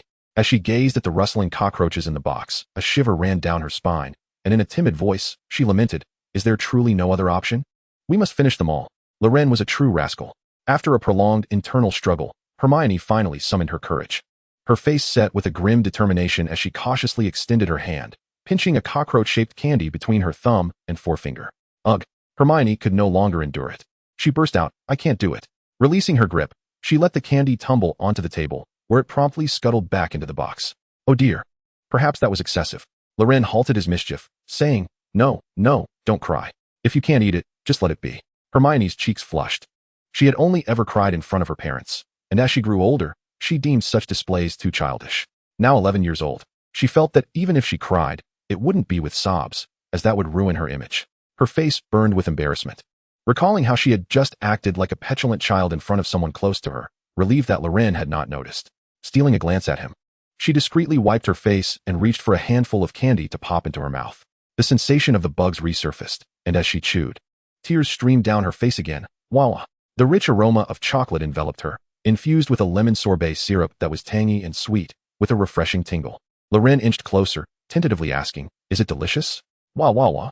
Hermione's sobs grew louder, and upon hearing the question, she sniffled and replied, somewhat exasperated, "Yes, it's delicious." Loren couldn't help but chuckle. The sight of her crying while eating, yet insisting it was tasty, was utterly amusing. "You're still laughing. This is all your fault." Hermione, incensed by Loren's mirth, seized a handful of cockroach candies and shoved them into his mouth. Loren, who already relished such treats, went along with her, sharing the sweets on the table. In the abandoned classroom, the dim light cast the shadows of the two little figures. They enjoyed the delightful candies, one unable to suppress laughter while the other occasionally swatted at him in irritation. Eventually, the candies on the table were all consumed. After a while, Hermione regained her composure. Her lips smeared with syrup, her eyes glistening with anticipation as she gazed at Loren, wondering if the spell had been lifted. Ahem, this was far too wicked. Loren chastised himself, glancing furtively around, pondering whether confessing at this moment would result in Hermione jabbing him with her wand. Let us converse about Nicholas Flamel. Hermione, oblivious to the implications of this remark, listened intently to Loren's words.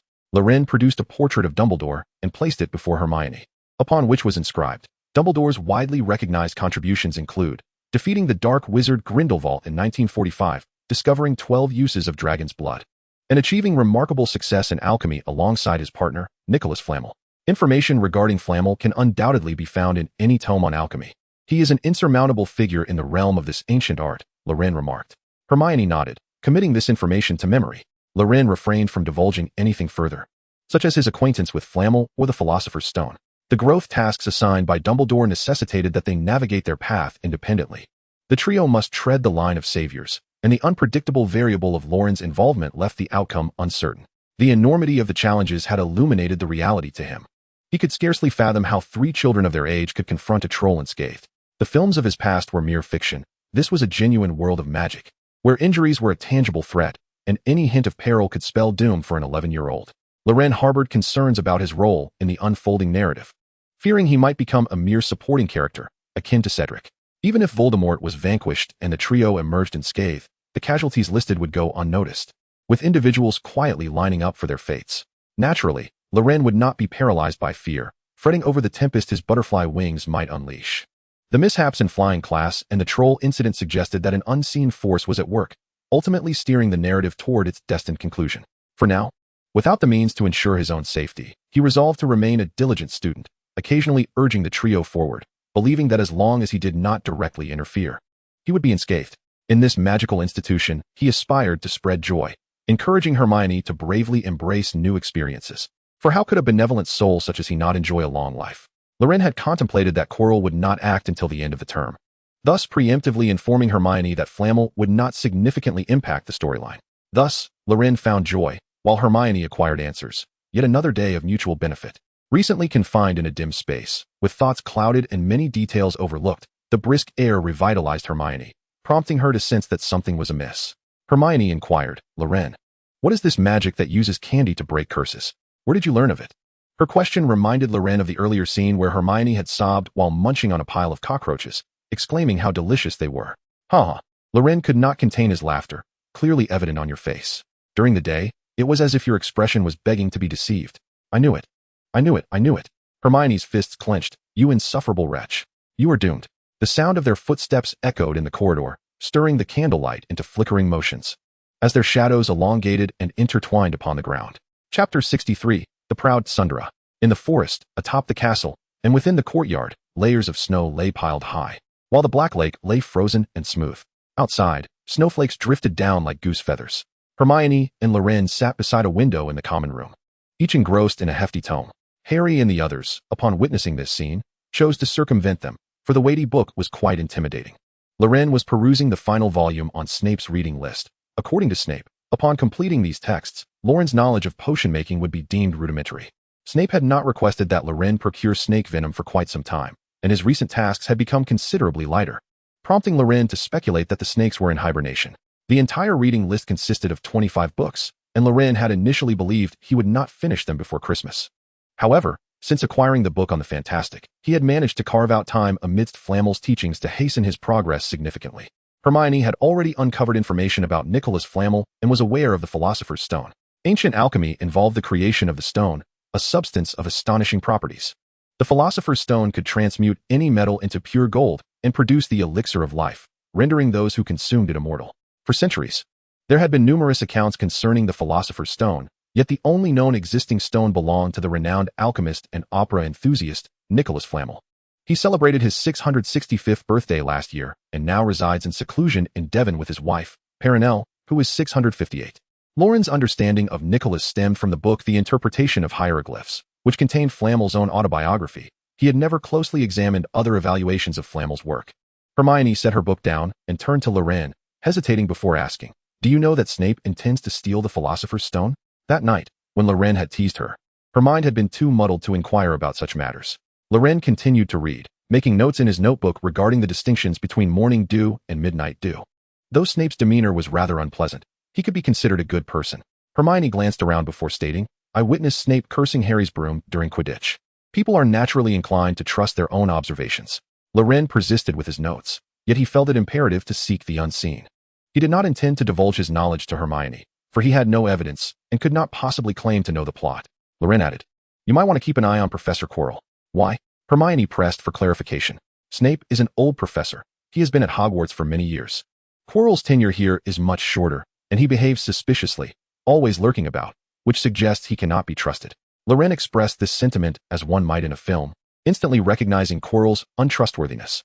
Lacking substantial reasoning, his assertions were merely conjecture, which Hermione contested. "You, too, only wish to believe what you see, unwilling to accept what lies beyond your perception."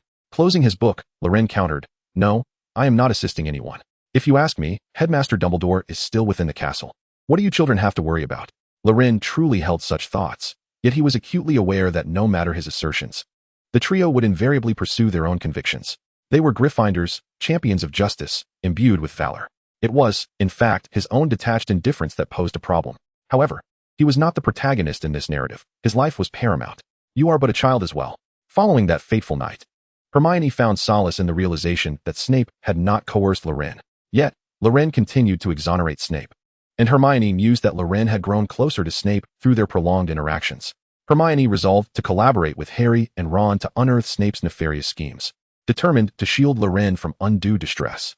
Meanwhile, Harry discovered that Snape seemed to shadow him wherever he went, the professor's piercing gaze perpetually fixed upon him. Harry suspected that Snape was incessantly tracking him, waiting for an opportune moment to strike. With this revelation, Harry vowed never to venture anywhere alone, even dragging Ron along to the lavatory. Loren found this peculiar. It appeared that not only girls accompanied their friends to the restroom, but boys did so with their close companions as well. Another Friday arrived. Loren traversed the dimly lit dungeon, which felt even colder in winter. The Slytherin dormitories lay beneath the Black Lake, demonstrating the house's remarkable resilience to the chill. Upon reaching Snape's office, the dark door swung open of its own accord. "Enter," came Snape's voice from the depths of the storeroom. "Very well, Professor." Loren stepped into the office adorned with various specimens and proceeded into the storeroom. Snape was stationed beside a workbench, flanked by two cauldrons, one empty, while the other bubbled with a viscous pink liquid, emitting no discernible scent. "Have you completed the readings on the list?" Snape inquired. "Indeed, Professor." Snape retrieved a green leaf and introduced it into the boiling cauldron, stirring it. Gradually, delicate purple veins emerged within the pink liquid, spreading to transform the entire concoction into a deepening hue, eventually exuding a foul odor reminiscent of rotten eggs. Wolf's Bane Potion. Loren recognized it well. Each Friday, he visited Snape, who would provide him with the potion 2 weeks prior to the full moon. It was imperative to consume the potion a week in advance, allowing Loren ample time to send the necessary items to Old Man Bates. Previously, he had only encountered the finished product, bottled and ready. This was his first glimpse of the potion's creation. Snape extinguished the flames and covered the cauldron. Wind cleansing. With a flick of his wand, Snape summoned a gust of wind to disperse the noxious odor from the room. What, in your opinion, constitutes a potion? Loren found himself momentarily perplexed. A potion is any medicinal product derived from magical creatures, whether through extraction or semisynthesis. He hesitated, uncertain. Any introductory text on potions would commence with this definition, yet given Snape's inquiry, the answer was assuredly not so simplistic. Snape regarded Loren with disdain, akin to how he viewed Miss Know-It-All, merely a fool who could regurgitate textbook knowledge. Loren widened his eyes, feeling the sting of personal attack. A potion, in essence, is another form of magic. In Severus Snape's discourse, potions and spells are both manifestations of magic. Spells are characterized by specific incantations and gestures, while potions require particular ingredients and precise methods of preparation. This established procedure is referred to as a ritual. When a wizard completes the ritual, the magic achieves its desired effect. In the realm of spells, a skilled wizard can perform magic wandlessly and silently. Conversely, potions are governed by stricter regulations. Even the most adept potion masters must adhere strictly to standardized steps and use prescribed materials to elicit the desired outcome. Potions represent a more rigorous and elevated form of magic, as Snape articulates. Loren contemplated Voldemort's process of bodily resurrection, his father's bones, a servant's flesh, and an enemy's blood, echoing the essence of potion making. It was indeed an evil magic, a nefarious ritual yielding malevolent results. Understanding the nature of potions is crucial for grasping their inherent principles. After expounding on these matters, Snape did not continue discussing potions. Instead, he placed the cooled wolfsbane potion into a vial and handed it to Loren before retrieving a pair of small glass buttons from the cabinet, one red and one green. These are scrying devices. You must ensure that Harry Potter keeps one on him at all times, Snape instructed, passing the red button to Loren. Loren had heard of such devices, used for signaling. He accepted it, curiously examining it in his palm. What purpose does it serve? He inquired. It allows me to monitor the movements of your foolish roommate at any time and from anywhere, Snape replied. Loren set the button on the table and, drawing upon a spell, attempted to cast a thunderbolt piercer on the button. Just as he began to utter the incantation, both the red button on the table and a blue button in Snape's hand emitted a piercing shriek, the sound sharp and jarring. Loren wished to jest with Snape but thought better of it, choosing instead to regard him with a look that conveyed his disdain for Snape's arrogance. During Quidditch, Quirrell attempted to target our savior, Harry Potter, but I and that know-it-all girl thwarted him. He will undoubtedly try again. I have been shadowing that foolish creature to prevent his demise. The absurdity of Harry Potter believing I wish him harm is utterly ridiculous, Snape fumed, his ire escalating with every mention of Harry. Once he had vented his frustration, Snape regained his composure, his tone returning to an unruffled state. This device will ensure he does not meet an untimely end. Why not inform Dumbledore? Loren inquired, as was his custom. Snape's once calm expression flared with anger again. The senile fool, Dumbledore. I cannot fathom how he appointed Quirrell as the defense against the dark arts professor, claiming he knows everything and has it all arranged. He has grown senile. Recognizing that lingering was inadvisable, Loren discreetly took the potion and the button and departed. Upon returning to the Gryffindor common room, Loren threaded a fine string through the hole of the button, fashioning the scrying device into a pendant. He informed Harry that it was a token from his mother, sourced from Professor McGonagall. What? Evidence? There is none. It is merely a fabrication, a heartfelt appeal. In Harry's view, Loren had previously saved his life and therefore had no reason to deceive him. If Loren intended to aid Snape in harming him, it would have been far simpler to poison himself at an opportune moment. The following day, Harry adorned his neck with the pendant, wearing a smile throughout the day that resembled that of a fool. Loren felt a pang of conscience, silently vowing that once this matter concluded, he would procure something genuine belonging to Lily from Snape as recompense for Harry. There was no doubt that Snape possessed such items. Chapter 64. Sincerity is an everlasting ace. In Transfiguration class, Hermione sat in the front row, attentively listening and meticulously taking notes. Ron, seated in the back, occasionally absorbed a sentence or two, but more often than not, his mind wandered elsewhere. Harry rested his head on the desk, fingers pinching the red button pendant hanging from his neck, grinning like a simpleton. Loren, unable to focus on the lesson, watched Harry's foolish smile, feeling as if his conscience were being tortured, an unbearable agony. Before the situation resolved, he resolved to ask Snape for a memento of Harry's mother next week, be it a photograph or any such relic. The more challenging the transformation, the greater the magical power required, Professor McGonagall explained. Ron perked up at the mention of magical energy. Following the encounter with the troll, the group had experienced varying degrees of magical enhancement, enabling them to perform some basic spells with greater ease. Transfiguration, charms, and even Quirrell's defense against the dark arts class had become significantly more manageable due to practical application. Over the weekend, Loren practiced with Hermione, exhibiting a natural talent for correcting spells, and he made rapid progress in their bi-weekly sessions with Flamel in the Enchanted Book. Hermione, with her solid theoretical knowledge and self-taught spells, surpassed many second-year students, especially with Loren's guidance. Harry, purely gifted, showed little interest in studying. His grasp of theoretical knowledge was merely sufficient to get by, yet whenever he wielded his wand, he effortlessly cast spells. Ron felt somewhat disheartened, surrounded by such extraordinary peers. However, he too possessed considerable talent. With his increased magical power and a new wand, he no longer felt inferior, surpassing most first-year students.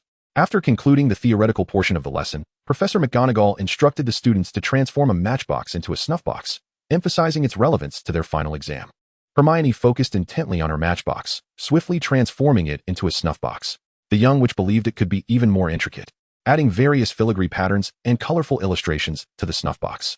Loren watched with a twitching smile. Indeed, it was up to her to elevate the class's average performance. He casually conjured a simple snuffbox and then began to relax, no longer attempting further transformations. Harry and Ron quickly followed suit. Seamus, cautiously experimenting, found himself distanced from his classmates. Persistence pays off for every diligent individual, and after much effort, Seamus finally. Bang! He ended up with soot on his face. Haha. Dean laughed the loudest, and the other young wizards joined in merriment. Whenever Simo is present, one cannot escape the familiar scene. Transfiguration class has exploded. Defense against the dark arts has erupted, and Charms class has met the same fate. Simo seizes every opportunity without fail. Once the chaos subsides, everyone breathes a sigh of relief and gathers around Simo once more. Ron leans in, his tone brimming with pride. Listen to me, when casting a spell, do not swing your wand with force. A gentle lift and a circle will suffice, understand? Oh, Simo exclaims. Ron Weasley, are you planning to rename yourself Ron Granger? You are even more insufferable than the former Hermione. More obnoxious than Malfoy. Dean chimes in. Malfoy ranks alongside Professor Snape as the most despised figure among Gryffindor students. The former Hermione often engaged in such behavior, but after the troll incident, she had changed, only offering guidance when others sought her help. This is not the first instance of Ron's condescension. His lofty tone in instructing others brings him a sense of satisfaction, yet it leaves a sour taste. I apologize. Ron stammers. I simply couldn't help myself. Realizing he has become the very person he detests, Ron reflects on his actions. After Harry finishes with the snuff box, he continues to play with the red button, smiling cheerfully. No one will hold it against him. For isn't Hermione now one of our friends? Ron nods. I will do my best. Each time Harry fiddles with the button, each silly grin serves as a reminder of Loren's conscience being pricked. Loren increasingly feels that his deceit, involving another's mother, is reprehensible, far worse than any prank he has ever devised. Guilt consumes him. I truly am a wretched being. Loren resolves to confront Snape this Friday for a genuine article. If this continues, Harry's laughter will compel him to slap himself. In potions class, Snape meticulously writes the procedure for the elixir of life on the board, while the students scramble to note down his every word. Snape's notes diverge from the textbook. Failing to adhere to his instructions might spell disaster for the unprepared. Once he completes his writing, he begins to elucidate the theoretical aspects based on his notes. Snape's lecturing style is characterized by an unyielding monotone, each word delivered with an unwavering cadence.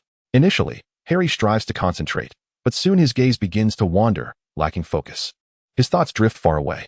Unconsciously, he places a hand over his chest, gripping the red glass button, reminiscing about his mother as seen in the mirror of Erised.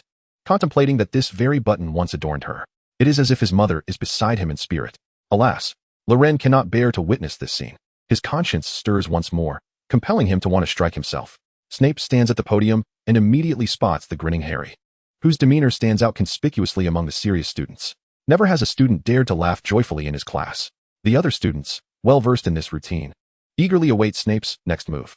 Snape strides over to Harry, observing the foolish smile upon his face, his hand itching to intervene. Just as he prepares to act, he notices the red glass button in Harry's hands, and he falls silent. He recognizes that button all too well, for a blue one resides in his pocket.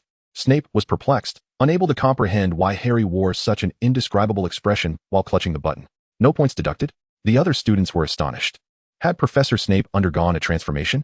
Loren could discern Snape's inquiry. What have you done? Chapter 65, Newcomers in the Forest. On the path from the castle to Hagrid's hut, Loren and his companions trudged forward, braving the biting wind. With no classes in the afternoon, Harry refrained from tormenting Loren's conscience further. They decided to seize the opportunity to visit Hagrid.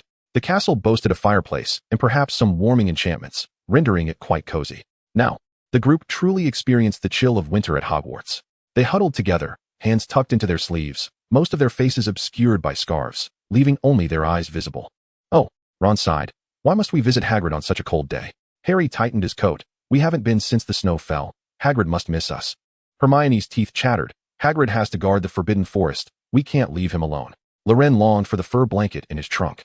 He hadn't thought much of it at the time, but upon reflection, it was likely an alchemical item, providing protection against the wind and warmth, eliminating the need for a campfire even atop the snowy mountains.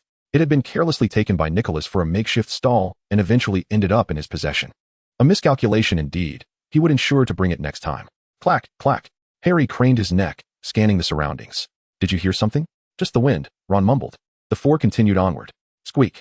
Suddenly, a colossal spider burst forth from behind a tree, hissing menacingly at them.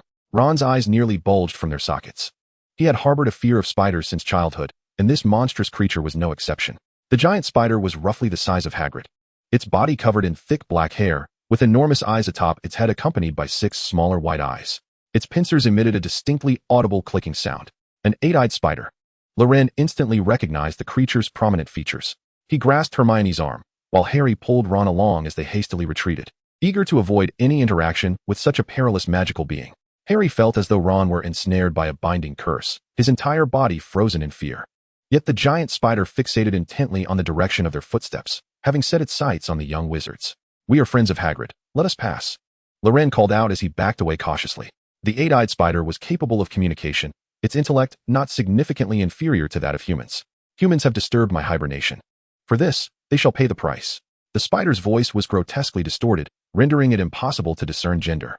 Its head remained directed toward the group. Legs immobilized, flames ablaze. Loren and Hermione assumed defensive stances, spells flying forth in succession. Loren's attempt at communication was merely a probe. He had never placed faith in beasts. Hermione, familiar with Loren's spellcasting, quickly reacted to follow suit. Harry hastily added a Petrificus Totalis, while Ron stood there, still dazed. The leg-locking curse struck the eight-eyed giant spider, immediately binding 5 of its 8 legs together, leaving it to balance precariously on just 3. Hermione's fire spell ignited the spider's dark fur, flames swiftly engulfing its body. Ultimately, under the influence of the binding curse, the colossal creature collapsed to the ground. The group observed the situation while cautiously retreating.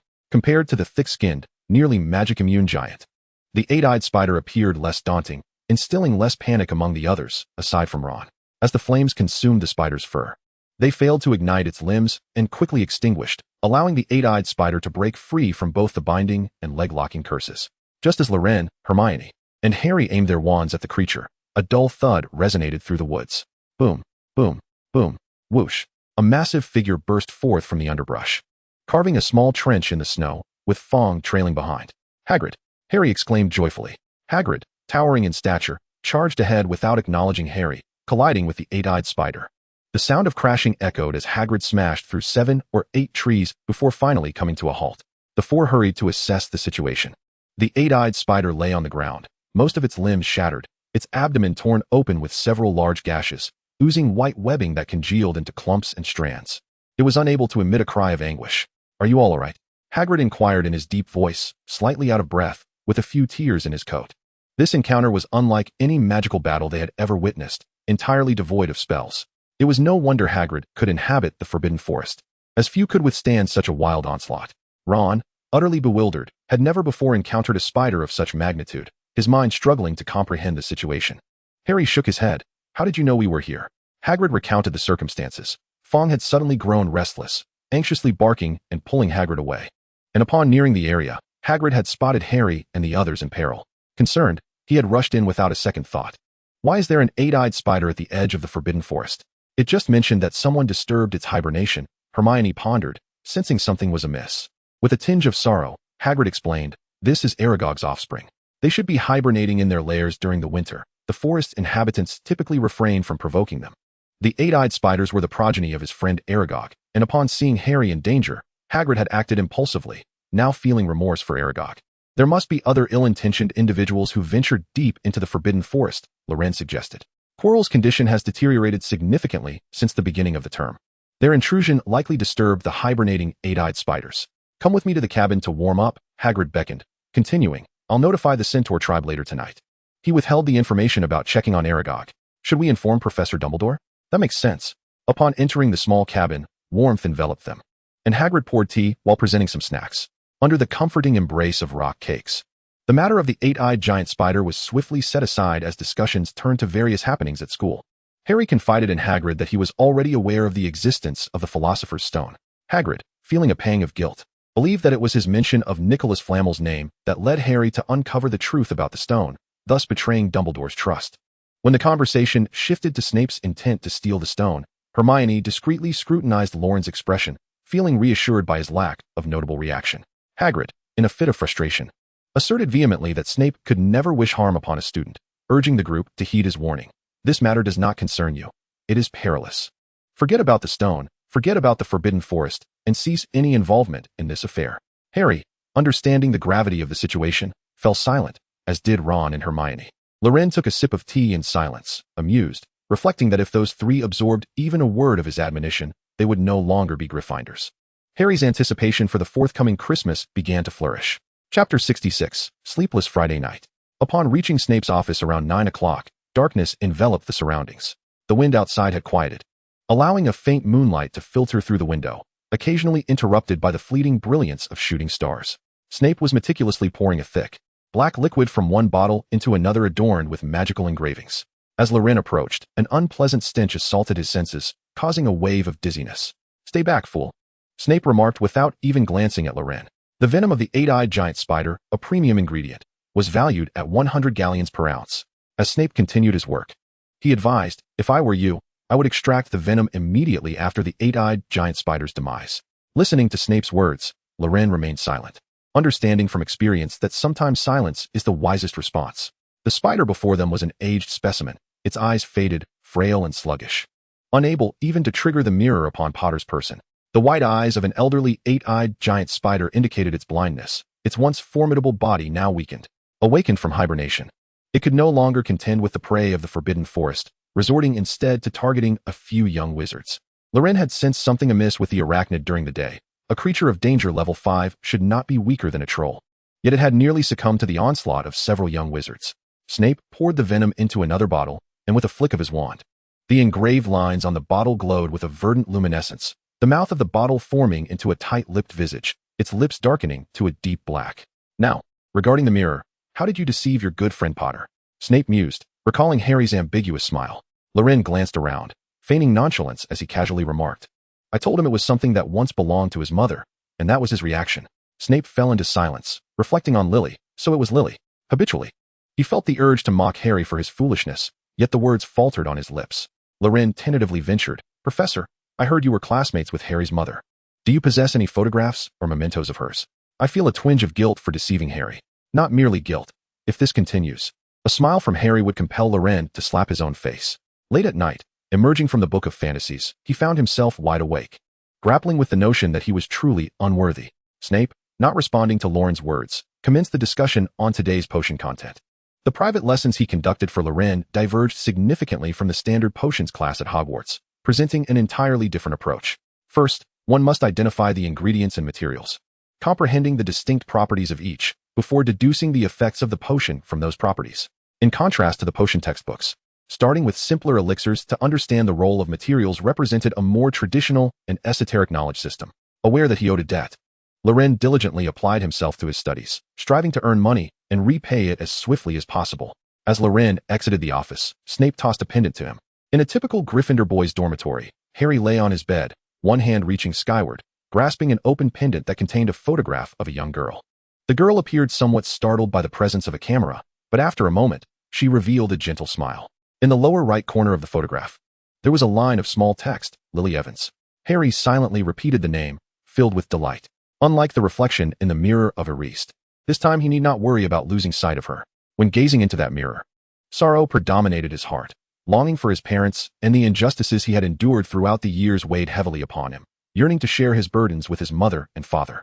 However, those feelings of sadness and grievance gradually dissipated after Dumbledore had taken away the mirror. Now, upon seeing his mother's photograph, he felt a greater sense of stability and joy. Observing Harry's foolish grin, Loren felt a sense of fulfillment and elevation, assuring him of a peaceful night's sleep. "Are you all asleep?" Ron's voice sounded somewhat melancholic. "I am," Loren responded swiftly. "Me too," chimed in Seamus. "So am I," Neville followed suit. Hee, that's Harry's voice." Ron noted. "When we encountered the Acromantula today, I felt utterly useless," he continued, ensuring the others were listening. During the encounter, Loren and the others had acted decisively, whereas Ron had been paralyzed with fear. "Oh," Loren reacted quickly, "I have yet to see an Acromantula." Seamus grew frustrated. Every time he was absent, his roommates seemed to engage in grand adventures, and he missed out every time. "So will you continue to critique us in the future?" Neville inquired, concerned. Whenever Ron offered him guidance, Neville felt embarrassed. Ron, feeling more self-conscious, replied, "I'll do my best." Harry, that's enough," the other four exclaimed in unison. "I think you're about to begin interpreting the Book of Abraham." Flamel regarded Loren with gentle eyes, harboring unspoken hopes. Loren felt a bit dazed.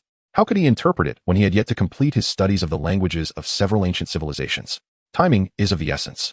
The words themselves are not crucial. Flamel floated in the air, articulating slowly. Loren nodded. Thinking this was indeed an elder's specialty, the riddle-maker had begun once more. He wished to grasp Flamel by the hair and inquire what the essence of a text truly meant, questioning the significance of words when he was compelled to learn so many arcane symbols. "Very well, if you assert it to be so. then I shall not shoulder the blame for any incomprehension. Life is arduous, Loren sighed. Alchemy and the Philosopher's Stone felt exceedingly distant from him. Interpreting the Book of Abraham held little significance for his own existence. Rather, he yearned to understand how to redeem a despairing soul, thereby attaining the enigmatic qualification Flamel spoke of, and with the aid of Nicholas's Philosopher's Stone, attempt to heal Grandfather Bates. Flamel waved his sleeve, and a multitude of colors coalesced in the air, forming a text of approximately 13 lines. The luminous patterns danced above, neither in Latin nor Hebrew, nor resembling the ancient scripts of the East. It was a language unknown to Loren. Undoubtedly, this is not a tedious falsehood, but the most unequivocal truth. As above, so below, this is the singular, unparalleled miracle. One is the origin of all things. Everything in the world emanates from this unity. The sun is the father, the moon the mother, the wind the womb of creation, and the earth nourishes and cherishes. He is the most perfect father of all things, possessing the most complete and potent energy to separate the clay from the fire, to extricate the delicate from the coarse. He can soar from the earth to the sky, descend back to the ground, absorbing all energies from above and below. Thus, one can attain the most resplendent glory in the world, dispelling all gloom and darkness. His power transcends all. He is more exquisite than anything, capable of permeating all things, even the most solid.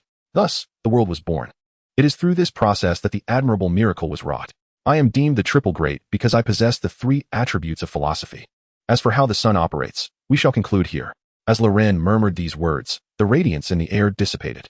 Flamel was unperturbed by the shout, for it had already taken root in Loren's heart. The term triple great describes a name of 4 characters, one that Loren could not translate into any other language, which phonetically resembled Hermes.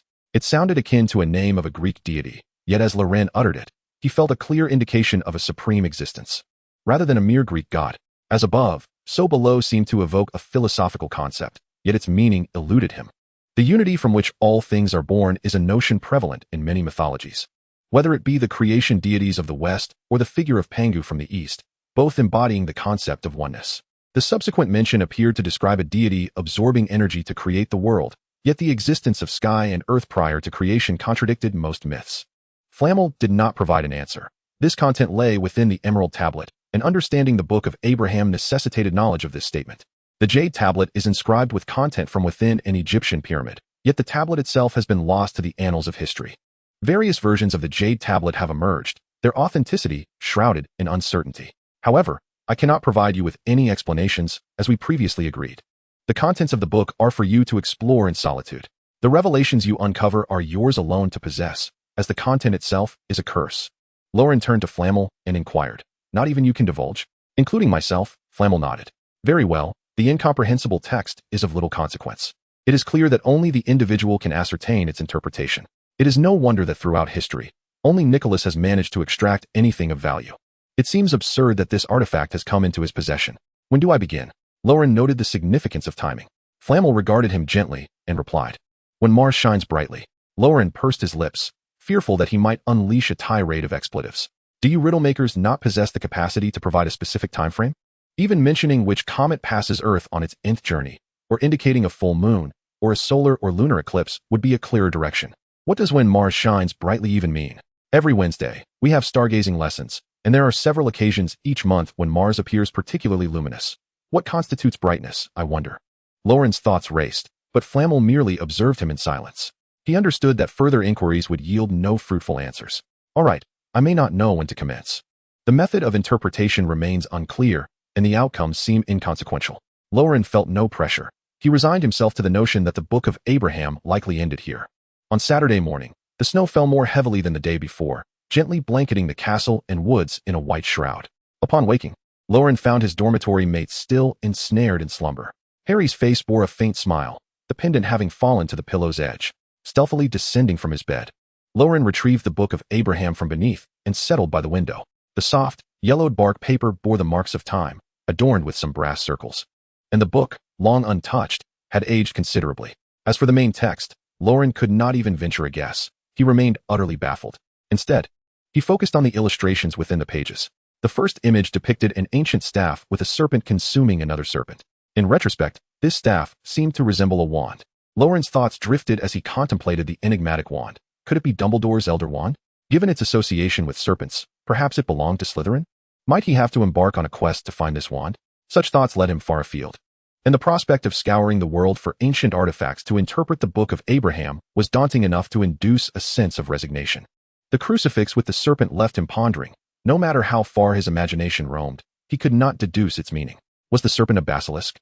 If so, perhaps he might have the opportunity to encounter one next year. The third illustration depicted a spring in the desert, with a serpent emerging from the water's flow. Did this imply he would need to journey to the desert? Why was there such a recurring theme of serpents? What significance did they hold? Lost in a reverie while gazing at the book before him, Loren ultimately arrived at no conclusion, as though the stars had yet to shine brightly enough. Letting go of his musings, he sighed and turned his gaze out the window. A blanket of white covered the landscape, with snowflakes accumulating on the platform outside. A thought struck him. It was a splendid day for making frozen pears. Unable to suppress the idea, his mind became consumed with the sweet, succulent juices of the frozen pears, and his mouth watered uncontrollably, as if on the verge of overflowing. Thoughts of the jade record in the Book of Abraham faded from his mind. Resolute, he decided to act upon his whim. Today being Saturday, he had no classes. Clad in his pajamas, Loren dashed out of the common room, the corridors still quiet. With a smile gracing his features, he hurried toward the Hufflepuff common room, quickly scratching the pear on the portrait to elicit its laughter. The kitchen was aglow with light, filled with the sweet aroma of flour and the savory scent of simmering bean stew. The enticing fragrances made Loren's saliva uncontrollably flow. House elves busily prepared breakfast for the students and staff of Hogwarts, a laborious task regardless of the magical assistance at hand.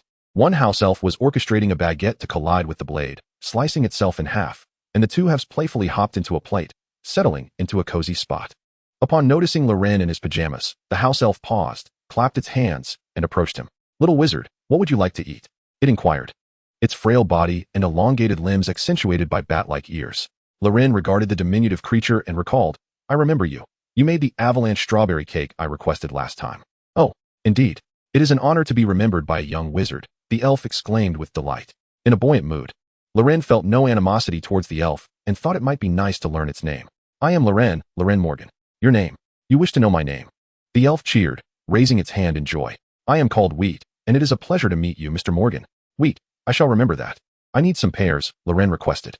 The enthusiastic Wheat presented him with a basket brimming with pears, perhaps a dozen, their yellow skins adorned with brown speckles, exuding the distinct aroma of pears. Loren was unsure of the variety, but they resembled snow pears. Chapter 67, The Bustle of Snow. Having closed the window and dusted off his hands, Loren pondered how long the pears should freeze. A week outside should suffice. Whether it was the longevity or the jade record, he had no inclination. The prospect of enjoying frozen pears in a week was far more enticing. In the great hall, at the Gryffindor table, excitement filled the air. "Eat quickly. The snow on the grounds awaits us," exclaimed Simon, his face alight with enthusiasm. Upon hearing this, the surrounding young wizards hastened their eating.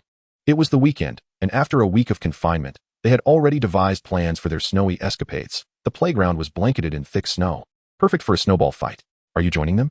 Hermione cautiously inquired of Loren, her appearance slightly weary, marked by faint dark circles under her eyes. The little witch seemed somewhat disheartened. If Loren were to partake in the fun, she might as well retreat to the library with her books. "Today, we shall practice in a different locale." Loren savored the last remnants of his meal, sighing contentedly. "A different place? Where?" Hermione, somewhat bewildered, was led by Loren to the playground. The stands and the grass were blanketed in snow, rendering the lines on the ground invisible. Numerous young wizards were already engaged in merriment, crafting snowmen and engaging in snowball fights, laughter and shrieks echoing through the air. The twins were particularly eye-catching. One seated on a board while the other tugged him forward with a rope. The twins joyously shouted, one pulling the other from one end of the playground to the other. Hermione's gaze followed them as they dashed back and forth. Suddenly, a loose snowball struck the back of Hermione's head, not painful, but enough to leave her momentarily stunned. She turned to Loren, dazed. "Today's practice." Loren waved at Hermione, beaming with delight, a smile that felt almost blinding to her. Loren formed another snowball, leaped back, and threw it, hitting Hermione squarely on the forehead. The scattered snow slid down her face, cold and refreshing. Bang! Another snowball. "Loren!" Hermione screamed as she charged towards him. Not just here, but scattered skirmishes erupted elsewhere, transforming the playground into a chaotic battleground, with snowballs flying in every direction, everyone tacitly refraining from using magic, just as one might focus on a target. The next moment a snowball bursts upon their face, adding another adversary to the fray. Except for Hermione, her focus remained solely on Loren. That insufferable Loren. Images flooded her mind, from chocolate frogs on the train to that night with the pile of cockroaches. She resolved to teach him a lesson. Unlike Loren, who grew up on the mountains, Hermione was unfamiliar with such games, often getting hit while trying to form snowballs and while seeking her target. By the time she molded a snowball to throw at Loren, he would deftly dodge and retaliate with a snowball of his own aimed at her face. After several attempts, Hermione could endure no longer. Abandoning the snowball, she charged directly at Loren. Loren, fearing a blow, fled swiftly. They chased each other around the playground in a lively pursuit. The Weasley twins exchanged glances upon witnessing this scene, chuckling mischievously. As Loren passed by them, Fred seized him by the shoulder, exclaiming, "Hey, Loren, long time no see." Before Loren could respond, George chimed in, "Oh, Fred, we're going to be late. Farewell, Loren." In unison, they departed with their makeshift sled. Their performance was utterly transparent. Anyone could see they were merely stalling for Loren.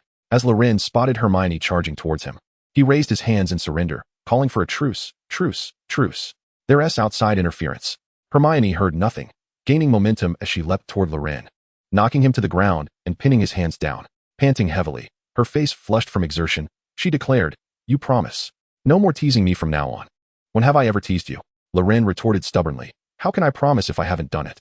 Loren could sense Hermione's warmth nearby, feeling somewhat uneasy as he turned his head away. Suddenly, a snowball, seemingly from nowhere, struck Loren squarely in the face. Some of the snow found its way into his mouth, leaving him covered in a flurry of white, looking quite disheveled. Hermione gazed at Loren and erupted into laughter. Annoyed, Loren questioned her mirth, but Hermione's laughter only grew louder, uncontrollable, as she gradually released her grip on him and collapsed beside him, clutching her stomach in fits of giggles. Uncertain of why she found it so amusing, she simply couldn't help but laugh at Loren's predicament. Laughter seemed infectious, and soon Loren too succumbed to the joy, playfully asking her what was so funny. Outside, snow continued to drift down, cold and crisp, yet their faces and hearts radiated warmth. In the Gryffindor common room, by the fireplace, the flames crackled energetically, the wood occasionally popping, casting a warm glow upon their faces, their eyes sparkling with delight. The time to book seats on the Hogwarts Express for Christmas was fast approaching. Harry was thrilled, anticipating spending the holiday with his godfather, as Hagrid had mentioned that Sirius would surprise him. Last week, Loren received a letter from Grandpa Bates, stating that he was still on his travels, leaving Loren to spend Christmas at school. "And you are my true friend," Ron said earnestly, looking at Loren. Loren took a sip of his hot coffee and declared, "Stop right there. I have no desire to play wizard's chess with you." Among their group, Ron was the most skilled at the game, even outshining the clever Hermione. Whenever given the chance, Ron would insist on playing, but everyone had grown weary of it. Ron's expression fell, yet the group burst into cheerful laughter. Chapter 68, The Approach of Christmas. The Room of Requirement. Petrificus Totalis. Hermione cast a binding spell, quickly moving away from her original position and dashing forward, raising her hand for another spell. Protego. Loren anticipated her attack, dodging just in time, and seizing the moment as her spell was unleashed. He countered with a binding spell that neutralized her combat effectiveness. Any professor witnessing their duel would have surely expressed genuine admiration. The level of skill they exhibited surpassed that of many upperclassmen. With Flamel's guidance, Loren had made rapid progress in dueling. Hermione, though not particularly gifted in combat, adeptly applied her knowledge, rarely repeating mistakes, and demonstrated swift improvement. Rising to her feet and shaking her hair, Hermione remarked, "You didn't retaliate, causing me to lower my guard and focus solely on my offense." She felt a twinge of frustration, sensing that her goal of besting Loren seemed further away. She noticed Loren becoming increasingly relaxed and natural in their sparring. "This cannot continue. I must devise a different strategy to show him my strength." Next time, the two continued their conversation as they exited the room of requirement, making their way to the dining hall. In just 1 week, the Christmas holidays will commence, and the castle has begun its gradual adornment in preparation for the festive banquet. As Loren and Hermione traversed the corridor, they observed Percy precariously perched on a stool, hanging a colorful ribbon. The head boy always bore the brunt of such labor. In truth, wizards possess a more convenient method for draping ribbons. However, the school rules explicitly prohibit the use of magic in the corridors, leaving Percy no choice but to balance on the stool. At that moment, Peeves suddenly emerged from the wall at the opposite end of the ribbon. Grasping one end, Peeves swiftly seized the other end, swirling around Percy several times, wrapping the ribbon tightly around his neck. Percy's eyes bulged, his trachea prominently displayed, and a raspy cough escaped his throat as his body swayed precariously, appearing as though he might be strangled. Tremble before the magnificent Peeves. Upon witnessing Percy's plight, Peeves let out a delighted cackle before releasing the ribbon and gradually floating away. Once Peeves departed, Percy's complexion returned to normal, and, regaining his composure, he expressionlessly untangled the ribbon from his neck and resumed arranging the Christmas decorations, as if the earlier incident had not affected him in the slightest. Loren clicked his tongue. He seemed quite accustomed to such antics, likely having been tormented by Peeves on numerous occasions. Hermione nodded in agreement. A sudden wave of sympathy washed over them for Percy and the other head students. On December 20th, a Friday, following the conclusion of potions class, Ron chuckled, speculating that Snape must have been devoured by the monster, and that the current Snape was merely a magical conjuration of Dumbledore. Well, that means the two of you can forego your potions homework. Loren laughed as well, eagerly anticipating the repercussions of their neglect. Ron recalled his last experience with extracting snake venom and shook his head vigorously, declaring, I would never risk my life. During the holidays, make sure to keep a close watch on the monster. If someone indeed intends to steal the Philosopher's Stone, the Christmas break would be the perfect opportunity.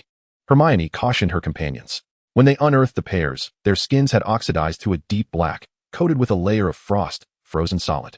When two pears collided, they emitted a crisp sound. Though Christmas Day was the 25th, it was prudent to allow some time for the young wizards to journey home. Thus, the holiday commenced after the completion of Friday's classes. Moreover, Hogwarts operated on a single term each year, with only one final examination scheduled for the following year, permitting a carefree celebration during Christmas. Loren mused silently, pondering the brilliance of such an advanced system. He procured a basin to contain the pears and placed them in the common room, settling beside the fireplace with a copy of the Wizarding Weekly to pass the time. Awaiting the transformation of the frozen fruit into the delectable memories of his past, he refrained from positioning the basin too close to the flames, concerned that the heat might compromise the flavor. Before long, a layer of ice formed over the surface of the pears, gradually melting away.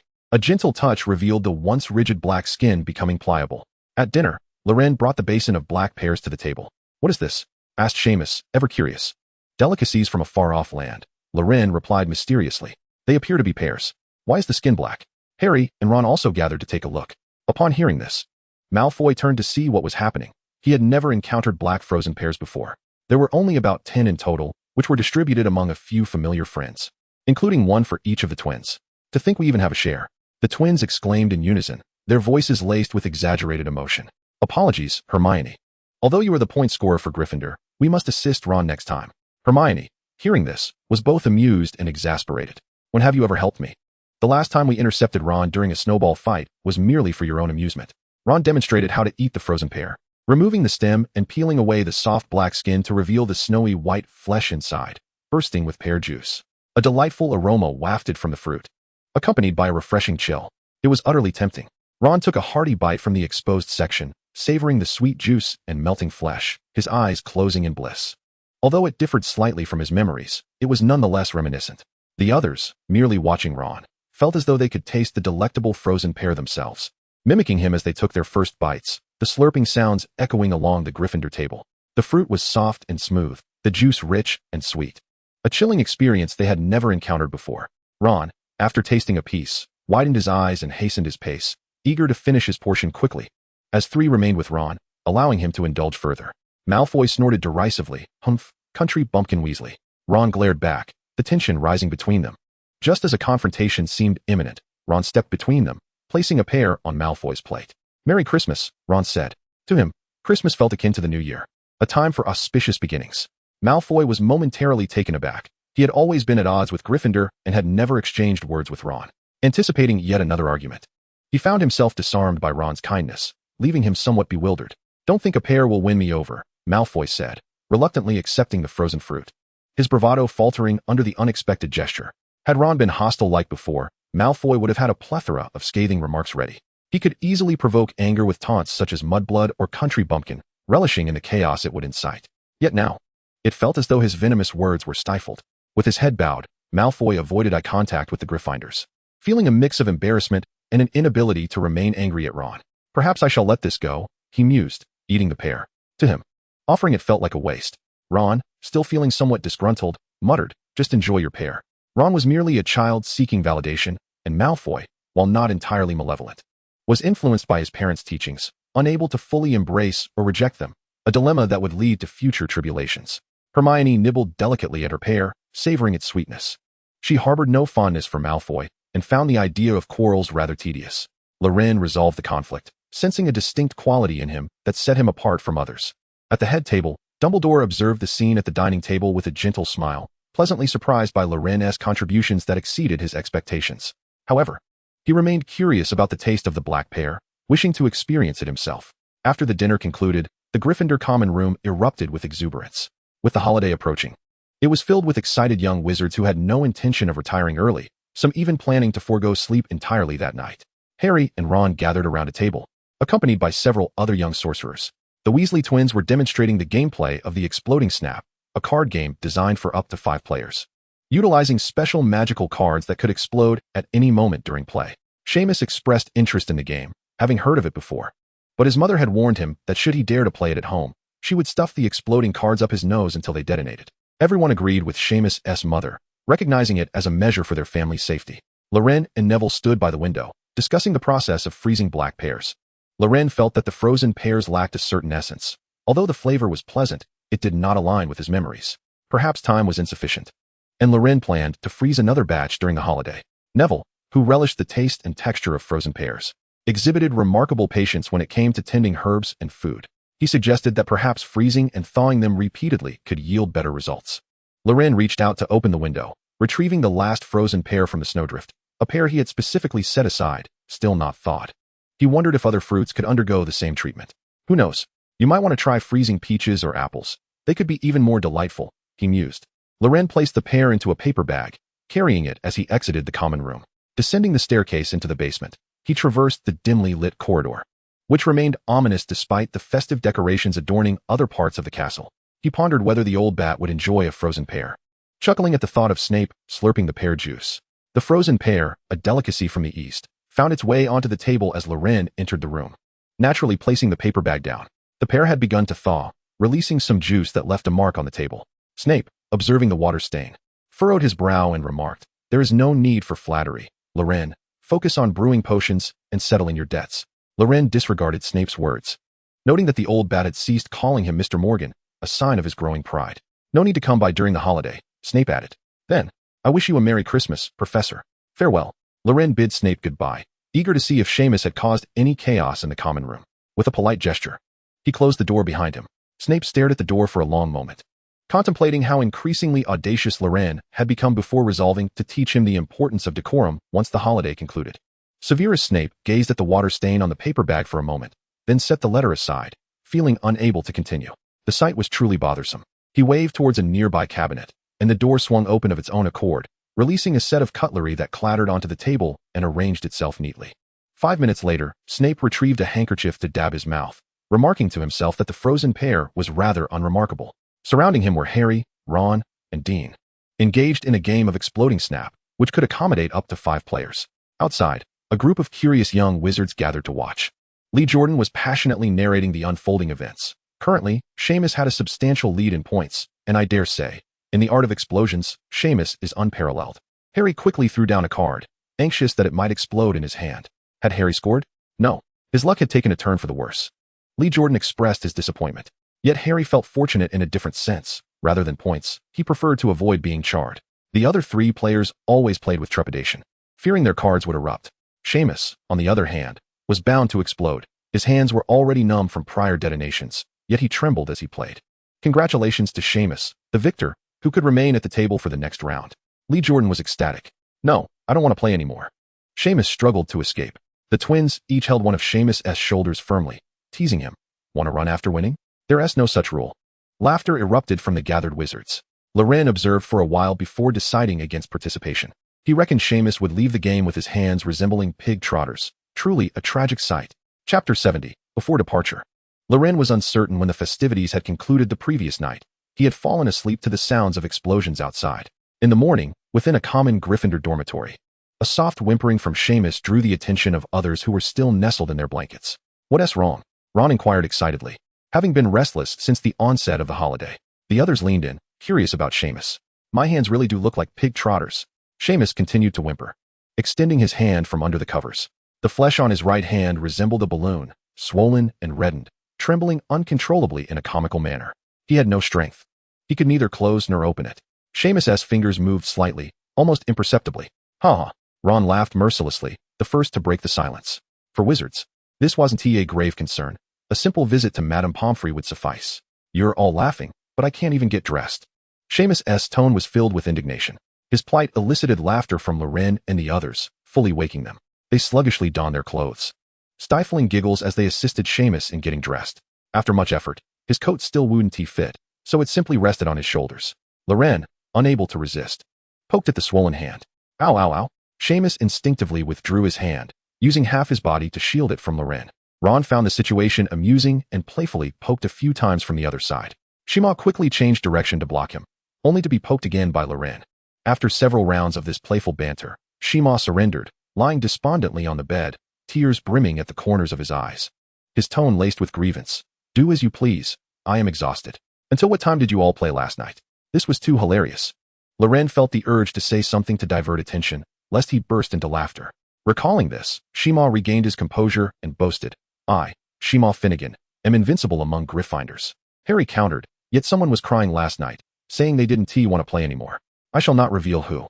Their laughter echoed as they supported Seamus towards the Great Hall for breakfast. On their way, they encountered other Gryffindor students, who erupted into raucous laughter upon seeing Seamus. His face flushed crimson as he insisted, You all are merely envious of the victor. The laughter intensified. At the Gryffindor table, Seamus rested his elbows on the dining table. His right hand clenched into a fist, awkwardly grasping a fork. Trembling, he attempted to bring a piece of jam-filled bread to his mouth, but it remained 2 fists away.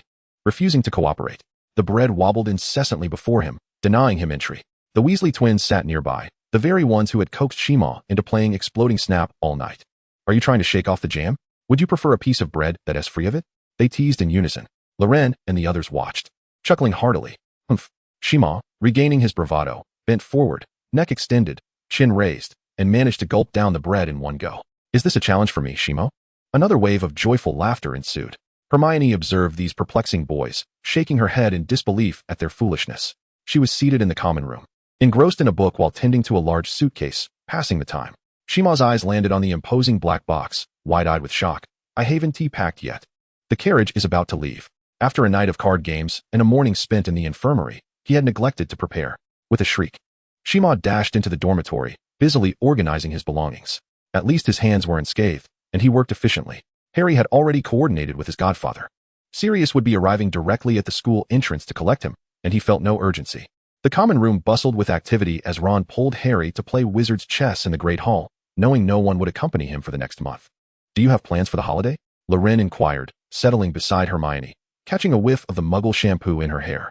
Not quite sure yet. I might go skiing with my parents, Hermione replied, her mood dampened despite the impending reunion with her family. She could not pinpoint the source of her melancholy and attributed it to the thought of leaving Hogwarts, feeling a twinge of reluctance. Unable to concentrate on her book, she finally closed it, reminding, be sure to write to me. The girl became irate at the mention of it. Before the school term commenced, the two had ventured to Diagon Alley to purchase supplies, promising to correspond through letters about their magical experiences. Yet, as the opening of school approached, there was no sign of correspondence, not even a feather from an owl. For over a month, Hermione would awaken each morning, eagerly peering out the window in hopes of spotting a letter-delivering owl, occasionally inquiring of her mother if she had seen one.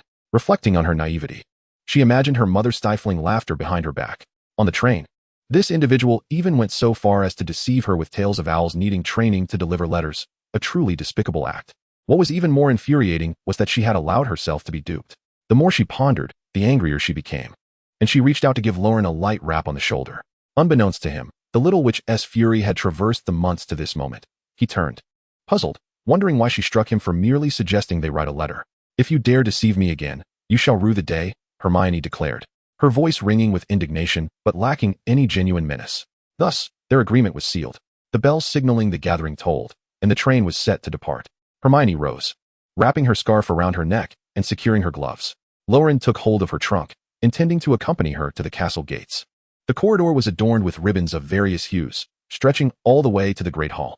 The walls were festooned with unknown white blossoms, and 12 Christmas trees, relocated by Hagrid, stood proudly, adorned with glimmering icicles, while magical candles floated amidst the branches, casting a sprinkle of light from the scattered decorations. Professor Flitwick was using a levitation charm to hang star ornaments on one of the trees. Meanwhile, Harry was engaged in a game of chess with Ron, being thoroughly outmaneuvered. He longed to escape the torment, yet the sight of Ron's exuberance compelled him to endure the humiliation. As Loren and Hermione approached, they caught sight of Ron's queen raising a chair to deliver a merciless blow to Harry's knight, who was wailing in despair. It was too pitiful for Hermione to bear. She admonished Ron, you must keep a vigilant watch over the situation with Quirrell, should any issues arise. Seek out a professor without delay. Do not worry. The task of safeguarding the Philosopher's Stone shall rest upon my shoulders. Ron replied, his gaze fixed on the chessboard, not even lifting his head. This lack of reliability prompted Hermione to shake her head and pull Loren towards the main entrance. Hermione placed her hopes upon Loren, saying, I understand you believe Professor Snape to be a good man, but regardless of who it may be, you must remain vigilant regarding the Philosopher's Stone. Understood, Loren sighed. You are truly overthinking this. With Harry absent from the castle, Dumbledore's lessons cannot continue, and Voldemort will have no opportunity to wreak havoc on the Philosopher's Stone. Enjoy your Christmas holiday in peace. As they walked to the entrance, Hermione's spirits lifted once more. The wind carried fine snowflakes inside, and she looked up at Loren. Chapter 71. Winter, for the sake of spring. The biting wind and snow sought to infiltrate the castle, while the warmth within forced the chill outside. The silvery snow met the dark gray stone of the castle's grand entrance. Due to the holiday, Loren appeared lethargic, though it was he dragging the trunk. He leaned against it, his eyelids drooping, concealing his sapphire-like, glistening eyes. Hermione gazed at him, his eyes brighter and bluer than when they first met. He was her very first wizard friend, accompanying her through Diagon Alley, aboard the Hogwarts Express, during the sorting ceremony, and in Transfiguration class. In every scene, Loren was by her side, his mischievous antics eliciting both exasperation and laughter. As the Christmas holidays stretched over a month, Hermione found herself reluctant to leave Hogwarts, and unexpectedly, she felt a similar reluctance towards Loren. As she passed the Ollery later, she would take the silly creature with her. Hermione fixed her gaze on the boy before her. Loren appeared somewhat out of place in this moment, the atmosphere feeling peculiar. The girl looked up at Loren, her eyes sparkling and lashes fluttering. As if mustering the courage to do something, her hands reaching out towards him. Yet, her bravery faltered, and her underlying shyness took over. A rosy blush quickly spreading across her cheeks, her gaze dropping away from Loren. She controlled her hands to reach for her suitcase, pretending her previous motion was merely to retrieve it. At that moment, Loren enveloped her in an embrace, patting her back. Merry Christmas, he exclaimed. Merry Christmas. Hermione responded with a muffled voice, feeling the warmth radiating from Loren, her heart racing in response. She reassured herself that it was merely a simple farewell hug. Loren observed Hermione's hurried pace, perplexed. Wasn't there still plenty of time before departure? Unable to fathom her urgency, he set the thought aside, intending to head to the kitchen for another basket of pears to freeze. As he walked towards the kitchen, he admired the corridor outside the Hufflepuff common room, adorned with a myriad of decorations, including some from the Muggle world. Compared to students from other houses, the Badgers exhibited a more fervent enthusiasm for decorating the corridors for Christmas. In the distance, he spotted a girl with pigtails, joyfully bouncing out of the kitchen with a fruit basket in hand, humming a cheerful tune. Hello, Loren. Hannah Abbott appeared delighted, her voice rising at the end of each word. Hello, Hannah. Are you staying at school for Christmas too? Yes. This year I don't want to spend Christmas in the pub anymore. Hannah's mother always took her to the Leaky Cauldron for Christmas, where the owner, Tom, would host a festive gathering each year. Although the food was delectable and she had longed to try butterbeer, this year, she preferred to celebrate Christmas at Hogwarts. Loren glanced at the basket in her hands, filled with various fruits, predominantly pears. Several Hufflepuff students had already inquired about his recipe for frozen pears since yesterday, their approach to life imbued with sincere enthusiasm. Oh, I want to see how other fruits taste when frozen, Hannah readily explained, noticing Loren's gaze. No one knew of Loren's secret thoughts. This was Neville's future wife, and he was curious about their early interactions and how the shy Neville would react. He found the thought quite exhilarating. Is that so? I'll remember that. I'll share the delicious frozen fruits with you once I make them. Hannah bounced away cheerfully. After bidding farewell to Hannah, Loren wiggled his fingers, poking at the pear in the portrait, listening to the sound of the pear's laughter echoing into the kitchen. In the kitchen, the house elves, while preparing the day's lunch and dinner, were also busy making arrangements for the Christmas feast. One could hardly imagine such a scene. 100 turkeys, post-slaughter, frolicking together in a colossal wooden tub, bathing in a concoction of various marinades. The turkeys smeared the sauces over every inch of their bodies to ensure that the final roast would be richly flavored. Wheat and several other unnamed house elves stood nearby, waving their fingers as if conducting an orchestra, with the little elves taking on the role of conductors. Loren approached Wheat and requested more pears. Of course. It is my honor, exclaimed Wheat, their brow arching in delight at Loren's fondness for the previous pears. Loren found the tone of flattery rather unsettling, sending shivers down his spine. Wheat soon returned with a basket overflowing with pears, the fruits jostling for space, some perilously close to tumbling out. Carefully, Loren lifted the fruit basket, wary of any pears that might escape its confines, and retrieved a box of chocolate frogs from his pocket. It's nothing of great value. Consider it a Christmas gift for you. Wheat gazed at the confection, tears welling in their eyes, murmuring, a Christmas gift. Mr. Morgan has given Wheat a Christmas gift. Oh my, Wheat now had a Christmas gift. The house elf squealed in joy, darting around the kitchen with the chocolate frog held aloft, babbling incoherently with excitement. Gasps echoed among the other elves, as if this were an event of monumental significance. Loren contemplated slipping away at that moment. He had been aware that house elves might experience psychological issues, but this level of enthusiasm was unexpected. Kind, benevolent, great Mr. Morgan, Wheat will forever remain loyal to you. Even after you graduate from Hogwarts, as long as you wish it, Wheat will always be your servant. Loren inhaled sharply, incredulous at the idea that a mere piece of candy could ensnare him, a free laborer. Dumbledore must have a heart of stone to exploit such a situation. Yet, he dismissed the thought. Any modern individual would find such a circumstance intolerable.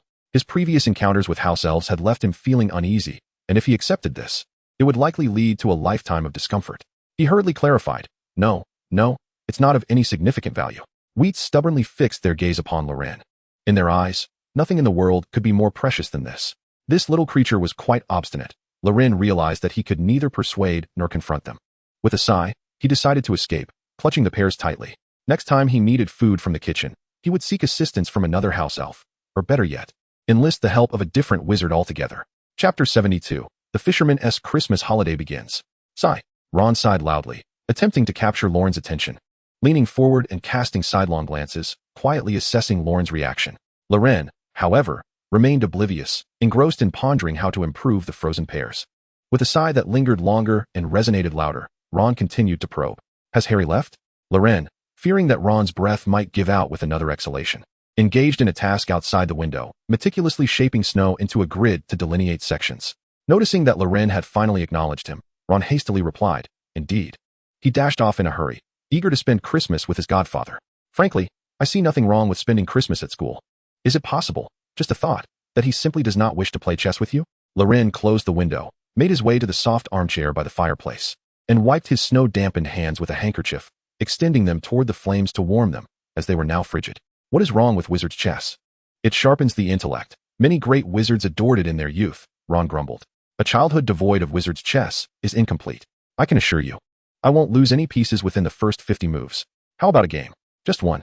Ron, growing increasingly bored, wondered where his twin brothers had disappeared to.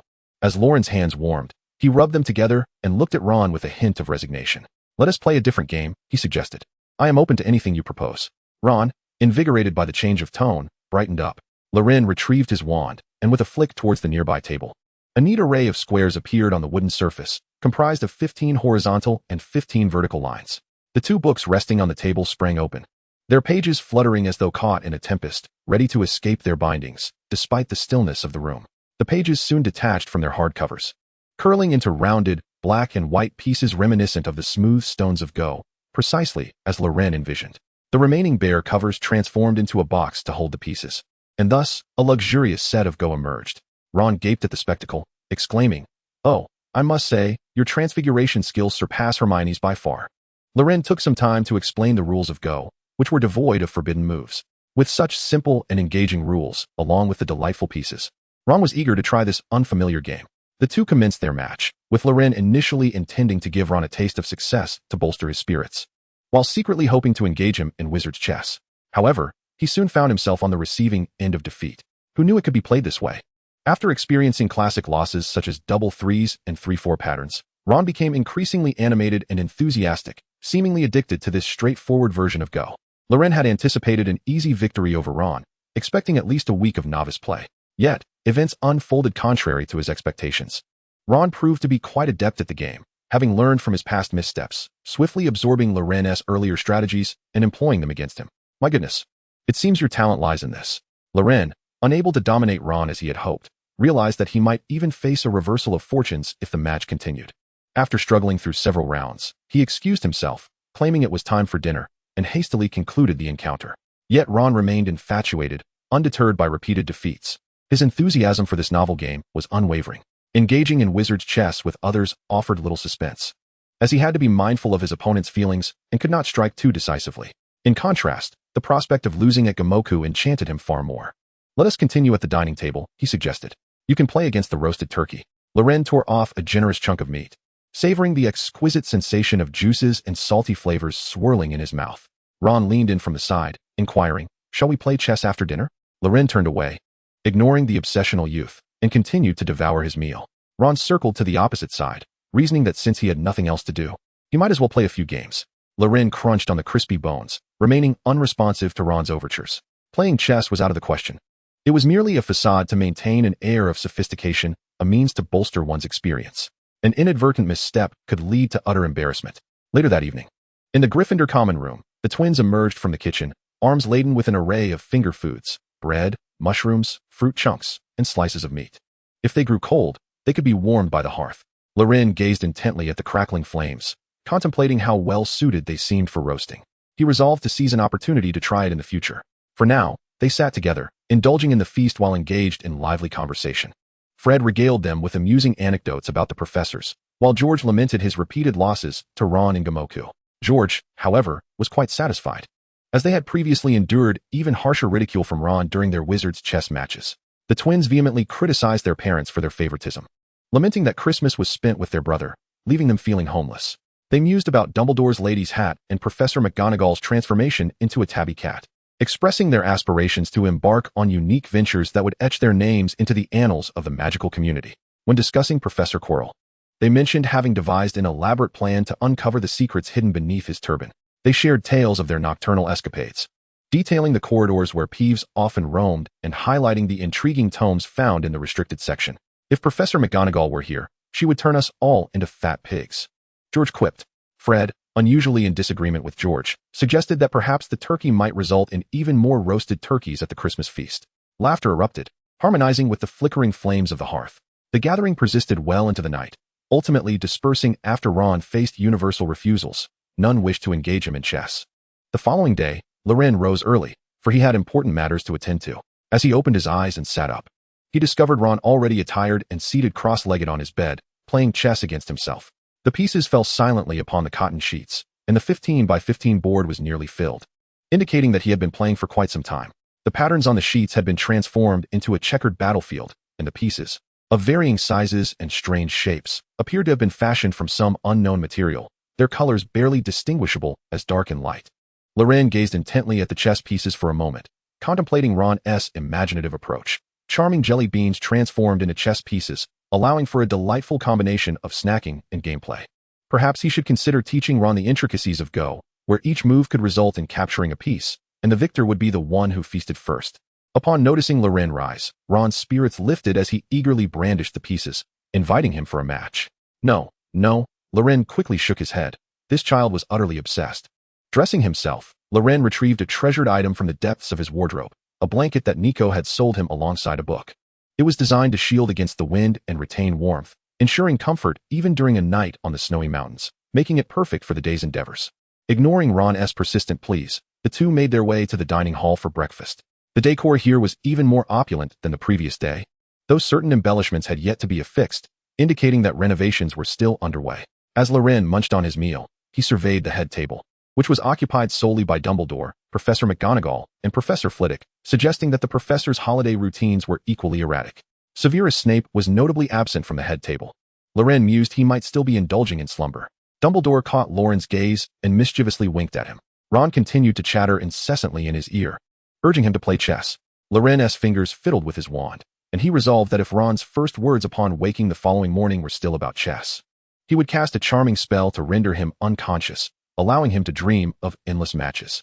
At the breakfast table, he selected an assortment of carrots, bread, and chicken legs, packing them into a magically conjured food box. Draping the white, furry blanket over his shoulders, Loren set off towards the Black Lake. With winter nearly 2 months in, the fish beneath the icy surface had long been deprived of sustenance, presenting a prime opportunity for fishing. Equipped with a warm blanket and the ability to conjure various fishing rods at will, Loren felt that fortune favored him today. Chapter 73. The first day of the Air Force, a crime of non-war. The Black Lake was frozen solid, resembling a mirror. Legends spoke of a friendly giant squid residing below, ready to rescue young wizards who fell into the water with its long tentacles. Additionally, an entire tribe of merfolk inhabited the lake, wise and ancient magical beings who governed the aquatic creatures below. Loren crossed the snow-covered lawn.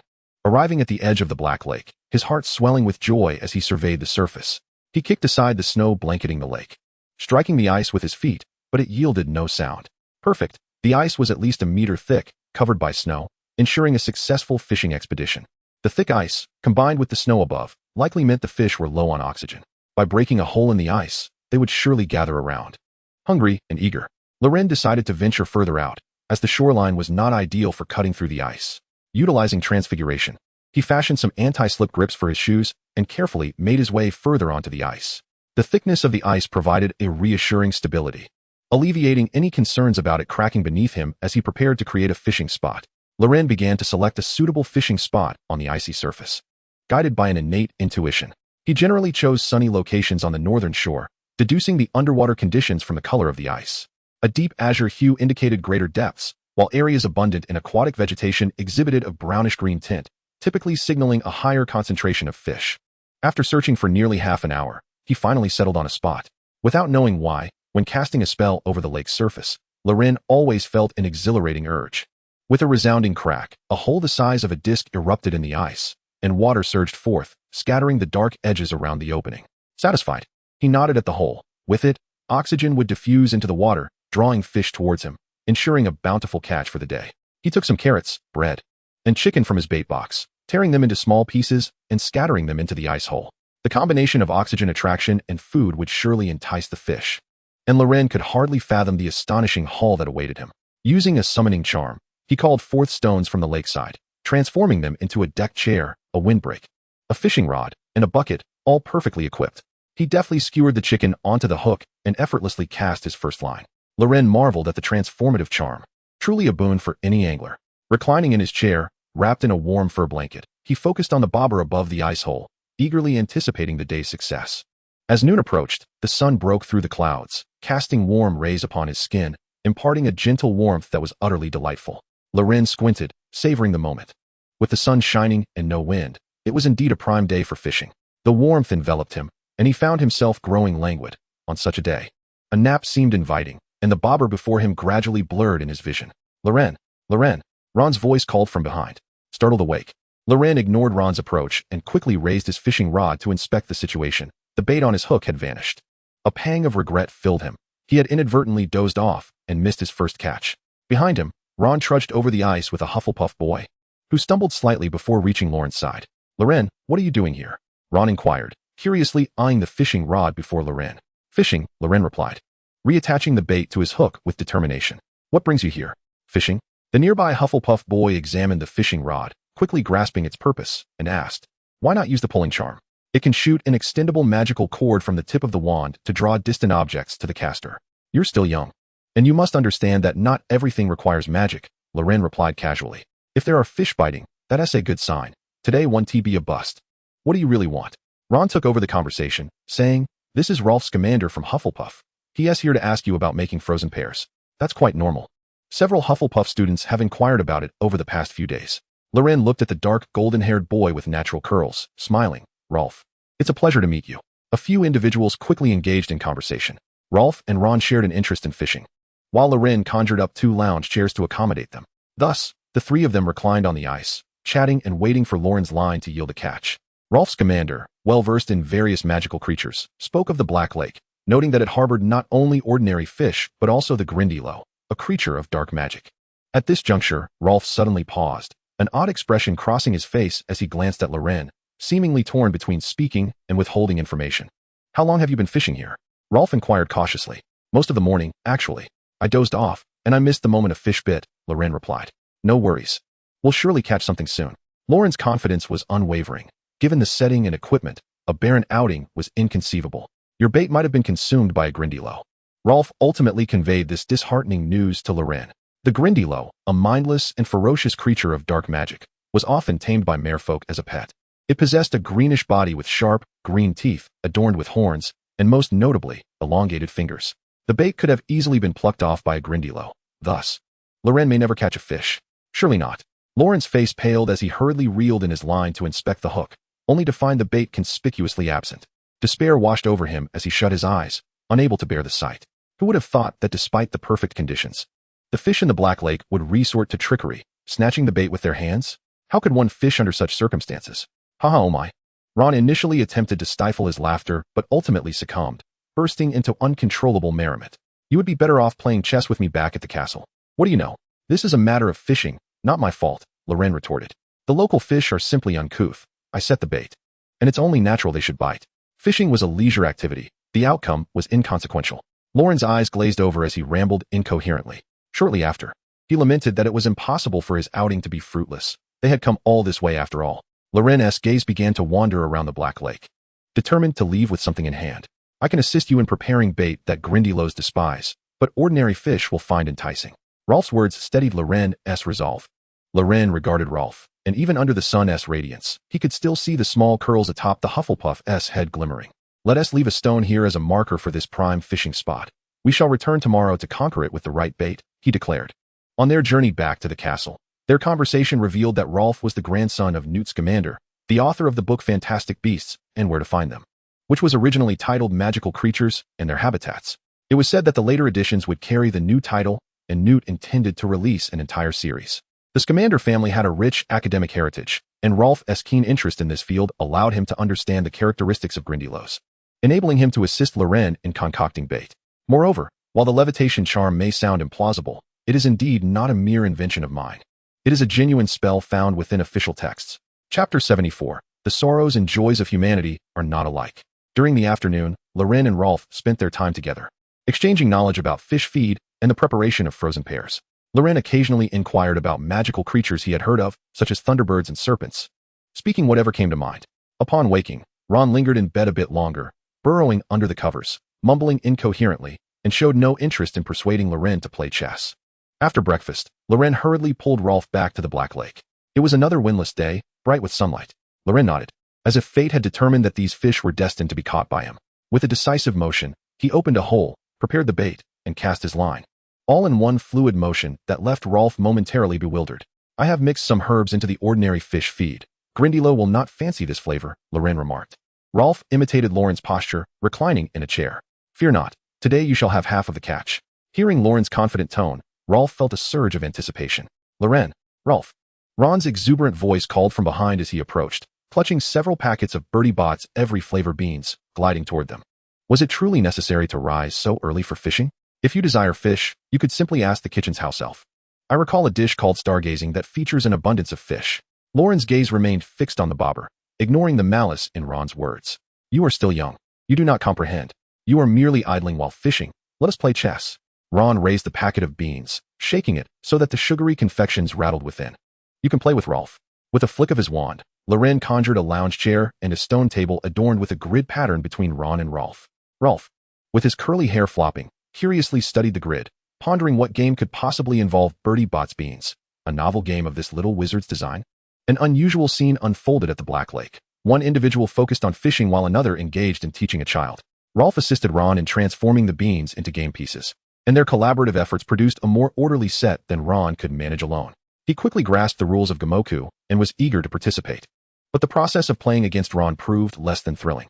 As a novice, Rolf found Ron consistently outmaneuvering him, resulting in a rather one-sided experience for both the victor and the vanquished. After a few rounds, Ron felt too ashamed to continue dominating the game, and Rolf welcomed the reprieve. With the chess game abandoned, Ron and Rolf tossed the sugary pieces back and forth, reclining in their chairs, awaiting Loren to reel in a catch. Periodically, Loren lifted his fishing rod to check if the bait remained intact. The bait was always present, yet no fish had taken the hook. Another splash echoed as the hook broke the surface. Ron understood the routine. Cast the line, lift to inspect, and repeat. Loren, why not create another hole for me and set up a fishing rod? Loren turned his nose up at Ron, his expression filled with disdain. Ah, young one. Do you truly believe you can master ice fishing on your first attempt? It was not advisable to let Rolf watch, so Loren drilled 2 holes in the ice, providing Ron and Rolf each with a fishing rod. Soon, 3 fishermen appeared on the ice. The seasoned angler guided the 2 novices on how to bait the hooks, observe the floats, and cast their lines.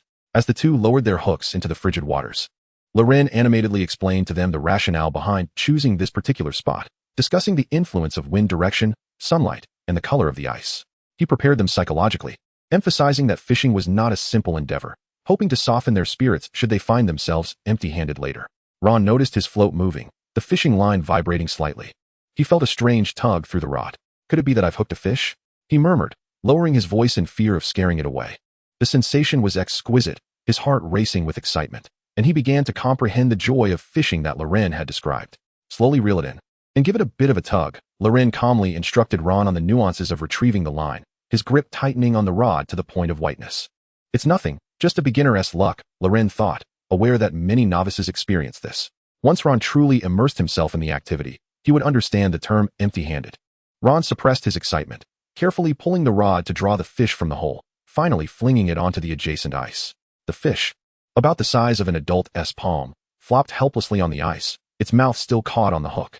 Fortunately, it was a common bream from the freshwater lakes of England. Loren observed the fish intently, his grip on the rod tightening further. "Huh, I've caught a fish," Ron exclaimed, disregarding the icy water as he held the fish aloft, exulting in his triumph. As a wizard, catching fish was a trivial task, yet he could not fathom why he felt such elation. The second catch belonged to Rolf, who pulled up a carp the size of a boot.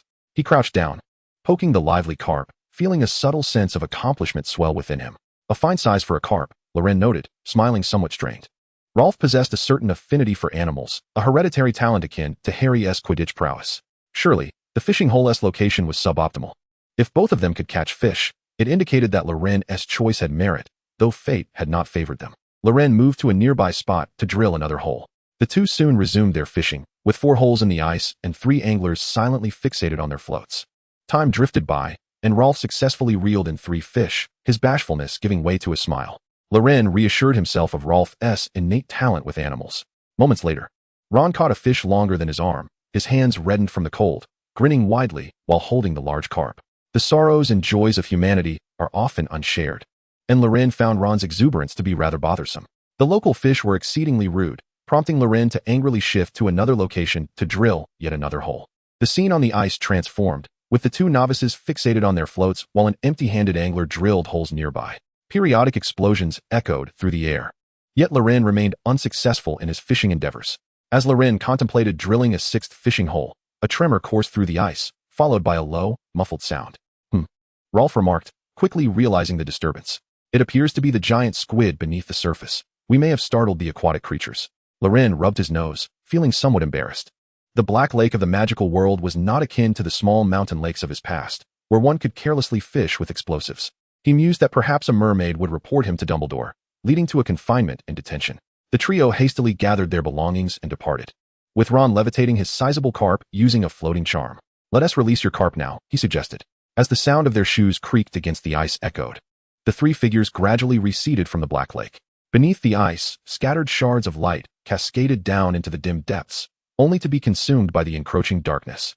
An ancient merman gazed toward the direction of Loren and his companion's retreat.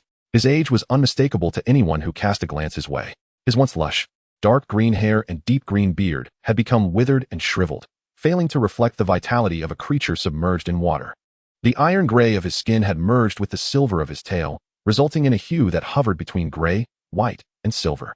The merman's eyes, reminiscent of autumn leaves, glimmered faintly in the water as ancient legends flickered in their depths, echoing the scene before him. The witch with obsidian hair and eyes bore many names. Some called her Morgan Le Fay, while others referred to her as Morgana. And perhaps there were other appellations long forgotten. The merman could scarcely recall them all. In lore, she was known by the more resounding title of the Fairy Morgan. At times, she was depicted as benevolent, yet at other times as a nefarious figure. The truth of her character remains shrouded in mystery.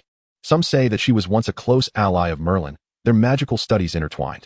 However, more widely recognized is her role as Merlin's adversary. Their enmity has faded into the mists of time, leaving many wizards unaware of her name. The fate of the Fairy Morgan remains an enigma. Days prior, friends from the Centaur tribe had sent word that celestial alignments had shifted, heralding a change unprecedented in millennia. A tidal wave was destined to sweep across the world, affecting both the Muggle realm and the magical domain. Upon hearing the name of the young sorcerer on the ice, the merman seemed to glimpse that very tide. Chapter 75, The Christmas Prophecy. Shortly after returning to the castle, the sun withdrew behind a veil of clouds, casting a somber pallor over the sky. As evening fell, the wind began to howl, laden with snow. The wind howled throughout the night. When Loren awoke, it was already late. The warmth of the blankets clung to him, rendering the prospect of rising unappealing. Turning his head, he found Ron standing by the window, observing the pear he had buried in snow. Upon hearing Loren stir, Ron turned to him. "Your pear has darkened a bit. Is it ready to eat?" "Let me take a look," Loren replied, donning his pajamas and moving to the window for inspection. The pear's once bright yellow skin had taken on a muted tone, tinged with gray, but it had yet to freeze into blackness. It required a few more days, until its color transformed entirely. Loren selected some pears that needed thawing. Placing them in a basin indoors to defrost, keeping them as a control group for those that would undergo repeated freezing and thawing. Outside, the sky remained overcast. Fishing was no longer an option, so after dressing neatly and performing a quick wash, I made my way to the dining hall for breakfast. The dining table was adorned with an abundance of meat dishes and roasted turkey, a delightful array prepared by the house elves in anticipation of the Christmas feast. Remnants from their taste testing. Care for a game of chess? Ron inquired, nibbling on a piece of bread as he approached. Loren rolled his eyes, slurping his pumpkin porridge noisily. If you ask again, I shall transform you into a wizard's chess piece and place you on the board for the others to pummel. If you don't want to play, then just say so. No need to be so fierce, Ron murmured, wandering off to the adjacent table to find Rolf. In truth, Loren had yet to master human transfiguration. He merely intended to frighten the lad. Upon returning to the lounge, Loren refroze the thawed pears. He retrieved his quill, determined to complete all his assignments today. Meanwhile, Ron was amusing himself with a game of chess, occasionally tossing a few pieces into his mouth, which seemed to be some odd snack that was both edible and playful. Loren suspected that the boy had spent all his leftover money from purchasing a wand on Bertie Bott's every flavor beans. Professor McGonagall assigned the most homework, primarily focusing on fundamental knowledge questions. As he opened the textbook, Loren smoothly transcribed the answers onto parchment. Snape's assignments proved to be the most challenging. However, Loren's understanding of potions far surpassed that of a first-year wizard, allowing him to write down the answers without even consulting the book. With 2 assignments still incomplete, Ron began to sigh dramatically, attempting to capture Loren's attention. The sound of the quill gliding over parchment intertwined with Ron's sighs. The basic theorem of transfiguration comprises a total of 15 corollaries, which are: Sigh. The venom of the crumplehorn snorcat can be used to erase unpleasant memories. Sigh. The erumpent is corpulent and favors consuming kind and loyal husbands. Sigh. Loren paused, silently regarding Ron, finally grasping that his presence inevitably invited annoyance. Sensing Loren's gaze, Ron feigned indifference, averting his head as if he had just sighed. Let me teach you a new board game, Loren proposed, rising to sit beside Ron, intending to occupy him with something. Yes, yes, yes. Ron eagerly nodded, with a gentle tap of his wand against the table. The existing 15 lines of the Gamoku grid transformed into 19, and the pieces in Ron's candy box became more distinctly black and white, their texture significantly hardened. Go is a traditional board game from the East. After approximately half an hour, Loren left the lounge, his assignments in tow and a cheerful demeanor. Inside the lounge, Ron stared intently at the pieces on the board. If his mind could emit heat, the fan would surely be spinning wildly. This was unlike any game he had played before. How could a piece move so far from the center of conflict, only to ultimately block an entire area? This was not a sleeping curse, yet it bore a resemblance in effect. Seeking tranquility, Loren decided to retreat to the room of requirement alone. He greeted the silly Banaba, who was dancing with a troll, and began to envision a library where he could complete his assignments, perhaps even a library filled with all the answers to his homework. Before Loren had the chance to explore, a door suddenly materialized on the wall of the wish-granting room. A slender woman, adorned with large round glasses and draped in countless chains and beads, emerged, clutching a bottle of sherry, exuding a potent scent of alcohol. Professor Trelawney, greetings. Loren recognized her as the divination professor, a course they would not attend until their 3rd year.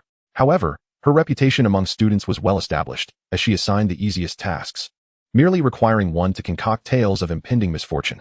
Professor Trelawney appeared quite inebriated, her gaze unfocused. She scrutinized Loren from head to toe. A Gryffindor student. I presume you have yet to attend my class. She hiccuped suddenly, her head drooping. Loren discreetly stepped aside, allowing her passage. Black hair, the Jack of Spades.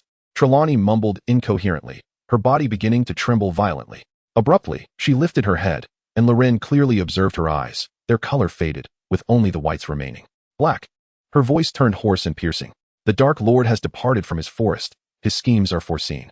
The White has anticipated the Black Forest as the onset of a tide. The blue-black individual must arrive at the juncture of renewal and decay. The desperate soul cries out. The tide is about to surge. Loren's pupils dilated. Trelawney's condition was abnormal. She was uttering a prophecy. In the Harry Potter series, this divination professor may appear a charlatan. Yet every prophecy she proclaimed had come to fruition. From the destined adversary of Voldemort, Harry, to the eventual 13th seat, Dumbledore's demise atop the tower. Her predictions wove through the entire narrative. Loren repeated Trelawney's words, retrieving paper and pen to transcribe her utterances. This seer appeared to witness her own prophecies. Loren suspected this revelation bore significant relevance to him, compelling him to take heed. As Trelawney's eyes returned to normal, albeit still intoxicated, she seemed oblivious to her recent prophetic utterance. Gryffindor, remember to choose my class in the 3rd year. You appear to possess some talent. With that, she wobbled away. Loren watched her depart, his gaze contemplative until she vanished from sight. Lowering his eyes to the written content, he endeavored to decipher the recent prophecy. The Dark Lord referred to Voldemort. His schemes were foreseen by the White, presumably Dumbledore. What constituted the Black Forest, and what was the tide? These elements remained uncertain. Was the blue-black individual a reference to himself? With blue eyes and black hair, Loren pondered, yet his confidence wavered. The juncture of renewal and decay. What represented the new? And what symbolized the old? The phrase desperate soul struck a chord within Loren, igniting a strong intuition. There were clues within Nicholas's riddle. The essence of the prophecy seemed to suggest that at the moment of transition between the old and the new, the tide would emerge from the Black Forest. Harboring a desperate soul, Loren intended to converse with Dumbledore. Perhaps this white figure held more clues. Approaching noon, Loren decided to head directly to the Great Hall for lunch, where Dumbledore would also be present. In the headmaster's office, Fawkes was preening his feathers beside the desk, appearing lethargic and lacking vitality. The Phoenix was not fond of such dreary weather. Dumbledore studied the parchment before him with a serious expression, harboring suspicions regarding the prophecy's content. Loren sat opposite Dumbledore, counting the number of lemon drops in a box, excluding the one currently in his mouth. Even though it was not his first encounter, he remained awestruck by the enigma of the prophecy. Dumbledore set down the parchment and remarked, "So, do you know what the tide and the Black Forest refer to?" Loren felt that this must be a minor storm brought forth by his butterfly, as neither of these elements were present in the narratives he was familiar with. Dumbledore plucked a lemon drop from the box and, savoring it, said, "I am uncertain about the specific meaning of the tide. But the Black Forest might not be so difficult to deduce." He had discussed the matter of the tide with centaurs and mermaids, and although a significant upheaval had not occurred for a millennium, Dumbledore could not ascertain its nature. Concerning such matters beyond one's control, since Professor Trelawney had provided a prophecy, he felt compelled to investigate.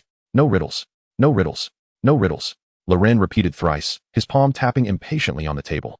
He detested the roundabout way in which the older generation communicated. The urgency in his demeanor elicited a chuckle from Dumbledore, who appeared quite leisurely during his meal. "Oh, Loren, as a wizard, one must possess ample patience." "I am in a hurry." "Very much so," Loren urged incessantly. "How about this?" Dumbledore said, popping another lemon drop into his mouth. "If your Christmas gift surprises me, I shall divulge the information. You are already 100 years old," Loren reminded Dumbledore, imploring him to abandon such childishness. Dumbledore chuckled. "Of course, when I am in the company of youth, I feel as though I too have regained some of my youth." Loren understood that he would have to wait until after Christmas for Dumbledore to reveal anything, and he jumped off his chair, brushing himself off as he prepared to leave. "Goodbye, Loren, I await your gift," Dumbledore called after him with a smile. Loren, turning away, waved his hand. "I shall present you with a box of cockroaches, complete with a real one inside."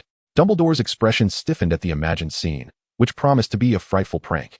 Descending the stairs to the 4th floor, Loren encountered Ron. "What are you doing here?"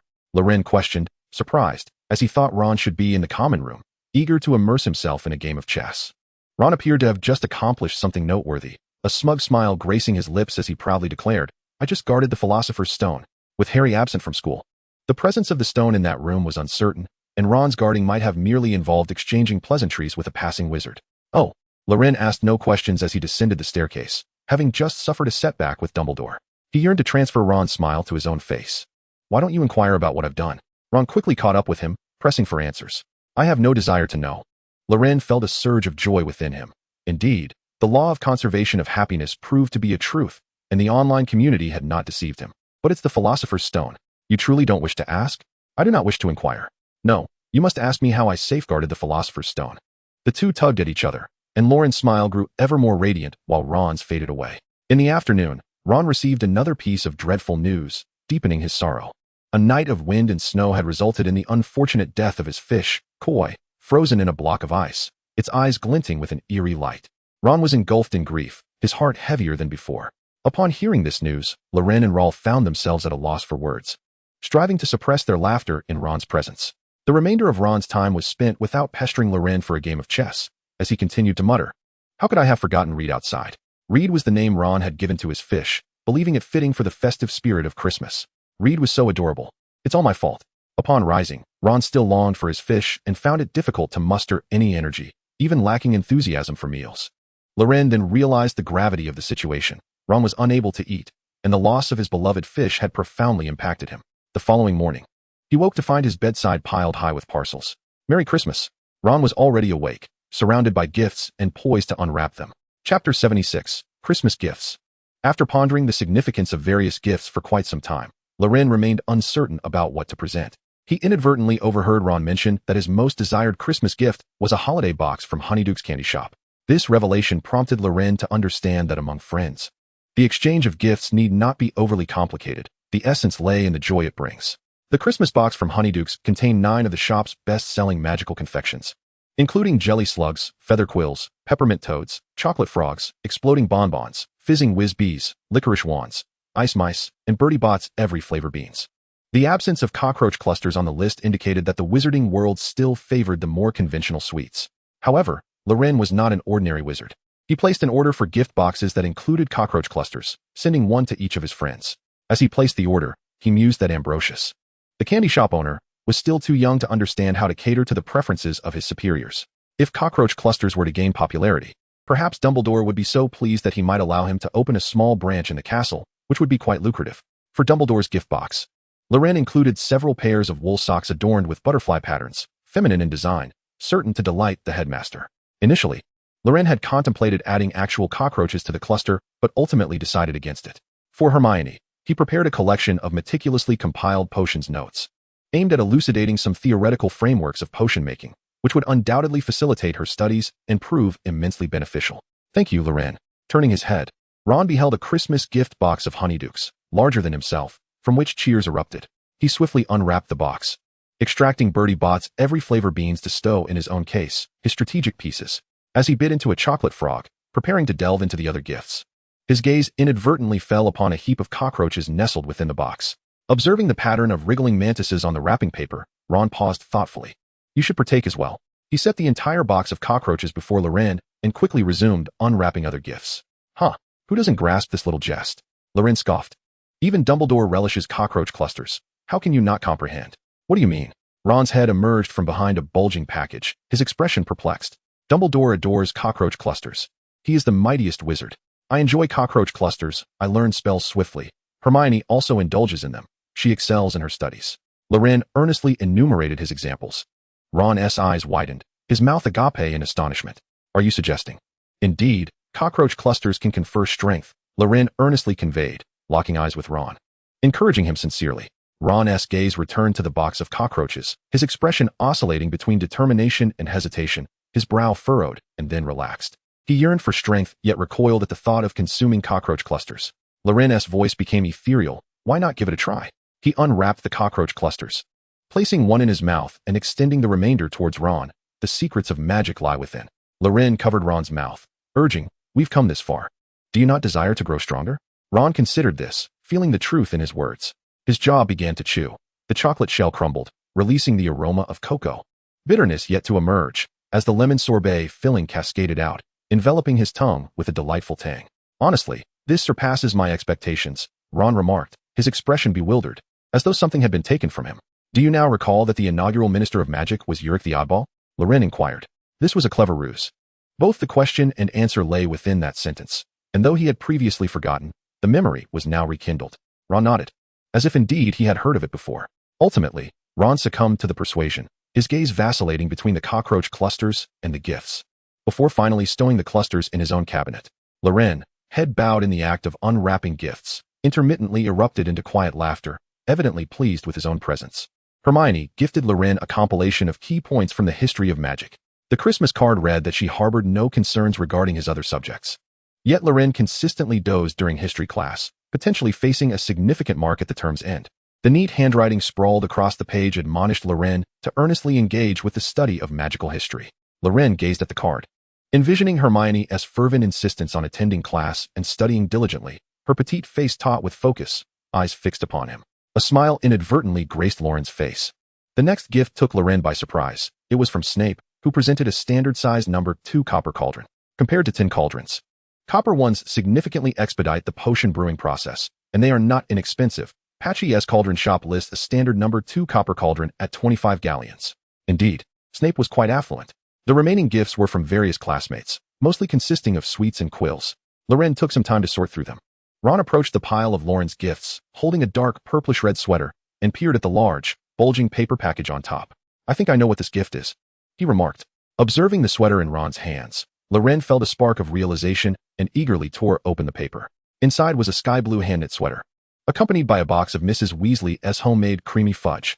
The sweater felt soft and warm to the touch, the yarn smooth and luxurious, appearing even finer than the one Ron wore. Loren deemed it a splendid gift. Ron flushed, feeling that his mother's gift was somewhat outdated. If you don't like it, you don't have to wear it, he said. How could that be? Loren replied, slipping into the sweater, which was slightly oversized yet more comfortable for it. Suddenly, the dormitory door swung open, and George and Fred burst in, both clad in identical dark blue sweaters, one emblazoned with a large yellow letter and the other with Merry Christmas. Hey, look, Loren received a Weasley sweater too, the twins exclaimed, noticing the noticeably finer craftsmanship of Lauren's sweater. They teased, clearly, this one is superior to the Weasley version. Mother puts in more effort for outsiders. Why aren't you wearing yours, Ron? George chided, patting Ron on the shoulder. This is a Weasley family specialty. The word specialty sent Fred into fits of laughter, and the two began playfully dressing Ron in his sweater. I don't like dark purplish red, Ron protested half-heartedly, his head popping out from the collar. The four of them chatted while enjoying the creamy fudge. The Weasley brothers complained about their parents' favoritism, lamenting that they had been left behind at school for Christmas while their siblings went off to see the dragons. What are you all arguing about? Percy Weasley peered in through the door, a disgruntled expression on his face as he reprimanded the twins. Fred noticed that Percy too had a bulging sweater draped over his arm and exchanged a knowing glance with George. Put it on. We're all wearing ours, even Loren. The twins chorused, snatching Percy's sweater and, disregarding his protests, forced it over his head. I don't want to wear it, Percy mumbled as he struggled. Look, Percy has one, Fred exclaimed, believing their mother had labeled the sweaters to distinguish the twins. This isn't for Percy, it signifies prefect, George proclaimed, as if uncovering a grand secret. The others erupted in laughter at this interpretation. The twins seized each of Percy's unadorned sleeves, binding him playfully and pushing him out of the room. No sitting with the prefects today. Christmas is a day of reunion. Laughter gradually fades into the distance. The ribbons adorning the corridor are imbued with a myriad of dazzling enchantments, as though light were suspended from the ceiling. Streams of color flow like water, converging towards the hall. Various flowers float against the walls, cradling candles that sway gently in the breeze. In the center of the hall stand 12 majestic Christmas trees, each accompanied by a golden fire pit, where flames dance like ribbons. Magical candles hover among the branches, casting twinkling lights from sporadic bursts. At noon, the Christmas feast officially commences. 100 plump, aromatic roasted chickens are arrayed upon the dining table, with heaps of roasted meats and potatoes resembling miniature mountains. The tantalizing aroma of sausages and various sauces wafts through the air. The entire main building of the castle is infused with these delightful scents. And even before entering the hall, Loren and his companions find their mouths watering uncontrollably. Flanking the dining table are large piles of wizardly colorful firecrackers, shaped like red candles. Fred pulls the fuse from one of the firecrackers. Boom. The sound erupts like a cannon, causing a slight ringing in the ears of those nearby. A cloud of blue smoke envelopes Fred, and as it dissipates, he is seen wearing a naval officer's hat, with several lively white mice scurrying across him, darting away until they vanish from sight. Loren, jaw agape, shifts his jaw to alleviate the pressure in his ears, unconsciously smiling at the exuberance of wizardry. An amusing thought crosses his mind. Throughout the banquet, sporadic explosions punctuate the air, filling the space with blue smoke. The yellow flames, blue haze, and vibrant shimmering ribbons reflect in every eye, lending the hall a dreamlike ambience. At the head table, Dumbledore dons a floral-adorned women's hat, tilting his head to listen to Professor Flitwick's jokes, chuckling with delight. Hagrid sits beside Professor McGonagall, enjoying a drink and engaging in cheerful conversation, both appearing quite merry. As Hagrid continues to drink, his face grows increasingly flushed, and he unexpectedly plants a kiss on Professor McGonagall's cheek, causing her to giggle and blush. Fred witnesses this scene and muses that Hagrid and McGonagall may not be quite the ideal match. George winks at him, suggesting that McGonagall will surely regret this moment once she sobers up. The surrounding guests burst into laughter. Ouch! Percy exclaims, clutching his jaw in pain.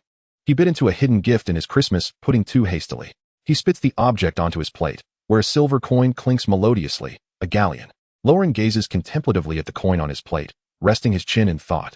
Do you think there could be a galleon in the pudding? Hearing this, Ron's eyes light up as he rises to grab several plates of fiery red pudding, devouring them eagerly as though they were mere water. He aims to claim all the pudding on the table. By the time he leaves the table, Ron has found no galleons, not even a single canute. His belly swollen and round. He waddles away, grumbling and clutching his stomach. The twins trailed behind Ron, their shoulders shaking with laughter. You resemble a mother in the throes of pregnancy. Others on the path clutched an assortment of gifts that had burst forth from colorful firecracker packages.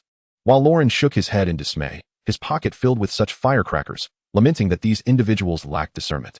In the afternoon, the Weasley brothers engaged Loren in a snowball fight. Snowballs flew wildly across the playground, and unlike previous skirmishes, this time they divided into two factions. The twins pursued Loren while Ron and Percy teamed up against them. The twins coordinated seamlessly, rendering the others unable to retaliate. Come on, fight back. Don't just hide. Haha, surely, 3 of you can't be bested by 2, can you? The twins' boastful voices echoed as snowballs scattered everywhere. Loren concealed himself behind a snow mound. As snowballs exploded nearby, sending flakes splattering onto his face, refreshing yet invigorating. He could no longer contain himself. The firecrackers in his pocket awaited this very moment, ready to deliver a small shock. He retrieved one, tore off the fuse, and hurled it towards George. Boom. A plume of blue smoke unfurled across the playground. While the firecracker lacked force, the sound was deafening. George stood there, dazed, his mind buzzing. Fred gazed at him, mouth agape, realizing they were up against formidable firepower. Loren launched another firecracker at Fred, who scampered away in fright. The tide of battle shifted unexpectedly, with Loren reveling in his role as the villain, pursuing everyone indiscriminately. Oblivious to alliances. Percy hee, boom. Ron hee, boom. Ron and his companions took refuge behind a snow mound. Ron, tucking his head down, murmured, "Honestly, this is rather terrifying." The twins nodded in agreement, exchanging a serious glance, reaching a silent consensus. "All right, Commander Fred." Suddenly, each twin kicked Ron and Percy out from their snowy cover. Hee hee, echoed the twins' laughter. Boom. Ron and Percy were bombarded by Loren, scattering in all directions. They frolicked madly throughout the afternoon, their ears buzzing. Minds filled with the infectious laughter of hee. The warmth of the crackling fire enveloped them, as they gathered around its glow, listening to the wood crackle, exchanging glances before erupting into fits of laughter. Hee hee, hee hee, hee hee. Chapter 78. Departure, confirming the prophecy. The next morning, the snow had yet to melt. A blanket of white clouds obscuring the sky, neither dark nor bright. The pear jelly that Loren had prepared melted once more, for the 4th time. The dark skin of the fruit was cloaked in a layer of white frost, the pear as hard as an iron ball. Once submerged in a basin of water, the pear softened, its skin resembling a sheet of damp parchment. Loren stepped out of the dormitory, carrying his pear. In the common room, the twins confronted Percy across a long bench. "Indeed, if you pursue us any further, we shall deduct points." Fred stood nearby, arms crossed, chin raised defiantly towards Percy, exuding an air of arrogance. Percy's eyebrows shot up, glaring angrily at George as he leaped across the bench towards the 2 troublemakers. "Points off! Points off!" The twins shouted as they dashed about, both parties racing through the Gryffindor Tower. Loren had left some pears in the common room for them to enjoy after their game of tag. He only took 3 to the Great Hall, intending to have a light breakfast and savor the taste of the pears. The conclusion of the Christmas feast marked the official commencement of the holiday, and more students began to linger in bed, resulting in a sparsely populated hall. Those who arrived for breakfast on time were few. Many opted for a little extra sleep, casually attending to breakfast or heading to the kitchen for their own provisions, using the surplus time to relish their break. It was most convenient for Hufflepuffs to venture to the kitchen, yet among the long tables of the 4 houses, the majority of breakfast attendees were from Hufflepuff. Badgers would not miss breakfast, relishing every moment of life. Placing the pears on his plate, Loren patiently began with pumpkin porridge and jam toast. The slightly hot porridge warmed him thoroughly, and after consuming the bread, he felt a great sense of contentment in his stomach. Finishing the last spoon of porridge, Loren exhaled a satisfied breath. He then commenced to indulge in his prized pears, carefully peeling the skin and bringing the fruit to his mouth to suck out the sweet juice, swallowing it down with the flesh, delightfully sweet. Unbeknownst to him, Dumbledore had taken a seat beside him, observing Loren relish his meal. He deemed the sorting hat correct. Loren indeed belonged to Hufflepuff. It might be a tad embarrassing. Dumbledore's gentle voice broke through, prompting Loren to look up and notice the presence beside him. Meeting Loren's gaze, Dumbledore remarked with a hint of mischief, "You know, sweet treats are always endearing." With a wink, he awaited Loren's reaction. "Here, take it," Loren said, pushing the pear towards Dumbledore with a disdainful expression. Unable to tolerate the man who seemed to sport a beard that could serve as a broom, still attempting to act childlike, Dumbledore, chuckling, took 2 frozen pears with him, stating before he departed, "Gather your things, come to my office shortly. We are to venture into the Forbidden Forest to fulfill that prophecy." It appeared that in this exchange, the pears were the focal point, while the prophecy was merely a trivial afterthought. Indeed, Dumbledore understood the balance of priorities. On his way back to the dormitory, Loren began to sift through his memories regarding Professor Trelawney's prophecies. One foretold the demise of Harry's family, and another predicted Dumbledore's downfall. Loren gasped, realizing the grim nature of the seer's words. It seemed that every prophecy she made resulted in death, akin to being marked by the Grim Reaper. "Dumbledore and I, We are quite formidable. Once back in the dormitory and having gathered his belongings, he bid a brief farewell to Ron before departing. Watching Loren's silhouette exit the common room, Ron sighed, dropping a black piece and placing a white one in his mouth. Busy, all busy, it's best to be busy. He slurped up the juice from the frozen pear, feeling as lonely as an empty nester. When Loren arrived at the headmaster's office, Dumbledore was meticulously wiping the juice from his mustache with a handkerchief. The table was strewn with remnants of fruit cores and peels. Fox, perched nearby, wagged his tail with his feathers standing erect, pecking at a plate of frozen pears. Upon seeing Loren enter, Dumbledore set down his handkerchief and smiled, exclaiming, "This is indeed the sweetest pear I have ever tasted." Fox chirped in agreement. If the prophecy did not pertain to himself, Loren could have spent the entire day discussing the nuances of frozen pear preparation with Dumbledore. However, time was of the essence. He was eager to know when they would depart. Fortunately, he had acquaintances who could offer a modicum of assistance. A cacophony of clattering and banging erupted from the drawer, reminiscent of an entire room's contents colliding, cupboards bumping against tables, tables knocking into chairs. "Ah, found it!" Dumbledore exclaimed, bending down to plunge his entire hand into the drawer, as if he were about to submerge himself completely. Eventually, he retrieved a small silver comb, which appeared to be intended for grooming his beard. The sight of Dumbledore nearly being swallowed by the drawer made Loren certain that some sort of expansion charm had been employed. Perhaps the drawer contained more space than Hogwarts itself. "Let us proceed," Dumbledore stated, placing the comb in the palm of his hand and gesturing for Loren to rest his hand upon it. The moment Loren's fingertips brushed against the cool silver, Dumbledore uttered a single word, "Fox," with a sudden, irresistible tug, as though a hook had latched onto his navel. Loren was lifted off his feet and propelled forward like a gust of wind, engulfed in an obscuring haze. His hands clung to the comb, which seemed to possess an inexplicable magnetic force that held his fingers firmly in place. It felt as if an instant had passed, yet also as if an eternity had elapsed. When Loren's feet finally thudded against the ground, he stumbled slightly, nearly toppling over, but Dumbledore was there to steady him. Loren's hair was tousled by the wind, resembling a disheveled nest, and his robes hung askew. He adjusted his attire and, upon lifting his gaze, found Dumbledore still impeccably composed, his beard untouched by disarray. "Where are we? Is that the forbidden forest ahead?" Turning to survey his surroundings, they stood beside a muddy country path, the air rich with the scent of damp earth and grass, mingled with a hint of loamy richness. Before them lay a vast forest. "Albania, if I am not mistaken," he mused. Dumbledore produced a black derby hat from seemingly nowhere, donning it in a style reminiscent of decades past.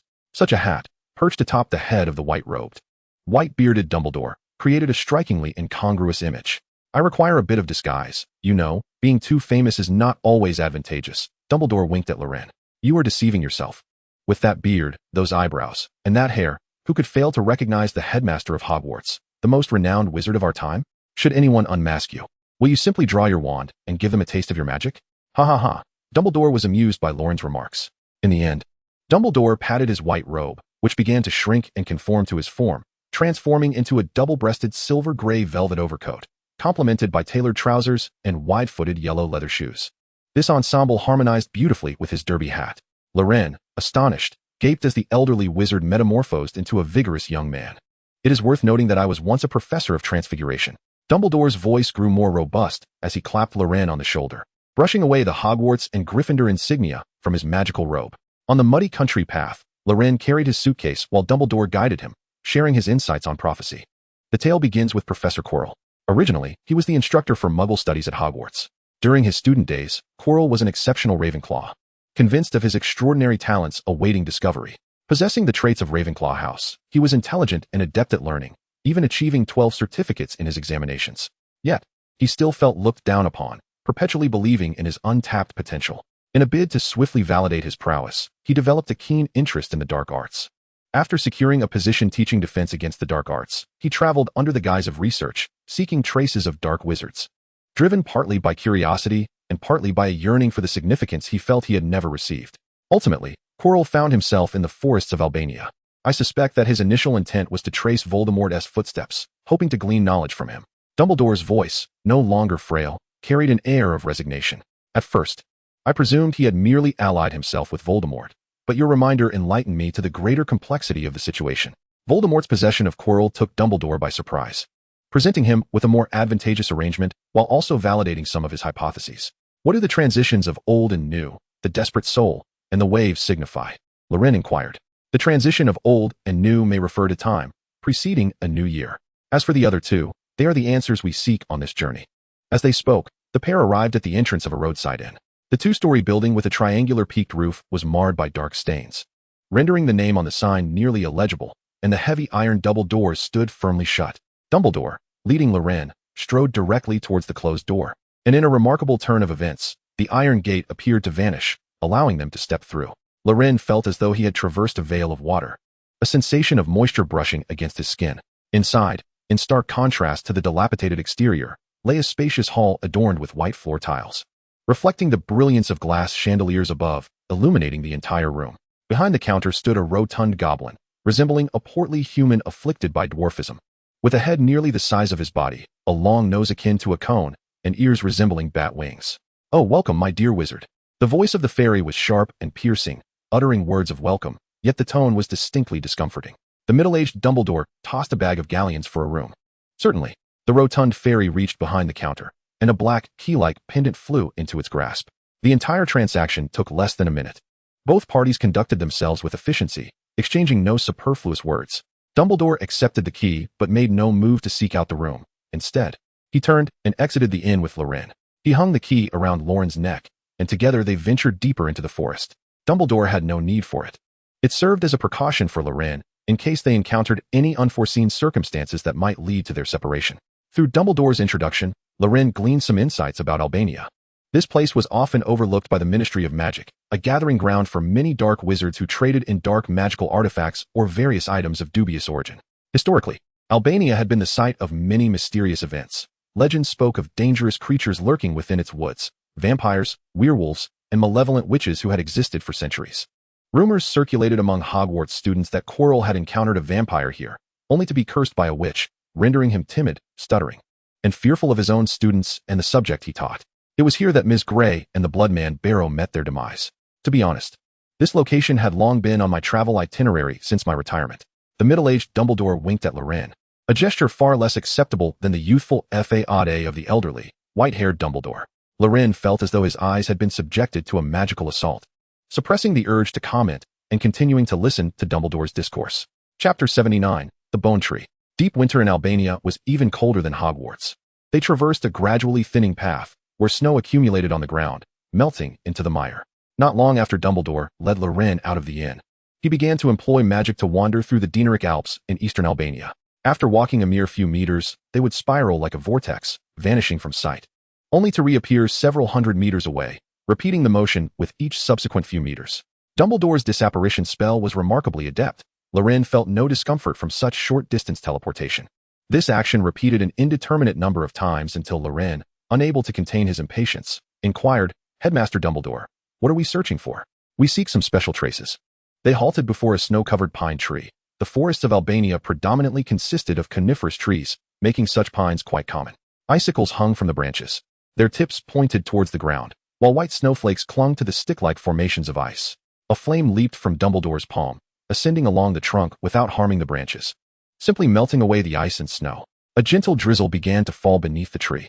The icicles revealed their true nature. They were tails entwined around the tree, heads drooping straight towards the ground, snake bones. The degree of decay varied among the bones. Some had already rotted and turned yellow, indicating they had been there for several years. Some remnants of decaying flesh still cling between the bones, indicating a death that occurred merely months ago. The remains vary in size. The smaller ones no longer than an arm's length, while the larger snake skulls are nearly the size of an adult human head. The ice and snow that covered the rotting flesh have melted away, allowing a faint, almost imperceptible stench to permeate the air. It seems that Voldemort has not fared well during these 10 years. Dumbledore meticulously examines the serpentine remains, seemingly confirming certain truths. For a decade, Voldemort has hidden within this forest, possessing snakes and barely surviving. Dumbledore understands that someone as arrogant as Voldemort, living in such solitude for 10 years, would inevitably leave behind traces of his existence. These snake bones serve as the most compelling evidence, an arrogant ritual, where even the remnants of a soul seek to affirm its presence. From these remains, one can glean glimpses of Voldemort's behavioral patterns. Loren gazes upward at the snake bones, envisioning Voldemort slithering through branches and bushes, the scales of his belly rustling softly. Loren possesses little knowledge of Voldemort, having always perceived him as a rather dim-witted, noseless villain. Strange thoughts arise in his mind. Does Voldemort need to hunt? Would he devour mice and rabbits whole, skin and all? Dumbledore, unaware that Loren is already familiar with Voldemort's history, contemplates how much to disclose to him. After a brief pause, the two continue their previous wandering. This truly is a small country. In a single afternoon, Dumbledore has led Loren to explore every corner of Albania. Winter has yet to relinquish its grip. With mountains and forests blanketed in ice and snow, they arrive at the edge of an expansive lake, which remains unfrozen. Lake Ohrid, located in eastern Albania, stretches for miles, its pristine surface reflecting the clear clouds above and the surrounding mountains. Gazing upon such a broad and luminous lake, Dumbledore appears considerably more relaxed. There seems to be nothing particularly remarkable here. Throughout the afternoon, they encounter no werewolves, no vampires, nor any malevolent witches who have lived for centuries. An old wizard once advised that one should never jump to conclusions too hastily. Dumbledore waves his hand, transforming a stone into a table, upon which he places snacks seemingly conjured from thin air. Loren watches as he produces a steaming pot of red tea from his sleeve, glancing at his cumbersome little suitcase and internally questioning the validity of Dumbledore's seamless extension charm. Voldemort, through a nefarious ritual, has placed his soul in an unusual state. As Dumbledore pours the red tea, his voice drifts with the ascending mist. Harry's mother protected him with love, a force Voldemort cannot comprehend. The rebounding killing curse obliterated Voldemort's body and power, rendering him weak and insubstantial, a mere wraith lingering in the Albanian forest for a decade. It was not until Quirrell's arrival that Voldemort effortlessly seized control of this power-hungry wizard. As Dumbledore recounts this, he takes a sip of tea, cautioning against being driven by power and instead advocating for mastery over it. Why not expose Quirrell directly? Voldemort cannot be killed, and Hogwarts requires a defense against the dark arts professor. Dumbledore spoke with a forthrightness that left no room for doubt. Few understood better than he the challenge of finding a willing professor to teach defense against the dark arts at Hogwarts, particularly given the annual turnover. Harry and his companions were currently wary of Professor Snape, suspecting him of attempting to seize the Philosopher's Stone. Loren regarded Dumbledore thoughtfully. While his perspective was slightly skewed, it was still acceptable. Dumbledore feigned contemplation before inquiring, "And what of you? Do you trust Severus?" Thanks to his remarkable vision, Loren had glimpsed the peculiarities above Professor Quirrell's head, as well as Snape's dark mark, and Dumbledore was eager to learn Loren's thoughts. "I believe Professor Snape is rather unfortunate. He is the only one bitten by the werewolf," Loren mused, his mind still preoccupied with the notion of despairing souls connected to this forest, namely Quirrell and Voldemort. "Are those snakes despairing souls?" Loren asked. "I think not. They are merely ordinary serpents. Voldemort's soul has long been shattered. He knows not despair. Instead, he is consumed by rage and hatred towards those who have brought him to this state, be they his adversaries or his worthless minions." Dumbledore's expression grew distant. He occasionally pondered whether a more compassionate approach towards a young Tom Riddle during his time at the orphanage might have led to a different outcome. "I suspect your prophecy will only bear fruit on the final day of this year, a time of transition between the old and the new." Loren dared only to voice his thoughts internally. Then why bring me here so early? Chapter 8. Dumbledore, fearful of power. The sun sank into the depths of Lake Ohrid, transforming into a sprinkle of twinkling lights that spread with the ripples. As night descended, Dumbledore instructed Loren to retrieve a key and shake it. And with a sensation of compression, they found themselves in a brightly lit hotel room. Warm yellow light radiated from the lampshades, illuminating every corner of the space. It was less a room and more a suite, complete with a living area, bedroom, kitchen, and bathroom. Against the wall of the living room stood a brown fabric sofa, and a table adorned with tea sets featuring maple leaf patterns. The kitchen counter was equipped with only a spatula and a few spices, characteristic of a wizard's inn. Should anyone wish to cook, they would undoubtedly bring their own ingredients. Wizards conjured fire, summoned water, and ultimately cleaned up with magic. The kitchen served merely as a symbolic space, as wizards could prepare meals anywhere. If not for the consideration of travelers with less than stellar transfiguration skills, not even a spatula would be present. Loren and Dumbledore had already dined by the lakeside, enjoying a meal conjured from Dumbledore's pocket. One could hardly envision a steaming steak and a pot of soup materializing from a garment pocket. Loren fancied that Dumbledore's pocket might house an entire kitchen, perhaps even a house elf. Upon returning to the inn, Dumbledore mentioned he had to meet a friend, instructing Loren to remain in the room and not venture out.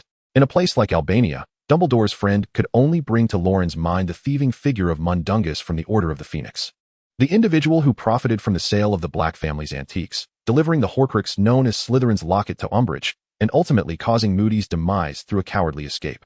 Was Mundungus Fletcher? Many members of the Order of the Phoenix harbored disdain for Mundungus, yet Dumbledore chose to retain him for the purpose of intelligence gathering and reconnaissance.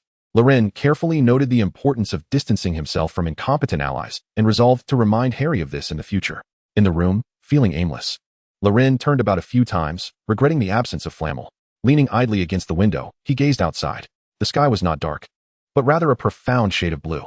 Starlight reflected upon the snow, illuminating the exterior with clarity. Shadows veiled Loren's blue eyes as he beheld a space at the edge of the woods that suddenly began to distort. With a sharp crack, a figure emerged, glancing about swiftly before heading towards the inn. Behind him, the space warped again, and another individual materialized. This newcomer drew a wand and pointed forward, uttering the incantation, Stupefy. A flash of red light surged forth, and the man before him collapsed without resistance. The second figure rummaged through the fallen man's belongings, eventually producing an object before vanishing with a swift disapparition. This blatant act of robbery left Loren in silence. He had anticipated a murky underbelly within the magical realm, one that would dabble in dark artifacts and research, but he never imagined such brazen thievery. Surely, after Voldemort's downfall, dark wizards ought not to act with such impunity. It was but a simple flick of the wand, yet the result remained unchanged. A person fell lifelessly to the ground. There seemed to be little distinction in the execution of the spell. Outside the inn, it was merely Stupefy. Loren pondered whether, had this transpired deeper within the forest, the wand would emit a green light, perhaps followed by a curse that left no trace of the body. Was there truly nothing concealed within that forest? In this magical world, many perished in silence. Magic possessed an extraordinary nature. For the first time, Loren viscerally grasped the fragility of life, a sensation he had not experienced even when he had slain a giant. He recounted to Dumbledore the scene he had witnessed, articulating his conjecture that this place must have been the site of countless unnoticed deaths. Dumbledore's expression was one of complexity. He felt a sense of relief for Loren's insights, yet was also resigned to the grim reality. Loren, he remarked, such occurrences are only prevalent in regions like Albania, where the Ministry of Magic struggles to exert control. Most countries have established their own Ministry of Magic, maintaining stringent oversight over illicit activities, including the regulation of wizards' ingress and egress. Loren found himself perplexed, questioning why it would be difficult for the ministry to assert dominion over this area. They had spent an entire afternoon traversing Albania, finding no trace of vampires, werewolves, or centuries-old malevolent witches. Dumbledore explained that Albania's unique geographical position precluded it from being governed by the Ministry of Magic of other nations, and it had yet to establish its own. Thus, the wizards of Albania had all departed. In all of Britain, there are only a little over 3,000 wizards. And in a small place like Albania, even fewer exist, rendering the establishment of a Ministry of Magic utterly impossible. The situation regarding Muggles is chaotic. Even as late as 1990, various riots and Muggle uprisings persisted. Dark wizards congregate here, engaging in trade. The intervention of outsiders could provoke retaliation and disrupt the order of the nation, causing each country's Ministry of Magic to shy away from involvement. And what of you? Loren gazed at the world's most eminent wizard, a figure whose prestige and capability were unparalleled. Albus Dumbledore, Chief Warlock of the Supreme Wizarding Court and President of the International Confederation of Wizards, had been nominated for the position of Minister of Magic on numerous occasions. Dumbledore's expression was inscrutable as he took a few steps back and settled into a sofa, though he retained the appearance of a robust middle-aged man. With a spirited beard and neatly cropped hair, the signs of aging were evident in his voice and eyes. This godlike figure, who appeared almost omnipotent to Loren, seemed to be somewhat overwhelmed. In my youth, I too aspired to change the world, rallying behind inspiring slogans. I had a dear friend who embarked on a journey fueled by grand dreams and the pursuit of power. Ultimately, under the corruption of authority, he strayed further from his path and committed numerous grave errors. Dumbledore recalled that in his youth, his sister had been tormented by Muggles, and his father had been imprisoned while seeking vengeance for her suffering. To care for his sister, the family had to retreat to Godric's Hollow. Familial bonds served as both a connection and a shackle for Dumbledore. He longed for a life of greater freedom, as any exceptionally gifted youth would not wish to be confined within a small valley for eternity. Eventually, he met Grindelwald, and the two shared lofty ideals and exceptional talents. Their minds intertwined as if they were one. They envisioned a new order for wizards, where no one would suffer as Ariana had, and every wizard could wield magic freely. Albus became enraptured by the fervor of youthful love and noble aspirations. However, the events surrounding Grindelwald revealed to Dumbledore the terrifying potency of power. He feared that, under the pretense of greater good, he could inadvertently worsen the world. Dumbledore recognized that he and Gellert were of a similar ilk, both harboring grand ambitions. Such aspirations, when coupled with the influence of power, could lead to calamity from the most innocuous of thoughts. As his renown grew and his strength intensified, he found himself increasingly averse to power. Looking around, who in the magical realm could intervene to prevent Dumbledore from straying from his path? No one could. Loren fell silent. Undoubtedly, Dumbledore was a remarkable individual, yet his respect for life had become a burden of his own making. Chapter 81. The transition between old and new. No one could challenge Dumbledore's actions. Albus operated the leaky cauldron, while the two brothers were as strangers to one another. Grindelwald was imprisoned in Nurmengard, and perhaps they would never meet again in this lifetime. Fate had never favored Dumbledore, be it in family or love. Even amidst the boundless darkness of existence, he managed to emit the light of flames from within. Dumbledore sat in silence on the sofa, his gaze fixed on Loren, or perhaps through Loren, as if peering into an unknown realm. The following day, Dumbledore maintained his usual routine, sharing meals and engaging in conversation with Loren. However, unlike before, he no longer playfully winked. His movements were decisive, his spells executed with precision, wholly uncharacteristic of an elderly headmaster. Loren found himself discontented with this mature and composed version of Dumbledore. The two spent several days in Albania, during which Dumbledore led Loren on a quest across the undulating landscape in search of clues related to the prophecy. By night, they stood by the window, observing the occasional flicker of magical light emanating from the forest. Loren had come to understand that to the north of this small nation lay Serbia and Yugoslavia, with Greece to the south, and across the strait, Italy. In contrast to these countries, Albania appeared as a quaint village, devoid of any semblance of modernity. On December 31st, the chilling winds cascading from the peak of Mount Jezerka continued to blow, as wizards with various intentions lingered in anticipation of the new year. Early in the morning, Dumbledore took Loren to the shores of Lake Ohrid, where for several days they had left their footprints imprinted upon every corner of the forest, yet found nothing. As foretold by the prophecy, they were required to await a moment at the juncture of the old and the new. Gazing across the tranquil lake, Loren occasionally cast his eyes towards Dumbledore. He still placed his trust in the centenarian wizard, knowing that this venerable soul, with a tumultuous fate, would forever be a pillar of support for Hogwarts. Loren could sense that Dumbledore continued to care for him. Their conversation from that day felt as if it had never transpired, yet between them lay a lamentable barrier. Sunlight rose from the depths of the lake and then descended again. At the very moment the light sank into the water, Loren turned to glance behind him. Within his field of vision, a magnificent blue beam coursed through the forest, reminiscent of a flowing river of stars, connecting the heavens and the earth. He had previously witnessed this hue of blue light during his first encounter with the Room of Requirement, emanating from the diadem of Ravenclaw. What do you see? Dumbledore noted Loren's sudden movement. Loren pointed towards the source of the azure glow. There. In an instant, Dumbledore grasped Loren's hand, and they vanished from their location, reappearing before a great tree after several deft maneuvers. This stout, ancient tree remained lush even in winter, its form impervious to the snow and ice that sought to conceal it, a dark hollow visible upon its trunk.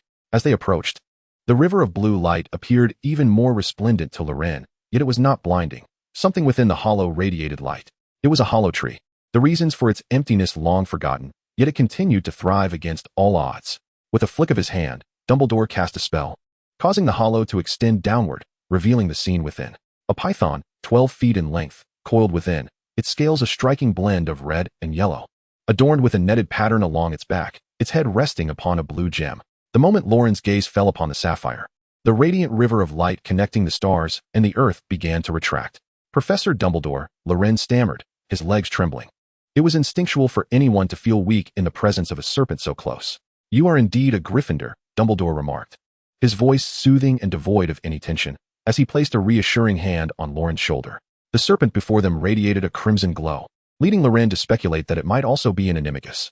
Dumbledore, evidently grasping Loren's thoughts, waved his elder wand and uttered the incantation for a animagus transformation.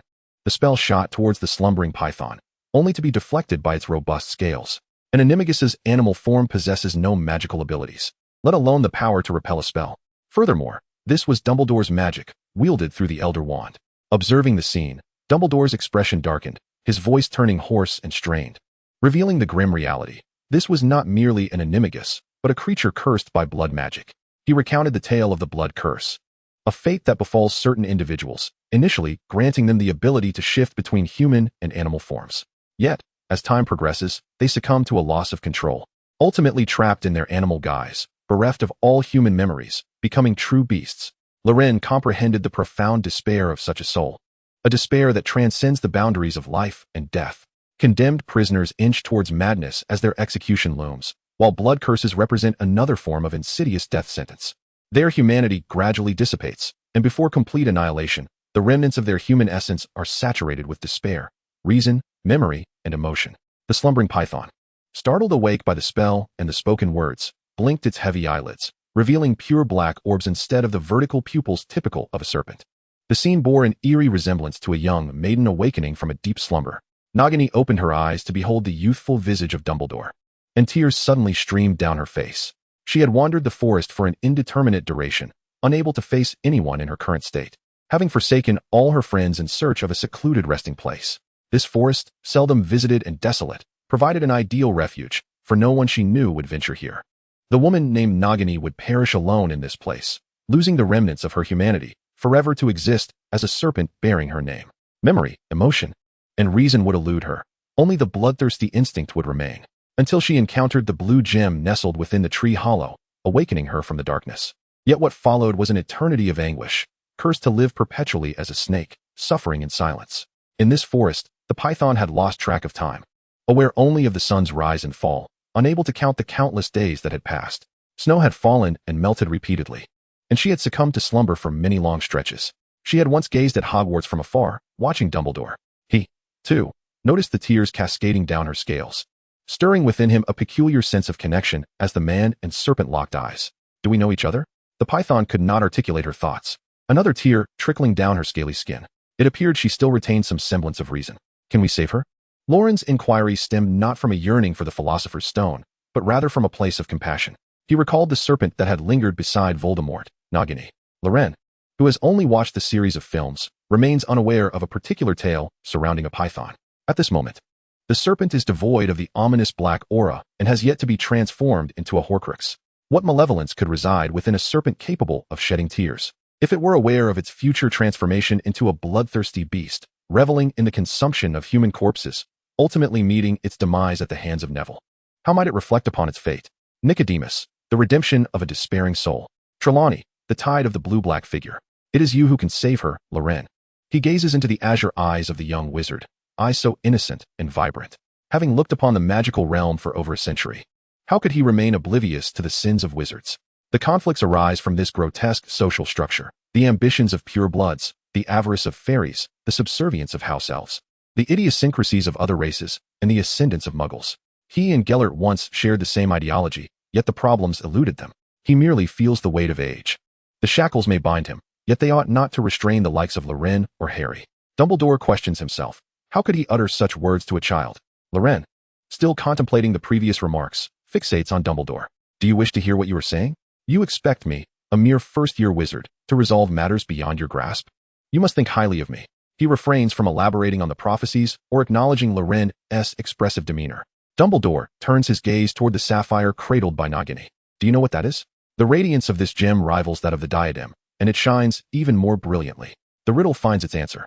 A smile gracing Dumbledore's face. Are you aware of Lady Ravenclaw's most renowned saying? Exceptional wisdom is humanity's most precious treasure. I believe Voldemort discovered Ravenclaw's diadem here, yet left the wisdom behind. Dumbledore looks at Nagini. And you have safeguarded the most invaluable treasure. For decades, Nagini has wandered the forests of Albania, embodying a human consciousness within a serpent's form. Perhaps by fate's grace, Voldemort has yet to uncover Nagini or this sapphire.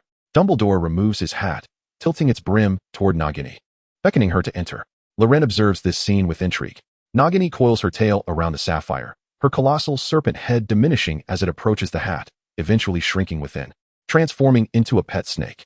Honestly, I have a friend whose menagerie far exceeds my own. Dumbledore muses, a playful glint in his eye as he winks at Loren. In the moonlit forest, the interplay of moonlight and snow creates a silvery glow, intertwining the shadows of trees and people. Loren's voice reflects his joy. His prophecy bears no peril, and he has discovered a soul in despair. Grandfather Bates's lycanthropy is curable. Upon hearing this, Dumbledore's steps falter. Harry speaks Parseltongue? Loren tilts his head.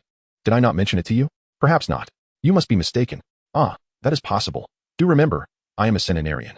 Next time, I shall express this matter more frequently. Dumbledore's silver-gray fur coat gradually loosened, transforming into a white robe, while his beard and hair regrew. Loren held his hand, joyfully hopping through the snow. In the distance, people celebrated the arrival of a new year, fireworks blossoming, a moment of transition between the old and the new. When Voldemort first caused chaos, Nagini was not by his side, indicating that he did not encounter her during his journey to claim the crown in Albania. Subsequently, during Quirrell's possession in pursuit of the Philosopher's Stone, had Voldemort, in his spectral form prior to 1991, met and tamed Nagini. Such a potent ally would surely have accompanied him. Quirrell managed to bring a troll into the castle, let alone a compliant serpent. In 1994, Voldemort murdered Bertha Jorkins and transformed Nagini into a Horcrux, suggesting that Nagini encountered Voldemort only after 1991. The issue of the blood curse arose post-1927, spanning decades. I had to devise a rationale to preserve Nagini's sanity, ultimately attributing it to Ravenclaw. This notion aligns remarkably, as the crown lay in the Albanian forest for millennia, symbolizing human wisdom, which Nagini profoundly lacked. Ms. Grey's attitude towards the crown was equally peculiar. Ordinarily, she should have been infuriated upon its defilement and sought Dumbledore's assistance. Yet she did not. In 1991, Ms. Grey appeared at the dining table, while Harry became the seeker in the corridor, and she drifted by, eavesdropping on gossip. When the trio informed Professor McGonagall of Quirrell's intentions to steal the Philosopher's Stone, Ms. Grey leisurely took notes in Transfiguration class. These signs imply that Ms. Grey seemed either indifferent or not overly concerned. I hypothesized that Tom had merely sullied the physical crown, while the true representation of wisdom, the sapphire, remained within the hollow tree, thus supporting Ms. Grey's demeanor. Ultimately, fearing a potential betrayal from Rowling, who, in her usual style, might disregard Nagini for a later twist, I discovered theories suggesting Dumbledore separated Nagini's human form from her serpent form. As the later installments of Fantastic Beasts have yet to be released, it is entirely possible. I fear that Rowling's next twist may indeed target me. Regardless, I shall proceed with my narrative. All glory shall be attributed to Rowling, while I claim my share. Chapter 82. Return to Hogwarts. In the late hours within the Hogwarts headmaster's office, the portraits of former headmasters had succumbed to slumber. Two figures, one old and one young, materialized as the warm yellow light of the office gradually illuminated. Farewell, headmaster. Loren eagerly anticipated a long-awaited bath, feeling quite stifled after his days in Albania. Nagini, resting upon the gemstone, slumbered within the hat, while Fawkes leaned in to take a glance, immediately becoming wary and scolding Dumbledore with a sharp cry, as if to say, "You fickle creature." Dumbledore, dodging Fawkes's pecs, gently groomed its feathers, cheerfully soothing. There. He offered some treats, spending time to quell Fawkes's ire. Dumbledore leisurely retrieved a somewhat aged book with a white cover from the shelf, opening it to reveal a portrait on each page. After turning an indeterminate number of pages, he paused at a portrait of a slender figure with a full head of silver hair. Dumbledore waited momentarily as the figure gradually became more animated, color beginning to emerge, and the portrait came to life. Albus, Nicholas. They engaged in conversation, during which Dumbledore recounted his experiences in Albania, inquiring whether Nicholas possessed a means to rescue the cursed werewolf. "I am powerless, but the Philosopher's Stone may hold potential," Nicholas replied. He elaborated that the stone's effects varied from person to person. "In my hands, it transmutes base metals to gold and concocts elixirs of immortality. Yet Loren may have differing aspirations. Judging by his desires, it could pertain to biological transmutation, restoring serpents to human form, solidifying werewolves in their human guise." Nicholas's voice, enhanced by magic, emanated from the book, reminiscent of an elder recounting ethereal tales, unveiling the mysteries of life. This is not a path devoid of obstacles. Magical creatures seemingly lack reproductive isolation. In times past, numerous wizards, driven by diverse motives, birthed bizarre beings, resulting in calamities. The most notorious among them was the vile Herbert, who, through the use of toads to hatch rooster eggs, bred a serpent creature. Some acted out of curiosity, others for gain, and many with nefarious intent. Much of the content in defensive dark magic textbooks stemmed from the wizard's own creations. It was not until 1965 that Newt Scamander's bill, prohibition of the breeding of magical creatures for experimental purposes, was enacted, effectively curbing the proliferation of new, untamable animals within Britain. The Ministry of Magic's Aurors devoted considerable resources to apprehending numerous wizards engaged in the illegal breeding of perilous creatures. In subsequent years, other nations' magical authorities instituted similar prohibitions. This only pertained to the transmutation of magical creatures. Loren's endeavors would involve human subjects, and any individual learning of such actions would deem Loren a dark wizard. Should Loren embark on the path of biological transmutation, even without external knowledge of the Philosopher's Stone, the very act of transmutation alone would draw scrutiny from various quarters, be it the Ministry of Magic or dark wizards. When he discovered the serpent in the forests of Albania, he had already pulled it from the depths of despair. Nicholas then broached the prerequisites for utilizing the Philosopher's Stone. Ahem. His voice sounded feeble. "Perhaps we need not hastily destroy the stone, once your endeavors conclude. It may be worthwhile for Loren to experiment with my Philosopher's Stone." Dumbledore, seated in his chair, gazed at the portrait in the book. "Are you prepared to embrace death?" Upon hearing this query, Nicholas's aged visage broke into a smile. "Albus, you have long known that death is not an end, but a grander adventure. Summer approaches. There is still an opera to attend in spring. Once I have witnessed that performance, I shall depart without a farewell." "Ahem, farewell." Upon hearing the word farewell, Dumbledore's wrinkles softened, a smile gracing his face. Farewell, and may your journey be pleasant. After speaking, Nico's image gradually faded, remaining motionless. Loren, with his small suitcase in tow, hurriedly trotted towards the Gryffindor common room. At least here, there would be no dark wizards to rob them, Voldemort notwithstanding. Inside the Gryffindor common room, the 4 young wizards of the Weasley family were gathered around a table, engrossed in a game of chess. The twins and Percy were teaming up against Ron, with the twins managing to hold their ground against Ron's onslaught. However, after a few moves, they fell prey to Percy's advice and soon found themselves losing dramatically. On the chessboard, a knight cursed as it moved. Are you 2 trolls? Why do you heed others' counsel? Percy's face flushed with embarrassment as he averted his gaze, pretending he hadn't heard. George and Fred seized the moment, toppling the chessboard while exclaiming in feigned surprise, "We no longer have to endure Ron's chess games." In unison, they raised their hands and shouted, "Long live Loren." It was evident that during Loren's absence, the others had suffered greatly under Ron's relentless torment. The twins dashed around the table to Loren, with Fred taking his suitcase, while George pulled Loren over to Ron, urging him to sit down. "It's all up to you now." Loren attempted to protest, "But I haven't even had a shower. Wash up later." "We agreed that if we win against Ron tonight, he won't bother us with chess anymore," they insisted. "But I can't even beat Ron at wizard chess," Loren replied. Ron raised his chin, sporting an air of arrogance. "I could beat you at Gamoku too." When Loren first taught Ron Gamoku, he approached it with a casual mindset, nearly facing defeat. Having honed his skills through chess, Ron now believed he had surpassed Loren, brimming with confidence. "So boastful?" Loren inquired, glancing at the other Weasleys. "Have you all damaged his head while I was away?" George recalled their recent experiences, stating, "I wish to damage his head." Fred nodded in agreement, but he does seem to have improved. After Loren taught Ron the intricacies of Go, Ron had been playing against himself these past few days, demonstrating significant progress in both his strategic calculations and board positioning. With his newfound skills, Ron naturally applied his Go mindset to other games, contemplating several moves ahead and analyzing the overall situation. In moments of stalemate, he adeptly opened up new fronts. At times, even before a stalemate began, Ron could foresee the impending deadlock and set traps elsewhere in anticipation.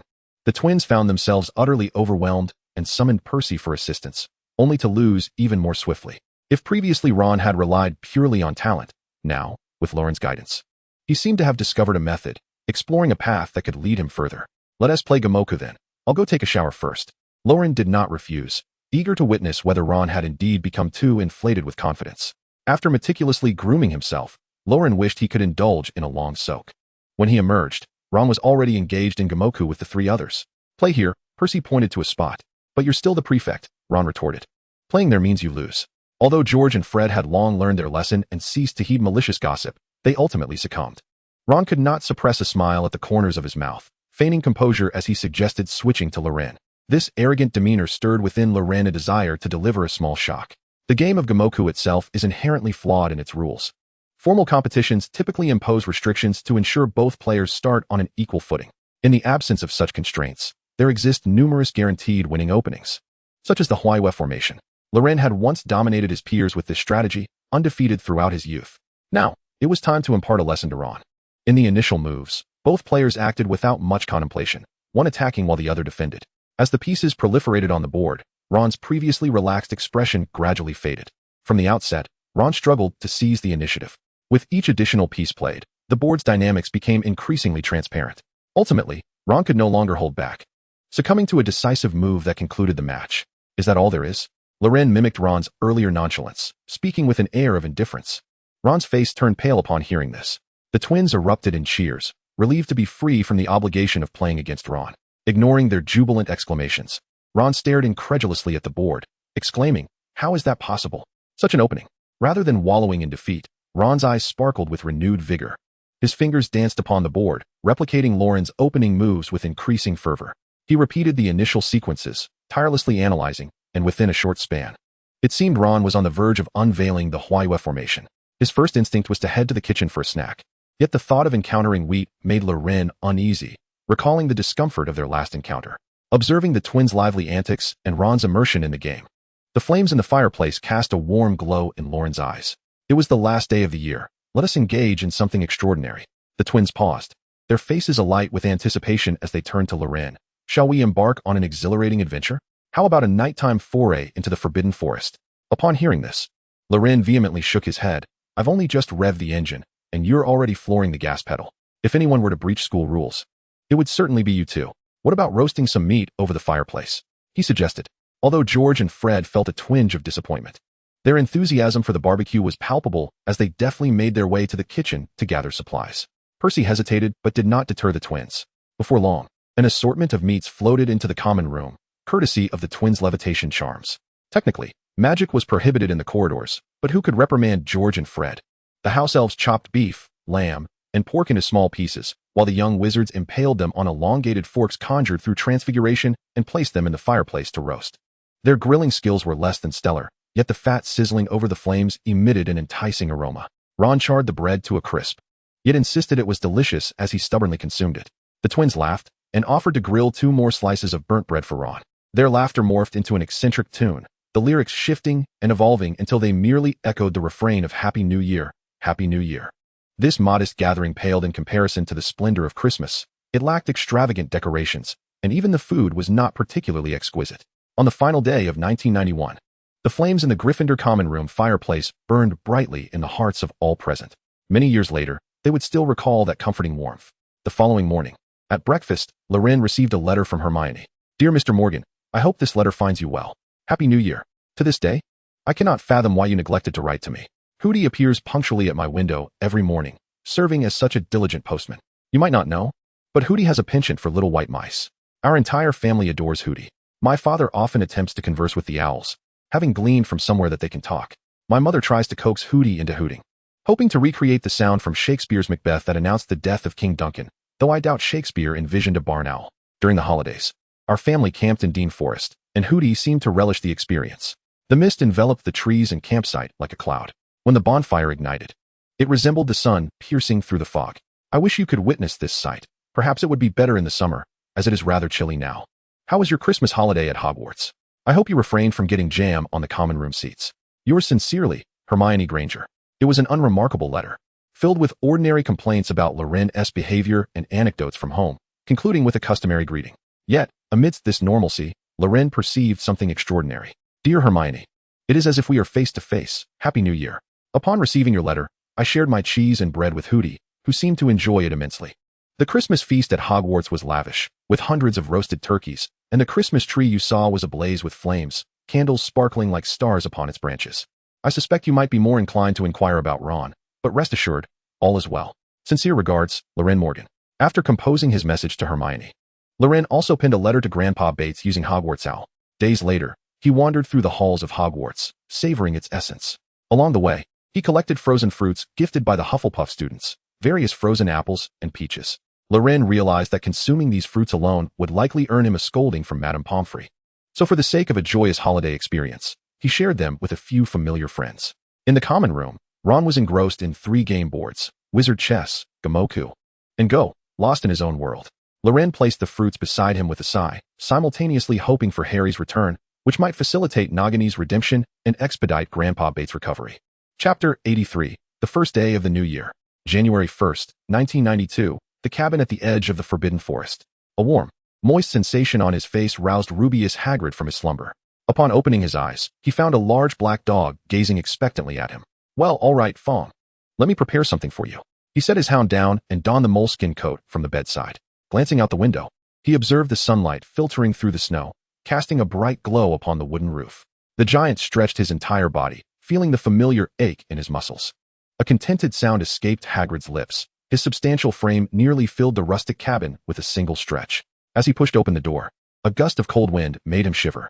He gathered a large bundle of firewood from the stacked logs outside, not needing to rekindle the fire. As remnants from the previous night still glowed within the stove, the flames gradually licked and entwined around the wood, restoring warmth to the cabin. He tossed a heap of chopped frozen meat into a pot, carelessly added some salt, and soon the savory aroma of stew wafted through the air.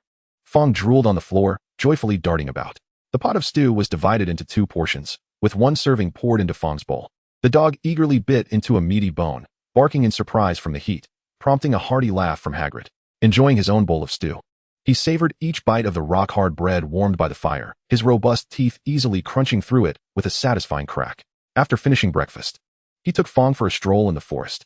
The patrol was merely a repetitive walk along the well-trodden snowy path, deepening the footprints left behind. In winter, most creatures in the forest huddled in their homes, awaiting the arrival of spring. He encountered no friends to greet along the way. The giant's thoughts wandered aimlessly. The clouds above, devoid of their magic, descended as snow, and he too had nearly lost his magic, fortunate to have Dumbledore's support. Harry must be enjoying himself. That enchanted motorcycle was a delight to ride. Hagrid indeed had many tasks to undertake, such as foraging for winter fruits or preparing firewood for the next winter. Though he had ample wood for this year, he could also venture to the castle to chat with the professors, even if he often struggled to comprehend their discussions. Sharing amusing tales of forest creatures could surely entertain them. The professors at Hogwarts were remarkably patient, yet even the most entertaining stories lose their charm when recounted too frequently. As he watched the unobtrusive sun climb from the second branch of the pine tree beside his cabin to its apex, Hagrid resolved to take action. His dog, like him, was always brimming with vitality. Fong suddenly ceased his circling and barked towards the outside. "Hagrid! Hagrid!" came the voice of a young Weasley. Hagrid looked over to see Harry's two friends, the Weasley twins, along with a Hufflepuff wizard, trudging through the snow toward the cabin. A smile involuntarily spread across his face. Knowing they were indeed intent on visiting, those two rascals. As he stepped outside, the giant's voice rang with delight. "What brings you here?" "Happy New Year, Hagrid. We've come to play," they exclaimed. "Let me introduce you to a new friend. This is Rolf Scamander, the illustrious grandson of Newt Scamander." The twin siblings shared a buoyant tone, their infectious enthusiasm enlivening even the cold, desolate woods of winter. Hagrid ushered the young wizards into his spacious wooden abode, which, despite its capacity to accommodate giants, quickly became a bustling hive of activity. The steam rising from the cauldron mingled with the sound of the young wizard's teeth crunching on rock cakes, a noise that could make anyone wince. Hagrid, with a broad grin, beheld this scene, his heart swelling with a profound sense of fulfillment. Rolf attempted several times to chew through the rock cake, but ultimately yielded to the protest of his aching gums, redirecting his attention to the towering figure of Hagrid. "Hagrid, my grandfather mentioned you," he ventured. "Mr. Scamander, oh, you still remember me." Hagrid chuckled, recalling the time when he visited and gifted Rolf a spider egg of the acromantula. "My grandfather learned you were expelled because of that, and felt quite guilty for a while." "Huh, it's no matter, Mr. Scamander was also expelled from Hogwarts for his magical creatures," Hagrid replied, reminiscing about hatching Aragog from an egg in the Hogwarts cupboard, only to be expelled due to his involvement in the Chamber of Secrets incident. Ron, with a look of disbelief, realized Hogwarts truly could expel students. Previously, he had thought himself immune to expulsion simply because the twins seemed to escape any repercussions during their nocturnal escapades. The twins' reactions were markedly different. They had kept an acromantula as a pet during their school days, a creature of considerable danger. George and Fred exchanged glances and exclaimed in unison, "That is simply marvelous." "What happened to that acromantula afterward? Was it put to death?" Rolf inquired, concerned. "No, Aragog found a home in the Forbidden Forest and spawned numerous offspring," Hagrid replied proudly, as if speaking of a beloved child. He shared tales of how Aragog's progeny had established a formidable colony in the Forbidden Forest, causing even the centaurs to regard them with caution. Practicing magic can be quite lucrative. The venom of the acromantula is worth a fortune, Loren whispered conspiratorially to Ron, his voice barely above a murmur. Ron's expression grew conflicted, torn between the allure of gold and his fear of spiders. Oblivious to Loren's eager anticipation of the unfolding drama, he became lost in thought. Meanwhile, Rolf engaged Hagrid in a delightful exchange about magical creatures, both appearing thoroughly engrossed. The twins teased Hagrid about stealing a kiss from Professor McGonagall during the Christmas feast, their laughter bringing a rosy hue to Hagrid's cheeks. Complaining about their parents taking the dragons without the twins, Hagrid sighed. "Honestly, I would love to see a dragon in person." Before departing, Loren requested some unicorn tail hair from Hagrid, which, while not suitable for wand-making, could be used for potions, though he had other plans in mind. Ron murmured, "Keeping an acromantula as a pet isn't very charming." He seemed to emerge from a stupor, animated and lively. Loren's intention for the unicorn tail hair was not for profit. He was eager to embark on his inaugural alchemical experiment.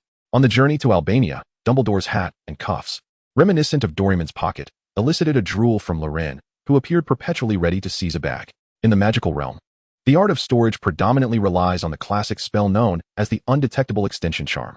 This enchantment allows for the internal dimensions of an object to be expanded without altering its external size, thereby enhancing its capacity and lightening its contents. As a sophisticated incantation, the undetectable extension charm is subject to stringent regulation due to its potential for misuse. The Ministry of Magic has instituted rigorous guidelines.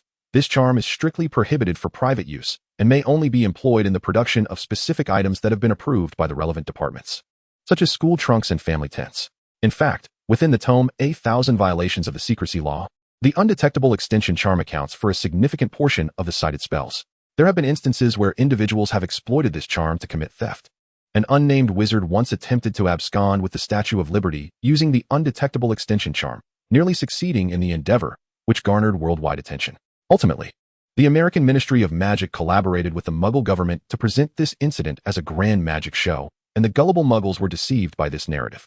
Numerous such cases abound, prompting the International Confederation of Wizards to expand the prohibitions concerning the undetectable extinction charm within the secrecy law.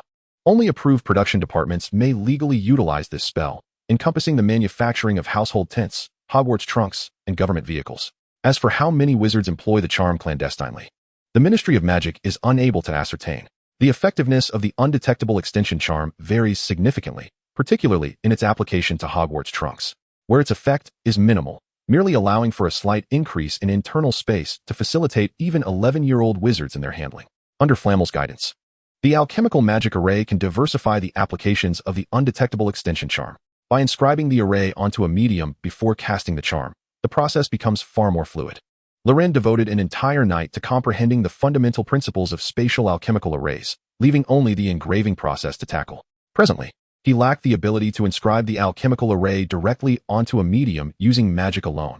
He could only harness materials imbued with magical properties, with unicorn-tail hair being one such example. As night descended, Loren nestled beneath his blanket, his finger poised for the first time over the scale icon symbolizing the alchemical laboratory. A silver light emanated from the page, igniting Flamel's eyes and drawing Loren's consciousness into the book. A sphere emitting a fierce red glow was placed into a cauldron carved from black stone, with patterns resembling flowing magma emerging on the surface, intertwining into symbols that were both familiar yet incomprehensible to Loren. Various colors of hexagrams, scales, suns, and astrological charts danced upon the cauldron's surface, culminating in a multitude of red bricks forming a hemispherical enclosure. Loren's perspective suddenly zoomed in, revealing another hemispherical space within. As the cauldron cast a dim glow at the room's center, Flamel's figure materialized in the air, welcoming him to Flamel's alchemical laboratory. Loren was discontent, questioning why it was not named the alchemical laboratory of Loren Morgan. Flamel cast a glance at Loren, a silent understanding passing between them. The alchemical laboratory that every alchemist throughout history has yearned for, a place where one can conceive any material encountered by him and Nicholas, without limitation, infinitely abundant. Loren comprehended that this meant there was no cost for trial and error. He could first hone his skills and subsequently manifest them in the real world. In contrast to the library and dual chamber, Flamel appeared to revel in the ambience of the alchemical laboratory, gliding effortlessly through the air. What do you intend to use as the medium for the magical array? What would be the easiest to start with? Loren, possessing a keen self-awareness, realized that having him engrave alchemical arrays on pendants or bracelets from the outset was utterly unrealistic. A suitcase would suffice. Its larger volume would allow for greater flexibility. With a wave of his hand, Flamel conjured a series of small black suitcases that materialized in a heap. Additionally, there were strands of unicorn tail hair. As he spoke, bundles of tied unicorn tail hair floated into the air, diving into the suitcases. Loren inwardly scoffed at Flamel, interpreting this as a suggestion that he would have to exert himself repeatedly, using his wand to guide the unicorn tail hair. He unleashed the latent magical energy within to outline the alchemical array. Flamel began his demonstration, meticulously tracing the design on one of the suitcases. The suitcase retreated a few steps, took a brief run, and leaped into the air, unfolding like a dancer in motion. The bound unicorn tail hair spread out, floating gracefully and emanating a soft white glow. The tip of the wand pointed towards the finer end of the unicorn tail hair, which, as if drawn by magnetic force, followed the wand's lead to sketch on the suitcase. The wand acted as a quill, with the unicorn tail hair serving as ink.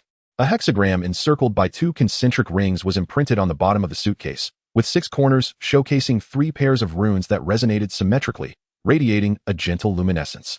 The center remained dim, awaiting an unseen extension spell to activate the array. Upon completing his demonstration, Flamel radiated a spectrum of red, yellow, blue, and green light, casting vibrant hues on the red brick wall, where alchemical symbols began to materialize. Loren Morgan, you are now a true apprentice of alchemy. Chapter 84, Return to School Day.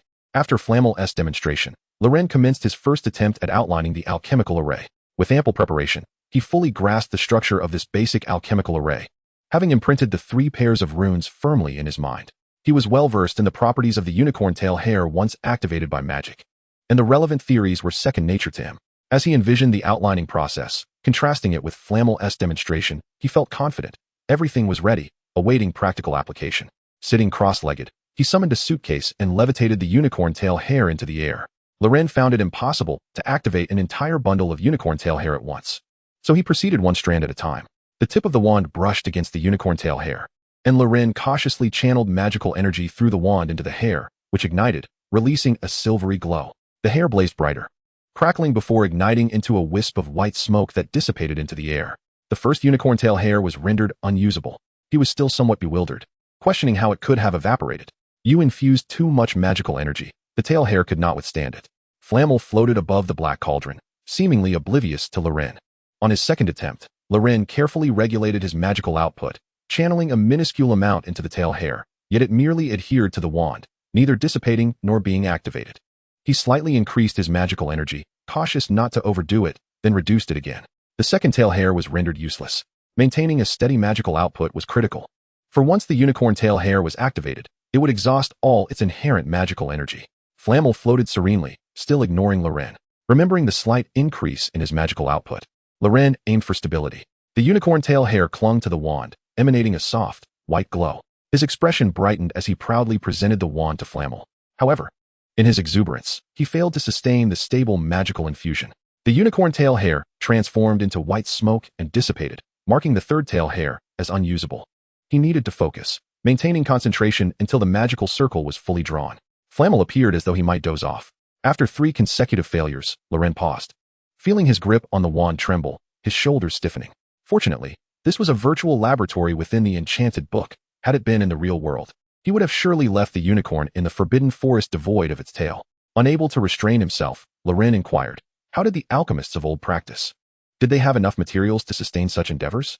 Indeed, such a method would require a touch of magic to yield sufficient resources.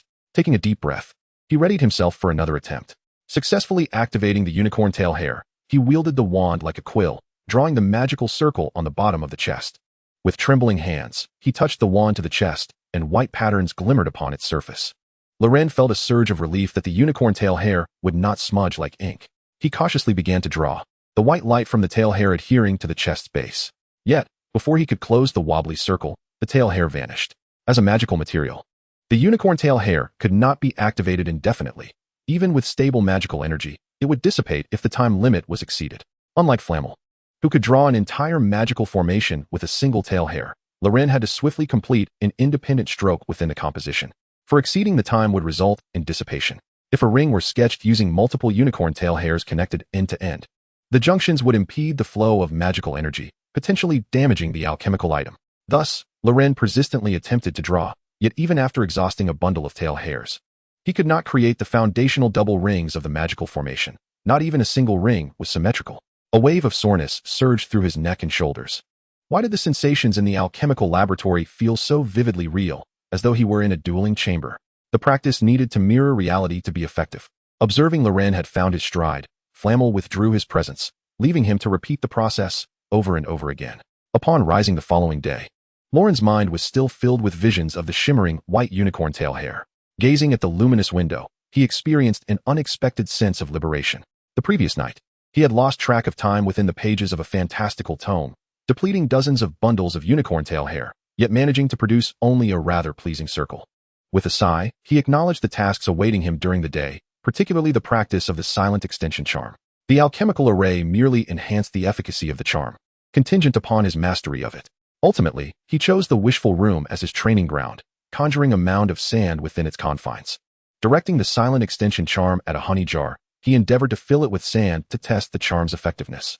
As a sophisticated spell, he barely managed to unleash its power, but the results were subpar. During his initial attempt, it took nearly half a day to marginally lighten a jar of sand. Harnessing his talent for correction, Loren made swift progress. The jar gradually grew lighter, accommodating an increasing volume of sand. Throughout the remainder of his holiday, Loren sketched magical arrays by night and practiced the silent extension charm by day. During this break, Hermione wrote to him again, addressing him as Dear Loren. In her letter, she narrated her recent visit to a museum, discussing the recovery of the British economy and the positive outcomes of certain governmental policies. Hermione expressed her desire to invest some funds from her housing mutual aid association. Looking up, he noticed his companion, with round, sparkling eyes, was no longer indulging in jam sandwiches. Reflecting on the state of Britain during this period, he recalled how the government had implemented a series of reforms that successfully reduced inflation and stimulated economic growth, resulting in increased consumer spending. However, This perspective was shaped by Hermione's middle-class background, presenting only the favorable aspects. In September 1992, a currency crisis would erupt in Britain, leading to a significant devaluation of the pound. In his response, he analyzed various monetary concerns, warning Hermione that, given the rising national debt and the potential for currency devaluation, it might be prudent to convert her mutual aid funds into dollars or marks if she wished to manage her finances wisely. Remembering the looming currency crisis, he penned a letter to Grandpa Bates, advising him to exchange his assets as well. He contemplated how, over the past few decades, his education at Hogwarts had been financially supported by relatives of comrades on a farm in the outskirts of London, and how his living expenses surpassed those of many pureblood families. Grandpa Bates still roamed across Britain, undertaking his annual travels, leading Loren to conclude that he was indeed a wealthy gentleman. By the end of January, the snowfall at Hogwarts had diminished, with only sporadic flurries appearing after several days, marking the end of their carefree snowball fights as spring approached. Loren finally succeeded in accurately sketching the foundational elements of the array, the double rings, and the hexagram within. In comparison to the array, the silent extension charm was fully prepared, awaiting the finalization of the 3 pairs of magical symbols. On the eve of the new term, Loren hurried from the wishful room to the great hall for lunch, his thoughts still occupied with the silent extension charm. Unaware of the petite witch who had appeared beside him. "What have you been busy with lately?" came the soft voice of the girl. He did not realize that his own voice carried an undertone of delight. Hermione, adorned with shoulder-length, curly hair, gazed intently at Loren with her large, luminous brown eyes, revealing her squirrel-like front teeth when she smiled. "I know," Loren nodded. "Are you going to report me?" They walked side by side down the corridor. "I believe what you are doing is misguided." "I know. We are merely first years and should not be experimenting with such spells." "I know. This not only contravenes school regulations, but also the law." "I know." Suddenly, a playful slap landed on Loren's shoulder, bringing a sense of ease to both. At the dining table, the topic of currency arose, and Hermione mentioned that her mother agreed with Loren's perspective, expressing curiosity about him and inviting him to visit the Granger household over the summer. Loren recounted his summer plans, feasting on Grandfather Bates' roasted lamb, visiting the Weasley home to experience their humble abode, and now, adding a visit to the Granger residence. They discussed Miranda's manuscript and the colorful fireworks of the Christmas banquet. They reminisced about their camping adventures in the woods and spoke of the dark wizards in Albania. The conversation flowed from monetary policy to fiscal deficits, the dining hall buzzing with chatter. Though neither was particularly loquacious, they found themselves yearning to share more with one another. Perhaps, the sentiments penned in letters could not adequately convey the longing that had solidified over the winter, sprouting tenderly before spring had arrived. In the afternoon, the request room welcomed a young witch who was filling a honey jar with sand, while Loren stuffed a honey jar with large stones. Hermione was inexplicably persuaded that having a portable space device would be quite convenient, as the beaded pouch could accommodate all her belongings and books, a proposition that sounded undeniably alluring. During dinner in the hall, they opened a box brimming with frozen pears, enchanted for preservation. It released blue ice crystals into the air upon being opened. Over the past month, Loren had received a steady stream of frozen fruit from the younger wizards, and the sight of so many frozen pears made his scalp tingle. He glanced at Malfoy, who seemed poised to deliver a refusal he had yet to articulate. "You do not possess the right to decline Malfoy's gift," he remarked, eyeing Loren with an air of superiority. The child's haughty expression and pretentious words amused Loren, who had no desire to engage in conflict. "Very well," Loren replied, closing the box. "I shall return it to you tomorrow." From a distance, Ron emitted a strange noise. But before he could utter anything further, Harry, freshly returned to school, eagerly began recounting his Christmas holiday. Sirius had taken him to Godric's Hollow, where he had visited his parents' graves. In his haste to confront Peter Pettigrew, Sirius had missed the funeral of the Potters. The graveyard was vast, dotted with numerous tombstones. Godric's Hollow was home to many wizarding families, and Sirius guided Harry through the gravestones, searching for a considerable time. Harry had never experienced such emotions before. As he walked deeper into the graveyard, each tombstone he approached stirred a blend of fear and anticipation within him. Ultimately, beside the Dumbledore family grave, he discovered his parents' tombstone. The white marble shimmered in the darkness, and Harry memorized the inscription, James Potter, born March 27, 1960. Lily Potter, who passed away on October 31, 1981, was born on January 30, 1960. The final adversary to be vanquished is death. Sirius remarked that these words may have been penned by Dumbledore, signifying that life transcends death, and that one may live on despite having perished. Harry concurred with this speculation, for beside him lay the gravestone of Ariana Dumbledore, echoing sentiments that the headmaster might express. Yet they were no longer present. His parents' decayed remains lay beneath the cold snow and stone, devoid of sensation, Harry mused. He remained engulfed in sorrow until he surveyed the ruins of the Potter residence. The white snow and black ivy concealed the shattered debris, while wooden signs emerged like blossoms from the chaotic nettles and wild grass. Inscribed in gold were the words, "On October 31st, 1981, Lily and James Potter sacrificed themselves here. Their son, Harry, is the sole wizard to have survived the killing curse. This house, invisible to muggles, has been preserved in its original state to commemorate the Potters and to serve as a warning against the violence that shattered their family." Adjacent to this were various inscriptions from wizards who had come to pay their respects over the past decade, the magical graffiti gleaming. "Good luck to you, Harry, wherever you may be. I hope you read this. Harry, we all support you. To the boy who lived, our sincerest wishes. Long live Harry Potter." Sirius proclaimed these words aloud, his exuberance flushing Harry's cheeks and pulling him from his melancholy. However, Sirius could not endure the incessant chatter of the house elf, leading him to take Harry to the Muggle world for some amusement. Harry was not at all astonished by Sirius's understanding of the Muggle realm, as evidenced by the modified flying motorcycle. Chapter 85. Every holiday tells a story. But don't you fly higher on a broomstick? Ron inquired, perplexed. He found it difficult to grasp the novelty of standing tall and seeing far for a wizard. Harry was momentarily at a loss for words. Indeed, the Ferris wheel could not ascend as high as he could on his broomstick. Why then was he so elated? Perhaps it was because the previous 10 Christmases had been spent confined in a cupboard beneath the stairs. Counting the 196 tiles on the floor and the 625 stripes on the ceiling, enduring those holidays in solitude. He imagined sneaking a hearty feast from the Dursleys' untouched Christmas dinner once they were asleep. In the absence of a clock in the cupboard, such daydreams could last indefinitely. It was not the Ferris wheel that brought joy, but rather the fact that Harry now had his own family. Neville remarked this, leaving the others nearby feeling somewhat unfamiliar with the sentiment. Harry silently concurred, gently shaking his juice-filled cup, and inwardly toasted to this unprecedented Christmas. He drank it all in one gulp. In the Gryffindor common room, the 5 members of the dormitory huddled together, sharing stories of their own Christmas holidays. Hermione sat gracefully in an armchair, her petite back erect, diligently reviewing the holiday assignments of her peers. Previously, she had encountered a particularly challenging question and had resorted to hastily scribbling down an answer in a feeble attempt to deceive her way to the correct one, only to have her ruse discovered due to a momentary lapse in vigilance. This unfortunate incident rendered her current task considerably more arduous. The matter at hand was a question from Potions. Where does one procure dragon dung? Ron had initially answered the toilet, only to scratch it out and replace it with the washroom. After some pressing, Hermione uncovered their trickery. Henceforth, when she encountered their errors, she merely traced them with charcoal.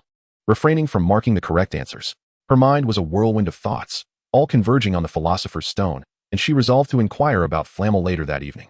Once she finished grading the assignments, she gathered Harry and Ron into a small huddle to conspire. To be frank, their whispers were rather loud, occasionally punctuated by the utterances of Luna, Nicodemus, and Philosopher's Stone. Neville recounted his experience making frozen pears over the holiday. His grandmother had tasted the fruit, expressing a blend of joy and dissatisfaction. "She relished the frozen pears I made, yet felt I ought not to engage in such endeavors," he sighed, uncertain how to confront his grandmother and parents. His grandmother wished him to embody a valiant man, carrying forth the legacy of the Longbottoms. But Neville felt ill-equipped for such a mantle. He was not the boy who lived. His wand could not conjure spells powerful enough to vanquish a troll. He considered himself lacking in intellect, cheerfulness, and even memory. The only thing he clearly recalled was the bitterness of the potions administered at St. Mungo's, more acrid than those concocted by Madame Pomfrey or the ones procured from Professor Snape. He had known this since he was 8 years old, during a visit to St. Mungo's with his grandmother to see his parents, who sat there, expressionless and mute. He witnessed their madness, their incoherent ramblings. A child in the adjacent bed had remarked that they were on a mission, and once they finished their potions, they would be discharged. At 8, Neville's memory was even more feeble, yet he retained that phrase, sneaking into the potion room and consuming a bellyful of bitter concoction, landing himself in the hospital. His face bore scales, and feathers sprouted from his arms. He spent a week in bed, depleting his own potion supply. However, the bitterness suffered by his parents was insatiable. Each day, new sorrows emerged. Their anguish was profound. Neville yearned to offer them something sweet, hence the frozen pears. That day, as his parents feasted, their faces smeared with the fruit, Neville beamed, and so did his grandmother. Yet, come nightfall, he spied his grandmother discreetly wiping away tears. The bitterness his parents consumed mirrored the tears streaming from her eyes. Their suffering was unending, and his grandmother's sorrow seemed inexhaustible. Neville kept these thoughts close to his heart, looking earnestly into Luna's eyes as he asserted, "The frozen pears are the sweetest, even sweeter than frozen apples or peaches." As bedtime approached, Harry and Ron were stealthy, occasionally glancing to see if the other 3 in the dormitory had drifted off. Whenever Luna turned her gaze towards them, the pair would quickly avert their eyes. feigning innocence with their clumsy acting. As Neville's voice echoed, Harry and Ron exchanged muffled signals, their laughter barely contained. Silently slipping out of bed, they exited the dormitory, descended the staircase, and arrived at the now-deserted lounge in the deep of night. In the dimly lit room, two figures huddled closely together, illuminated by the faint light filtering through the window, examining a shimmering silver fabric, which appeared to flow like liquid. A rustling sound echoed once more. Harry draped the silver garment over both of them, and they vanished from sight, leaving the lounge eerily empty. Though no one could be seen, sounds continued to emanate. This invisibility cloak could conceal 3 or 4 individuals. By Merlin's beard, we need not worry about being caught on a nighttime escapade, Ron exclaimed, his voice laced with excitement. The magical realm boasts numerous invisibility cloaks, with 2 primary methods of creation. One involves weaving the hide of an invisibility creature, a practice that has been expressly forbidden by the Magical Creatures Protection Act, championed by Newt Scamander. Moreover, the eyes of the invisibility creature possess the ability to foresee the future, rendering it exceedingly difficult to capture. Most existing cloaks made from such hides are remnants of the past. The second method employs alchemical arrays to stabilize the effects of the disillusionment charm. This is the prevailing method in the magical community today, albeit expensive and yielding only mediocre results, as such cloaks gradually lose their efficacy over time. The invisibility cloak in Harry's possession, one of the fabled Deathly Hallows, remains shrouded in mystery. None can ascertain the materials from which it is crafted. It is rumored to be the very garment of death itself. Yet, in terms of functionality, this artifact seems no different from an ordinary invisibility cloak. Some wizards possess acute perception, enabling them to sense individuals hidden beneath such cloaks. Severus Snape is among them. Loren, crouched behind the staircase, observed with his cerulean eyes. Shadows of gray and black swirling, outlining 2 figures leaning closely together, shimmering with a fiery aura of magic. Upon discovering the abandoned classroom housing the Mirror of Erised, Loren had realized that his eyes could penetrate invisibility, even deciphering the disillusionment charm cast by Dumbledore. This invisibility cloak was no exception. Loren chuckled to himself, his eyes darting mischievously. Taking advantage of the 2 below, who were preoccupied with their concealed forms, he feigned a somnambulant demeanor, descending the stairs with a vacant expression. Muttering theatrically, "Philosopher's Stone, Philosopher's Stone." Harry and Ron, initially startled, abruptly fell silent, their gazes fixed intently on Loren, straining to catch his words. The secret of the Philosopher's Stone is, they held their breath in anticipation. The secret of the Philosopher's Stone is, their eyes widened, to turn Harry into light. Harry's pupils contracted. He had yet to comprehend the implications of becoming light. Seizing the moment while the 2 processed this revelation, Loren reached forward and yanked off the invisibility cloak. "I knew you 2 were up to something sneaky. Planning a midnight jaunt, are we?" Loren's fingers caressed the cloak, which was thinner than parchment, offering no resistance as it glided beneath his touch, smooth and cool, unlike any known fabric. Chapter 86. The Midnight Adventure Before School Begins. They had intended to use the invisibility cloak to bypass the watchful eyes of the portraits and see if they could access the trapdoor. However, Harry recalled that Fluffy was a 3-headed dog, possessing 3 heads and 3 noses, capable of detecting their scent even when unseen. Realizing that the invisibility cloak was of little use against Fluffy, he allowed Lorcan's words to prevail. With utmost eagerness, Loren, resembling an elegant gentleman, shook the collar of the invisibility cloak, enveloping all 3 of them. The cloak was ample enough to conceal 3 first-year wizards. The moment they draped it over themselves, the silvery fabric rendered their silhouettes invisible. "Who is it?" The fat lady opened her door, but saw no one, gazing around in bewilderment. From within the cloak, their view remained unobstructed. The trio, oblivious to their surroundings, pressed forward. "Where are we headed? What about the restricted section?" The destination was settled by Harry and Ron, while Loren was indifferent to where they went. Inside the cloak, they could still see one another, huddled close together, inevitably bumping into each other. Loren lagged slightly behind, observing Harry's steps as he moved forward. A mischievous thought crossed his mind. He playfully stepped on the heel of Harry's shoe. "Oh, you stepped on my heel?" Harry murmured, believing it to be an innocent mishap. "Sorry," Loren replied succinctly, though his voice betrayed a stifled chuckle. Continuing onward, Loren seized another opportunity to step on Harry's right shoe. "Oh, not again." Harry sensed something amiss. Cough, cough. Loren struggled to contain his laughter. "Sorry. Oh, a 3rd time. I feel like my entire shoe is about to be crushed." Harry realized this was intentional and gritted his teeth. "Loren Morgan." "No." Loren's apology was interrupted as Harry stepped on his heel. "Ouch. Now that was intentional." The 2 began a playful exchange of stepping on each other's shoes, with Ron caught in the crossfire and losing a heel as well. The trio engaged in a chaotic skirmish, focused on each other's feet, intent on dislodging their shoes.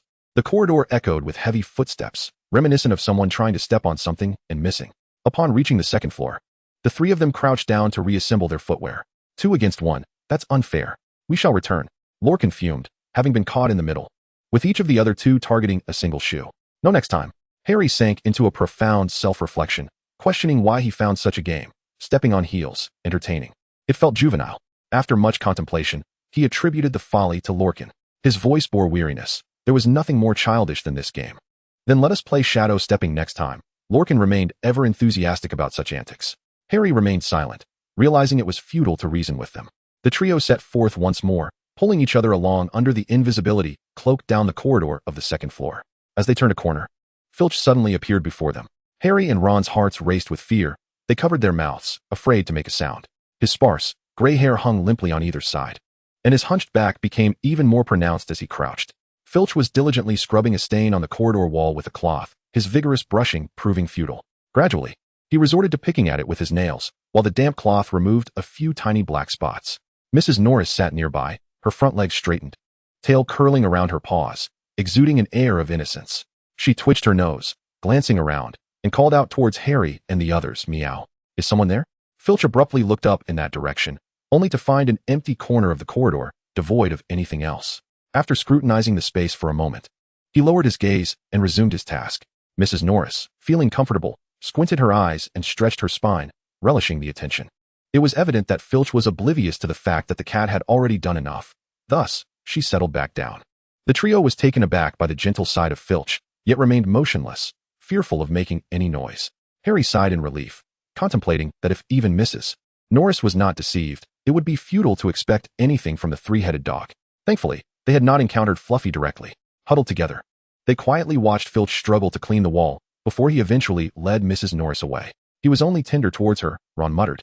Harry noted another detail and inquired, "Why doesn't he use Scourgify? Is it forbidden to use magic in the corridor?" Ron chuckled. "He might be a squib." "What is a squib?" Harry asked. "A squib is someone born into a wizarding family but lacks any magical ability," Ron explained, turning to Harry with a puzzled look at Ron. "What is so funny about that?" "Well, in truth, it isn't amusing, but when it pertains to Filch," Ron stifled a laugh. "How do you know Filch is a squib?" Ron began recounting the entangled history between the Weasleys and the school caretaker.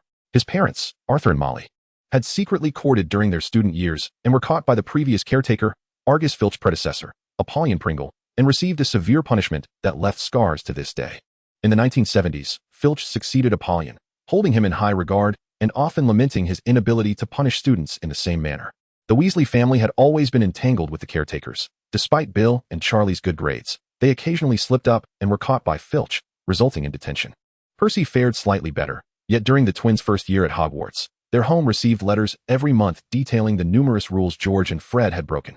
Ron relished the thought of the twins being expelled, only to be disappointed as they managed to continue their education despite breaking hundreds of rules. From that point on, Ron developed the notion that Hogwarts would never expel students, a belief that persisted until he heard about Hagrid's expulsion. As the twins entered their second year, they meticulously copied the school rules dozens of times, becoming the most knowledgeable students in the school. They began to engage in a battle of wits with Filch, and the letters home diminished. The twins frequently discussed strategies to outsmart Filch and his cat, and Ron overheard snippets of their conversations. Why must he remain at Hogwarts, where everything is magical?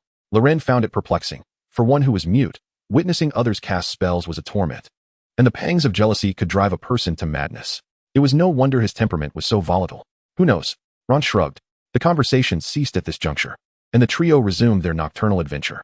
The library was shrouded in darkness, and they had grown accustomed to groping along the wall for the lamp in the cupboard. Draped in an invisibility cloak and clutching the light, a solitary lamp floated eerily in the dim library. To be candid, it was rather chilling, Ron remarked.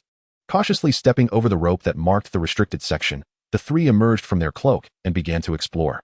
Harry sought tomes concerning the Philosopher's Stone or the three-headed dog, while Loren and Ron were merely indulging in the night's escapade, indifferent to the titles.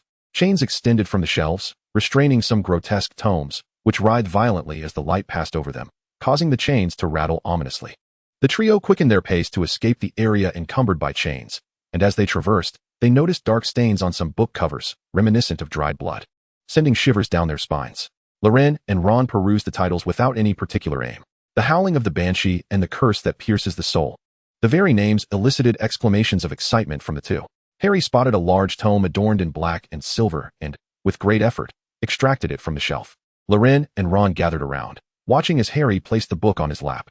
Suddenly, the book sprang open with a resounding bang, unleashing a chilling, spine-tingling scream. The book was wailing.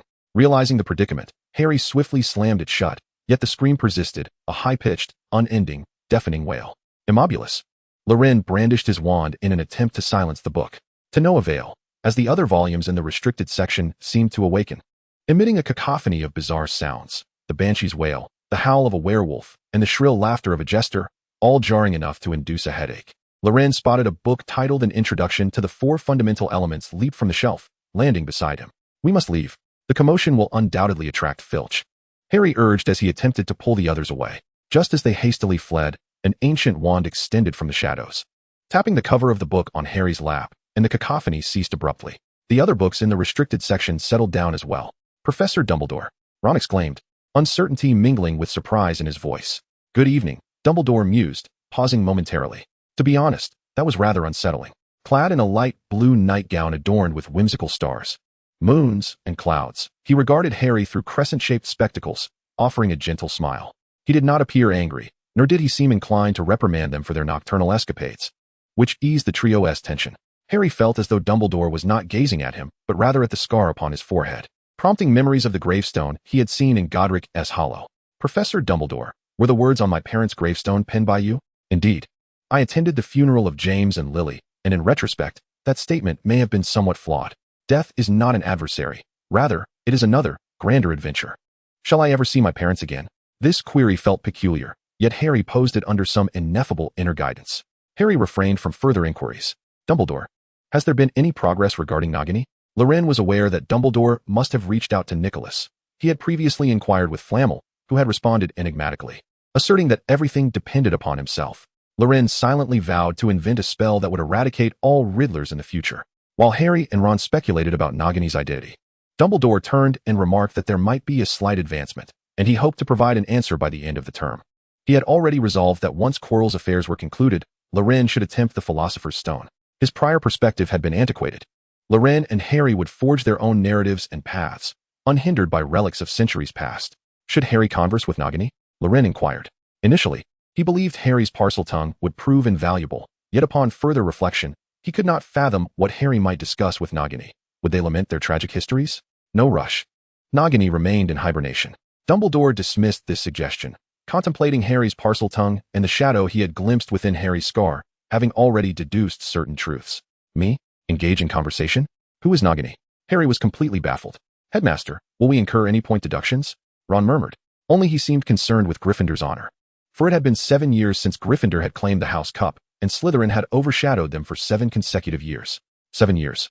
Did they comprehend how Professor McGonagall had endured this time? These two were indifferent, solely preoccupied with their own concerns, Ron thought quietly. Well, Dumbledore pondered, feigning a troubled expression before finally stating, school begins tomorrow. Thus, I doubt any point deductions are necessary today. Long live Dumbledore, Ron exclaimed, rallying. Dumbledore regarded their youthful, innocent demeanor, and his heart unfurled like the tranquil night sky, smiling gently. I am curious to know what you seek in the restricted section. We are researching. Snape intends to steal the Philosopher's Stone, Harry replied with grave seriousness. Ha! Dumbledore laughed heartily, even though he was already aware of the matter.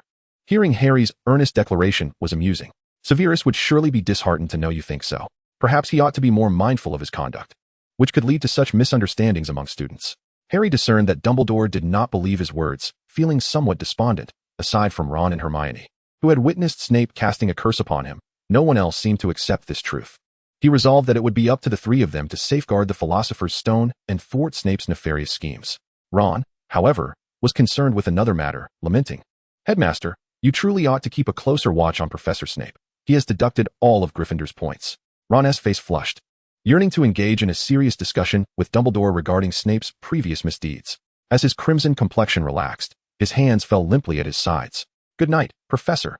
Harry shook the invisibility cloak and suddenly recalled something. Professor Dumbledore, was it you who gifted me the invisibility cloak? Sirius mentioned it, just as the card indicated. It originally belonged to you.